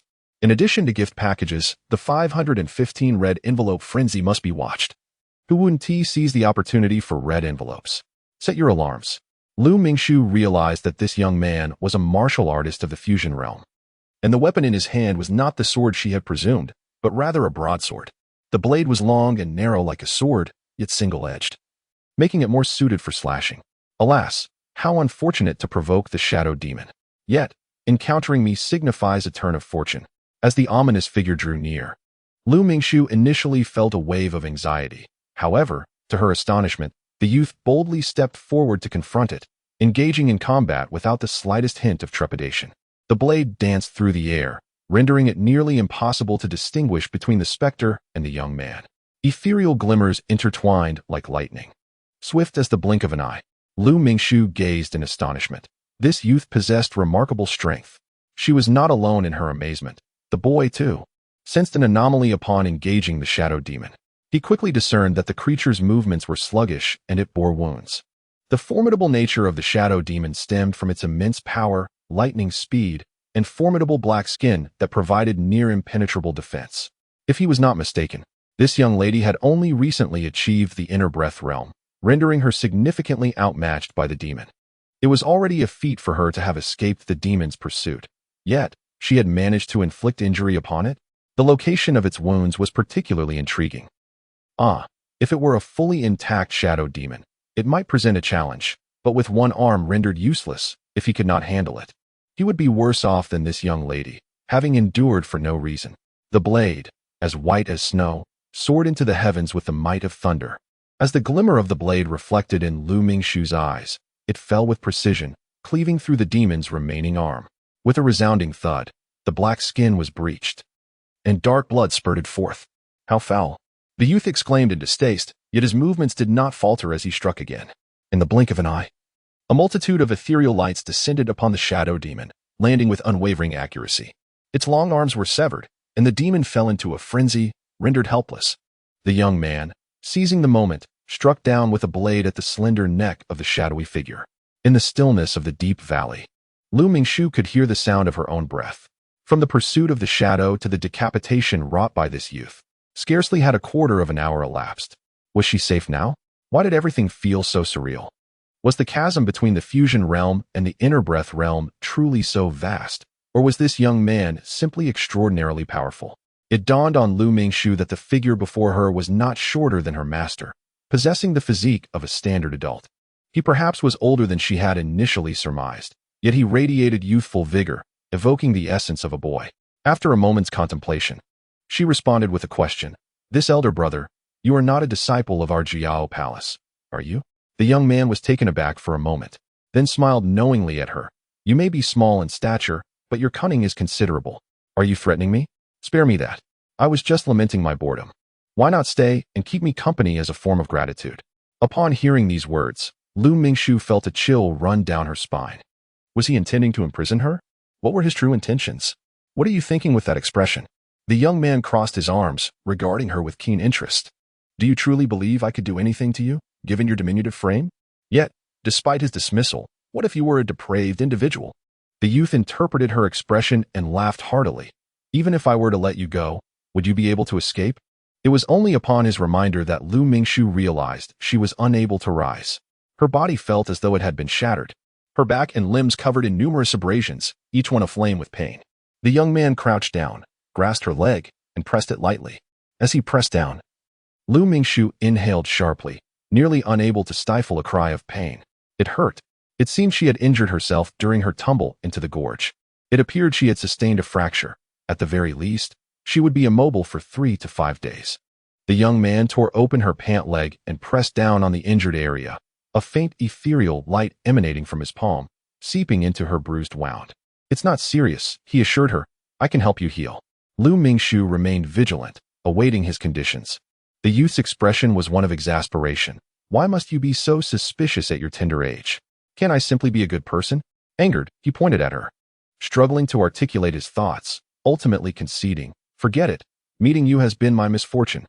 He stood and exited the small hollow beneath the stone cliff, squatting beside the corpse of the demon shadow. After rummaging through it, he seized the long arm still attached to the body and extracted her sword. It was a mid-grade mystic weapon, crafted from excellent material. Had it not been flawed during forging, it could have been deemed a superior one. He flicked the dull blade, lamenting its corrosion. In the world of weaponry, the hierarchy began with mundane iron, followed by mystic weapons, then treasured artifacts, culminating in divine arms. Each category further divided into superior, middle, and inferior grades. Mundane iron was only suitable for practice, while mystic weapons and above could harness a warrior's mystic energy. The young man tossed the sword back to her, saying, "Keep it as a memento." He then hoisted the demon shadow's corpse and departed.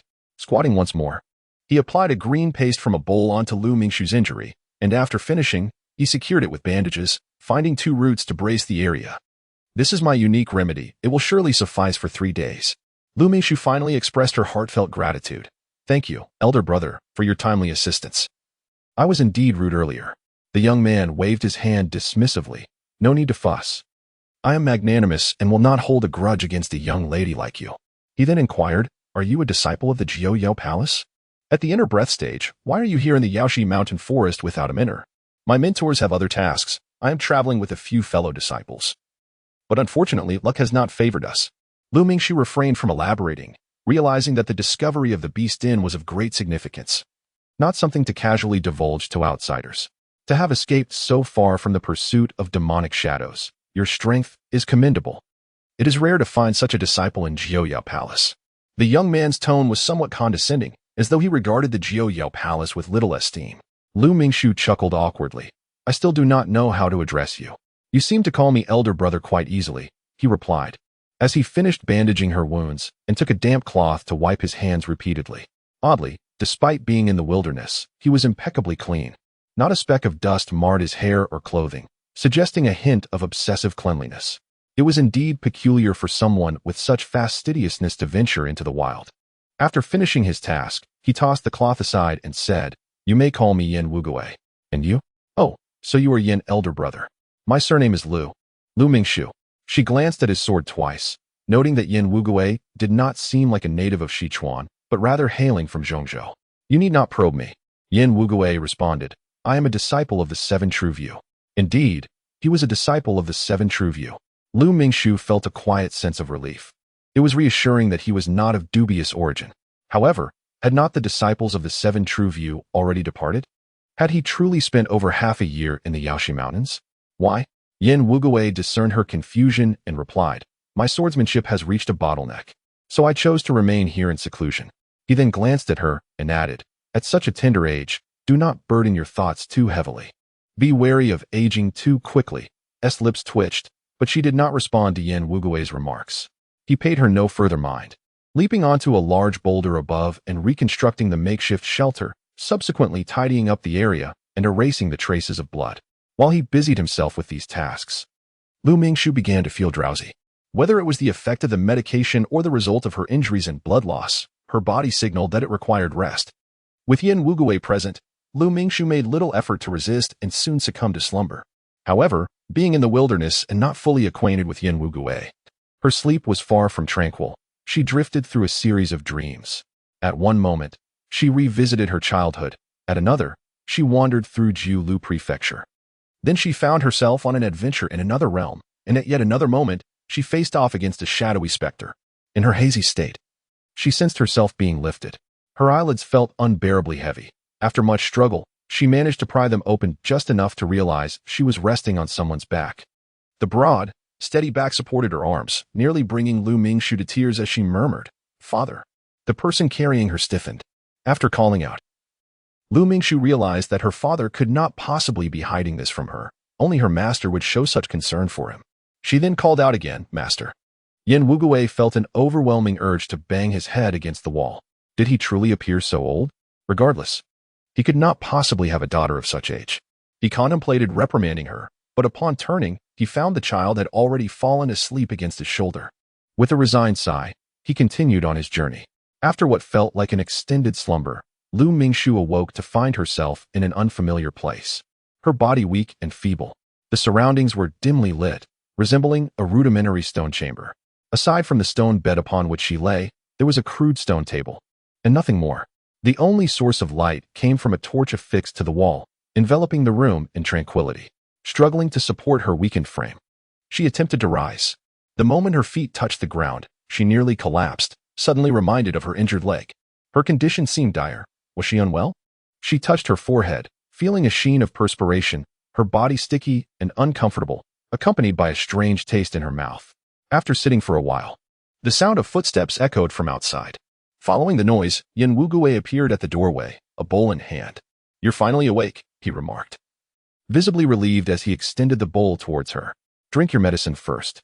Lu Mingshu gazed at the dark, pungent concoction within the bowl, her brow furrowing in distaste. So, the strange taste in her mouth was indeed that of this medicine?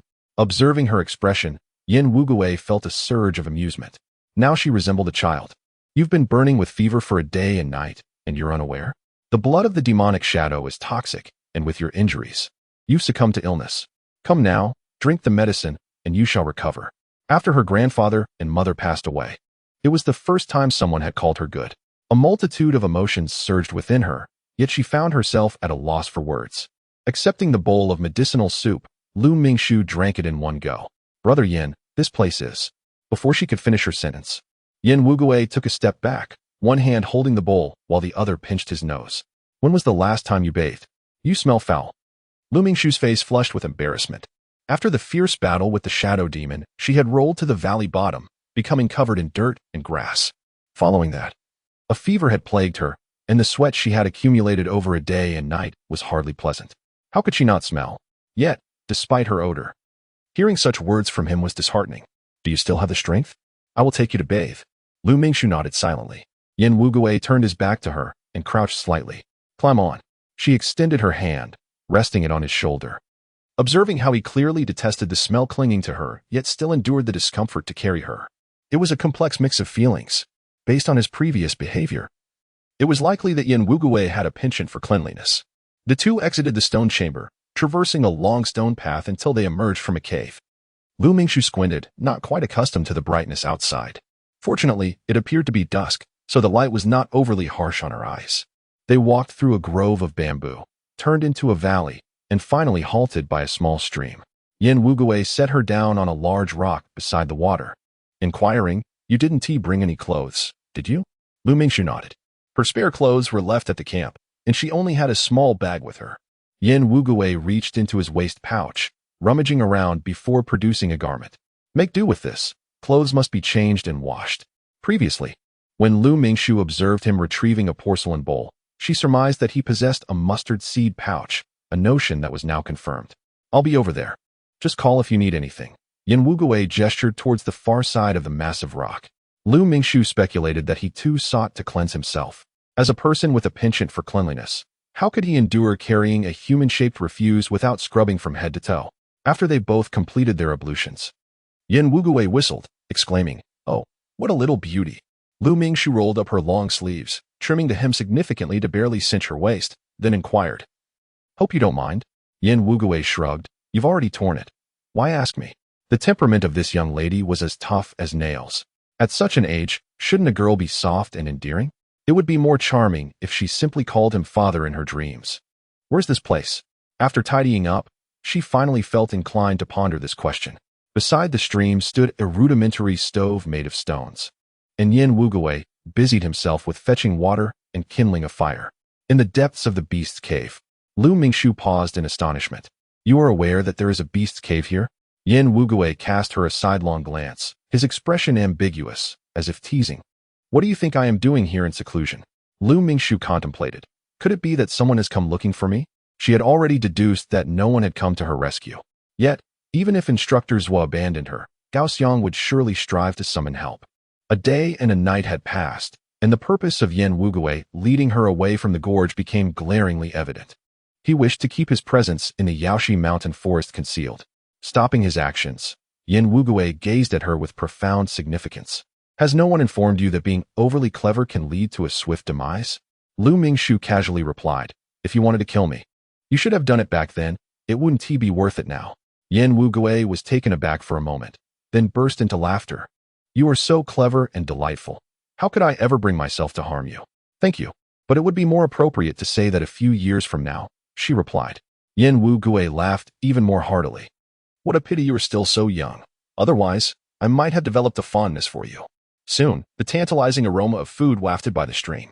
It was evident that Yen Wugui was quite adept at surviving in the wild. He had managed to procure some game meat, cleaned and chopped it meticulously, and placed it in a pot to stew. He added a plethora of fresh wild vegetables and mushrooms, creating a delectable mountain delicacy soup. Coupled with freshly cut and roasted bamboo rice, the meal was so delicious that Lu Mingshu nearly swallowed her own tongue.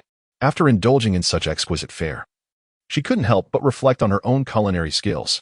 After several years of learning, her cooking was merely passable. Thankfully, her master did not seem to mind. Once they had finished eating, Yen Wugui began to clean up. With such a roguish appearance, it was surprising to see him so diligent. After washing the dishes, he approached to retrieve her discarded garments. They're not too tattered. Once cleaned and mended, they can still be worn. Why Yen, big brother Yen? Lu Mingshu stared blankly as he picked up her clothes. Surely he wasn't going to help her wash them, was he? Yen Wugui patted her head. You are still young. Don't overthink it. Though he said that, having a stranger, whom she had only known for a day, help her with her laundry felt rather peculiar. As Yen Wugui shook off the water and was about to immerse the garments, something fell from his possession.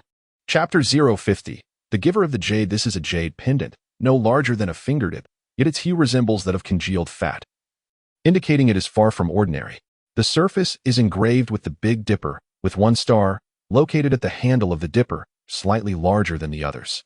Yen Wugui gazed intently at the celestial pattern, his face devoid of any trace of mirth. Where did you acquire this? Lu Mingshu sensed the ominous aura emanating from him, and was momentarily taken aback. What's wrong? Yen Wugui turned to her, his gaze somewhat menacing. From whom did you receive this jade pendant? Feeling unnerved, Lu Mingshu instinctively took a step back. It was a gift from someone else. This pendant was given to her by the Honorable Lianjun upon her arrival at Jiyao Palace. Reflecting on this moment, Lu Mingshu felt a complex mix of emotions towards Lianjun. At that time, her mother had just passed away, and she faced harsh criticism from all quarters. Aside from Huanyang and Asheng, he was the only one who believed in the innocence of the Lu family. However, he did not publicly defend her. Instead, in her moment of despair, she yearned for someone, anyone, to stand beside her, regardless of the opinions of others. Nevertheless, she remained grateful to Lianjun, for that trust was invaluable in her time of need. Xia Lianjun? Lu Mingshu was unaware of Lianjun's surname. Given that Yen Wugui was from the 7 true observatories, he surely would not err in this regard. Upon confirmation, Yen Wugui tossed the jade pendant back to her, his tone laced with a peculiar mockery.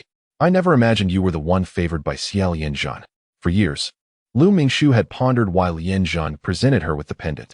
Now, with a potential answer within reach, she pressed on, undeterred by Yen Wugui's unfriendly demeanor. What do you mean? You are unaware of the meaning behind Xia Lianjun gifting jade? Lu Mingshu shook her head. At that moment, she was enveloped in the sorrow of her mother as passing, hardly recalling to inquire further. Yen Wugui softened her tone and asked again. But you do know who Xia Lianjun is, correct?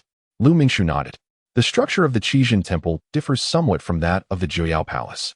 The term Chosen refers to the 7 stars of the Northern Dipper, the Yangming Tanlang Star, the Jumen Star, the Jinren Lutsuan Star, the Xianming Wenchang Star, the Danyuan Lianjun Star, the Beiji Wuqing Star, and the Tianguan Pejuan Star. The Chosen Temple, taking its name from the 7 true ones, is divided into 7 sects of inheritance, with the names of the Star Lords passed down through generations of sect leaders. Lianjun Gongzi is, in fact, the Lianjun Star Lord of the Chosen Temple, the leader of the 5th sect. It is good that you know this. Yen Wugui's tone was somewhat grim. Xia Lianjun, though appearing virtuous, was, in reality. Noticing Lu Mingshu's lack of response, Yen Wugui's demeanor softened. In any case, he is not a good person. He is always self-important, believing himself to possess unique insight. Upon encountering a promising talent, he delights in gifting them a piece of jade, signifying that they are of his choosing. You must be cautious of him and remain vigilant should you cross paths. Lu Mingshu furrowed her brow. What consequences might arise for those he chooses? The consequence is that he will have people keep an eye on you, and perhaps even offer you assistance. This does not seem entirely negative. Yin Wugui discerned her thoughts and immediately continued. But consider this. When has there ever been a situation in this world where one receives without giving in return? His actions amount to an early investment. When you mature and become sufficiently valuable, it will be time for him to reap his profits. This also does not seem entirely negative. How to repay kindness? Is it not entirely up to oneself? Yin Wugui pondered deeply. A debt of gratitude is not to be taken lightly. Remember this phrase, it is always wise.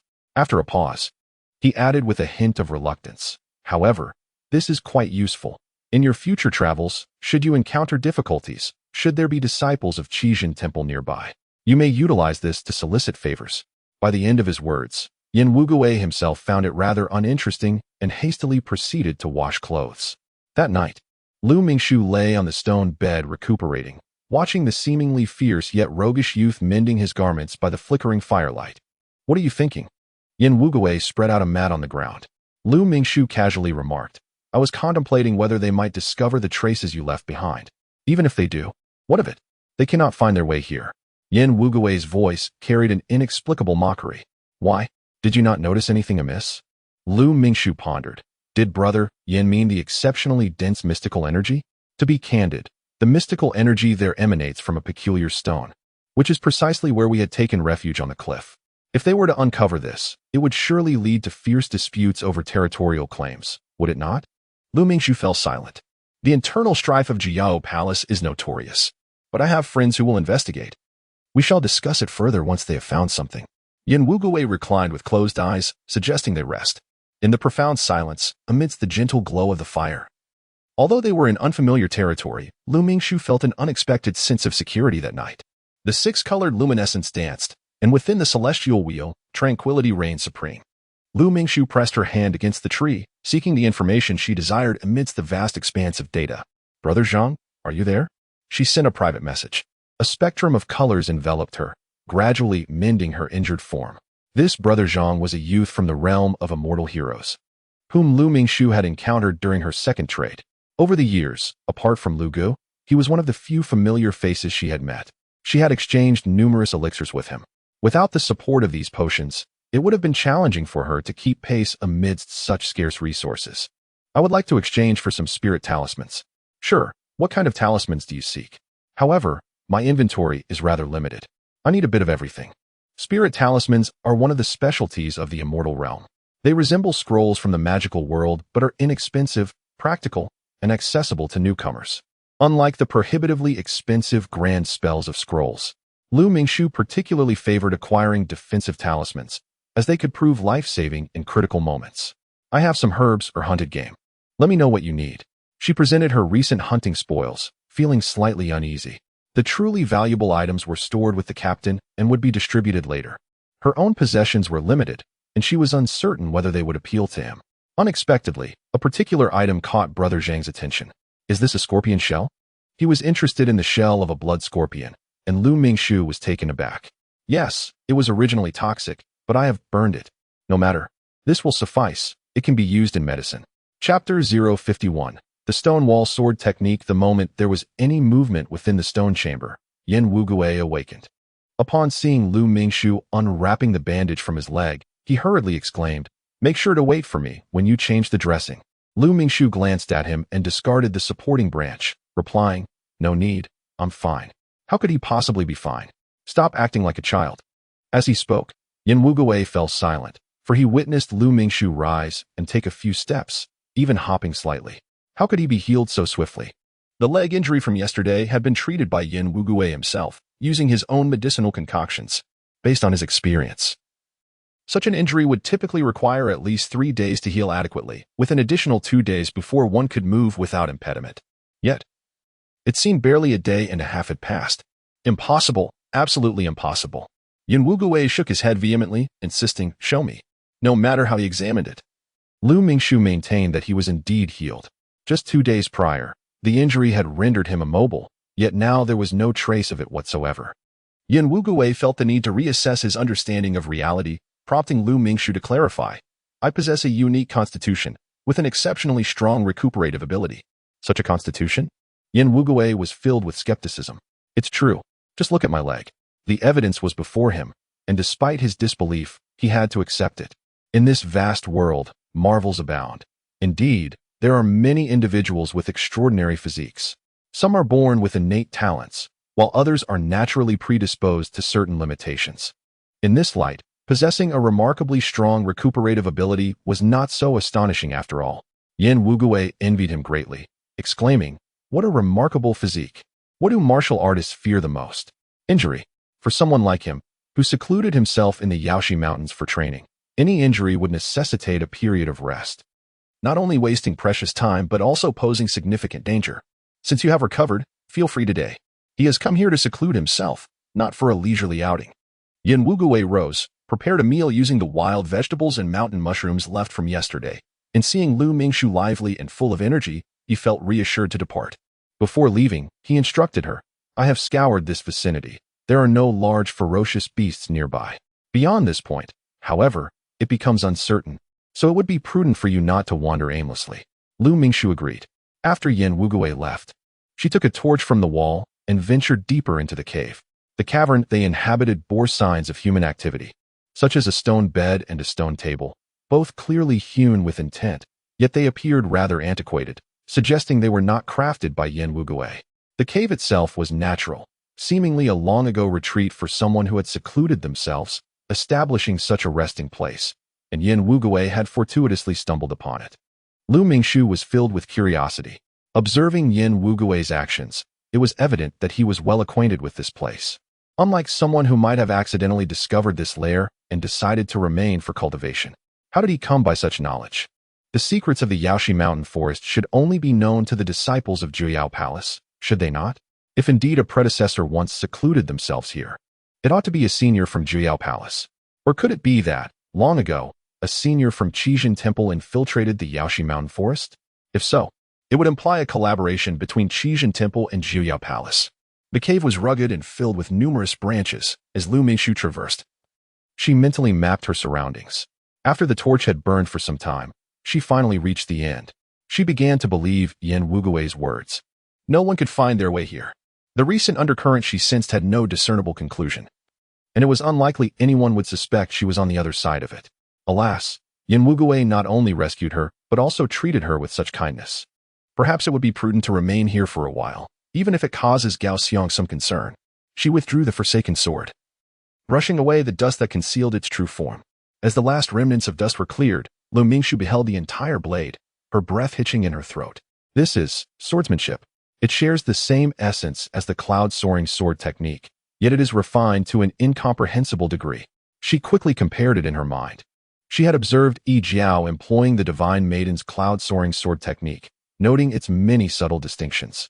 It seemed to be a derivative of the Divine Maiden's technique, developed into a distinct style of swordplay. Could it be? Though the Jiao Palace does not divide its sects, it does have branches. Each branch's martial arts are inherited from the Song ancestor, yet they evolve in their unique directions. For instance, the Lu Lin branch leans towards the frigid, and even a mere glance from Ancestor Zhuo can chill one to the bone, a sensation Lu Mingshu was already familiar with. As for Lu Mingshu herself, she was from the Shengyang branch, but Lu Jizhen had seldom imparted his teachings to her due to his unresolved inner turmoil, leaving her to study the foundational cloud-soaring sword technique without any exposure to the Shengyang branch's methods. The swordsmanship displayed upon the wall, Lu Mingshu could not ascertain its branch. Yet she was certain it belonged to a faction within the Jiao Palace. Thus, the individual who once secluded themselves here must have been a senior from the Jiao Palace. As for Yin Wuguwei, it is likely he learned of this place through other means. He did not practice the swordsmanship here, perhaps due to ignorance or perhaps because it contradicted his own martial arts. It is worth noting that Yin Wuguwei's own techniques are rather peculiar. The Seven Truths Temple and the Nine Yao Palace share a commonality in that the sword is the predominant instrument. However, he has chosen to master the knife. Today, he has had a fruitful outing, having hunted a purple-horned deer. Are you capable of such feats? Lu Mingshu finds it somewhat perplexing.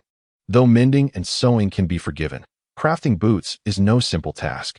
Having observed others, it does not appear to be insurmountable. He adds, deer antler can be brewed into a paste, and the venison. Shall we indulge in roasted venison tonight?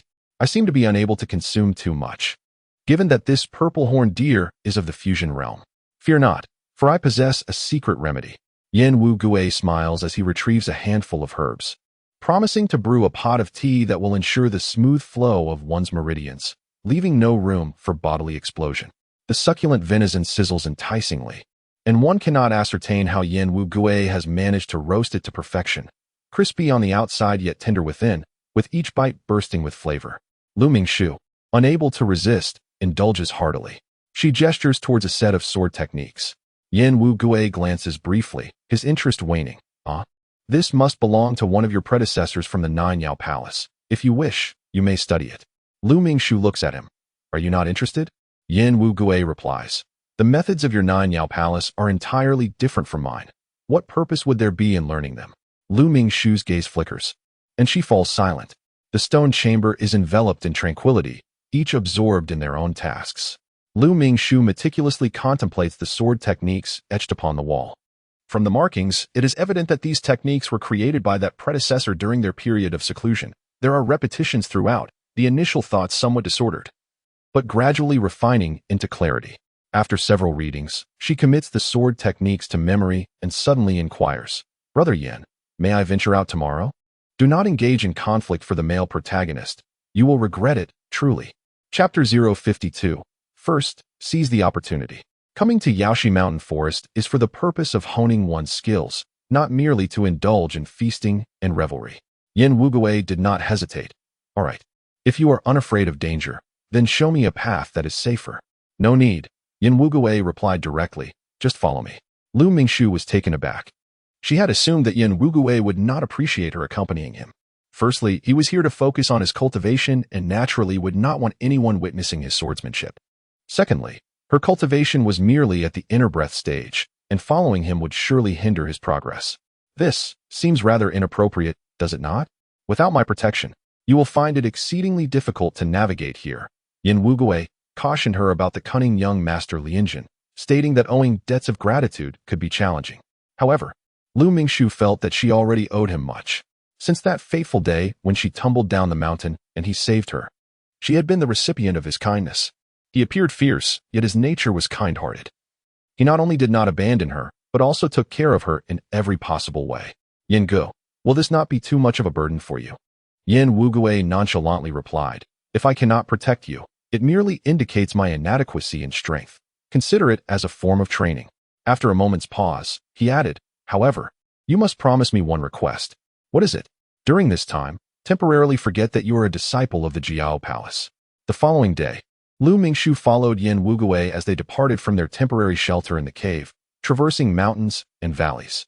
The beast cave lived up to its name, for they encountered a plethora of ferocious beasts along their journey. Yen Wu-Gui furrowed his brows and remarked, the Jiao Palace is advancing deeper. We can remain here for no more than another month. After that, the campaign against the beast cavern will almost conclude. If we linger here any longer, we risk being discovered by those sent to clear the battlefield. Lu Mingxu silently followed him for a while before suddenly speaking, Brother Yen, do you place too much trust in others? What? Yen Wu-Gui responded absent-mindedly, while discerning the footprints near the water source. I am also a disciple of the Jiao Palace. Are you not afraid that I might secretly send a message? Yen Wu-Gui replied, I instructed you to temporarily forget that you are a disciple of the Jiao Palace. Did you not agree? Agreeing does not preclude me from changing my mind. You wouldn't. His words were resolute, and Lu Mingxu could not suppress her curiosity. Why not? Because you harbor a hatred for the Jiao Palace. Lu Mingxu halted. Yen Wu-Gui gazed at her, his look laden with significance. The token from Xie Lianjun is not something to be taken lightly. For years ago, he visited Sichuan, coinciding with a certain event. No wonder he did not inquire why Lianjun had sent her the token. No wonder he was willing to trust her. Hey, can you not question your existence?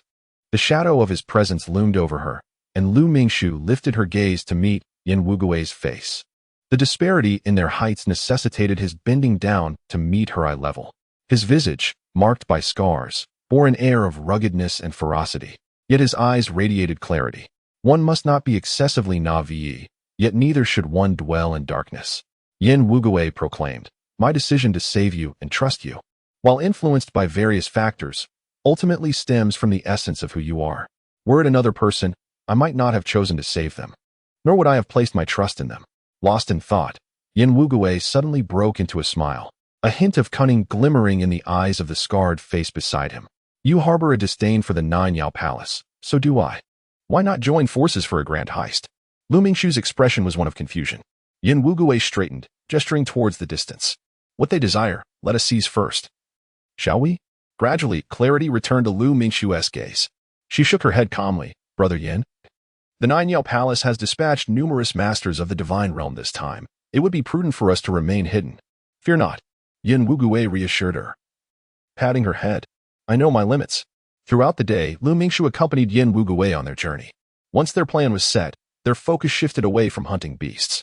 Yin Wugui skillfully evaded all ferocious creatures, steering clear even of those that were easily dispatched, as he urged Lu Mingshu onward. As night fell, they took refuge in a narrow crevice to rest. The gap was small and the night cold. The two leaned against each other, wrapped in a blanket for warmth. After all, Lu Mingshu was still young, too young to feel any embarrassment. Yin Wugui muttered, look at how much dirt you have on yourself. Does it not bother you?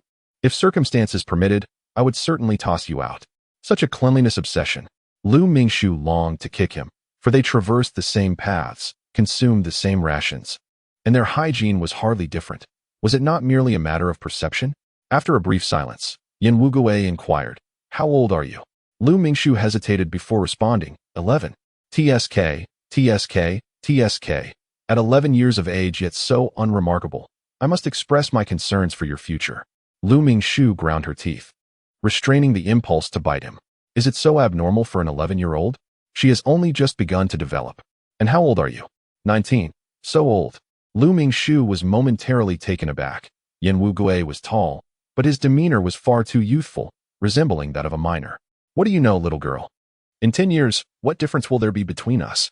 Lu Mingshu could not be bothered to engage with him. Such a trivial topic held no interest. After a while, Yin Wugui nudged her arm again. Hey, how have you been at Jiuyao Palace? After a long pause, she spoke softly. Brother Yin. I've heard that there are no parents without faults in the world. Is that truly the case? Yin Wugui fell silent as well. After a while, he replied, of course not. Then seeking vengeance against one's parents is not unjustified? Lu Mingshu did not expect him to voice such thoughts. His deep and measured tone differed greatly from her impression of Yin Wugui. The wind howled, and a quiet night passed. The two continued their journey. After 3 days of travel, Yin Wugui finally halted atop a mountain peak. We have arrived. He pointed to the summit. I have already scouted ahead. The nest of the snow-winged cloud steed is right there, a perfect pair, male and female. Lu Mingshu inquired. Their strength must be considerable, right? Yes. They are both at the divine realm. If they were at the fusion realm, he would have already made his move. We cannot defeat them.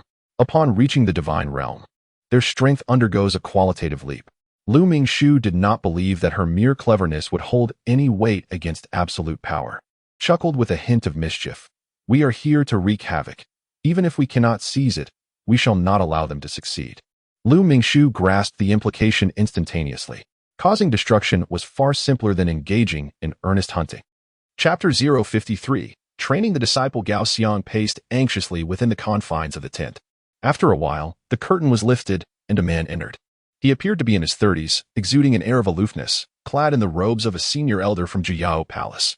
Upon seeing him, Gao Xiang's face lit up with joy. Master. This man was Gao Xiang's mentor, and Tongchun, the direct disciple of Zhuo Jingui.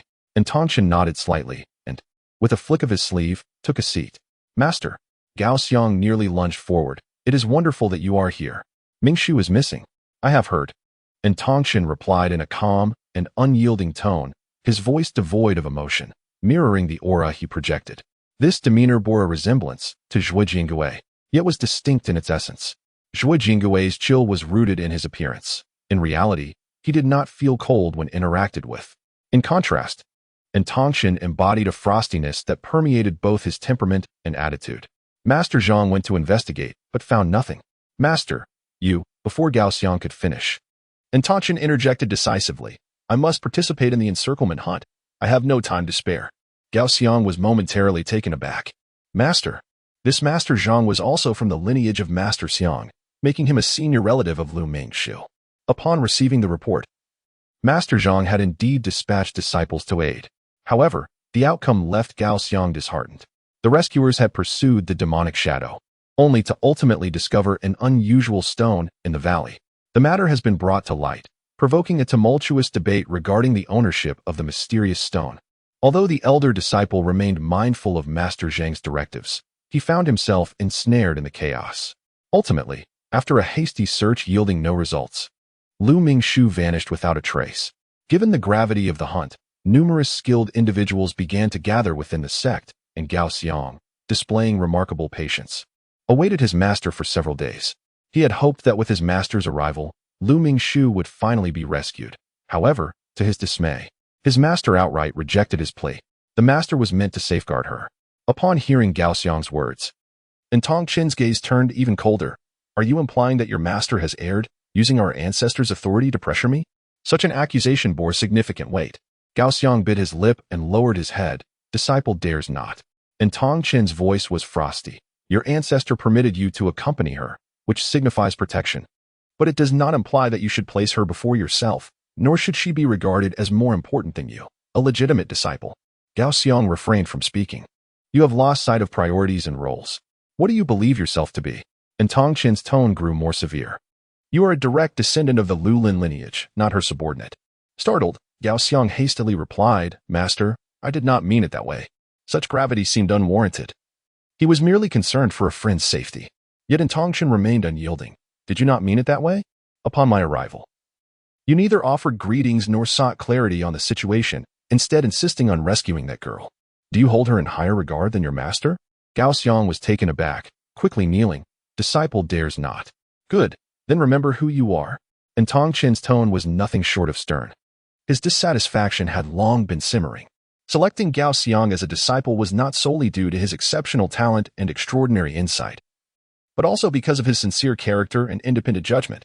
Initially, everything seemed satisfactory. However, over the past few years, a troubling pattern emerged.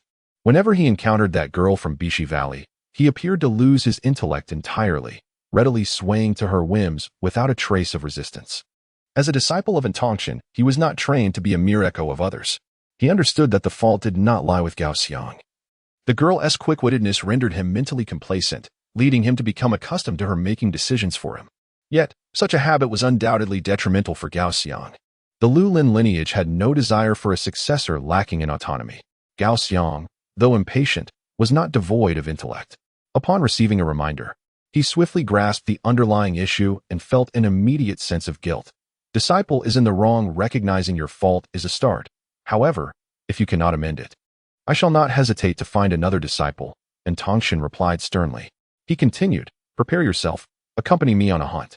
The Zhou family has invested greatly to elevate their son's standing. Our Lulin lineage can no longer afford to remain aloof from the fray. Yet you must not yield.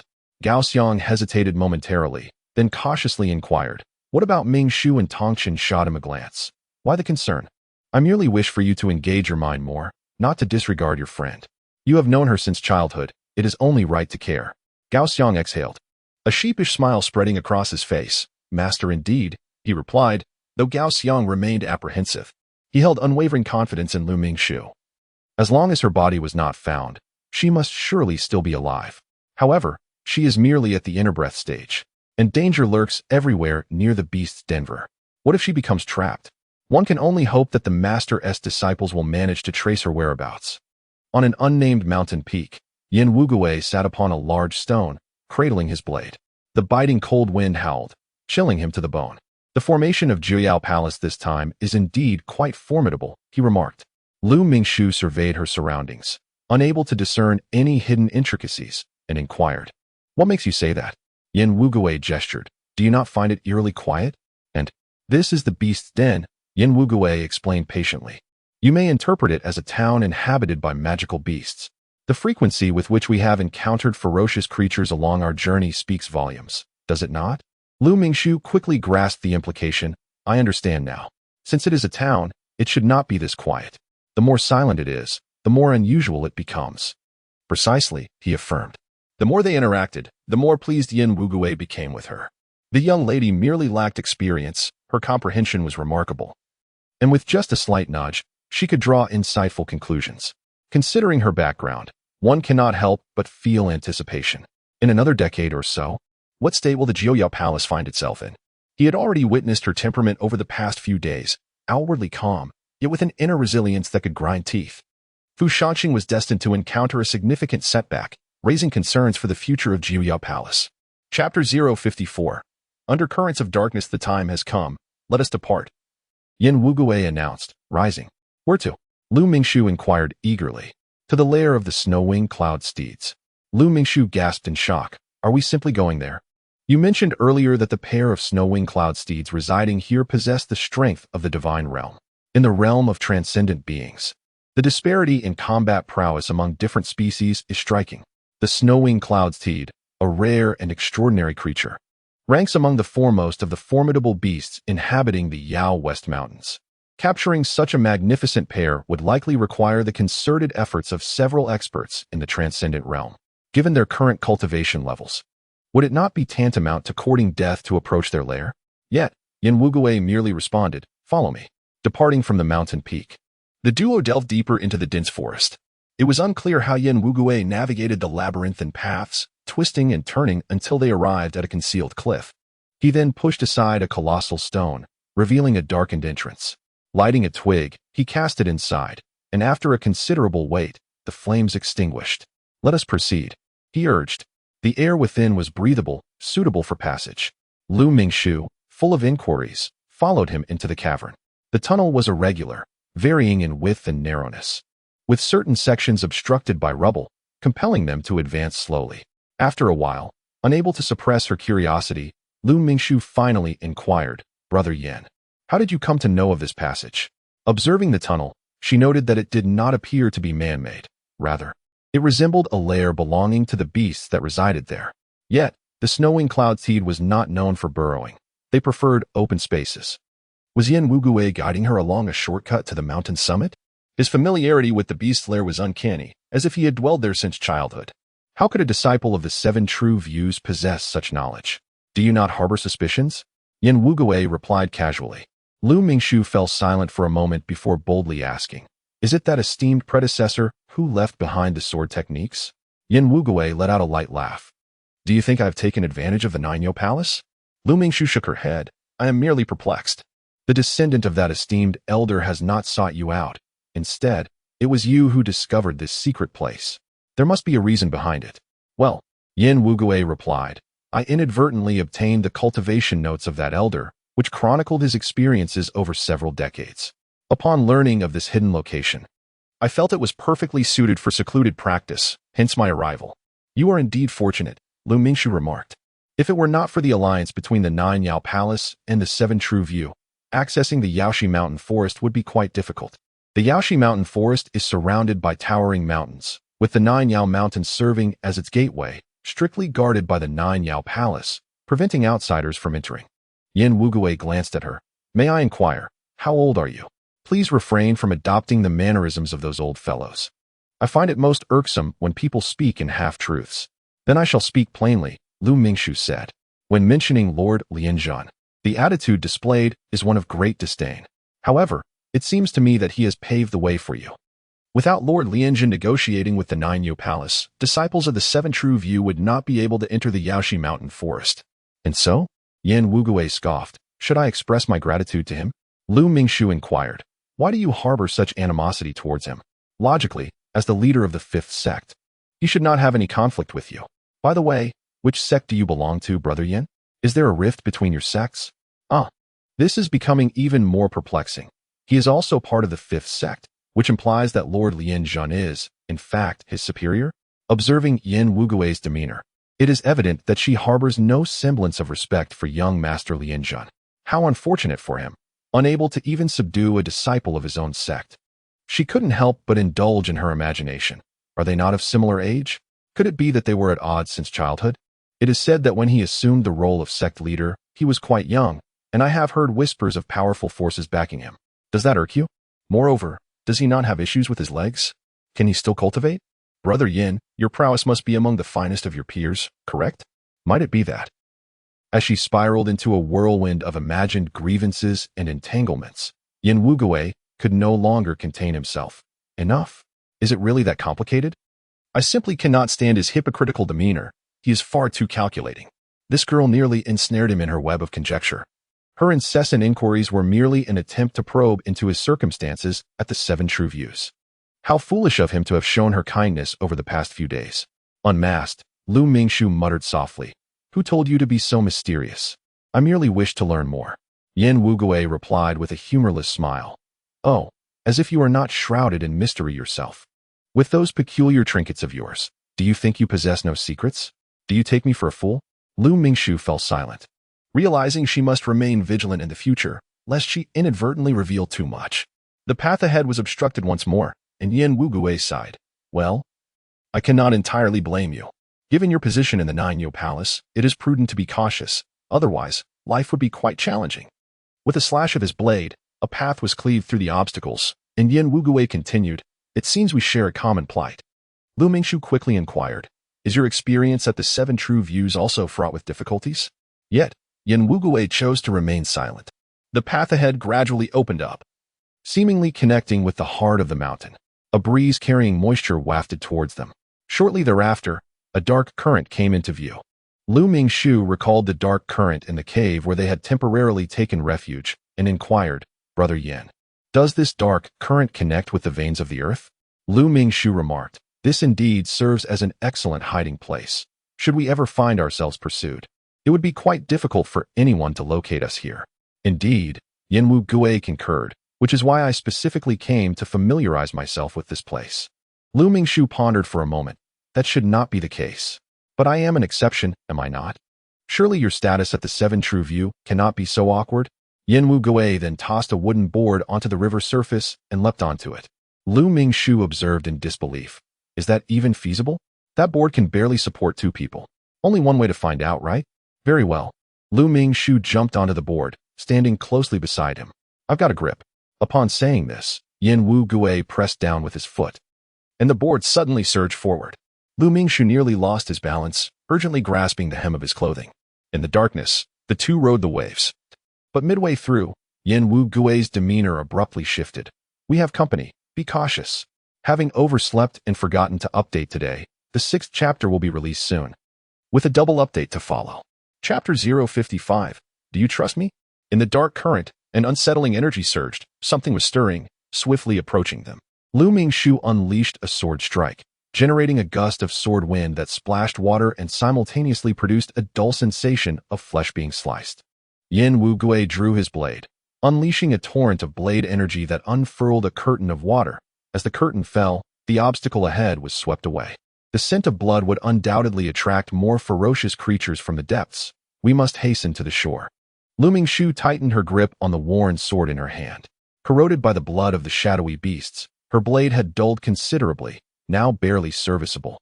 Not much superior to common iron, rendering it unsuitable for prolonged combat. Hold on tight, Yin Wuguei commanded, his pace suddenly quickening as the chilling winds of the dark current assailed them. This current was remarkably broad, and soon Lu Mingshu felt the hairs on her back stand on end. A sense of imminent danger. Suddenly, something burst forth from the water. Her insufficient cultivation rendered her vision inadequate, and she could only discern that it was a large fish. Yin Wuguei halted abruptly, altering his direction swiftly to evade the creature and continue onward. Listen well, I cannot concern myself with you now. You must cling to me. Whatever pursues us, handle it yourself.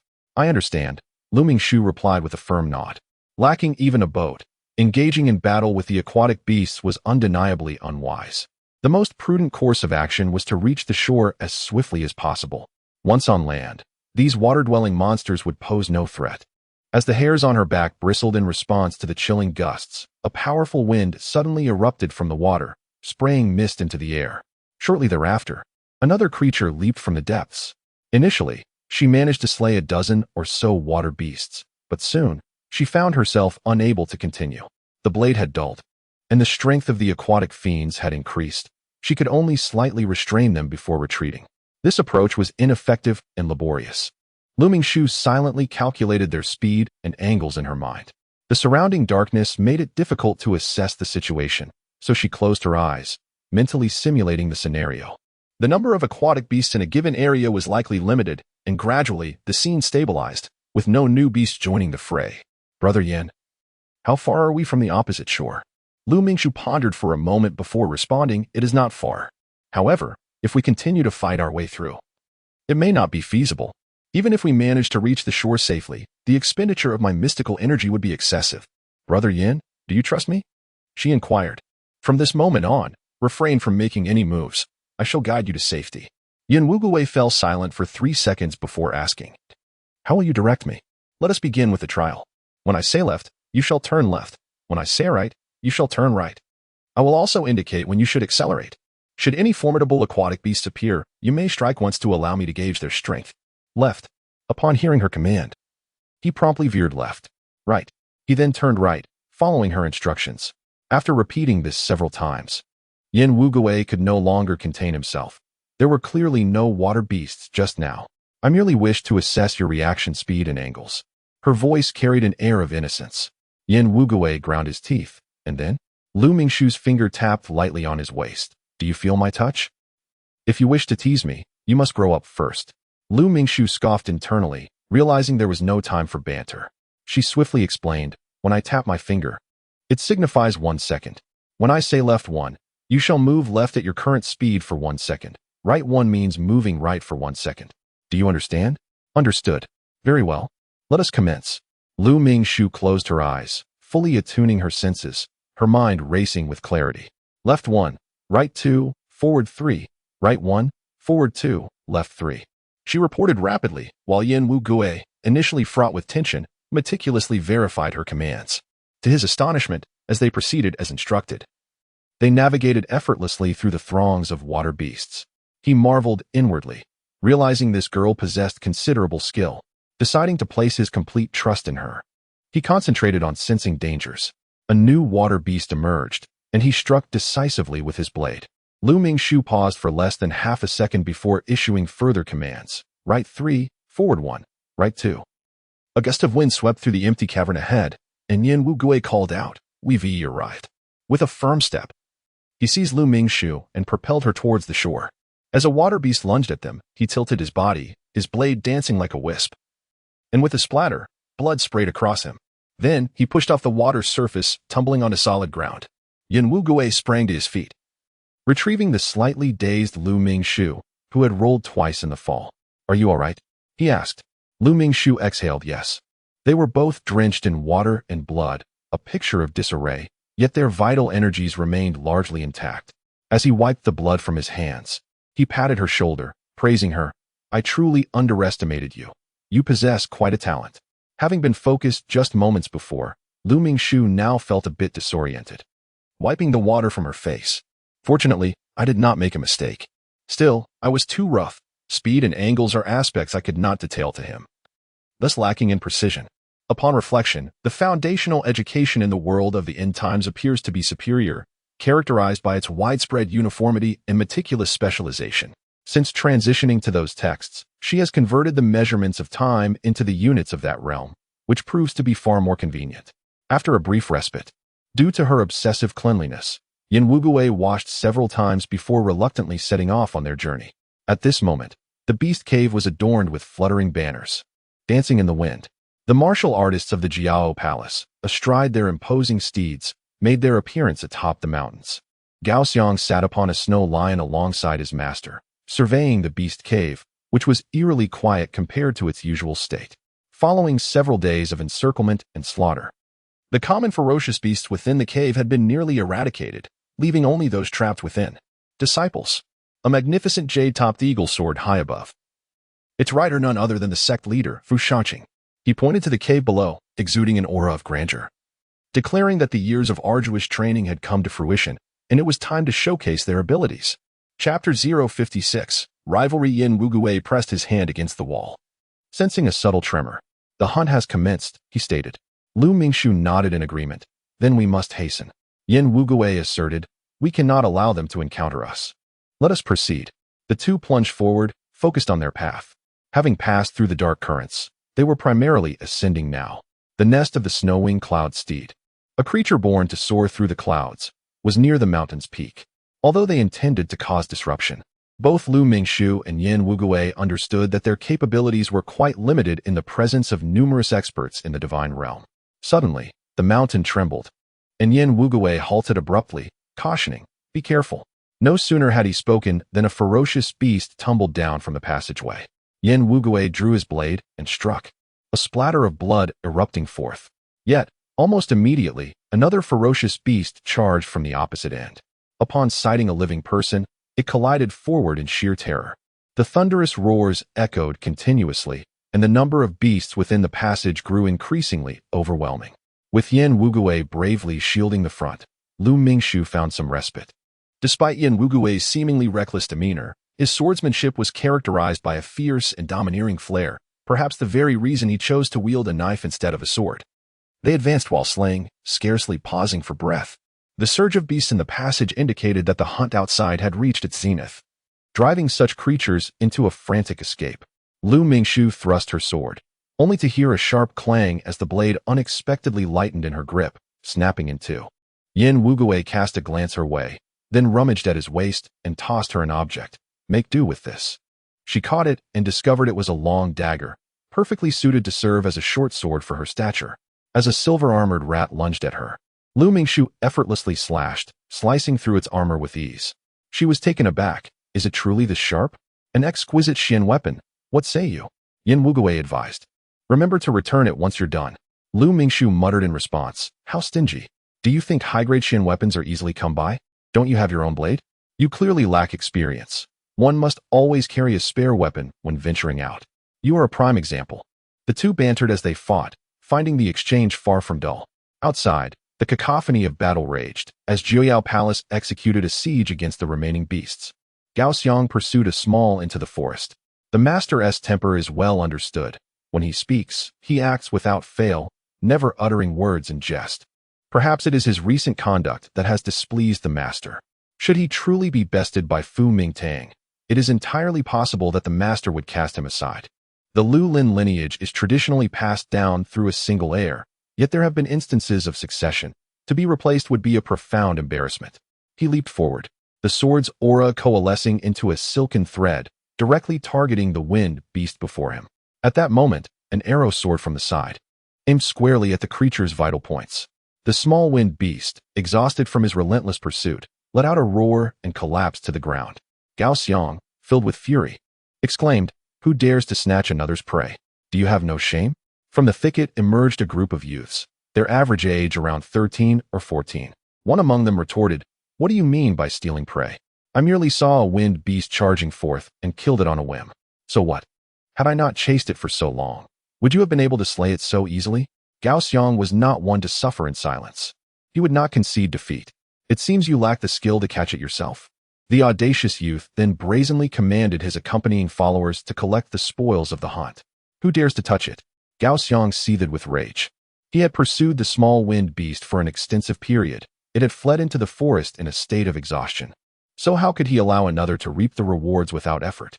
The rival, equally incensed, retorted, "Gao Dama, it seems you are the one attempting to seize another's prey. The wounds on this wind beast were inflicted by me. You are merely trying to take advantage of my efforts.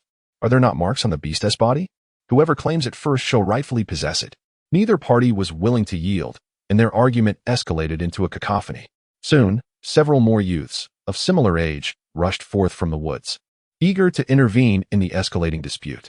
Both individuals possessed friends with close ties, leading to a biased intervention that only intensified their quarrel. What was happening? Upon the arrival of Fu Mingtang, he was greeted by this very scene. The young man, upon seeing him, exclaimed with delight, "Fu Shidi, please adjudicate. Is not the prey claimed by whoever catches it first?" Fu Mingtang, still perplexed by the unfolding situation, hesitantly nodded. "Yes, precisely." Yet, Gautama interjected, claiming that the prey belonged to him, insisting that Fu's efforts did not count. This obfuscation incited further ire in Gao Xiang. "Enough of your nonsense. I have already nearly slain this riftwind beast. It is on the verge of collapse. How can you assert ownership by merely shooting an arrow? Oh, so a mere couple of strikes equates to near death? In that case, I could simply strike any beast and declare it mine. disregarding who truly hunted it. The two continued their impasse, both casting glances at Fu Mingdang. Regardless of the circumstances, he was the son of the sect leader. Fu Mingdang surveyed both parties, his expression betraying his dilemma. Perhaps you could each take half of the beast? After all, you are both brothers. Let us not damage the harmony. How can that be acceptable? They retorted in unison, shooting disdainful glares at one another. Fu Mingtang continued. It is merely a rift-wind beast. Is it worth this dispute? Gao Xiang scoffed. Since Fu Shidi shows no desire to compete, why not withdraw from this hunt? Surely the so-called rewards hold no appeal for you. Fu Mingtang found himself momentarily at a loss for words. While he indeed had little interest in the rewards, his reputation held great significance. From birth, he had borne the hopes of his parents and the Zhou family. This spring hunt was an opportunity for him to shine brilliantly, as everyone anticipated a remarkable performance from him.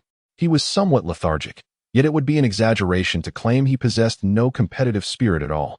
How could one act as if detached from the affairs at hand, only to falter when they become personally involved? Observing him in this manner, Gao Xiang felt a growing discomfort. At that moment, a resounding roar echoed from outside, accompanied by the cacophony of beastly howls, birdsong, and the sound of crumbling rocks, all converging into one. The young disciples looked up to behold two ethereal, snow-white celestial steeds soaring through the air, the snow-winged cloud beasts. Such a battle at this level was undoubtedly beyond their reach, yet it did not diminish their yearning for adventure. Hey, Gautama, a youth called out, using Gao Xiang's nickname. What is it? Gao Xiang replied curtly. The youth continued, one wind-rending beast hardly counts as an achievement. How about a wager? The victor claims the spoils. Upon hearing this, Gao Xiang's interest was piqued, and he regarded the youth with newfound respect. Speak. The youth gestured towards the horizon. Let us venture to the lair of the snow-winged cloud beasts and retrieve a token. Whoever secures it first shall be declared the winner. What do you say? Gao Xiang's eyes sparkled with intrigue. This presented a worthy challenge. After pondering for a moment, he turned to Fu Mingdang. How about you join us, junior brother Fu? The one who loses must forfeit their claim to fame. Chapter 057. The treasure of the master at last. They had arrived. After a journey fraught with peril, they were finally greeted by the dawn. The roars of beasts and the sounds of battle reverberated clearly. A stark reminder that the formidable masters of the Transcendence realm had already engaged in combat. Lu Mingshu even caught sight of the glinting blades of light clashing in the sky. Yin Wugui furrowed his brow. Have they found it so quickly? I have indeed underestimated them. The snow-winged cloud steeds were already locked in a confrontation with the Nine-Yo Palace, leaving them with little chance to intervene. Brother Yin, what shall we do? Yin Wugui pondered for a moment and replied, we cannot intervene with the snow-winged cloud steed. Let us change our objective. Change to what? Yin Wugui continued. Within the beast cavern, numerous high-ranking ferocious beasts congregate, necessitating a considerable consumption of resources. Thus, it is certain that spiritual lands abound there. However, if it were up to me, I would divide our forces. The stronger ones would pursue the ferocious beasts, while the weaker ones would search for the spiritual lands. Having already engaged with the snow-winged cloud's teed, they would surely send individuals to seek the spiritual lands, wouldn't they? Yin Wugui looked at her with approval. This girl was remarkably perceptive, making communication effortless. Indeed. However, searching for spiritual lands requires time, and the more bountiful the land, the more elusive it becomes. We have taken a shortcut, granting us an advantage. They will need at least an hour or two to locate this place. If fortune favors us, we may find it before they arrive. Lu Mingshu immediately said, then what are we waiting for? Let us depart swiftly. Agreed. Yin Wugui glanced outside, sighing regretfully. These two snow-winged cloud steeds must be relinquished to Jiuyao Palace. Gao Xiang gripped a vine tightly and began to climb. The snow-winged cloud steed could fly and preferred to dwell in rugged mountain tops, leaving no flat ground to traverse. For instance, the path leading to the summit where the snow-winged cloud steed resides is fraught with perilous cliffs, requiring a painstaking ascent.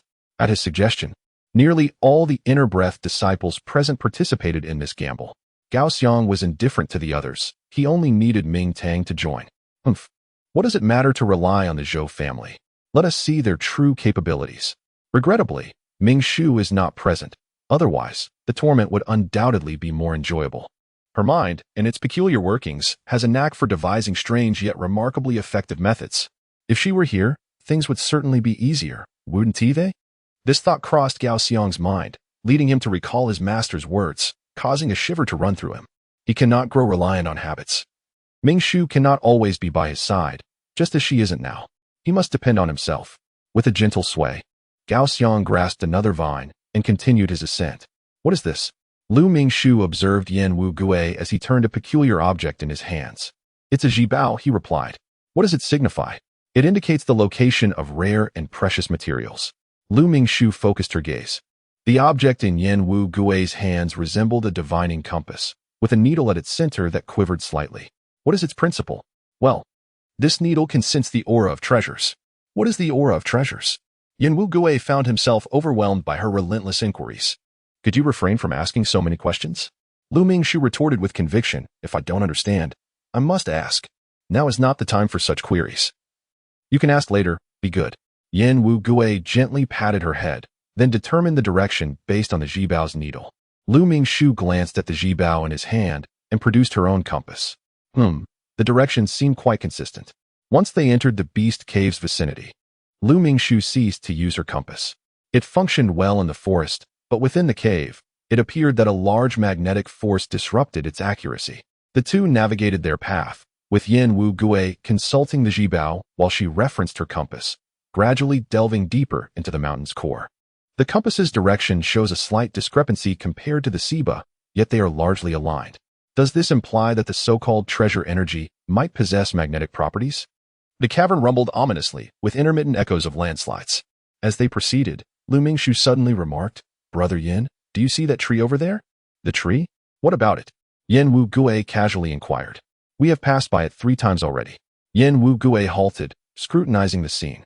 There stood 3 trees planted closely together, arranged in a triangular formation, strikingly familiar, as if they had indeed traversed this path several times. He stared at the trees in a daze, while Lu Ming-shu pondered deeply. Could this be an illusionary wall? It bore a resemblance to the art of Chimen Duanjia. Yet she had observed that there were no traces of a formation. Was it a deficiency in her skill? Lost in thought, Yan Wu Gui unsheathed his blade and swiftly struck downwards. Hey! Lu Ming-shu exclaimed in astonishment. Isn't that a bit too reckless? The blade descended with a flourish, and with a splash, blood gushed forth, drenching them both. The tree was actually spewing blood? Lu Ming-shu cried out, a blood tree? A blood tree? Nonsense. Yan Wu Gui shot her a sidelong glance, now discerning the true nature of the creature. Upon further inspection, he saw that the severed trunk harbored a large green python coiled around it, one half of which had been cleaved in 2 by Yan Wu Gui's sudden strike. Thrashing in a pool of blood, the other 2 pythons, flicking their tongues, watched them with predatory intent. These are guardian beasts. It seems we have found what we were seeking. Yan Wu Gui fixated on the 2 pythons, tightening his grip on the blade. At the pinnacle of the fusion realm, he was on the verge of reaching the transcendence realm. You should retreat, he cautioned. 2 enormous pythons, thicker than a bowl, were estimated to measure over 10 meters in length, their scales resembling dark armor, glinting with an eerie luminescence. They raised their serpentine bodies, their cold, unblinking eyes fixed upon the 2 of them. Lu Ming-shu cautiously retreated step by step. 3 pythons at the pinnacle of the fusion realm, even when united, posed a challenge not quite reaching the level of the divine realm. Fortunately, Yan Wu Gui swiftly dispatched one of them. In unison, the 2 remaining pythons lunged, their speed akin to lightning, 2 streaks of green darting forward. Yan Wu Gui deftly evaded, his blade shimmering like a silken thread, weaving a net of light. The green flashes collided with the blade's radiance and dissipated. The dark figure, the blade's light, and the emerald shadows intertwined, blurring their distinctions. The serpents moved with astonishing swiftness, and Yan Wu Gui dared not let his concentration waver, heightening his senses to their utmost limits, eventually relying less on sight. For the eyes could scarcely keep pace with the python's velocity. With a splatter of fresh blood, one python was finally severed. A wave of relief washed over him, invigorating his spirit as he turned to deal with the other. How revolting! Yan Wu Gui shook the blood-soaked fabric from his attire. For someone with a penchant for cleanliness, the stains on his clothing were utterly mortifying.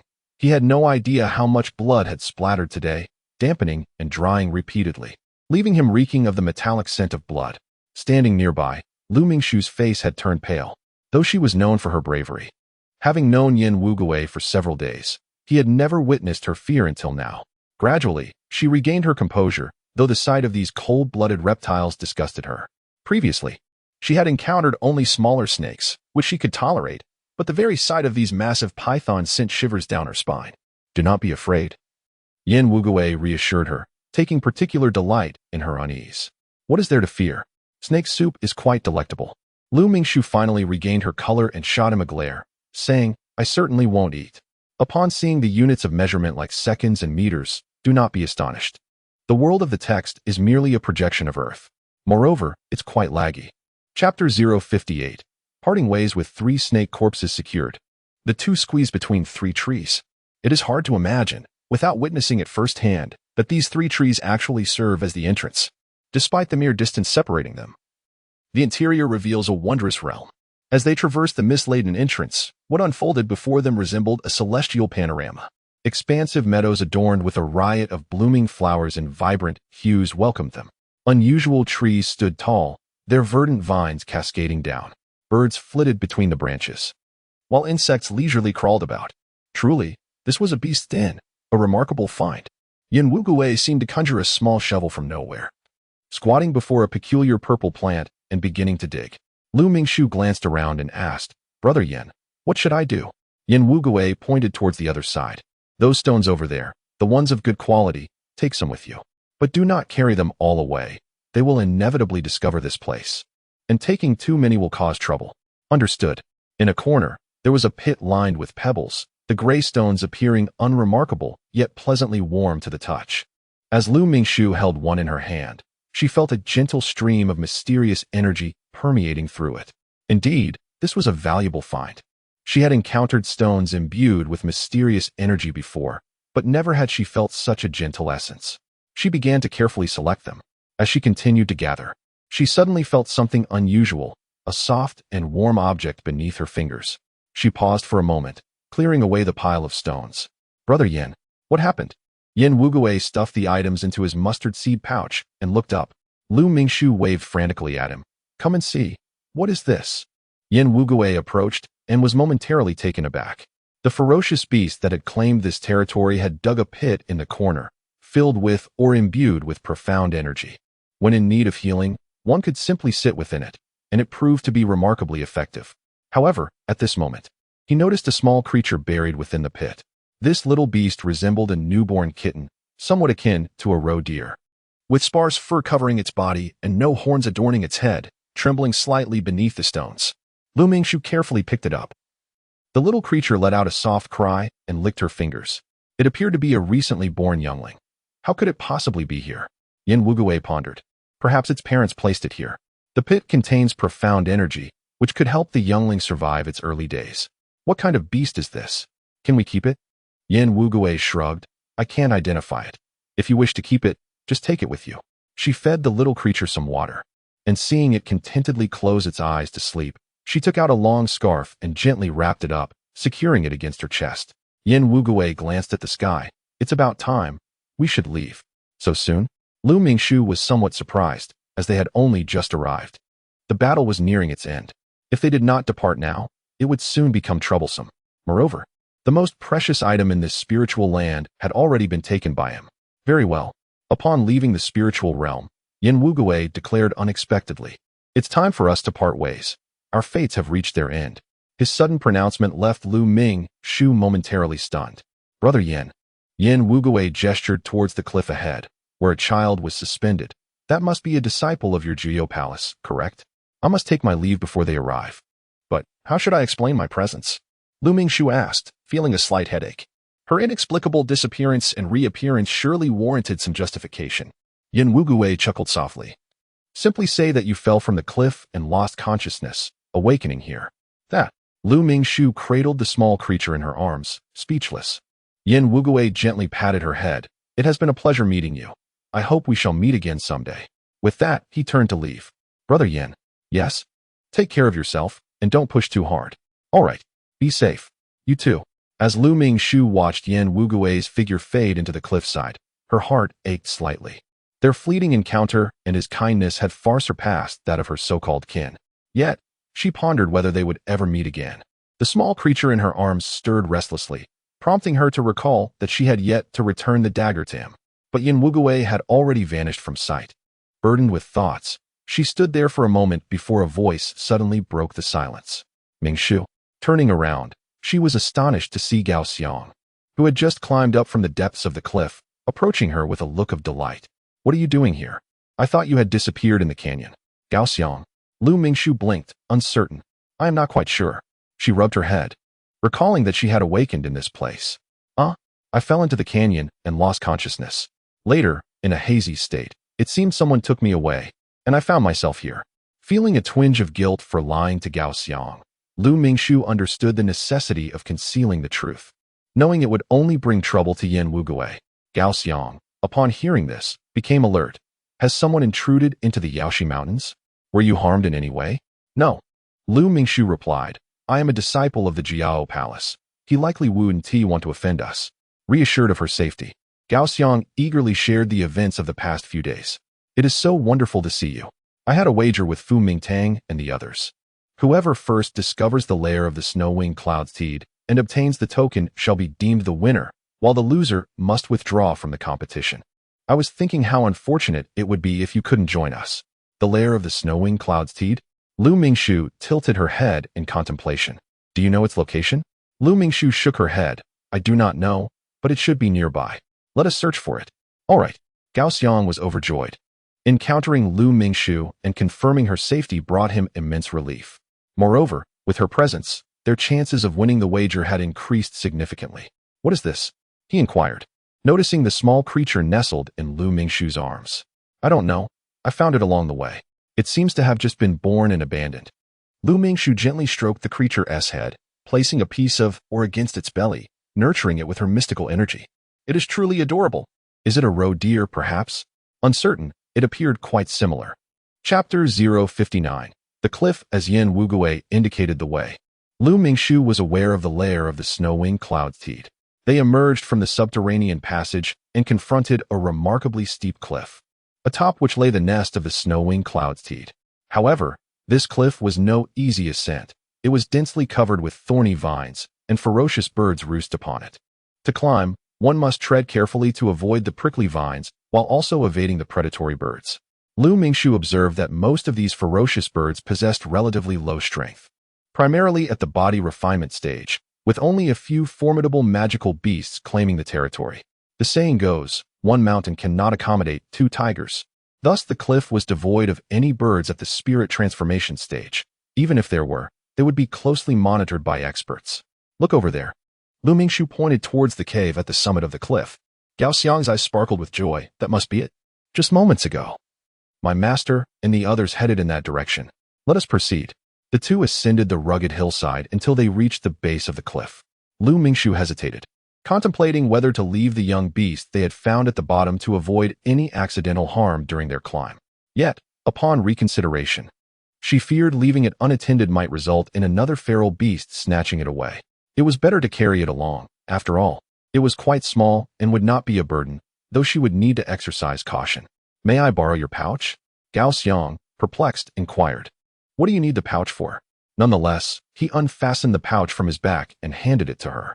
Lu Mingshu returned the items from the pouch to him, then placed the young beast within, leaving only its head exposed and securely binding it to her chest. The reason she refrained from carrying it on her back was her concern of being harmed by fierce beasts.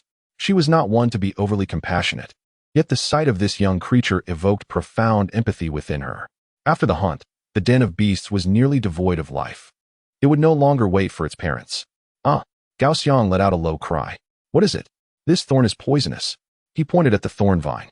The vine was densely covered with sharp spines, capable of piercing human skin with ease.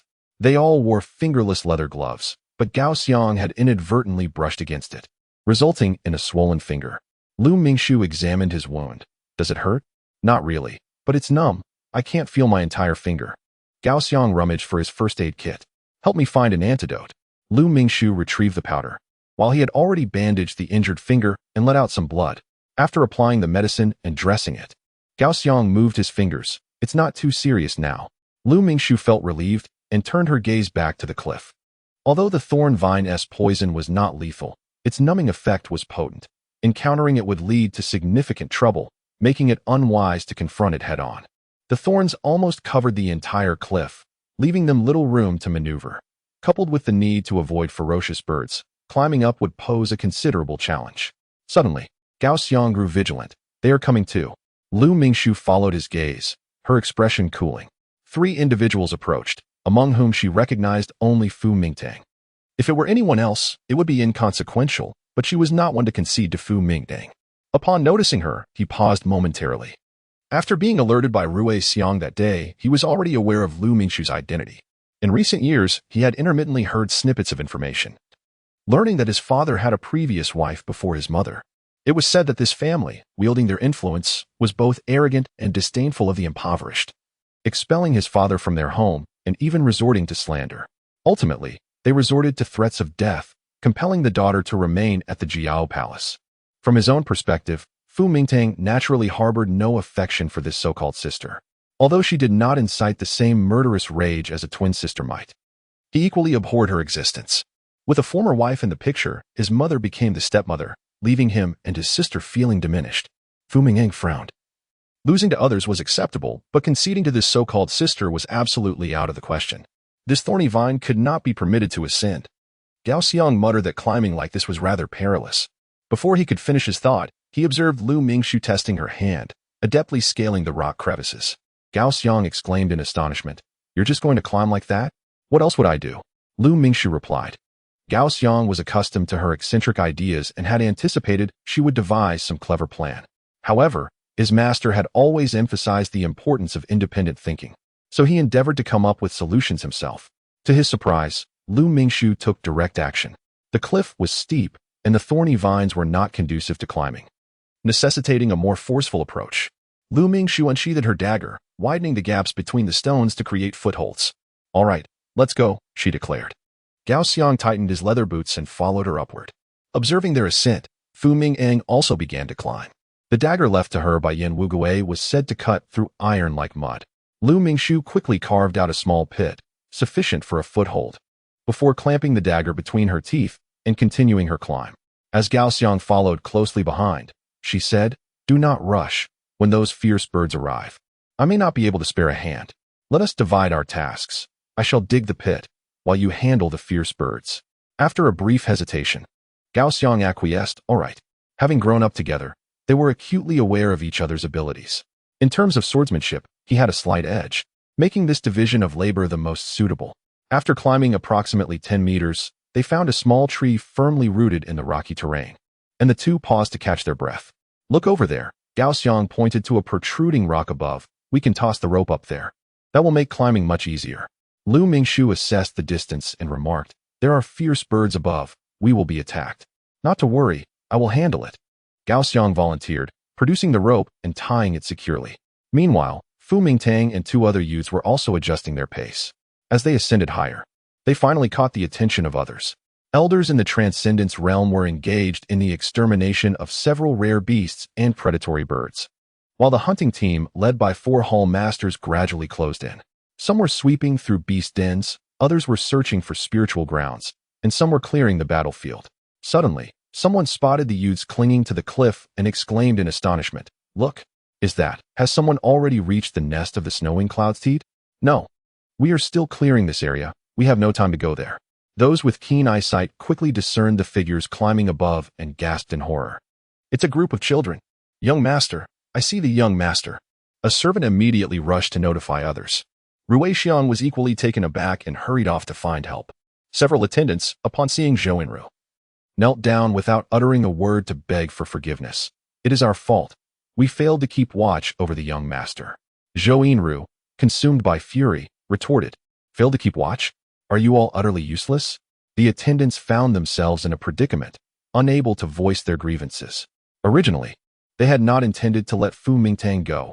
However, despite his amiable demeanor, he was a young master who had been pampered since childhood and possessed an inflated sense of pride. Gao Xiang continually provoked him, and Fu Mingtang was unwilling to yield. Ultimately, he conspired with a few youths, feigning a chase by ferocious beasts to divert the attendants, and by the time they realized, Fu Mingtang had already vanished. Chapter 60. Discovered. "Here they come," Gao Xiang shouted, drawing his sword and focusing intently on the fierce avian creatures soaring towards them.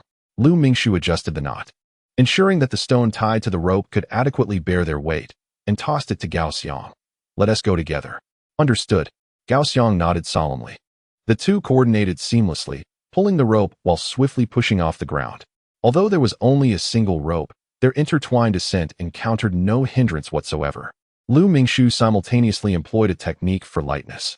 They could not yet ascend merely by stepping as their senior brothers and sisters in the fusion realm did. But with the assistance of the rope, it became a manageable task. Gao Xiang was the first to step onto the stone, unleashing a wave of sword energy to drive back the ferocious birds, then yanked on the rope to pull Lu Mingshu up as well. Lu Mingshu glanced towards the other side. They were imitating them, having found a stone, and were in the process of tossing the rope. She looked up at her side, where the thorny vines were densely packed, leaving limited options for leverage. Therefore, she declared, you handle these birds. I will carve out a foothold. All right. On one side, a fierce rivalry ensued, while on the other, Zhou Yinru was seething with rage. Gao Xiang. What prompted him to provoke Ming Tang? She was well aware of Fu Ming Tang's temperament. The child was inherently obedient, and such impulsiveness would only arise from provocation. What were the Lu Lin clan scheming? Who was the individual on the other side? Nearby, voices murmured.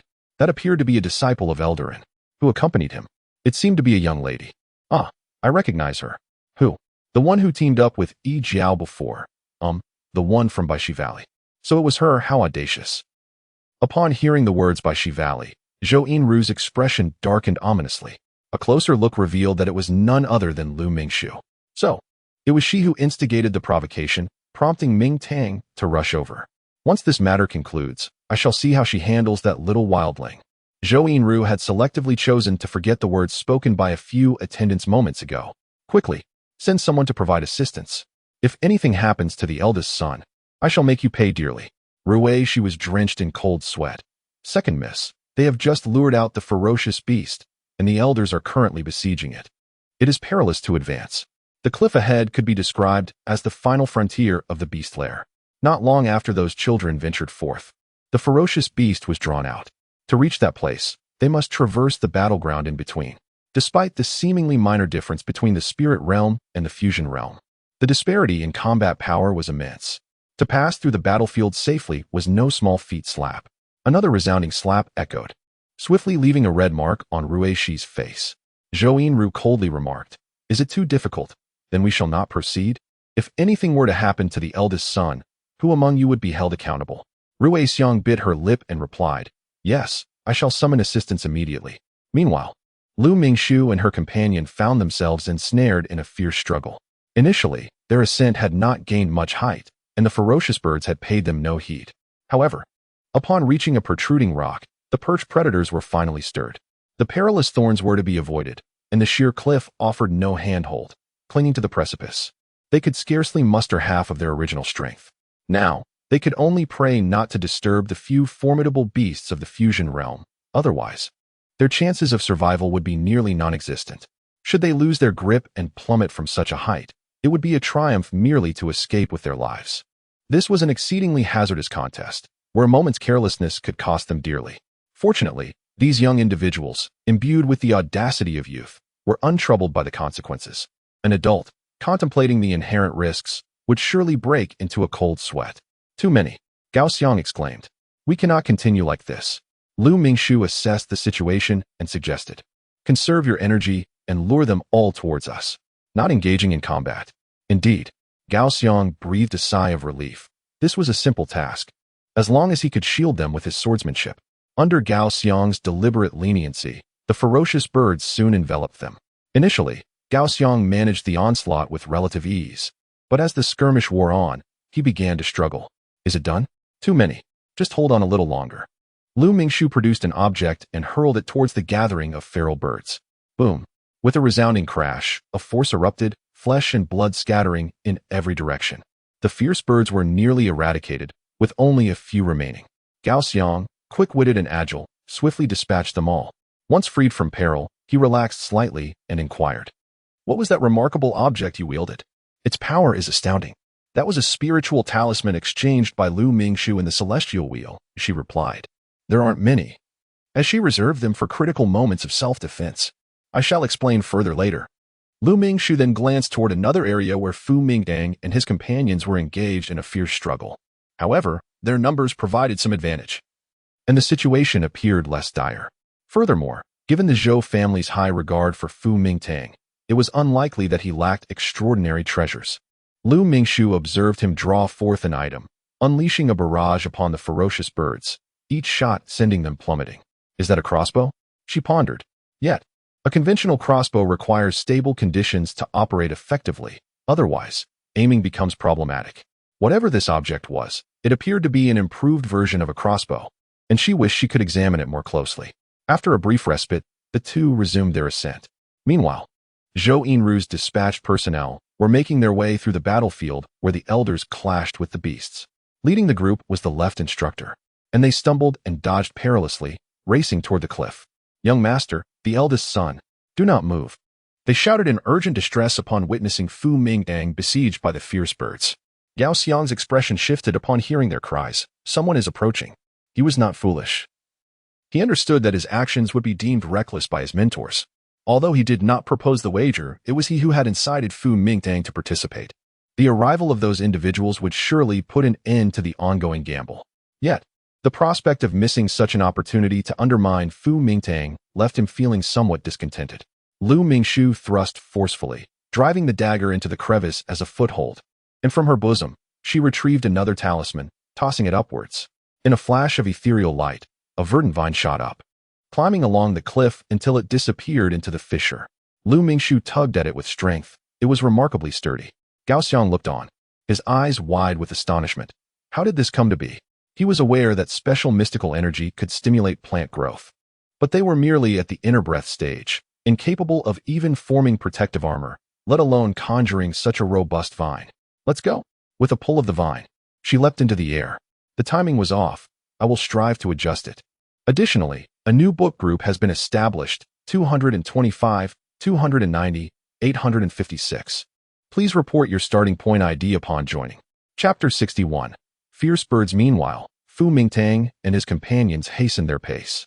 Their approach differed. Fu Mingtang drew his crossbow and launched an arrow upwards, which embedded itself into the crevice of the cliff. Upon witnessing this, Lu Mingshu was taken aback.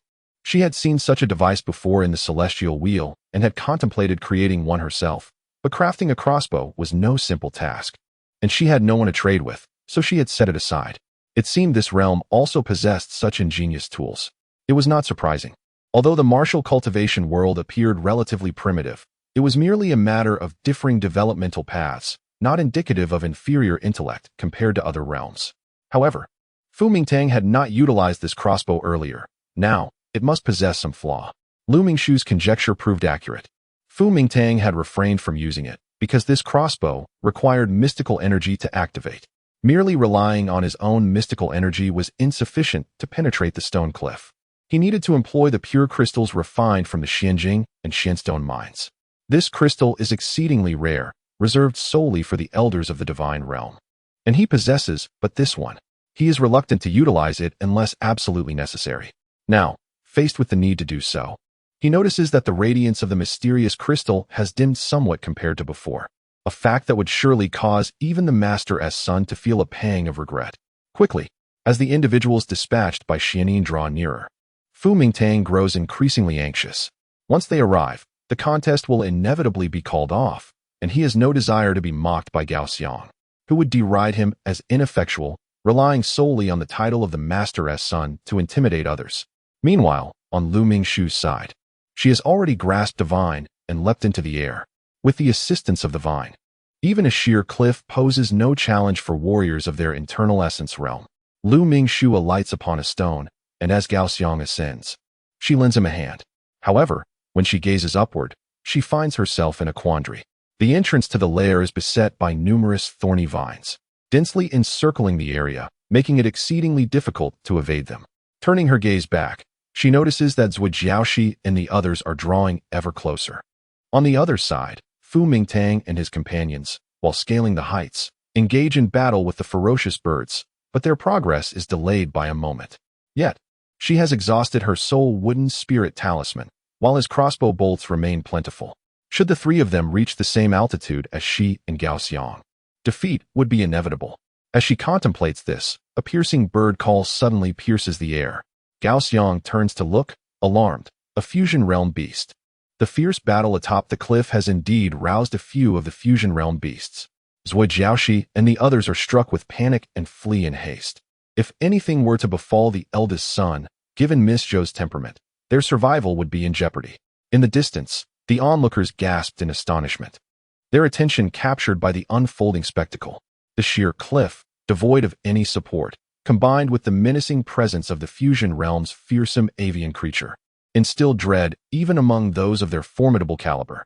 What hope did mere disciples of the inner breath realm possess in such dire straits? It was a foreboding situation indeed. Zhou Yinru's breath grew heavy as she fixated on the precipice.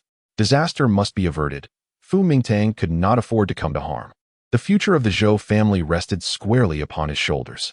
Her father had only fathered her and her sister. Neither they nor the meticulously chosen disciples had achieved significant accomplishments. Had circumstances been different, how could the esteemed young lady of the Zhou family, the daughter of the head of the Jiyao Palace, have what a penniless man of no standing? Fortunately, fate smiled upon them, as Fu Shangqing ascended to the divine realm within a mere 7 years, ensuring the leadership remained within their grasp. Yet, Fu Shangqing was still an outsider. No matter how capable, he could not rival Fu Mingtang, the true scion of the Zhou lineage. Moreover, Fu Mingtang's potential exceeded the family's expectations. Should he perish here, the prospect of begetting another child of such remarkable talent would be exceedingly slim. This thought fueled Zhou Yinru's disdain for Lu Mingxu, her eyes practically ablaze with ire. Her only hope now lay in the timely arrival of Zui Yiming. She would make certain to deal with that insufferable wretch afterward. On the cliff, Fu Mingtang's breath nearly faltered. He gazed upward at the colossal bird, its wings spread wide, casting a shadow over him akin to a dark cloud, with its eyes gleaming with a merciless light. As the great bird flapped its wings, it suddenly dove towards him with ferocity. "Young master," the instructors was shouted, his heart racing with anxiety, filled with regret for having been too slow. Upon hearing the shout, Fu Mingtang instinctively pressed the trigger of his crossbow. The arrow, tethered by a rope, shot upward, failing to strike the great bird, yet it ensnared itself around the creature's neck upon its descent. This blow, though ineffective, momentarily deterred the ferocious avian. Zhou breathed a sigh of relief, leading a few individuals in a frantic dash. Meanwhile, Lu Mingxu's eyes sparkled with realization. A solution had presented itself. "What is it?" Gao Xiang inquired eagerly. "Just wait," Lu Mingxu replied, fixing her gaze upon the colossal bird as she let out a sharp whistle. The piercing sound captured the creature's attention. Gao Xiang gasped in alarm. "What are you doing?" Previously, the bird had targeted Fu Mingtang, and he had felt a sense of relief. Yet now she was deliberately drawing its focus. Was she attempting to rescue Fu Mingtang? Be careful. Lu Mingxu remained fixated on the diving bird, silently counting in her mind. 3, 2, 1. With her legs poised, she launched herself from midair. "Mingxu!" Gao Xiang shouted, realizing they were nearing the cliff's edge. Leaping from such a height was tantamount to courting death. Fu Mingtang also gasped in astonishment. The young man who had provoked Gao Xiang exclaimed, his voice laced with disbelief. "What is she doing?" Fu Mingtang was equally bewildered. Moments ago, he had worried about the unexchanged arrowheads of his crossbow and what would happen if the bird charged again, only to hear Lu Mingxu's whistle diverting the creature's attention. Was this an attempt to save him? Fu Mingtang found it hard to believe, yet he could not fathom her actions, his mind a whirlwind of confusion.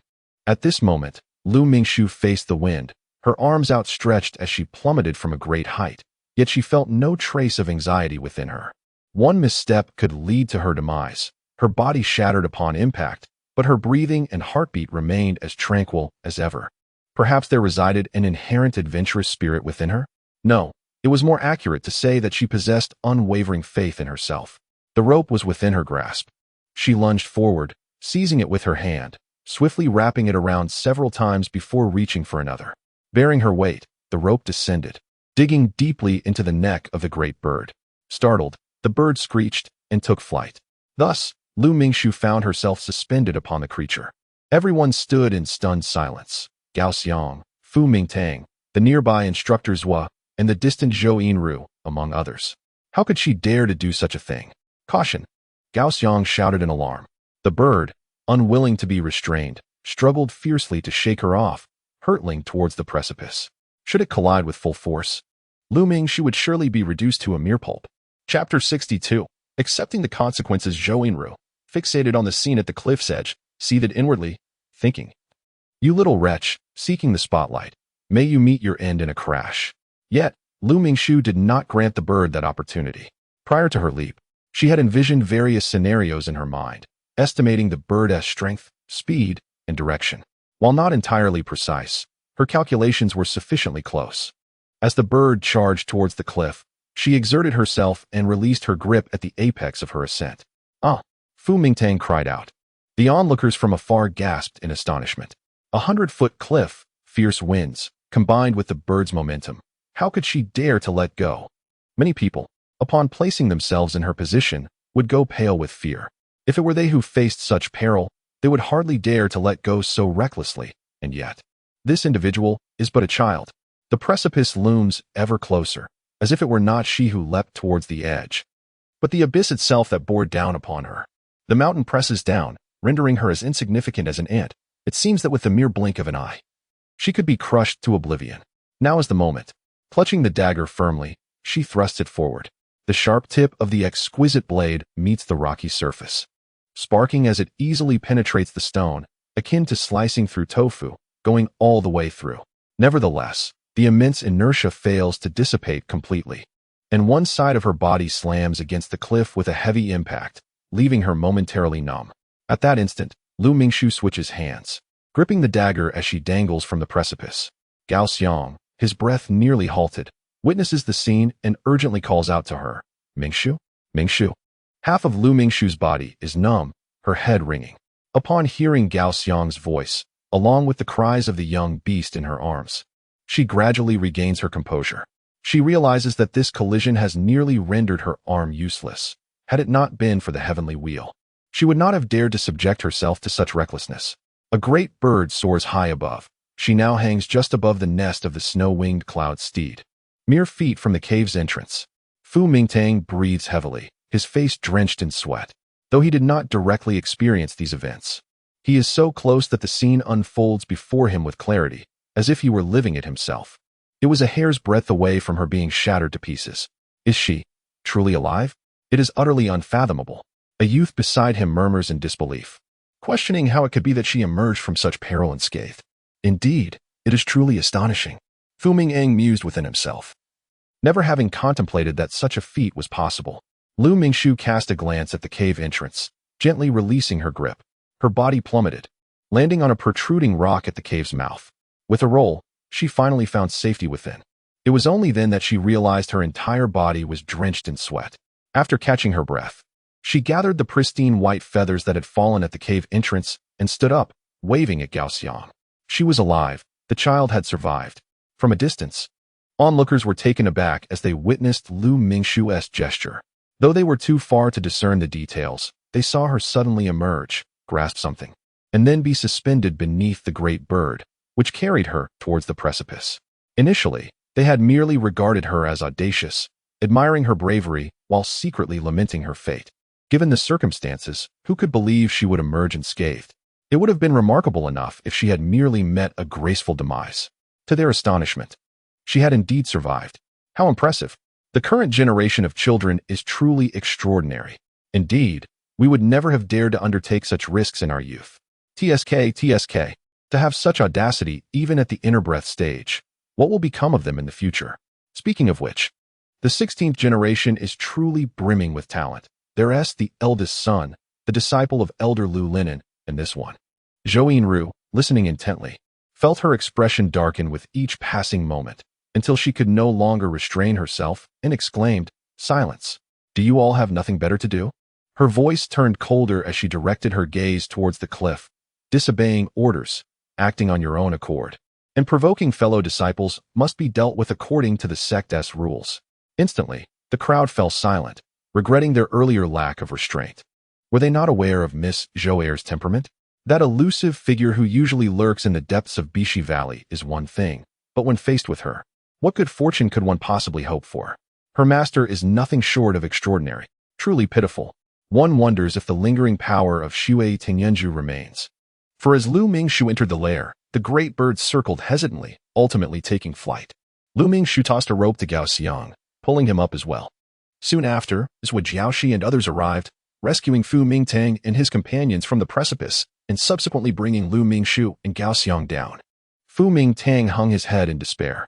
Had Zhu Jiaoxi arrived a moment sooner, he might have felt aggrieved by the interruption. But with Lu Mingxu having entered the lair first and in such a manner, what words could he possibly utter? Confusion enveloped him. Since childhood, he had been lauded for his exceptional talent, destined to be the future of Jiao Palace. His parents held him in high regard, his grandfather cherished him, and even his aunt, known for her fiery temperament, never uttered a harsh word in his presence. He had always believed himself to be the most remarkable. Before reaching the age of 10, he had already attained the inner breath realm, a feat that even Lu Jizhen, famed for his rarity, had not accomplished in a century. Yet now his gaze shifted toward Lu Mingxu. However, he found himself compelled to look on. How could this be? Defeated in such a manner, he could not even muster an excuse. The very notion of luck eluded his lips. Upon introspection, placing himself in such a situation, he might lack the resolve and precision. Thus, had he truly lost? Had he been bested by the sister he secretly scorned? What now? Can he move? Meanwhile, Gao Xiang cautiously supported Lu Mingxu by the shoulder.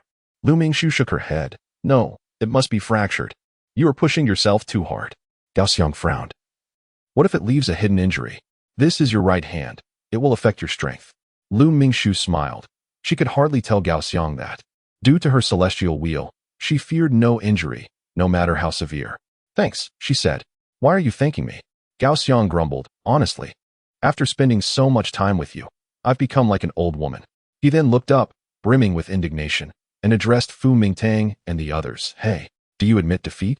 The young man who had provoked Gao Xiang wore a defiant expression, but found himself at a loss for words. What? Are you going to play mute after losing? Young master of the sect, you wouldn't do the same, would you?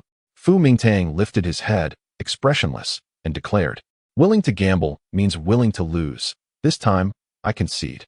Good. Gao Xiang clapped his hands, grinning, you keep your word. If you still place yourself in the rankings afterward, don't blame me for spreading the word. Chapter 063. Seizing the opportunity for trouble, the battle in the realm of the ethereal gradually drew to a close. Lu Mingxu sustained significant injuries and handed the young beast over to Gao Xiang. He gazed at it with a sigh. The snowing cloud's teat is gone, and I've picked up a silly roe deer instead. It's somewhat adorable while small, but if it grows up to be this foolish, it will be utterly hideous. The young beast weakly protested with a couple of bleats as though objecting. Lu Mingxu chuckled. How about I give you that silver-armored rat from earlier? It would make a fine pair. Sure, since you already have this silly roe deer. Lu Mingxu feigned indifference and followed Gao Xiang to find his master. And Tongchen had changed into a set of white robes, his hair flowing freely, seated behind a desk. Gao Xiang observed his master in this demeanor, the cold and austere aura dissipating considerably, fostering a sense of intimacy within him. He leaned closer and addressed, Master. And Tongchen, with an impassive expression, gestured to the cushion across from him. Do not assume that this will exempt you from punishment. Sit properly.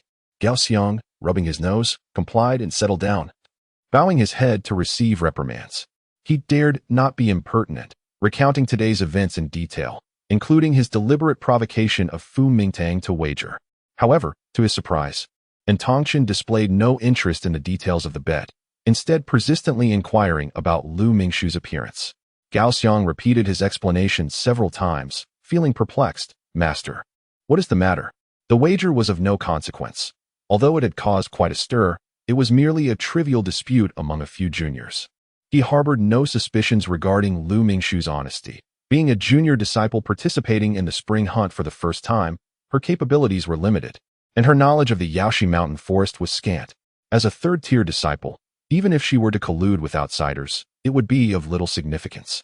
He was not surprised by the presence of outsiders in the Yaoshi Mountain Forest. After all, while it was referred to as the back garden of Jiao Palace, it was not truly enclosed by walls, and other lofty mountains could certainly be scaled, albeit with less convenience than this vicinity. However, the fact that someone had entered the beast den unnoticed during their hunt, and had potentially engaged in undisclosed activities right under their noses, posed a significant concern. Was it still called a back garden if it could be traversed at will? As Tongchen pondered this, his expression suddenly shifted, and he sprang to his feet, exclaiming, This is bad. Gao Xiang, startled by his reaction, also rose, asking, Master, what is it? Tongchen did not respond, donning his outer robe and hastening toward the exit, prompting Gao Xiang to urgently follow suit. and Tongchen made his way directly to the camp of his followers, lifting the curtain only to find that the only occupant was the maid he had brought along. "Where's Lu Mingxiu?" The maid hastily bowed and replied, "I was just about to report to the elder. Someone came and took Miss Lu away." "Who?" "They said they were from the Jingyi Academy."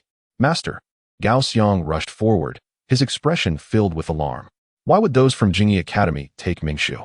The Jingyi Academy, which enforced the regulations of the Jiao Palace, had the authority to apprehend and punish disciples.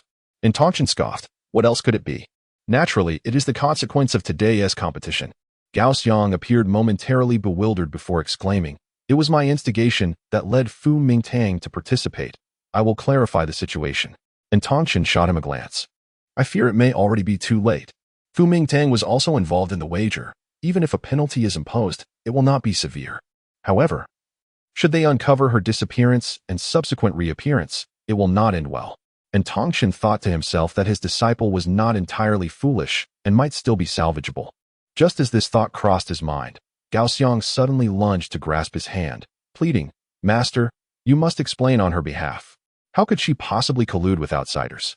She has been in Bixixia Valley every day and has not left the mountains for years.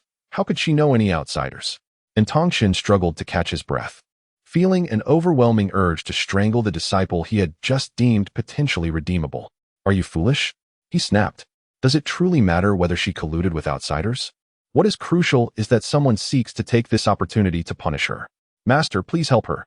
My ancestral master said that Mingxiu's ancestor had shown him kindness, and thus he must look after her. Master, master." And Tongchen, feeling helpless, remarked, "I shall give it a try." Gao Xiang, filled with joy, responded, "Thank you, master. I understand. I assure you, I will not cause trouble." At that moment, Lu Mingxiu was being thrust into the large tent. The wound on her shoulder had just been bandaged, and the push reignited a searing pain. She endured, not waiting for the agony to subside. As a familiar voice resonated, "Lu Mingxiu?" She closed her eyes, not only to suppress the pain, but also to quell the hatred brewing within her. When she raised her head again, her gaze was as tranquil as ever. Within the tent were 4 individuals, Fu Shanqing, Zhou Yinru, and 2 elders participating in the hunt. "Yes, I am the disciple Lu Mingxiu," she replied. Zhou Yinru lifted her chin slightly and coldly inquired, "Speak. Why did you conspire with outsiders?" A flicker of astonishment crossed Lu Mingxiu's eyes, though she already had an inkling of the situation. Yin Wugui had mentioned that his traces could not be entirely erased, so she anticipated inquiries regarding this matter. However, the current circumstances were far worse than she had anticipated. She had assumed that without evidence and given her lack of strength, she would merely face some difficulties. Yet, Zhou Yinru's demeanor suggested far more than mere trouble. "The disciple does not comprehend the words of the Hall Master," she stated. A hint of derision flickered across Zhou Yinru's lips as she abruptly tossed a dagger before Lu Mingxiu, exclaiming, "Here is the evidence. Do you still dare to deny it?" She recognized the sensitivity of this object after being taken down the cliff by Zui Yiming. She had not dared to look at it again, dismissing it as an ordinary dagger to avoid drawing attention. Little did she expect that her opponent was more observant than she had anticipated, noticing this seemingly minor flaw. Zhou Yinru's expression darkened. "Do not presume that feigning ignorance will suffice to deceive us. Are you insinuating that this dagger is yours?"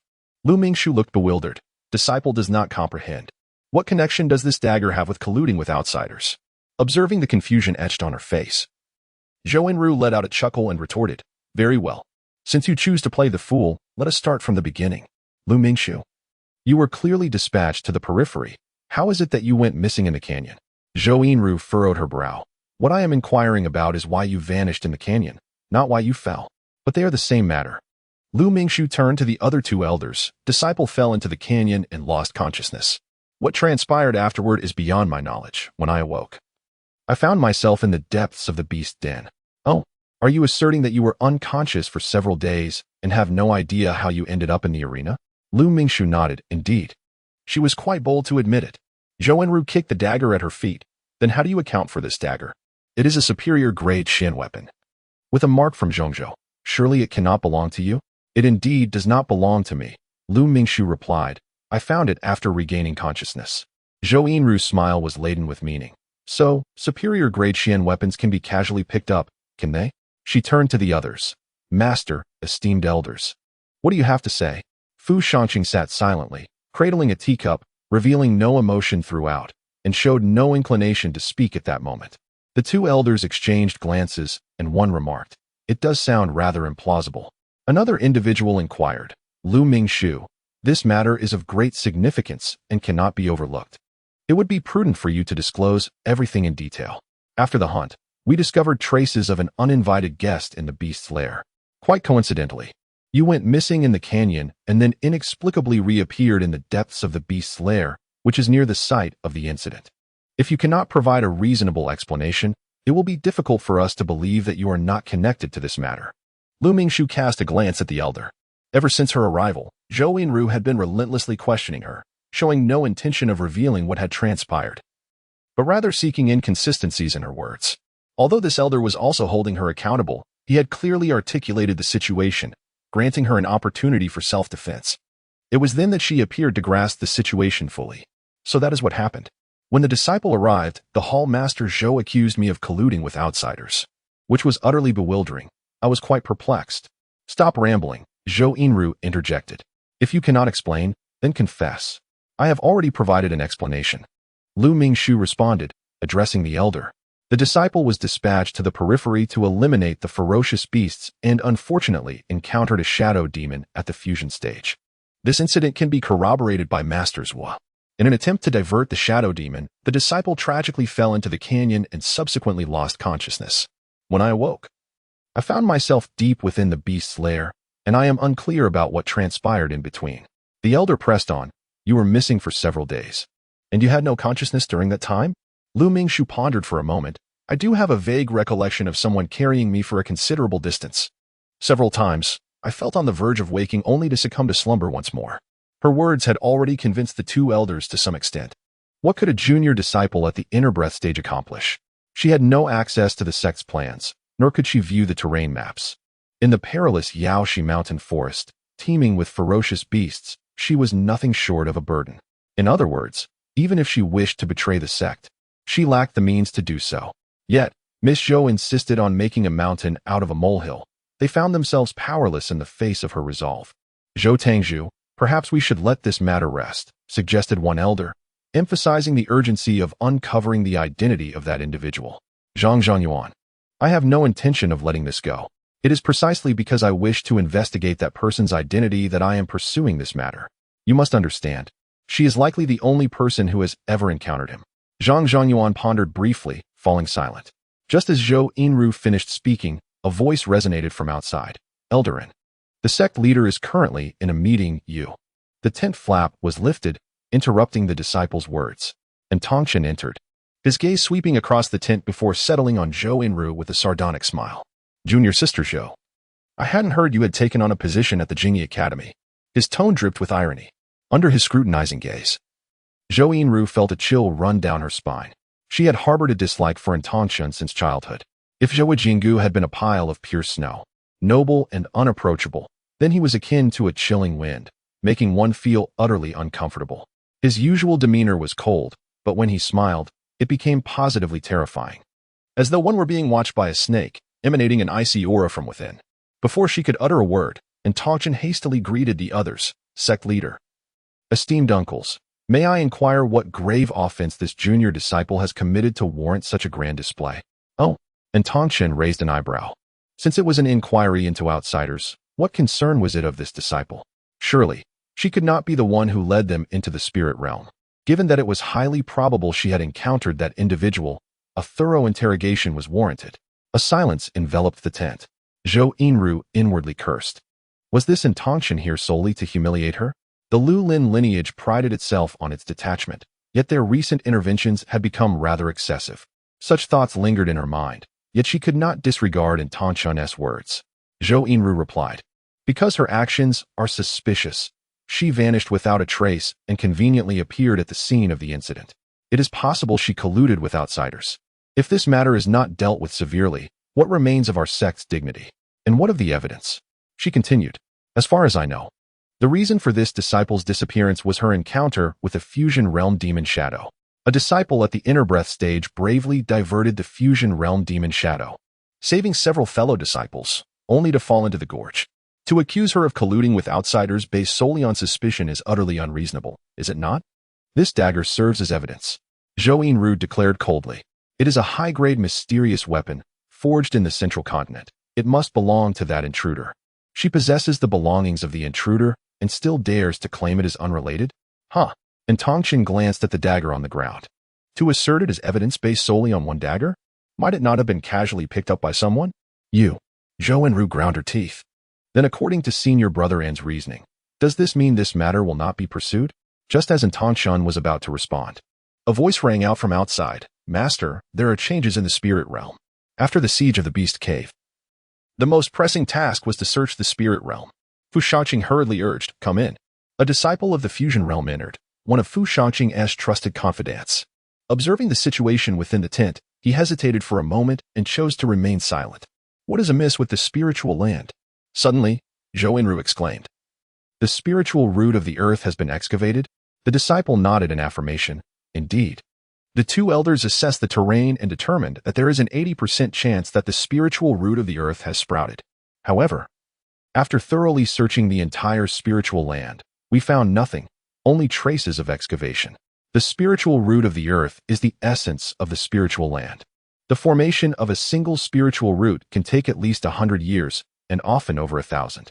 The presence of the spiritual root allows for the rapid cultivation of the spiritual land and the nurturing of rare treasures.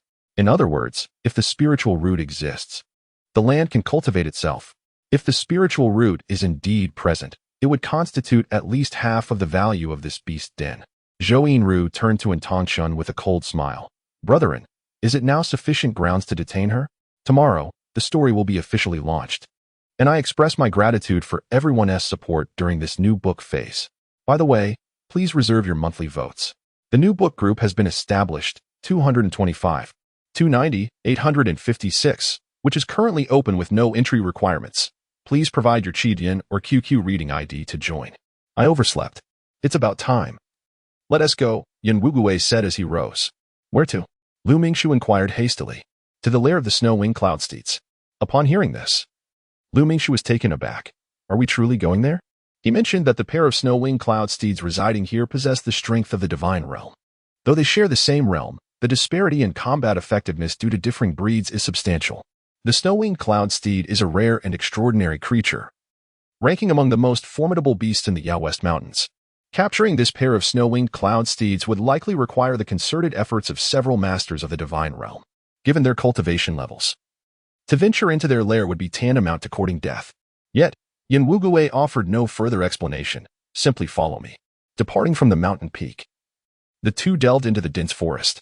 It was unclear how Yan Wugui navigated the terrain, twisting and turning until they arrived at a concealed cliff. He pushed aside a massive boulder, revealing a dark entrance. Lighting a twig, he tossed it inside, and after a considerable pause, the flames extinguished. Let us proceed. The air inside is bearable for passage. Filled with questions, Lu Mingshu followed him into the cavern. The tunnel was irregular, alternating between wide and narrow sections, with rubble obstructing their path in places, forcing them to advance slowly. After a while, unable to contain her curiosity, Lu Mingshu finally inquired, Brother Yan, how did you come to know of this passage? Her observation suggested that this tunnel did not appear to be man-made. Rather, it seemed more akin to the lair of the ferocious beasts inhabiting this region. Yet, the snow-winged cloud steeds did not burrow. They preferred open spaces. Previously, Yan Wugui had indicated the flat ground atop the mountain, which was indeed suitable for their galloping and soaring. Was Yan Wugui leading her along this path as a shortcut to the mountain's summit? His familiarity with this beast's den was uncanny, as if he had grown up in this very place. As a disciple of the Seven True Views, how could he possess knowledge of such matters? Do you not harbor suspicions in your heart? Yan Wugui replied casually. Lu Mingshu pondered for a moment before directly asking, is it the predecessor who left behind the sword techniques? Let out a light chuckle. Do you think I have taken advantage of the Nine Yao Palace? Lu Mingshu shook her head. I am merely perplexed. The descendant of that esteemed elder has not sought you out. Rather, it is you who have discovered it. There must be a reason behind this. Very well, replied. I inadvertently obtained the cultivation notes of that elder, chronicling his experiences over several decades. Upon learning of a secret place, I deemed it most suitable for seclusion and practice, hence my arrival. Well, you are indeed fortunate. Lu Mingshu remarked. Were it not for the alliance between 9 Yu Palace and 7 True View, accessing the Yao West Forest would be quite challenging. The Yao West Forest is encircled by mountains, with 9 Yao Mountain serving as its gateway, fiercely guarded by the 9 Yao Palace, rendering it inaccessible to outsiders. Turned to her and inquired, "May I ask, how old are you? Please refrain from mimicking those old fellows. I find it most irksome when one speaks only half a thought." Did I truly say that? Lu Mingshu responded. Well, regarding the esteemed young master Lin Zhao. Her demeanor was distinctly disdainful. Yet, it seems to me that he has paved the way for you. Without young master Lin Zhao negotiating cooperation with 9 Yao Palace, the disciples of 7 True View would not gain entry into the Yao West Forest. Then what? Scoffed. Should I express my gratitude to him? Lu Mingshu queried. Why do you harbor such animosity towards him? Logically, he is the leader of the 5th sect, and there should be no conflict between you, correct? By the way, which sect do you belong to, Brother Yin? Is there discord between the 2 sects? She found it even more peculiar. He is also from the 5th sect. Does that not imply that young Master Lin Zhao is his superior? Observing Yin Wugui's demeanor, it is evident that he holds no respect for the young Master Lin Zhao.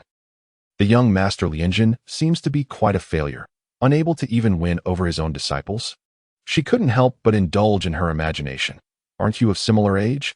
Could it be that you have been at odds since childhood? Speaking of which, he was quite young when he became the sect leader. I seem to recall hearing that he had powerful backing. Does that irk you?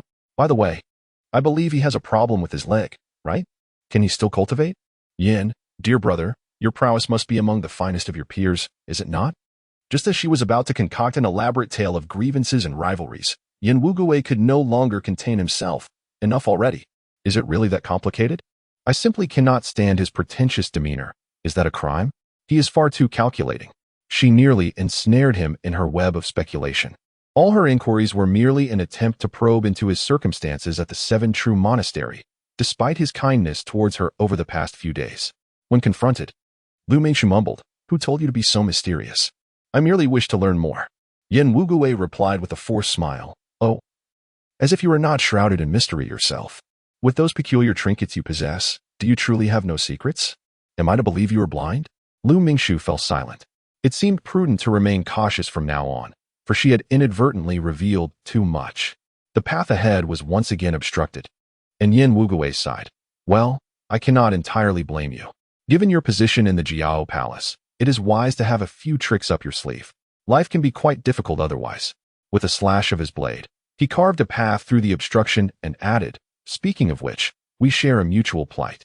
Lu Mingshu quickly inquired, "Is life at the 7 True Monastery not difficult for you as well?" Yet, Yin Wugui chose not to respond. The path ahead gradually opens up, seemingly connecting with the heart of the mountain. A breeze carries moisture from the distance. Before long, a dark current emerges before them. Lu Mingshu recalls the dark current from the cave where they temporarily took refuge and inquires, "Brother Yin, is this dark current linked to the earth's veins?" Lu Mingshu remarks, "This indeed serves as an excellent hiding spot. Should one find themselves pursued, it would be quite difficult to locate them here." Indeed, Yin Wugui agrees. Which is precisely why I came to familiarize myself with the area. After a moment's contemplation, Lu Mingshu responds, "That should not be the case. However, I am an exception. Surely, your position at the 7 True View is not awkward, is it?" Yin Wugui takes a wooden plank and casts it onto the river's surface, leaping onto it. Lu Mingshu observes in disbelief. Is that feasible? That plank can barely support 2 people. Only one way to find out. Yin Wugui retorts. Reluctantly, Lu Mingshu joins him on the plank, standing closely by his side. "Hold on tight," Yin Wugui instructs before pushing off with a sudden force. The plank surges forward, nearly sending Lu Mingshu tumbling off, prompting him to grasp Yin Wugui's garment. Amidst the darkness, they ride the waves, but midway, Yin Wugui's demeanor shifts abruptly. Something's amiss. Be cautious. Having overslept and forgotten to update today, I will upload on June 1st, with double updates then. Chapter 065, Preliminary Review. The spring hunt team from the Jiao Palace sets forth, a grand procession returning home. This spring hunt yielded a bountiful harvest due to the discovery of a beast den. However, the jubilant team is shrouded in an air of gloom. Yi Jiao walks while eavesdropping on the conversation between Lin Shun and Wei Peng. "Brother Wei, what exactly has transpired? Why does not a single elder appear pleased?" Wei Peng glanced around and whispered, "It is rumored that someone infiltrated the spiritual realm ahead of time. Lin Chen was taken aback. What? Is it someone from our sect? Wei Peng shook his head. It should not be. Lin Chen was even more astonished. Are there outsiders in the Yaoshi Mountain Forest? Indeed. Something has gone missing? Wei Peng replied vaguely. It is said that an important treasure has been lost, and an investigation is underway. Pausing, he lowered his voice. The child who was with us earlier has been detained, supposedly in connection with the intruder. Who else could it be? Wei Peng sighed. Lu Mingshu.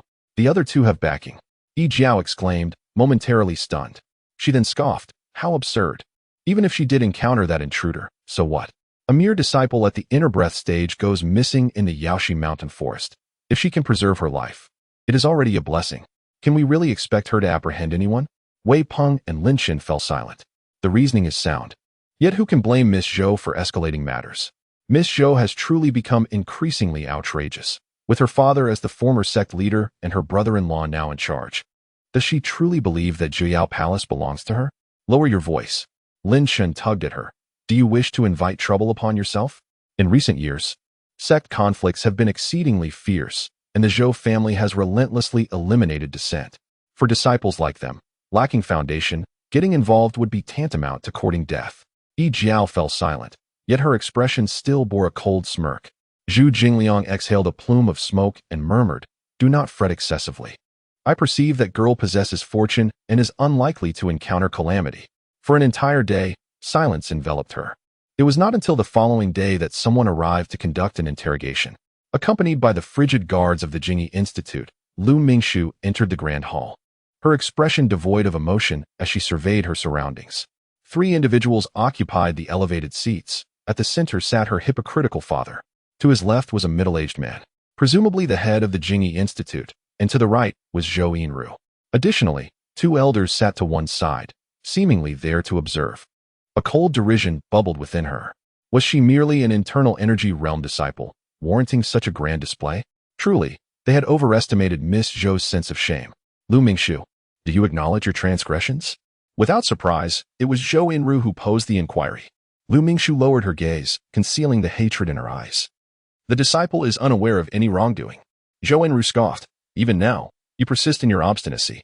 You have colluded with outsiders to seize the spiritual roots of the earth, inflicting significant losses upon the sect, and yet you refuse to confess? I have articulated my position clearly. She raised her head, gazing calmly at those before her. I have neither colluded with outsiders nor do I possess knowledge of any spiritual roots of the earth. Is the evidence not irrefutable? Do you still deny it? Are you referring to that dagger, Master Zhou? I am pleased you understand. Yet Lu Mingshu smiled. Very well, since Master Zhou accuses me of collusion with outsiders. May I inquire what assistance I could possibly provide? I am oblivious to how to enter the beast's den. I do not know where the spiritual land lies. And with only the prowess of the internal energy realm, I cannot even contend with fierce beasts. What use would I be for such collusion? From beginning to end, it was Yin Wuguwei who rescued and aided her. Encountering Yin Wuguwei was a serendipitous event, yet Zhou Yinru intended to frame it as a premeditated scheme. Although she harbored resentment towards the Juyao Palace, she could not accept this accusation. Such sharp wit. So, you assert that this incident bears no relation to you at all? Zhou Yinru scoffed, questioning why there would be outsiders in the Yaoshi Mountain Forest, and why they happened to cross paths with you. How did they come to know we were besieging the Beast Cave? Was it not you who divulged this information? Lu Mingshu retorted, the presence of outsiders in the Yaoshi Mountain Forest is my concern. May I then claim that it was Zhou Hall Master who leaked the information? After all, the Hall Master is situated at the core and possesses far greater knowledge than I, a mere disciple. Impudent. Zhou Yinru admonished sternly, daring you to challenge authority? Oh. Lu Mingshu chuckled. So within the Jiao Palace, rank is all that matters, and one need not engage in the pursuit of truth? You are audacious. Lu Mingshu raised her chin defiantly. Hall Master Zhou repeatedly accuses me of colluding with outsiders, yet fails to present any substantial evidence. How can I be convinced? My status may be low, but within the Jiao Palace, does being of lesser rank permit unfounded slander and injustice? Her gaze slowly traversed the 2 elders before settling on Fu Shangqing. Just as Fu Shangqing anticipated her to address him, her attention shifted to the head of the Jingyi Academy. I ask, esteemed head, is this the code of conduct upheld by the Jiao Palace? If so, I have nothing further to say. In the Baishi Valley, Lu Jizhen gazed blankly at the path leading out of the valley. As Lu Jizhen gazed ahead, a glimpse of a white garment caught his eye. Upon closer inspection, he recognized a solitary figure clad in white approaching with an air of aloofness. He was momentarily taken aback, but once the figure stood before him, he confirmed he had not been mistaken. It was his junior, Tongchen, with a graceful flick of his garment, and took a seat opposite him and remarked, Lu Shixiao. It has been quite some time. Indeed, it had been long since they last met, following Lu's self-imposed exile to Baishi Valley. And Tongchen was known for his cold demeanor, often traversing life alone, adhering strictly to the independent strategies of the Lu Lin lineage, steering clear of conflicts. Thus, his unexpected visit genuinely astonished Lu Jizhen. What could have transpired to compel him to come? Could it be? Lu Jizhen's expression shifted abruptly. Yet, Tongchen merely smiled and said, I thought your meridians had failed, leaving you devoid of vitality, yet it appears you still possess some semblance of emotion. Lu Jizhen fixed his gaze upon him, rendered speechless. I have come to inform you that your disciple has landed himself in significant trouble. In just a few words, Tongchen stood up and added, That is the situation. I am powerless to assist further. Our Lu Lin lineage does not involve itself deeply in the disputes of others. Ultimately, the course of action is yours to determine. Chapter 066. A betrayal of trust. Lu Mingshu, do you still insist this is none of your concern? The question came from Wen Shiji, the head of the Jingyi Academy. Although Zhou Yinru could rely on her status to interrogate, it was he who held the authority to render judgment. Indeed, Lu Mingshu raised her head defiantly, asserting, I have not colluded with outsiders, nor have I ever leaked information about our sect.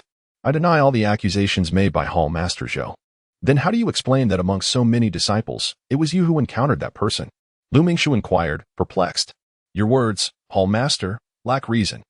If I were to walk down the street and happen upon a beggar, would you question why, out of so many people, it was I who met that beggar? Wen Shiji, confronted by the disciple's challenge, remained unperturbed. With a calm demeanor, he replied, On the surface, it may seem like mere coincidence, but upon closer examination, there appears to be a connection.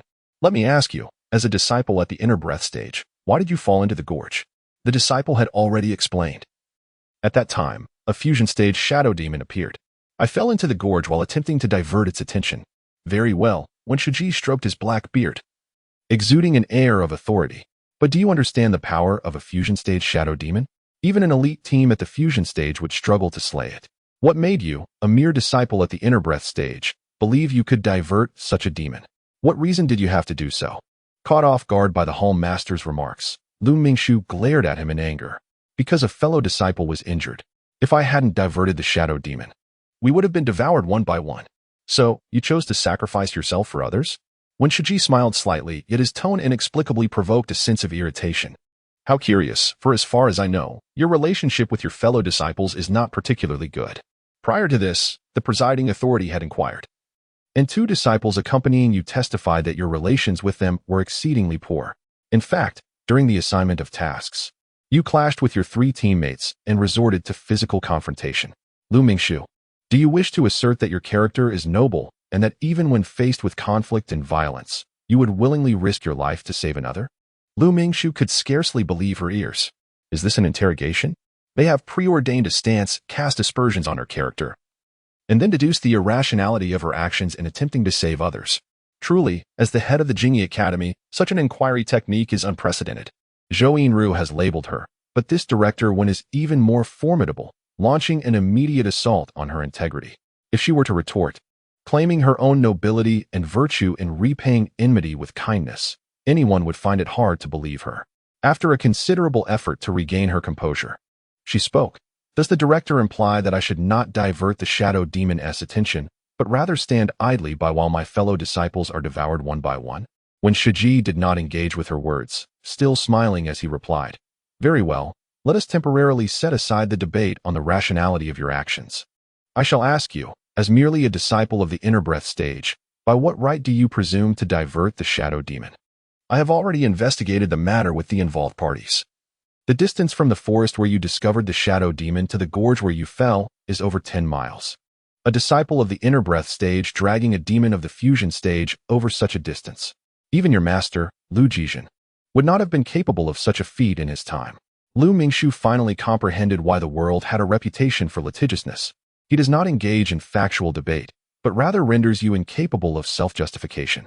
With your abysmal relations with them and your violent actions, how could a rational person ever risk their life to save another? What? You claim to possess noble character? How amusing. How could an ordinary disciple of the inner breath realm possibly detain a shadow of darkness for such a duration? Oh, are you suggesting that you are superior to others? It seems you have fallen silent. This merely highlights the suspicion surrounding your presence in that canyon. Perhaps it was indeed the designated rendezvous with that individual. Observing Lu Mingshu's pale countenance, unable to refute, Zhou Yin revealed a smile. To contend with her? That would be akin to courting death. As for Dinwen, conspiring with outsiders, resulting in treasures falling into the hands of others, what should be done about that? Wen Shiji remarked with a smile, conspiring with outsiders, if it leads to dire consequences, is tantamount to treachery against our sect. Very well. In that case, let Dinwen pass judgment. Wen Shiji cast a glance at Fu Shanqing, who remained with eyes half closed, seemingly oblivious, and thus proceeded with boldness to declare, Lu Mingshu, you have allied with external enemies, causing the loss of the Earth's spiritual roots. Under normal circumstances, this would warrant execution. However, considering your youth and ignorance, I shall impose a lighter punishment. Such acts of treachery cannot be tolerated within Jiao Palace. From this day forth, you are no longer a disciple of Jiao Palace. From the moment when Shaji's specious arguments began, Lu Mingshu remained silent, fully aware that this was not an interrogation, but rather a preordained verdict. Regardless of her defense, they would not relent. In her utmost fury, she found herself devoid of anger. If Jiao Palace no longer wished to retain her, so be it. What purpose would her continued presence serve? Her mother believed that the bond of blood would ensure that man would care for her. Yet what was the reality? He merely stood by, watching as others slandered and bullied his daughter, even becoming an accomplice in the process. In this individual's heart, it seems that apart from power and strength, little else holds significance. If that is the case, departing from the Nine Yao Palace is of no consequence. The world is vast, and there are countless places to go. With faith and determination, what is there to fear in becoming a master? She turned to leave. Wait. The voice of Zhou Yinru echoed. Lu Mingshu halted. Since you have expelled me, I am no longer a disciple of the Nine Yao Palace. Do you have any further instructions, Miss Zhou? Zhou Yinru's tone dripped with haughty amusement. The Nine Yao Palace has nurtured you for 4 years. Do you truly wish to leave just like that? Then what do you propose? Lu Mingshu, seething with anger, stopped in her tracks. Naturally, you must relinquish what you have taken and leave something behind. Zhou Yinru sneered coldly, you shall forfeit your martial arts, and from henceforth, you will have no ties to the Nine Yao Palace. Lu Mingshu took a deep breath. And what if I refuse? Zhou Yinru's smile widened.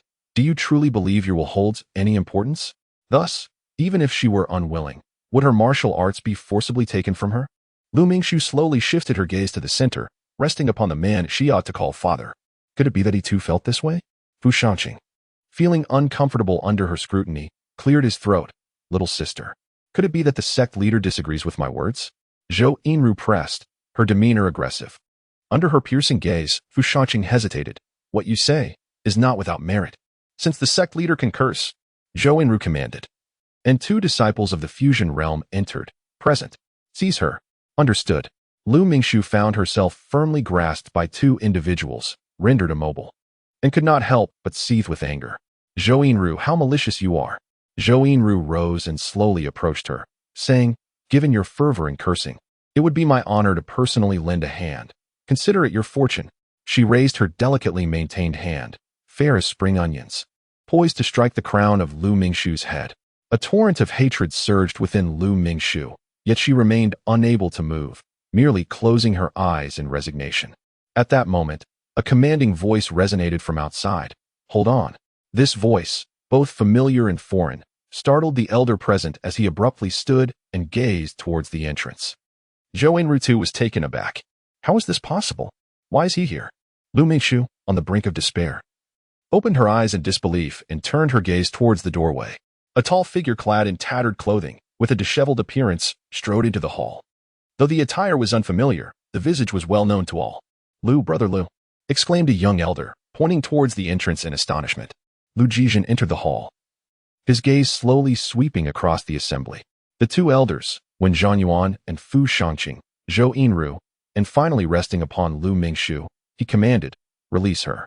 The two disciples at the fusion realm were momentarily taken aback, and, as if compelled by some unseen force, they relinquished their hold. It was a peculiar sensation. Though his voice was soft and devoid of imposing authority, they found themselves instinctively obeying. Even Zhou Yinru's earlier fierceness seemed to wane in his presence. However, she soon lifted her head, confronting the man before her with an air of haughtiness.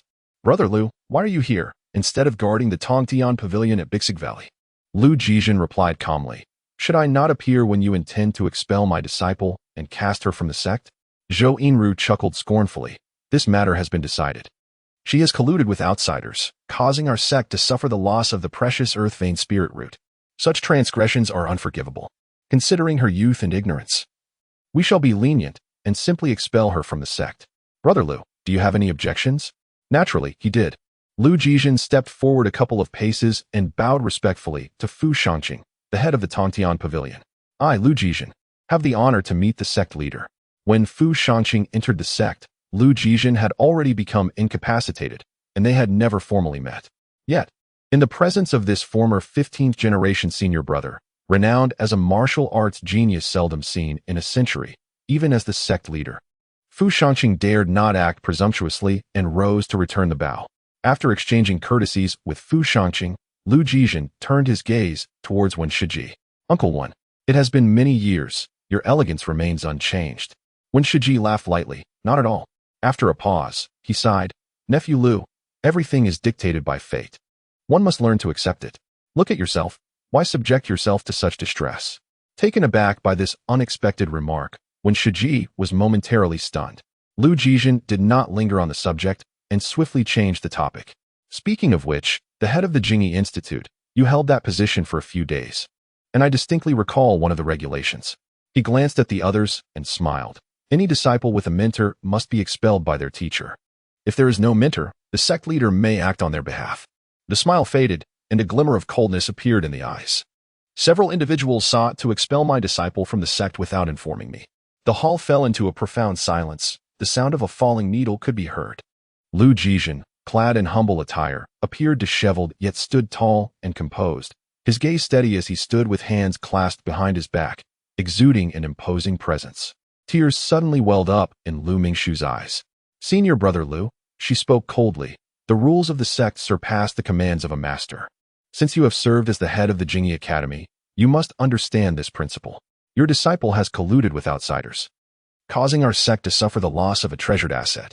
Granting her life is already an act of mercy. This verdict comes from the head of the Jingyi Academy, with the sect leader present and 2 elders as witnesses. Do you wish to overturn it?" Lu Jizhen smiled faintly. "If you seek to expel my disciple, you must first convince me, her master. Junior sister Zhou, you claim she is allied with outsiders. Do you possess any evidence?" Faced with Lu Mingshu, Zhou Yinru could brazenly brandish a dagger, presenting it as evidence. But before Lu Jizhen, she felt a twinge of uncertainty. Even though he was currently devoid of meridians and martial prowess, Zhou Yinru had always known that Lu Jizhen was the senior brother of the 15th generation, a martial genius rarely seen in a century, and the undisputed foremost expert of their generation. His long-standing reputation instilled a lingering fear within her, despite the knowledge of his current state. Moreover, Lu Jizhen was never solely reliant on brute strength. His meticulous mind ensured that during his tenure as head of the Jingyi Academy, there were no oversights, earning him the respect and admiration from all within the Jiao Palace. Yet, she could not afford to withhold evidence. Zhou Yinru gritted her teeth and produced the dagger. This dagger is a superior Xian weapon, marked with the seal of Zhongzhou. Thus it is evidently not the property of Lu Mingshu. She had fallen into the canyon, vanished without a trace, only to inexplicably reappear near the spirit land, with belongings that clearly belonged to another. To claim this is mere coincidence. Who could possibly believe such a notion? Lu Jizhen took the dagger, flicked it lightly, and listened as it emitted a sharp, crisp sound. He smiled and inquired, "And thus? Thus, it must be she who lured outsiders into the beast's den and pilfered the earth's spiritual roots." Zhou Yinru retorted. Lu Jizhen sighed. "Junior sister Zhou, deductions require absolute clarity of cause and effect. The phrase too coincidental alone is insufficient to convince the masses." Zhou Yinru scoffed. "Brother Lu, your defense is rather excessive. Are you truly denying that Lu Mingshu has not encountered the infiltrator?" "It is premature to draw conclusions now," Lu Jizhen replied. Since you, junior sister Zhou, are adamant in your belief, let us retrace the events. We must begin with the disappearance of my disciple, Mingshu. What led to her vanishing? Zhou Yinru stated. She was pursued by the shadow of a demon and tumbled into the canyon. Lu Mingshu lowered her head, wiping away the tears from her face. I am here. Please recount the events, Lu Jijin prompted. Very well. As her tumultuous emotions gradually calmed, Lu Mingshu recounted the occurrences of that day, detailing how the left instructor assigned tasks and the ensuing disputes within the team. Lu Jijin turned to Wen Shiji, Uncle One. Do the accounts my disciple has presented align with the testimonies you have sought? If there are discrepancies, we may summon witnesses for immediate confrontation. Wen Shiji moved his lips and shook his head, saying, No, please continue. Very well. Does junior sister Zhou believe that this matter is simply too coincidental? Indeed. Zhou Yinru replied coldly. Why did the demonic shadow appear so fortuitously? How could she have the audacity to lure it away? After all, it was a considerable distance of several miles. How did she happen to tumble into the gorge? Lu Jijin smiled. So? Junior sister Zhou thinks that someone deliberately released the demonic shadow to cause my disciple to stray and, in the process, create an incident that would attract the investigation of Jiyo Palace? Zhou Yinru opened her mouth, nearly responding affirmatively. Lu Jijin had directly adopted her line of reasoning, leading to a conclusion that was evidently flawed. What could she possibly say? After a moment of silence, Lu Jijin's indifferent voice rang out once more. Since junior sister Zhou also finds this inference unreasonable, might we abandon the earlier assumption of premeditation? Chapter 068. Can we depart now? Did the individuals present truly fail to comprehend what Lu Jijin articulated? It was simply impossible. To put it plainly, the earlier circumstances were merely a case of bullying Lu Mingshu due to her youth and low status. Let us now discuss what followed. My disciple, after several days of disappearance, re-emerged deep within the beast's den. Does junior sister Zhou consider this aspect suspicious? Zhou Yinru, steeling herself, replied, Indeed. Even if her encounter with that individual was merely coincidental, why would that person take her into the beast's den, particularly when they fortuitously appeared near the spirit land? Then, according to junior sister Zhou's perspective, what should that individual have done? Lu Jijin smiled slightly. Should I leave my disciple behind? Such is the nature of the matter. Devoid of connection. Lu Jijin chuckled softly, pondering the fate of a disciple of the internal breath realm, abandoned deep within the Yao West Mountain Forest, perilously close to the beast cave. Sister Zhou, what do you believe the outcome will be? Zhou Yinru pressed her lips tightly together, choosing silence. Allow me to enlighten you. Lu Jijin's voice deepened as he fixed his gaze upon her. There is an 80% chance that he perished there. Zhou Yinru shivered, sensing the murderous intent emanating from his eyes. Lu Jijin flashed another smile. Observe, the truth of the matter may be that uncomplicated. The other party merely wished to spare a life. There was no need for convoluted reasoning. Senior brother Lu, Zhou Yinru protested, unwilling to be so easily dismissed. This is merely conjecture. And what you term as evidence, is it not also conjecture? Lu Jijin replied with a smile, yet his eyes glinted with coldness. Perhaps, possibly. These are indeed your chosen words. A chain of events lacking causality does not justify condemning an individual. I was unaware that the Jingyi Academy had adopted such practices. Each word resonated with gravity, and when his gaze fell upon the superior, Wen Shiji dared not meet it, averting his eyes. Fu Shanqing remained silent as well. Zhou Yinru's chest heaved, breath coming in heavy bursts. Then how do you account for this dagger? What need is there for explanation?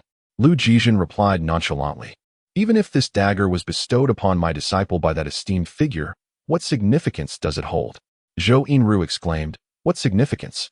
This is collusion with the enemy. Lu Jijin cast a glance at her.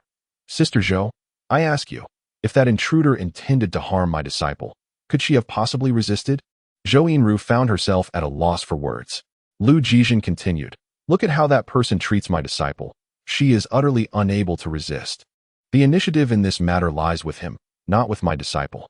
When a sect's disciples go missing and encounter formidable individuals, should we, as their mentors, hope for their misfortune? Naturally, it is preferable that the powerful individual treats the disciples with kindness. At this point, Lu Jijin turned his gaze toward Fu Shanqing, the sect leader, and inquired, Isn't that so?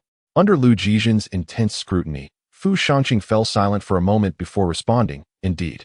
Lu Jijin smiled faintly and looked at Zhou Yinru. What do you think, junior sister Zhou? Zhou Yinru's complexion shifted between hues of pale and flushed. She recognized that Lu Jijin had already ascended to the esteemed position of the 15th generation senior brother, although she was aware of his exceptional talent and high esteem. She had not realized his eloquence. If he possessed such capabilities, why had he initially rejected the Zhou family's requests? Why feign a carefree existence?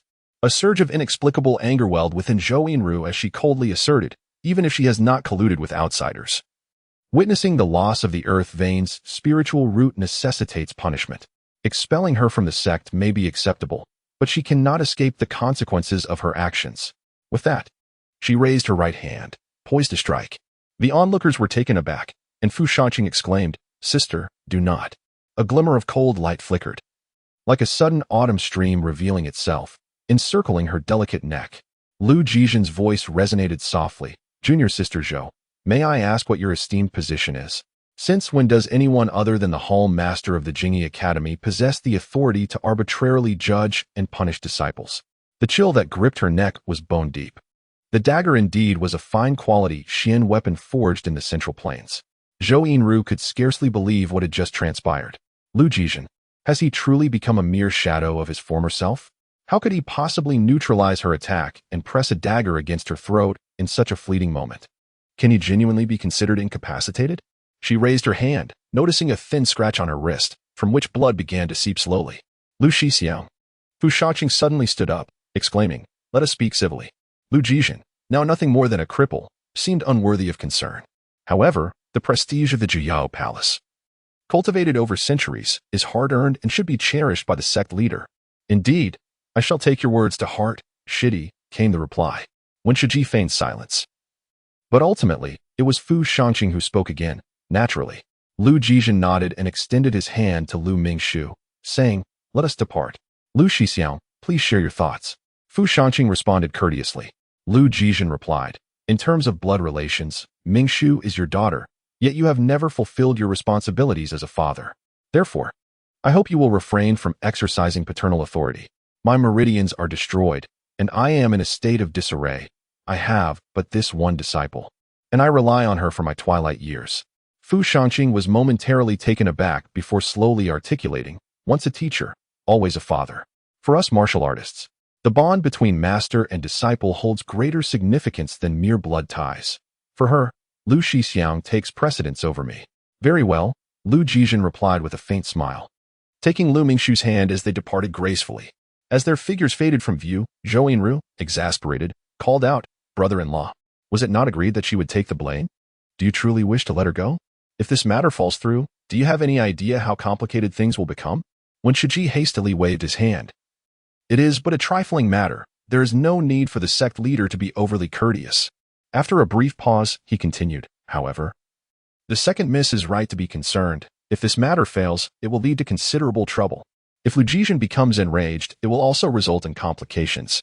Fu Shanqing sighed, and Tongshun is still waiting outside. Chapter 69.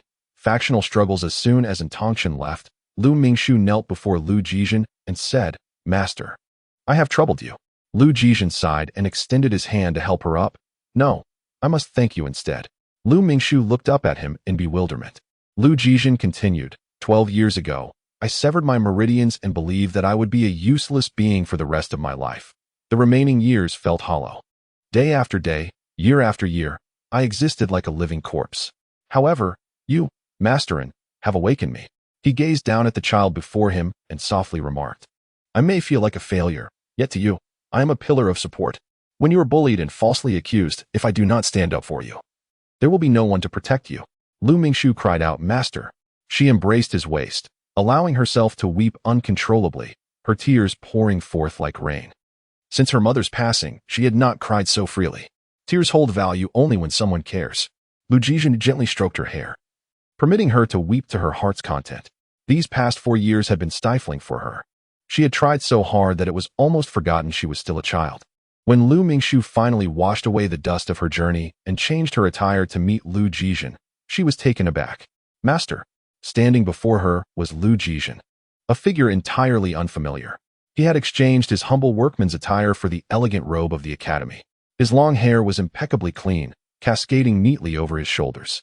His beard was completely shaven, revealing sharply defined features. Most importantly, it was his demeanor that transformed him. The previous Lu Jizhen had exuded an air of weariness, as if nothing in the world could pique his interest. In contrast, the Lu Jizhen before her stood tall and confident, reminiscent of the man she had encountered at the Essence Academy, an individual whose presence was impossible to overlook. This version of Lu Jizhen evoked in Lu Mingxu the image of the legendary martial genius who once looked down upon the Nine Yao Palace. Upon noticing Lu Mingxu, Lu Jizhen offered a faint smile and beckoned her over. She approached and seated herself across from him. Observing him pour tea, she quickly interjected, "Master, allow me." Lu Jizhen relinquished the teapot, watching her with a smile as she busied herself. Once the warm tea was in hand, Lu Mingxu settled comfortably and took a sip before he inquired, "Have you ever disclosed information about the sect?" Lu Mingxu paused, quickly realizing he was referring to the spring hunt. She replied, "No." Regardless of the circumstances, as long as she remained a disciple of the Nine Yao Palace, she would never betray her sect. In her encounters with Yin Wugui, she had never mentioned the internal affairs of the Nine Yao Palace. The existence of the Beast Cave was known to Yin Wugui from the outset, not due to any revelation on her part. It was Yin Wugui who had later introduced her to the cave. Yin Wugui had previously misjudged her feelings. Her animosity was not directed at the Nine Yao Palace, but rather at Fu Shangqing and the Zhou family. Thus, while she welcomed Yin Wugui's intent to cause disruption, her involvement would end there. Lu Jizhen nodded slightly. "At last, I have not misjudged you." Lu Mingxu looked up at him and asked, "Master, are you planning to re-enter the world of martial arts?" Lu Jizhen was momentarily taken aback by the question, then chuckled softly. "What do you mean by re-entering the world? I have completely lost my mystical powers and am merely an ordinary martial artist now. I have come to understand that I do not wish to be swept into the storm, yet the storm will inevitably engulf me. Retreat is futile." Lu Mingxu pondered silently, realizing that despite Master S's diminished powers, he could still effortlessly subdue Zhou Yinru, a practitioner of the fusion realm, with his exquisite skills. It left her wondering how extraordinary he must have been in his prime. Then she heard Lu Jizhen sigh. Over these past 12 years, the sect has truly fallen into decay. In the past, we could maintain a semblance of balance, but now, it has come to the point where a mere child like you must shoulder the responsibility. Lu Mingxu was taken aback. "What do you mean?" Lu Jizhen replied with a mocking smile. "Did you think that as a mere novice in the internal breath realm, you could burden the sect leader, the head of the Essence Institute, and the two elders? Zhou Yinru does not possess such influence." Lu Mingxu was bewildered. "Master?" Seeing her dazed expression, Lu Jizhen laughed. "Are you startled? Let me tell you, the crucial reason I was able to rescue you is not due to my eloquence, but rather because they are wary of the Shenyang and Lulin lineages. Our Shenyang lineage had previously favored the Yute lineage, but since I damaged my meridians, we have lost our outstanding talents and rarely involve ourselves in sect affairs. As for the Lulin lineage, as you know, they never take sides. If I were to intervene and fail to protect you, it could provoke the other members of the Shenyang lineage. Our lineage has produced masters. We still hold some prestige, and they dare not offend us too severely. Regarding the Lulin lineage, your master, and others were outside yesterday, which indicated their stance. The Yutai lineage corresponds to the faction led by Master Yuan." As Lu Jizhen elaborated, Lu Mingxu finally comprehended that rescuing her was seemingly straightforward, yet it was, in truth, a contest of factions. However, Zhou Yinru's behavior was utterly disgraceful. In her youth, she was merely headstrong, but she has become increasingly obsessive. Lu Mingxu clenched her fists. "I do not fear her. One day, I shall surpass her." Lu Jizhen playfully flicked her forehead. "How unambitious. She is nearing 30 and remains at the fusion stage. Can you truly compare yourself to her?" Lu Mingxu immediately amended her words. "I aspire to become a master akin to Ancestor Zhua. Now that is more like it." Lu Jizhen set down his teacup and said, "Come, tell me about your progress. At what stage is your cultivation of Xuanli? To what extent have you practiced your swordsmanship? Well, if you find it difficult to articulate, demonstrate it for me." "Master, have I practiced incorrectly?" "Not at all." Lu Jizhen sighed. "But your method of condensing essence at the acupoints is flawed. The cultivation of Xuanli requires the refinement of true essence within each acupoint, which is the essence condensation at acupoints. All acupoints must undergo the tempering of Xuanli to produce individual orifices, ultimately connecting all orifices into a cohesive whole, which signifies the fusion stage. A flawed method of essence condensation at the acupoints will inevitably hinder your progress toward the fusion stage. Furthermore, From where did you learn to operate your xuanli? Lu Mingxu felt a surge of anxiety when questioned. I learned it from books, master. Lu Jizhen pondered for a moment. Individually, each technique is profoundly enigmatic. However, when amalgamated, they require further adjustment. Upon hearing this, Lu Mingxu exhaled in relief. She had been haphazardly practicing various techniques within the celestial wheel, blissfully unaware of any potential issues. I shall teach you a set of sword techniques. From this day forth, you must practice daily. Furthermore, cease all activities concerning the condensation of qi, aside from the standard internal breathing exercises. All else must be suspended. Do you understand? Could it be that her master had finally decided to impart his knowledge? Lu Mingxu's heart soared with joy. Yes, master. To be continued. Chapter 070. The origin of the sword techniques. Gao Xiang rode his wolf into the verdant valley of Baishi, increasingly sensing that something was amiss. He had been away for merely over a month for the spring hunt, yet the valley appeared utterly transformed. The once chaotic thickets had been meticulously pruned. The ramshackle wooden cabins that had leaned precariously were now demolished, with workers diligently laying foundations amidst a bustling scene. Gao Xiang nearly questioned whether he had ventured into the wrong place. Young Master Gao? A woman, washing clothes by the pool, approached him with a respectful demeanor. Gao Xiang focused intently, uncertainly inquiring, Are you not Lu Mingxu's? What was your name again? I am called Huanyang. Ah, Huanyang. Have you come to see Lu Mingxu? What is happening here? I have been reassigned to Baishi Valley. We are constructing new houses. Our esteemed master has indicated that the light within the cave is inadequate, and residing outside is more beneficial for our health. That is splendid news. Gao Xiang grasped the implication behind her words. Lu Shibua had finally come to an understanding, hadn't he? After all, even if Lu Shibua had damaged his meridians, there was no need for him to live like a hermit. He was still the head of the institute, and the Yang Ascension lineage had not been entirely extinguished. Surely, his daily needs would not be neglected. At that moment, Lu Mingxu emerged from the Tongtian pavilion. Gao Xiang tethered the wolf to a rock and approached her. Are you all right? Noticing her beaming expression, he remarked, Seeing you smile, I was worried for nothing. What about Lu Shibua? Should I pay him a visit? My master is away, visiting friends. Oh, it was indeed remarkable that Lu Shibua was willing to socialize. Here, your silly roe deer, I brought it for you. Gao Xiang unfastened the pouch from his back and checked, hoping it hadn't grown too thin. Quite the contrary. It had become surprisingly plump. In just a few days, the young creature felt considerably heavier in his arms. Its fur had grown, soft and white. Its bright eyes sparkled. Whether it recognized Lu Mingxu was uncertain, but it extended its tongue to lick her fingers. It has become more beautiful. Indeed, my great-grandmaster once said that the appearance of some young beasts can differ greatly from that of their adult forms, making them hard to identify. However, this is definitely not a roe deer. Is it hungry? It keeps licking my hand. What has it been eating these past few days? Just milk. I had someone bring a sheep.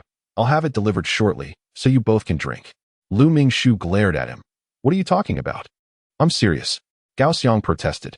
My great-grandmaster said that drinking sheep's milk helps one grow taller. The two individuals embraced the young creature and engaged in playful antics for a while.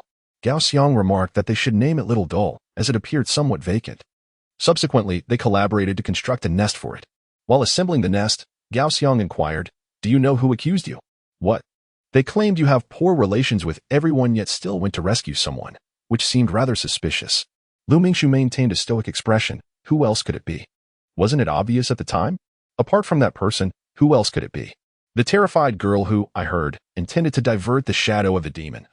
I never worried about her, only urged everyone to leave. Bido search, it's her. Gao Xiang gritted his teeth in frustration. But there's another individual you might not have considered. Who? Lu Xiaoyi. We must make sure to teach them a lesson. Let us not waste time. Lu Mingxu interjected, shaking her head. What are they worth? Why should we expend our efforts on them? My sole desire is to swiftly attain the integration realm and then embark on my journey. According to the rules of Jiao Palace, once I reach the integration realm and pass the initiation examination, I will be permitted to venture out for training. This chaotic sect is stifling. Gao Xiang contemplated for a moment. You're right. It would be prudent for you to avoid trouble for now. Leave it to me. Lu Mingxu initially intended to dissuade him, but thought better of it. Given Gao Xiang's temperament, he would find it impossible to eat if he didn't vent his frustrations. Be cautious. If things go awry and Master Sure appears, you shall face his reprimand.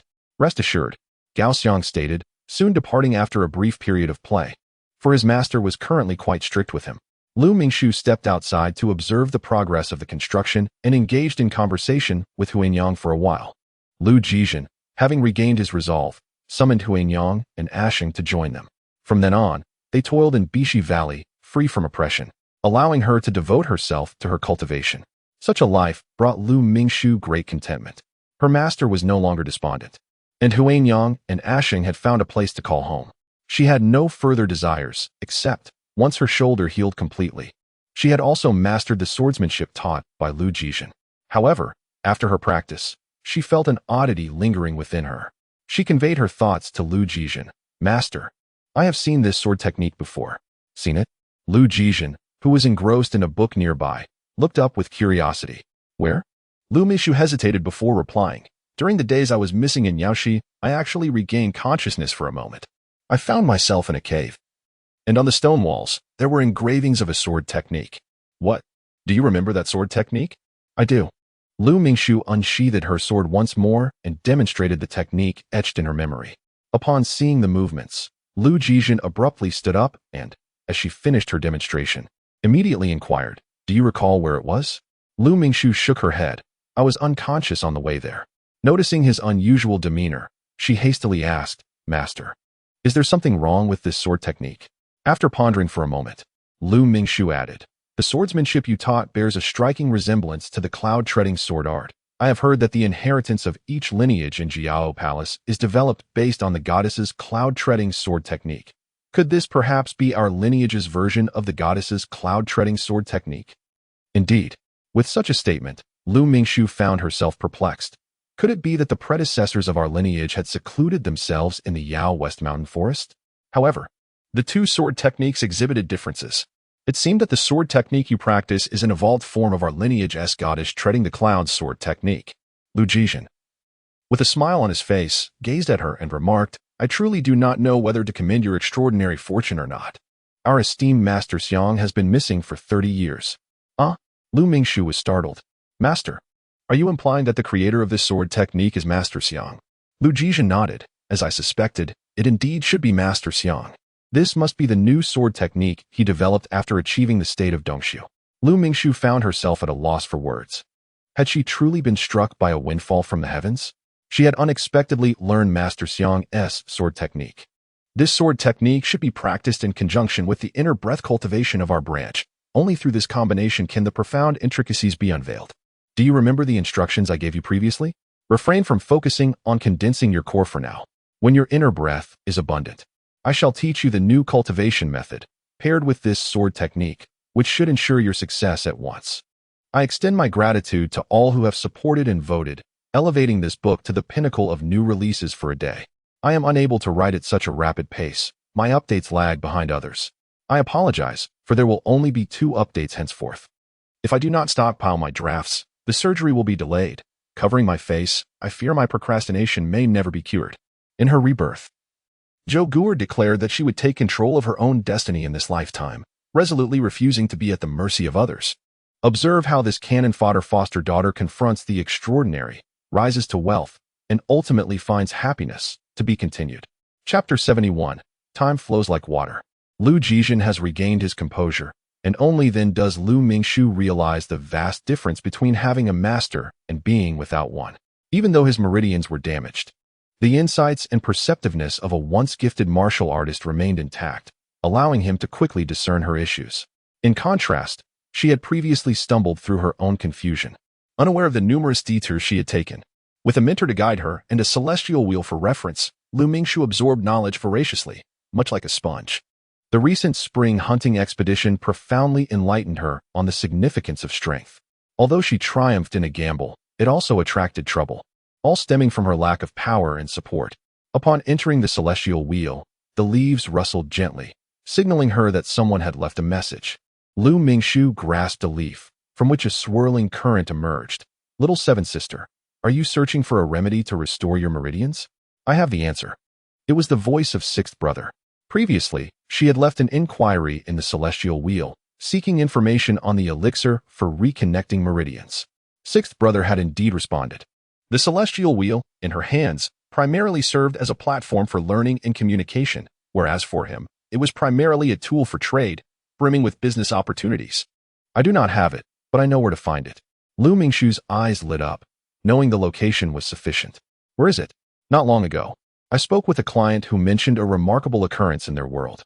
It is said that a certain sword cultivator, whose life-bound flying sword was destroyed, suffered a shattered dantian and was presumed to have his future irrevocably ruined. Yet, to everyone's astonishment, he subsequently recovered, and his strength surpassed his previous capabilities. If there exists a spiritual herb capable of mending the dantian, surely it could also restore the meridians, right? This reasoning is sound. But can one truly access him? Please hold on. After a brief interval, Brother 6 relayed the individual's identification number. Lu Mingshu left a message for him. Esteemed brother, I am introduced by Brother 6. I have heard that in your realm, there exists a spiritual herb that can repair the dantian. Is that correct? The individual seemed to be unavailable, and it was not until Lu Mingshu finished perusing a book within that a response finally arrived. Indeed, the succinctness of his reply suggested a rather aloof disposition. May I inquire if it is available for purchase? What might be the cost? Lu Mingshu paused in surprise. Esteemed brother, why do you inquire thus? That individual is a golden core cultivator, and what is your level of cultivation? Lu Mingshu silently calculated in her mind. The hierarchies across various realms differ significantly, and certain predecessors have summarized conversion methods for these tiers.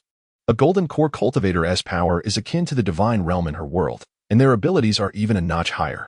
In essence, she stood 2 realms apart from the golden core. Even if my cultivation is lacking, it does not preclude me from possessing treasures. Lu Mingshu found herself at a loss for words. Having navigated the intricacies of Tianluan for several years, she had learned the art of resourcefulness. She had previously contemplated gathering odds and ends to possibly exchange for a spiritual herb, but this astute individual had effectively curtailed that possibility. From the other side came a remark. Such herbs are rare treasures in any realm. That esteemed golden core elder must have encountered it by chance. If you desire assistance, I would need to inquire further, which would undoubtedly require considerable effort. My advice to you is to refrain from dwelling on this matter for now. Should you one day attain the golden core stage and possess sufficient treasures of weight, perhaps I would be inclined to assist you. Lu Mingshu, undeterred, pressed on with a question. Brother, are you truly unwilling to lend a hand? My current strength is insufficient to offer such aid, came the response. At this juncture, Lu Mingshu comprehended that the other party was indeed resolute in their refusal. May we keep in touch? If one day I possess treasures of adequate weight, I shall seek you out again? Certainly. Upon concluding their conversation, Lu Mingshu clenched her fist. Since assistance was not attainable at present, she resolved to diligently enhance her strength. She vowed to aid her master in restoring his meridians. Heeding Lu Jizhen's directive, Lu Mingshu ceased her focus on the condensation of qi and instead devoted herself to the regulation of her inner breath. This pause lasted for over 6 months. When her inner breath had accumulated sufficiently to autonomously impact her acupoints, Lu Jizhen finally imparted to her a new cultivation technique. At this moment, the advantages of having a master became apparent. With ample inner breath, on her very first day of learning the new technique, she successfully condensed true essence in 3 acupoints. There are a total of 108 acupoints, among which 36 are of paramount importance. Condensing true essence in these 36 acupoints signifies entry into the fusion realm. The remaining 72 acupoints, when condensed, further solidify one's foundation. Thus, within the fusion realm, the disparity in strength and potential varies significantly. Some individuals may only condense 36 acupoints. Although they too belong to the fusion realm, they may never attain the divine realm. Theoretically, the more acupoints one condenses, the greater the likelihood of eventually entering the divine realm. Lu Jizhen instructed her to first cultivate her internal energy, then, in a single breath, to concentrate on closing the 108 acupoints, with the intention of solidifying them all and subsequently, with utmost swiftness, breaking through to the divine realm. Relying on others is not a sustainable strategy. Although the Xingyang lineage is not entirely destitute, the bonds among its members are rather tenuous. Conversely, the Lulin lineage is bound by the debts of gratitude owed to the previous generation. To attain true stability, one must fortify their own strength. Time flows like water, and the days pass swiftly as one immerses themselves in diligent cultivation. Ever since the unfortunate incident during the first spring hunt, Lu Mingshu has not participated in any communal hunts. With the celestial wheel in her possession, she lacks not for opportunities to hone her skills. Reflecting on it, she also acquired the celestial wheel on a night of a full moon. The reasons for her discovery remain shrouded in mystery, influenced perhaps by factors yet unknown. Furthermore, she possesses the autonomy to choose which world to traverse. Each rotation of the celestial wheel triggers a reconfiguration of spiritual light. As long as she remembers the combinations, she can revisit the same realm. Initially, Lu Jijin opposed her methods, yet through their daily interactions, certain signs inevitably surfaced. For instance, her peculiar little techniques, her frequent offerings of medicinal herbs to assist his recovery, and the inexplicable wounds that would appear on her person. Noticing that she did not lack for experience despite these peculiarities, Lu Jijin chose not to intervene further. He was not the type of master consumed by a desire for control, treating his disciple as a mere possession to be molded exclusively in his image, devoid of any secrets. If she harbors secrets, it matters not. As long as she continues to improve, that is sufficient. In the blink of an eye. For years have passed. During this time, Lu Mingshu has remained secluded within the valley, encountering no outsiders save for the occasional visit from Gao Xiang. In the midst of incessant sect disputes, nearly no one remembers that there exists a person in the Baishi Valley. To be continued. Chapter 72. The contest of the Heavenly Gate. A basket filled with fresh, tender grass was gently placed into the animal enclosure by a pair of delicate, fair hands. Little dullard, you've grown plump again. The owner of the hands affectionately patted the head of the young colt within the enclosure. The snow-white colt raised its head and let out a soft whinny, nuzzling against her hand with warmth. The 15-year-old maiden has finally begun to display graceful curves, her features blossoming with increasing elegance. However, her nose is rather prominent, and her gaze holds an unusual stillness, imparting an air of solitude. The once pitiful young creature, little dullard, has now grown round and robust, a stark contrast to when she first found it. It resembles less and less a fawn and more a colt. Its coat is a pristine white, its eyes bright, and its hooves are as dark as night, making it exceedingly beautiful. 2 bumps have emerged on its forehead, promising the growth of horns in the future. As she gazed upon little dullard, Lu Mingshu felt an inexplicable sensation. It seemed as though she had inadvertently stumbled upon something extraordinary. Miss, Huinyang said with a cheerful smile as she approached. I've just dug up some bamboo shoots today. Shall we make bamboo shoot buns? Certainly. Lu Mingshu replied. Master enjoys them. Let us prepare plenty.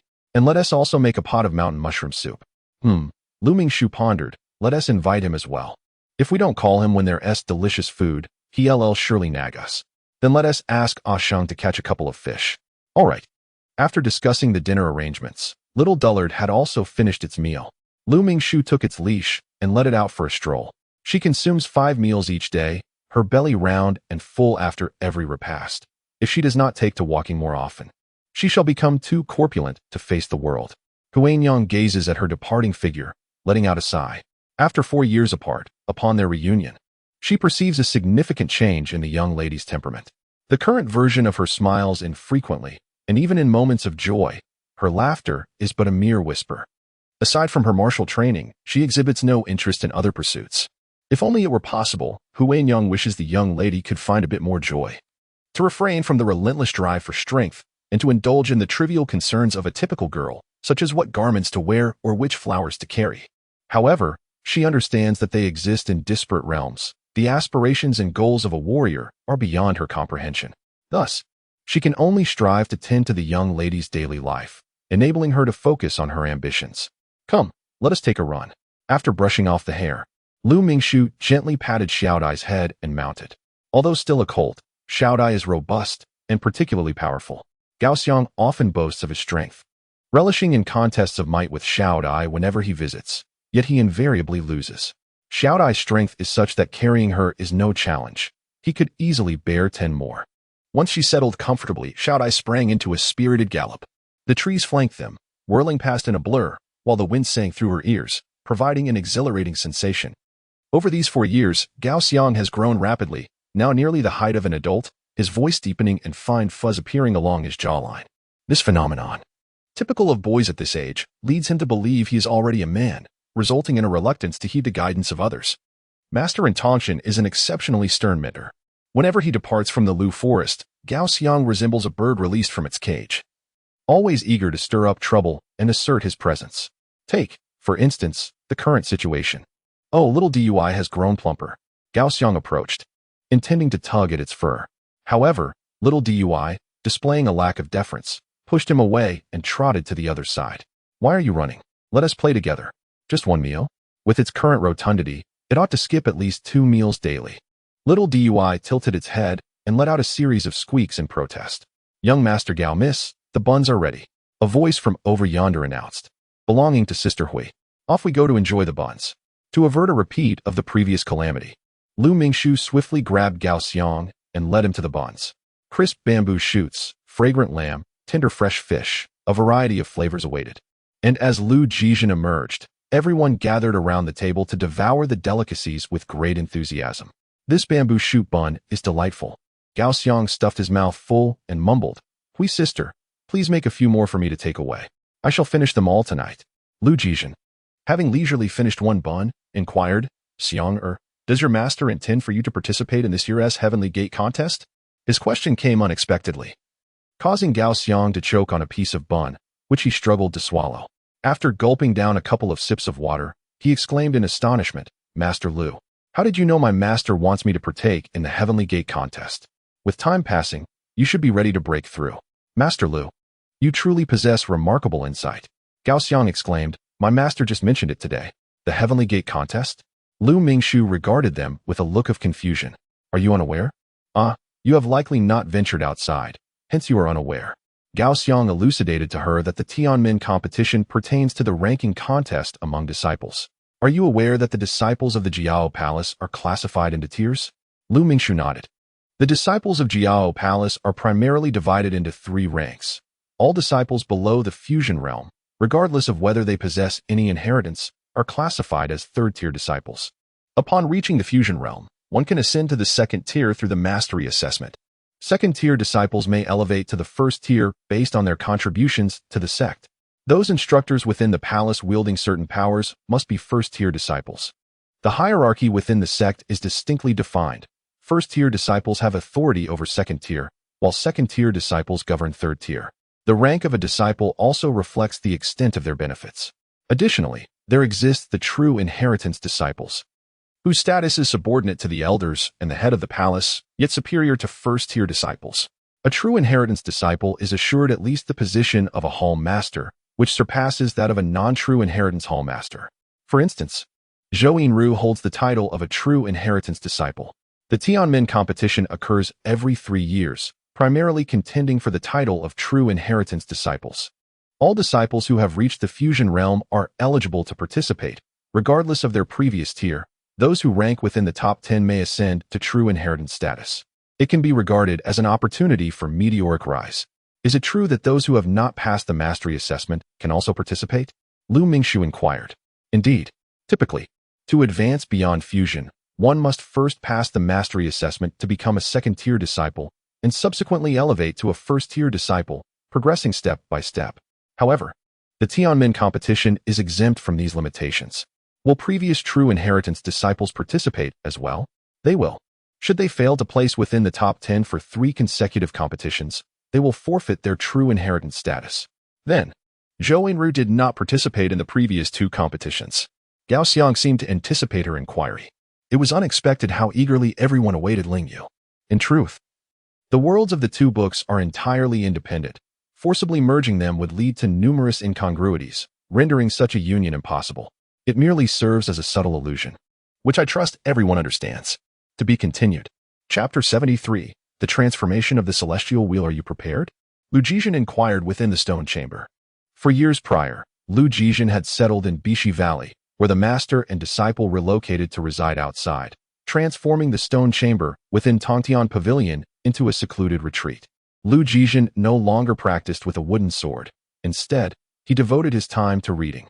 Most of the time, the master engaged in cultivation while the disciple immersed herself in literature, each respecting the other's space. When the need arose for seclusion, the Tongtian Pavilion would be sealed off, isolating them from the outside world. Lu Mingshu nodded.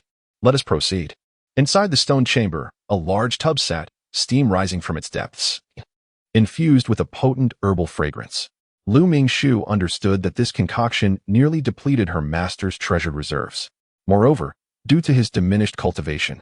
Despite holding the title of head of the academy, he lacked the corresponding offerings, receiving only the basics for sustenance, with little support for cultivation-related needs. The provisions allocated to third-tier disciples were woefully scant.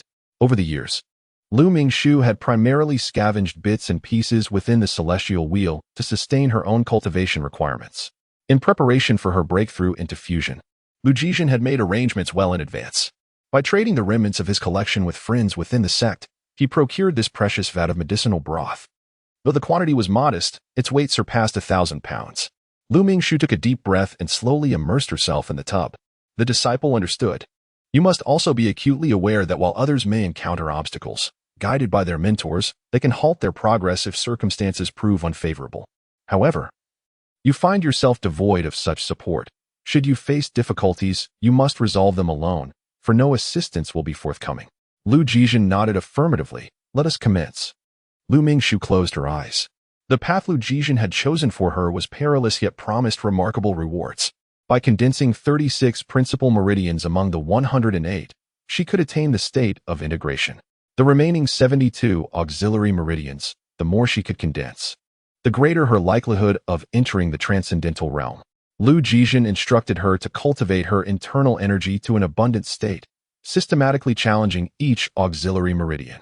Once all auxiliary meridians had successfully coalesced, she would then attempt to breach the principal meridians in one decisive effort. Thus, for her, today's endeavor was a matter of life and death. Lu Jizhen observed her quietly for a moment before stepping outside. The moonlight shone resplendently that night, illuminating the Tongtian pavilion.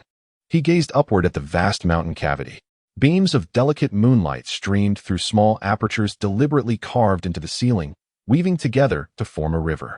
The scattered brilliance of the moonlight shimmered in harmonious interplay. It had been 16 years, yet this was the first time Lu Jizhen truly appreciated the beauty of Tongtian Pavilion. Since the ascendance of Master Song, successive leaders and elders had sought to uncover the secrets of Tongtian, but alas, none had succeeded. Lu Jizhen pondered that perhaps it was not as intricate as it seemed. Master Song chose this place for seclusion simply because of its exquisite beauty. Much like his own experience now, time flowed gradually. The river of moonlight transitioned from faint to luminous, then to dim. Suddenly, the moonlight erupted, cascading into the space as if it were water pouring in through the small openings above. At that very moment, a cry of pain echoed within the stone chamber. Mingxu. Lu Jizhen's expression shifted dramatically as he rushed into the room. The fragrance of medicinal herbs had waned from potent to faint, replaced by an indescribable sour odor. This indicated that the medicinal properties had been absorbed, expelling impurities. Upon closer inspection, Lu Jizhen was taken aback. Lu Mingxu lay softly against the edge of the bath, her consciousness lost. Yet, a faint veil of ethereal energy enveloped her, a luminous barrier composed of profound force. This transformation into light signified that the true essence, derived from the 36 meridians, had coalesced, marking the threshold of the fusion realm. But how could she have fainted? Had she succeeded, or had she failed? At that moment, Lu Mingxu's consciousness ventured into the celestial wheel. The self within the celestial wheel could be referred to as the spiritual entity. The strength of her true self was mirrored in the potency of her spiritual entity within the wheel. Had she indeed entered the fusion realm? Why then was she compelled into the celestial wheel? What had gone awry? As these thoughts swirled in her mind, a blinding light suddenly illuminated her surroundings. The essence of the celestial wheel gradually materialized, suspended atop a tree. Radiant streams of 6 colors danced around it, swirling faster and more vibrantly until the space of the celestial wheel was entirely filled with these hues. With a resounding crash, the central tree disintegrated into countless fragments. Instinctively, Lu Mingxu raised her hand to shield herself, yet she encountered no debris. As the vibrant colors gradually descended, returning to normalcy, she was astonished to find that the landscape of the celestial wheel had undergone a profound transformation. Previously barren and desolate, save for the solitary tree at its center, the celestial wheel now resembled an island, adrift in an endless sea of clouds. It felt as though she had traversed from the void of a dream into the realm of reality. Lowering her gaze, Lu Mingxu discovered that she too had changed. In the past, she always felt a sense of illusion within the Ferris wheel, as if it were not real. However, now, it bore no distinction from the tangible world. Has the Ferris wheel's power significantly increased? The only constant was that tree, still standing silently. As she approached, intending to discern what was amiss. Her hand brushed against a leaf, and suddenly, with a resounding thud, the tree transformed into an ethereal wooden wheel. A voice devoid of emotion resonated. Congratulations, 15127. For passing the novice trial, the Ferris wheel is now officially open. Lu Mingxu was taken aback, frozen in place. What did this mean? Had the Ferris wheel not truly opened before? Indeed, the Ferris wheel you encountered previously was merely the novice zone. This voice seemed to know her thoughts. The novice zone. The novice trial. How reminiscent of an online game. Could it be that the creators of the Ferris wheel hailed from the world of the end of the Dharma? That could not be right. Since the Ferris wheel could communicate across realms, its creators must transcend all realms, mastering the essence of each. Then, who are you? Lu Mingxu inquired. To be continued. Chapter 074. The rules of the game. A voice responded once more. I am Kong Sang, but you may call me Xiao Sang. Xiao Sang. Indeed. What is your nature? The essence of the Ferris wheel? Or a spirit of the vessel? I am your guide. And what else? Xiao Sang replied. To unravel the Ferris wheel is but one aspect.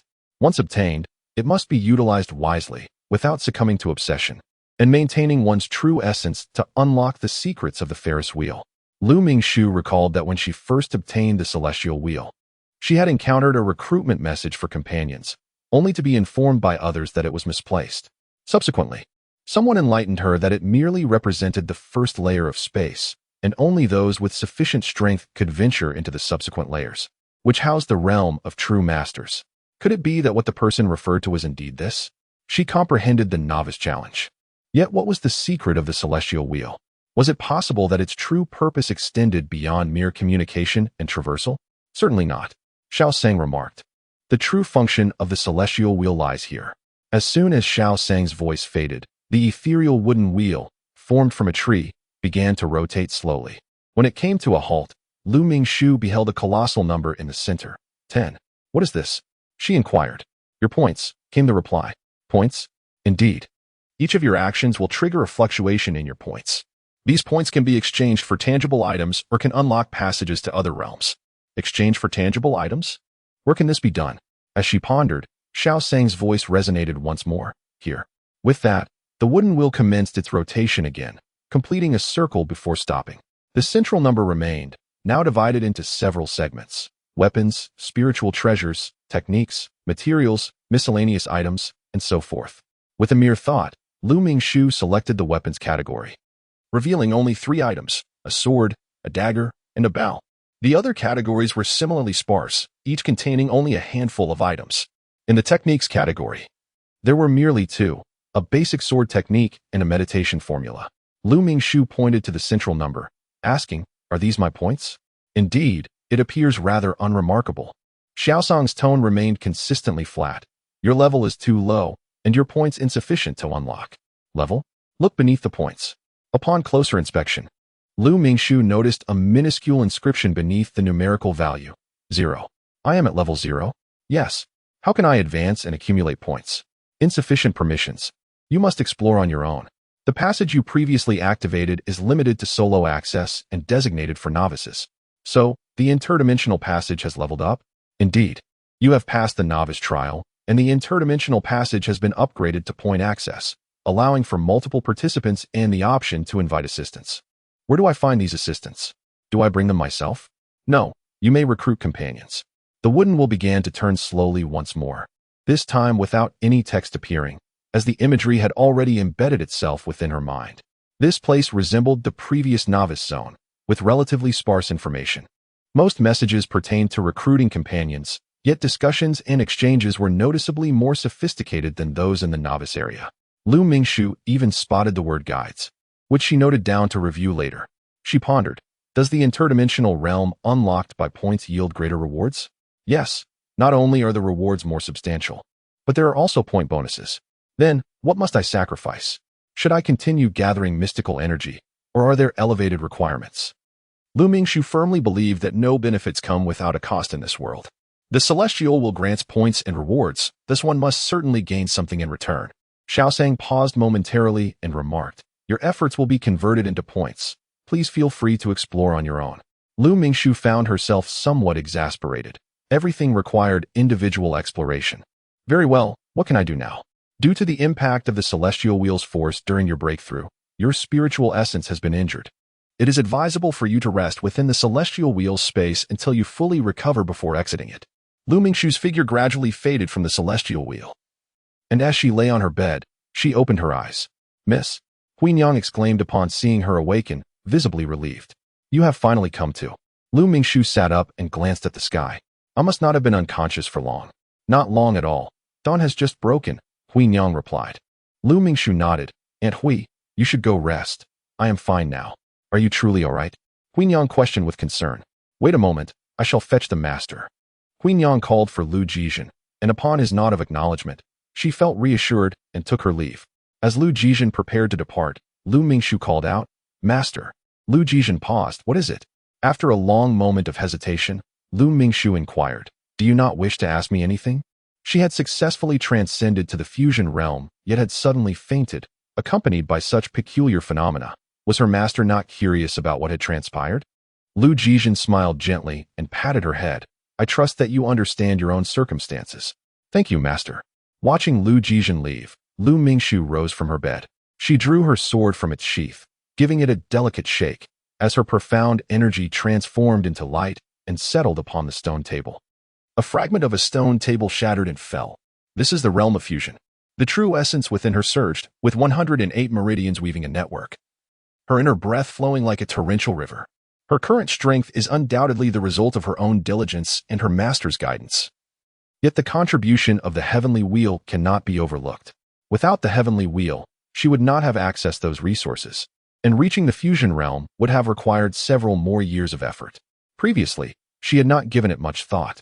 But the true function of the Heavenly Wheel was activated, and the emergence of Xiao Sang cast a shadow in her heart. The establishment of points, the provision for exchange, the opening of channels. What is the purpose of the master of the Heavenly Wheel? There are no free benefits in this world. The previous incarnation of the Heavenly Wheel was a fair exchange, while the new one seemingly carries a sense of bestowal. To obtain, one must first give. With so much granted by the Heavenly Wheel, what is it truly seeking in return? Within the realm of the Heavenly Wheel, Lu Mingshu dared not dwell too deeply on her thoughts, as Xiao Sang appeared to perceive her innermost feelings. Acting under the rules set by others enveloped her in a stifling sense of oppression. Her actions felt like a game dictated by someone else's regulations, while outside this game, there were those who watched with amusement, as if observing actors on a stage performing scenes of joy and sorrow according to a script. Nevertheless, she was acutely aware that she remained dependent on the Heavenly Wheel. Her strength was still insufficient, far from enough. For instance, the impending competition at the gate of heaven loomed before her. Chapter 75, Preparations. The genius memorizes the site address instantly, with the fastest updates and no advertisements. Lu Mingshu's realm stabilized, and the time for the Gate of Heaven competition drew near. Gao Xiang returned to Baishi Valley a month later. He had broken through to the fusion realm and approached with an air of delight, only to be rendered speechless upon seeing Lu Mingshu. "Why you? You have already reached the fusion realm?" Observing his astonished expression, Lu Mingshu couldn't help but chuckle. "What? Is it only permissible for you to break through while I am not allowed?" "Of course not. It's just so sudden. You didn't mention it before." Lu Mingshu replied, "It was sudden for me as well. My master informed me only at the last moment." "That makes sense." Gao Xiang pondered for a moment. "Master Lu asked me if I would participate in the Heavenly Gate competition, which surely means he wants you to take part." "Yes." Lu Mingshu was aware that Zhou Yinru would undoubtedly participate this year, and the thought lingered in her mind. As a true disciple, failing to secure a spot in the top 10 for 3 consecutive years would lead to disqualification. Zhou Yinru had not participated in the previous 2 years, so her participation this year was inevitable, and she must place in the top 10. "That won't be long from now. How are you preparing?" "Just about that." Lu Mingshu felt a lack of confidence, though she had faith in her survival skills from her frequent battles in other realms. The Heavenly Gate competition was not solely a test of strength. For instance, Zhou Yinru would undoubtedly have someone to shield her. Could she contend with one adversary, or even a multitude? This situation could only be approached with as much preparation as possible and a readiness to adapt when the time came. After conversing for a while longer, Gao Xiang resumed his playful antics with little Dui, which ultimately ended with little Dui, in a fit of anger, turning away and disappearing. "Master." Lu Mingshu entered the Tongtian Pavilion. Lu Jizhen had just completed a set of sword techniques, and accepted the cloth she offered to wipe his sweat. Gao Xiang has left? Yes. Lu Jizhen took a sip of water and remarked, though he has just broken through, his foundation is solid. He should easily rank within the top 10. Lu Mingshu remained silent. Lu Jizhen continued, now, let us practice the sword technique we just went over. The technique he referred to was learned by Lu Mingshu from the stone walls of Yaoshi Mountain Forest. Lu Jizhen speculated that it was superior to the sword techniques currently passed down from the Shenyang lineage, compensating for numerous deficiencies. After resolving his inner turmoil, Lu Jizhen picked up the sword once more, albeit without the assistance of profound energy. Its form alone could only serve to strengthen his physique. When Lu Mingshu took the sword, she was momentarily taken aback. Master, this sword, she exclaimed, it is indeed a superior grade mysterious weapon. At present, they were both impoverished. With the 4 members of the Baishi Valley relying on their own efforts to cultivate vegetables and catch fish for sustenance, there was hardly any surplus money. Even the most inferior lower-grade mysterious weapon could not be purchased for less than 1,000 taels. A superior-grade mysterious weapon transcended mere monetary value, often requiring personal materials or corresponding treasures. Lu Mingshu was certain that the bucket of medicinal soup had depleted her master's treasured collection. Where could this weapon have come from? If her master had to seek help from others, she master once imparted his swordsmanship insights to Uncle Yuan, who, in turn, gifted this sword as a token of gratitude. Lu Jizhen stated casually, you are to participate in the conflict at Tianmen. This sword is perfectly suited for you. Master Lu Mingshu felt a surge of emotion. Yet Lu Jizhen afforded her no time to dwell on her sentiments. Why are you not practicing the sword yet? Understood. After completing a set of sword techniques, Lu Mingshu eagerly looked toward Lu Jizhen, awaiting his evaluation. Lu Jizhen, deep in thought, slowly articulated, after years of arduous practice. This sword technique has become second nature to you. However, I sense something is still amiss. Master, what could it be? Lu Jizhen gently shook his head. I cannot precisely articulate it, but it feels as though there is more to be attained. This sword technique, while superior to the goddess treading the clouds sword technique currently taught in the Jiuyao Palace, seems to lack the refinement one would expect from Master Xiang's revisions. We must remember that when Master Xiang departed this world, he had achieved remarkable mastery, unmatched by any adversary. His perspective, mindset, and accomplishments at that time were undoubtedly greater than those of Master Song in his later years. Regrettably, he has since suffered a debilitating injury to his meridians, rendering his sword technique a mere shadow of its former self, elusive in its profound intricacies. But that is a matter for another time. Regarding the contention for the Heavenly Gate, my only concern is one thing. Please, speak, Master, Lu Jizhen replied. The competition for the Heavenly Gate is not merely an individual contest, it is a struggle for power and influence. I fear that you may find yourself besieged. Meanwhile, in Xiangyu Palace, Zhou Enru stormed in, flinging the gift list onto the table. Sister, tell the Jin family to leave. Zhou Miaolu glanced at her and spoke softly. What is the meaning of this? Let us discuss this calmly. Discuss calmly? I've had enough. You have already accepted the betrothal gifts. Zhou Enru, refusing to tolerate any further pretense, declared, you expect me to marry that worthless man? Not a chance. Zhou Miaolu began methodically marking numbers in the ledger. Then perhaps you should enlighten me on whom you deem worthy of marrying, if not a worthless man? I. Zhou Miaolu spoke leisurely. Back in the day, we had our sights set on Intongchen from the Lulin lineage, yet he did not reciprocate your feelings. Subsequently, you became enamored with the nephew of Elder Yuanxi. But alas, the Yuan family opposed the match. Then, we sought to form an alliance with the Ningxiang Marquis, only for you to sabotage that endeavor yourself. And then, Sister, Zhou Enru called out, are you deliberately trying to provoke me? Zhou Miaolu looked up and smiled faintly. Am I not merely stating the facts? You. Zhou Enru truly did not know how to assess her sister. On ordinary days, her sister showered her with love and care, granting her every desire and smoothing over her troubles. Yet at times, she could unflinchingly strike at her sore spots, exposing her scars without a hint of concern for her discomfort. Zhou Enru even felt that in those moments, her sister looked down upon her, mocking her plight. However, in the blink of an eye, her sister would be planning for her, bustling about on her behalf, making her doubt whether her previous feelings were mere illusions. For instance, at this moment, Zhou Enru could not shake the sense that the laughter in her sister's eyes was tinged with mockery, which left her particularly unsettled. Enough. Zhou Miaolu rose, gently pushing her back into her seat, resting her shoulder affectionately against hers, and said, "If you trust your sister, then listen to me. Look, just like now." This had a remarkable soothing effect on her. Zhou Yinru was almost immediately calmed, though her tone still bore a hint of defiance. "Speak? What is there to discuss? That useless Jin family. I would rather die than set foot in their home." Zhou Miaoru chuckled softly, her voice cool. "So, do you still wish to marry?" To be continued. Chapter 76. Underestimating her sister. Zhou Yinru protested, as if her marrying someone with the surname Jin were the only option available to her. Zhou Miaoru maintained a smile. "Yinru, considering the current circumstances, the likelihood of you securing a marriage within our sect is almost non-existent. The suitable candidates are either beneath your notice or find you unworthy. Therefore, we must seek suitable partners outside of our sect." "But what does the Jin family represent?" Zhou Yinru exclaimed. "They are neither high-ranking officials nor prestigious families. That young Master Jin, who doesn't know he is nothing but a wastrel? What benefits could we possibly gain from allying with the Jin family?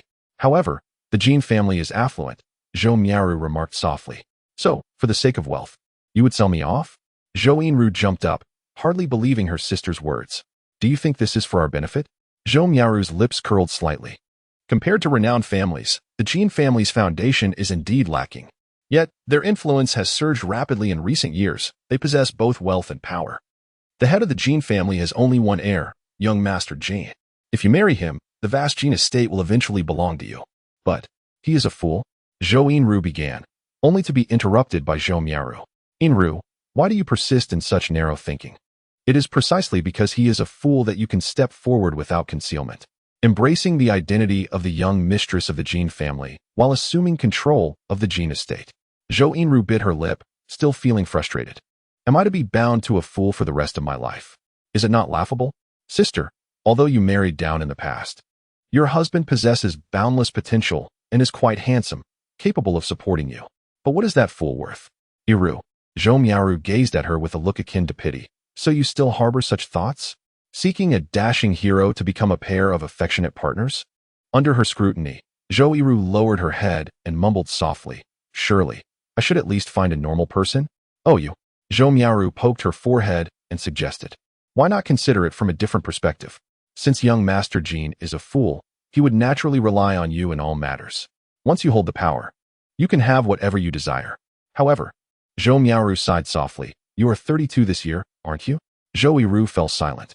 As martial artists, we do not age easily, yet without reaching the realm of transformation, eternal youth remains elusive. One day, your skin will lose its firmness, and your beauty will fade. Do you wish to linger indefinitely?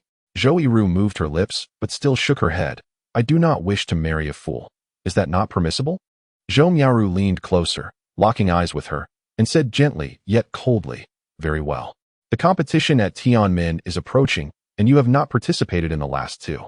If you miss this one, your status as a true disciple will be revoked. If you do not wish to marry into the Jin family, then prove your worthiness to make your own choices. In the bamboo-enclosed courtyard, Master Yuan picked up a roster. Quite a number of disciples have registered for this Tianmin competition. Indeed, Xiao Xingyang stood beside him. He is 20 this year, and having always possessed a mature appearance, he now sheds his youthful guise. Upon a fleeting glance, one might mistake him for being 23 or 4. Are you nervous? Master Yuan inquired with a smile. Xiao Xingyang pressed his lips together and shook his head slightly. Master Yuan then lowered his gaze, tracing his fingers down the list before pausing, saying with a grin, Gao Xiang from Lulin has also registered, unexpectedly. You will be competing with him. Xiao Xingyang's expression shifted subtly, his fists clenched. He had entered the fusion realm 3 years prior, coinciding with the Heavenly Gate competition, for which he naturally registered. Who would have anticipated that he would be sabotaged during the competition, falling out of the top 10, now relegated to merely a second-tier disciple? Gao Xiang had joined the sect several years later, and in Xiao Xingyang's eyes, he was merely a child. It was astonishing that he now had to vie with this youngling for the coveted position of an inner disciple. Xiao Xingyang harbored a quiet resentment, determined to settle the score with those responsible. Oh, Master Yuan suddenly exclaimed in surprise. Xiao Xingyang turned his gaze toward his master. Master Yuan flicked the roster and looked at him meaningfully. You remember the girl from Bixikyo, don't you? Xiao Xingyang nodded. He couldn't forget the events of the spring hunt 4 years ago. She had also registered for this Heavenly Gate competition. Xiao Xingyang was taken aback. She has reached the fusion realm? Having registered, she must have broken through. Master Yun chuckled. No wonder Brother Lu suddenly sought to exchange sword techniques for my superior profound weapon. That is impossible, Xiao Xingyang exclaimed. For years ago during the spring hunt, she and Gao Xiang had both participated for the first time, and he had been in the same team with them, well aware of their realms. 4 years later, Gao Xiang achieved a breakthrough in fusion, a development that did not surprise Xiao Xingyang. Firstly, the Lulin lineage is notoriously stringent in selecting disciples. For Gao Xiang to be chosen, his aptitude must be exceptional. Secondly, as the sole heir of the Lulin lineage, all resources are exclusively at his disposal, with perhaps only Fu Mingtang in the entire sect able to rival him. Thirdly, Gao Xiang annually ventures into the Yaoshi mountain forest, his progress visible to all. But what of Lu Mingxiu? While her innate talent is commendable, the situation in Baishi Valley is well known to all. Lu Jizhen may hold the title of headmaster, yet he possesses no corresponding offerings, leaving him devoid of resources. Furthermore, she has remained sequestered within the valley for 4 years, never participating in the spring hunts. Even children understand that martial artists are forged through battle. How could one expect to advance in isolation? Despite any impossibilities, this remains a fact. Yu Wenshe pondered, realizing he had underestimated her. For years ago, she had caused Fu Mingtang to lose confidence, and now, in the absence of resources, she had successfully broken through to the fusion realm. Zhengyang, in comparison to her, it seems you fall short. Xiao Xingyang pressed his lips together, intrigued. This seemingly innocuous move might well transform into a lethal gambit. Observing his disciple's shifting expressions, Yu Wenshe remarked bluntly, "What? Feeling uncomfortable? This world is rife with genius. If you encounter discomfort now, brace yourself for even more in the future." After a moment of silence, Xiao Zhengyang lowered his head. The disciple is in the wrong. Yu Wenshe shook his head. Zhengyang, what I seek is not your admission of guilt. Reflect upon it. Where has your former pride vanished? I find myself yearning for that haughty version of you. With that, Yu Wenshe rose and retreated into his room to cultivate. As Xiao Zhengyang lingered, his expression shifted, revealing a complex array of emotions. Simultaneously, the quaint bamboo-walled courtyard received the list, as did the Qiongyu Palace. Zhou Miaoru, with her meticulously manicured jade-colored nails, traced a line beneath a particular name. Her eyes narrowing slightly. Is it truly so swift? She mused, having underestimated her. Mother, what are you saying? Inquired the youthful and inquisitive Dooku, lifting her head from her drawings scattered across the table. Zhou Miaoru smiled softly, setting aside the roster. I was remarking that your brother has been rather indolent of late. After a moment of contemplation, Fu Mingxi responded, puzzled, but Mingtang has been diligent, practicing every day. And what about you? Zhou Miaoru observed her daughter, who seemed perpetually engrossed in play, never committing to earnest practice. Fu Mingxi pouted, I am not like Mingtang, with such exceptional innate talent. Yet you are no less remarkable than she is.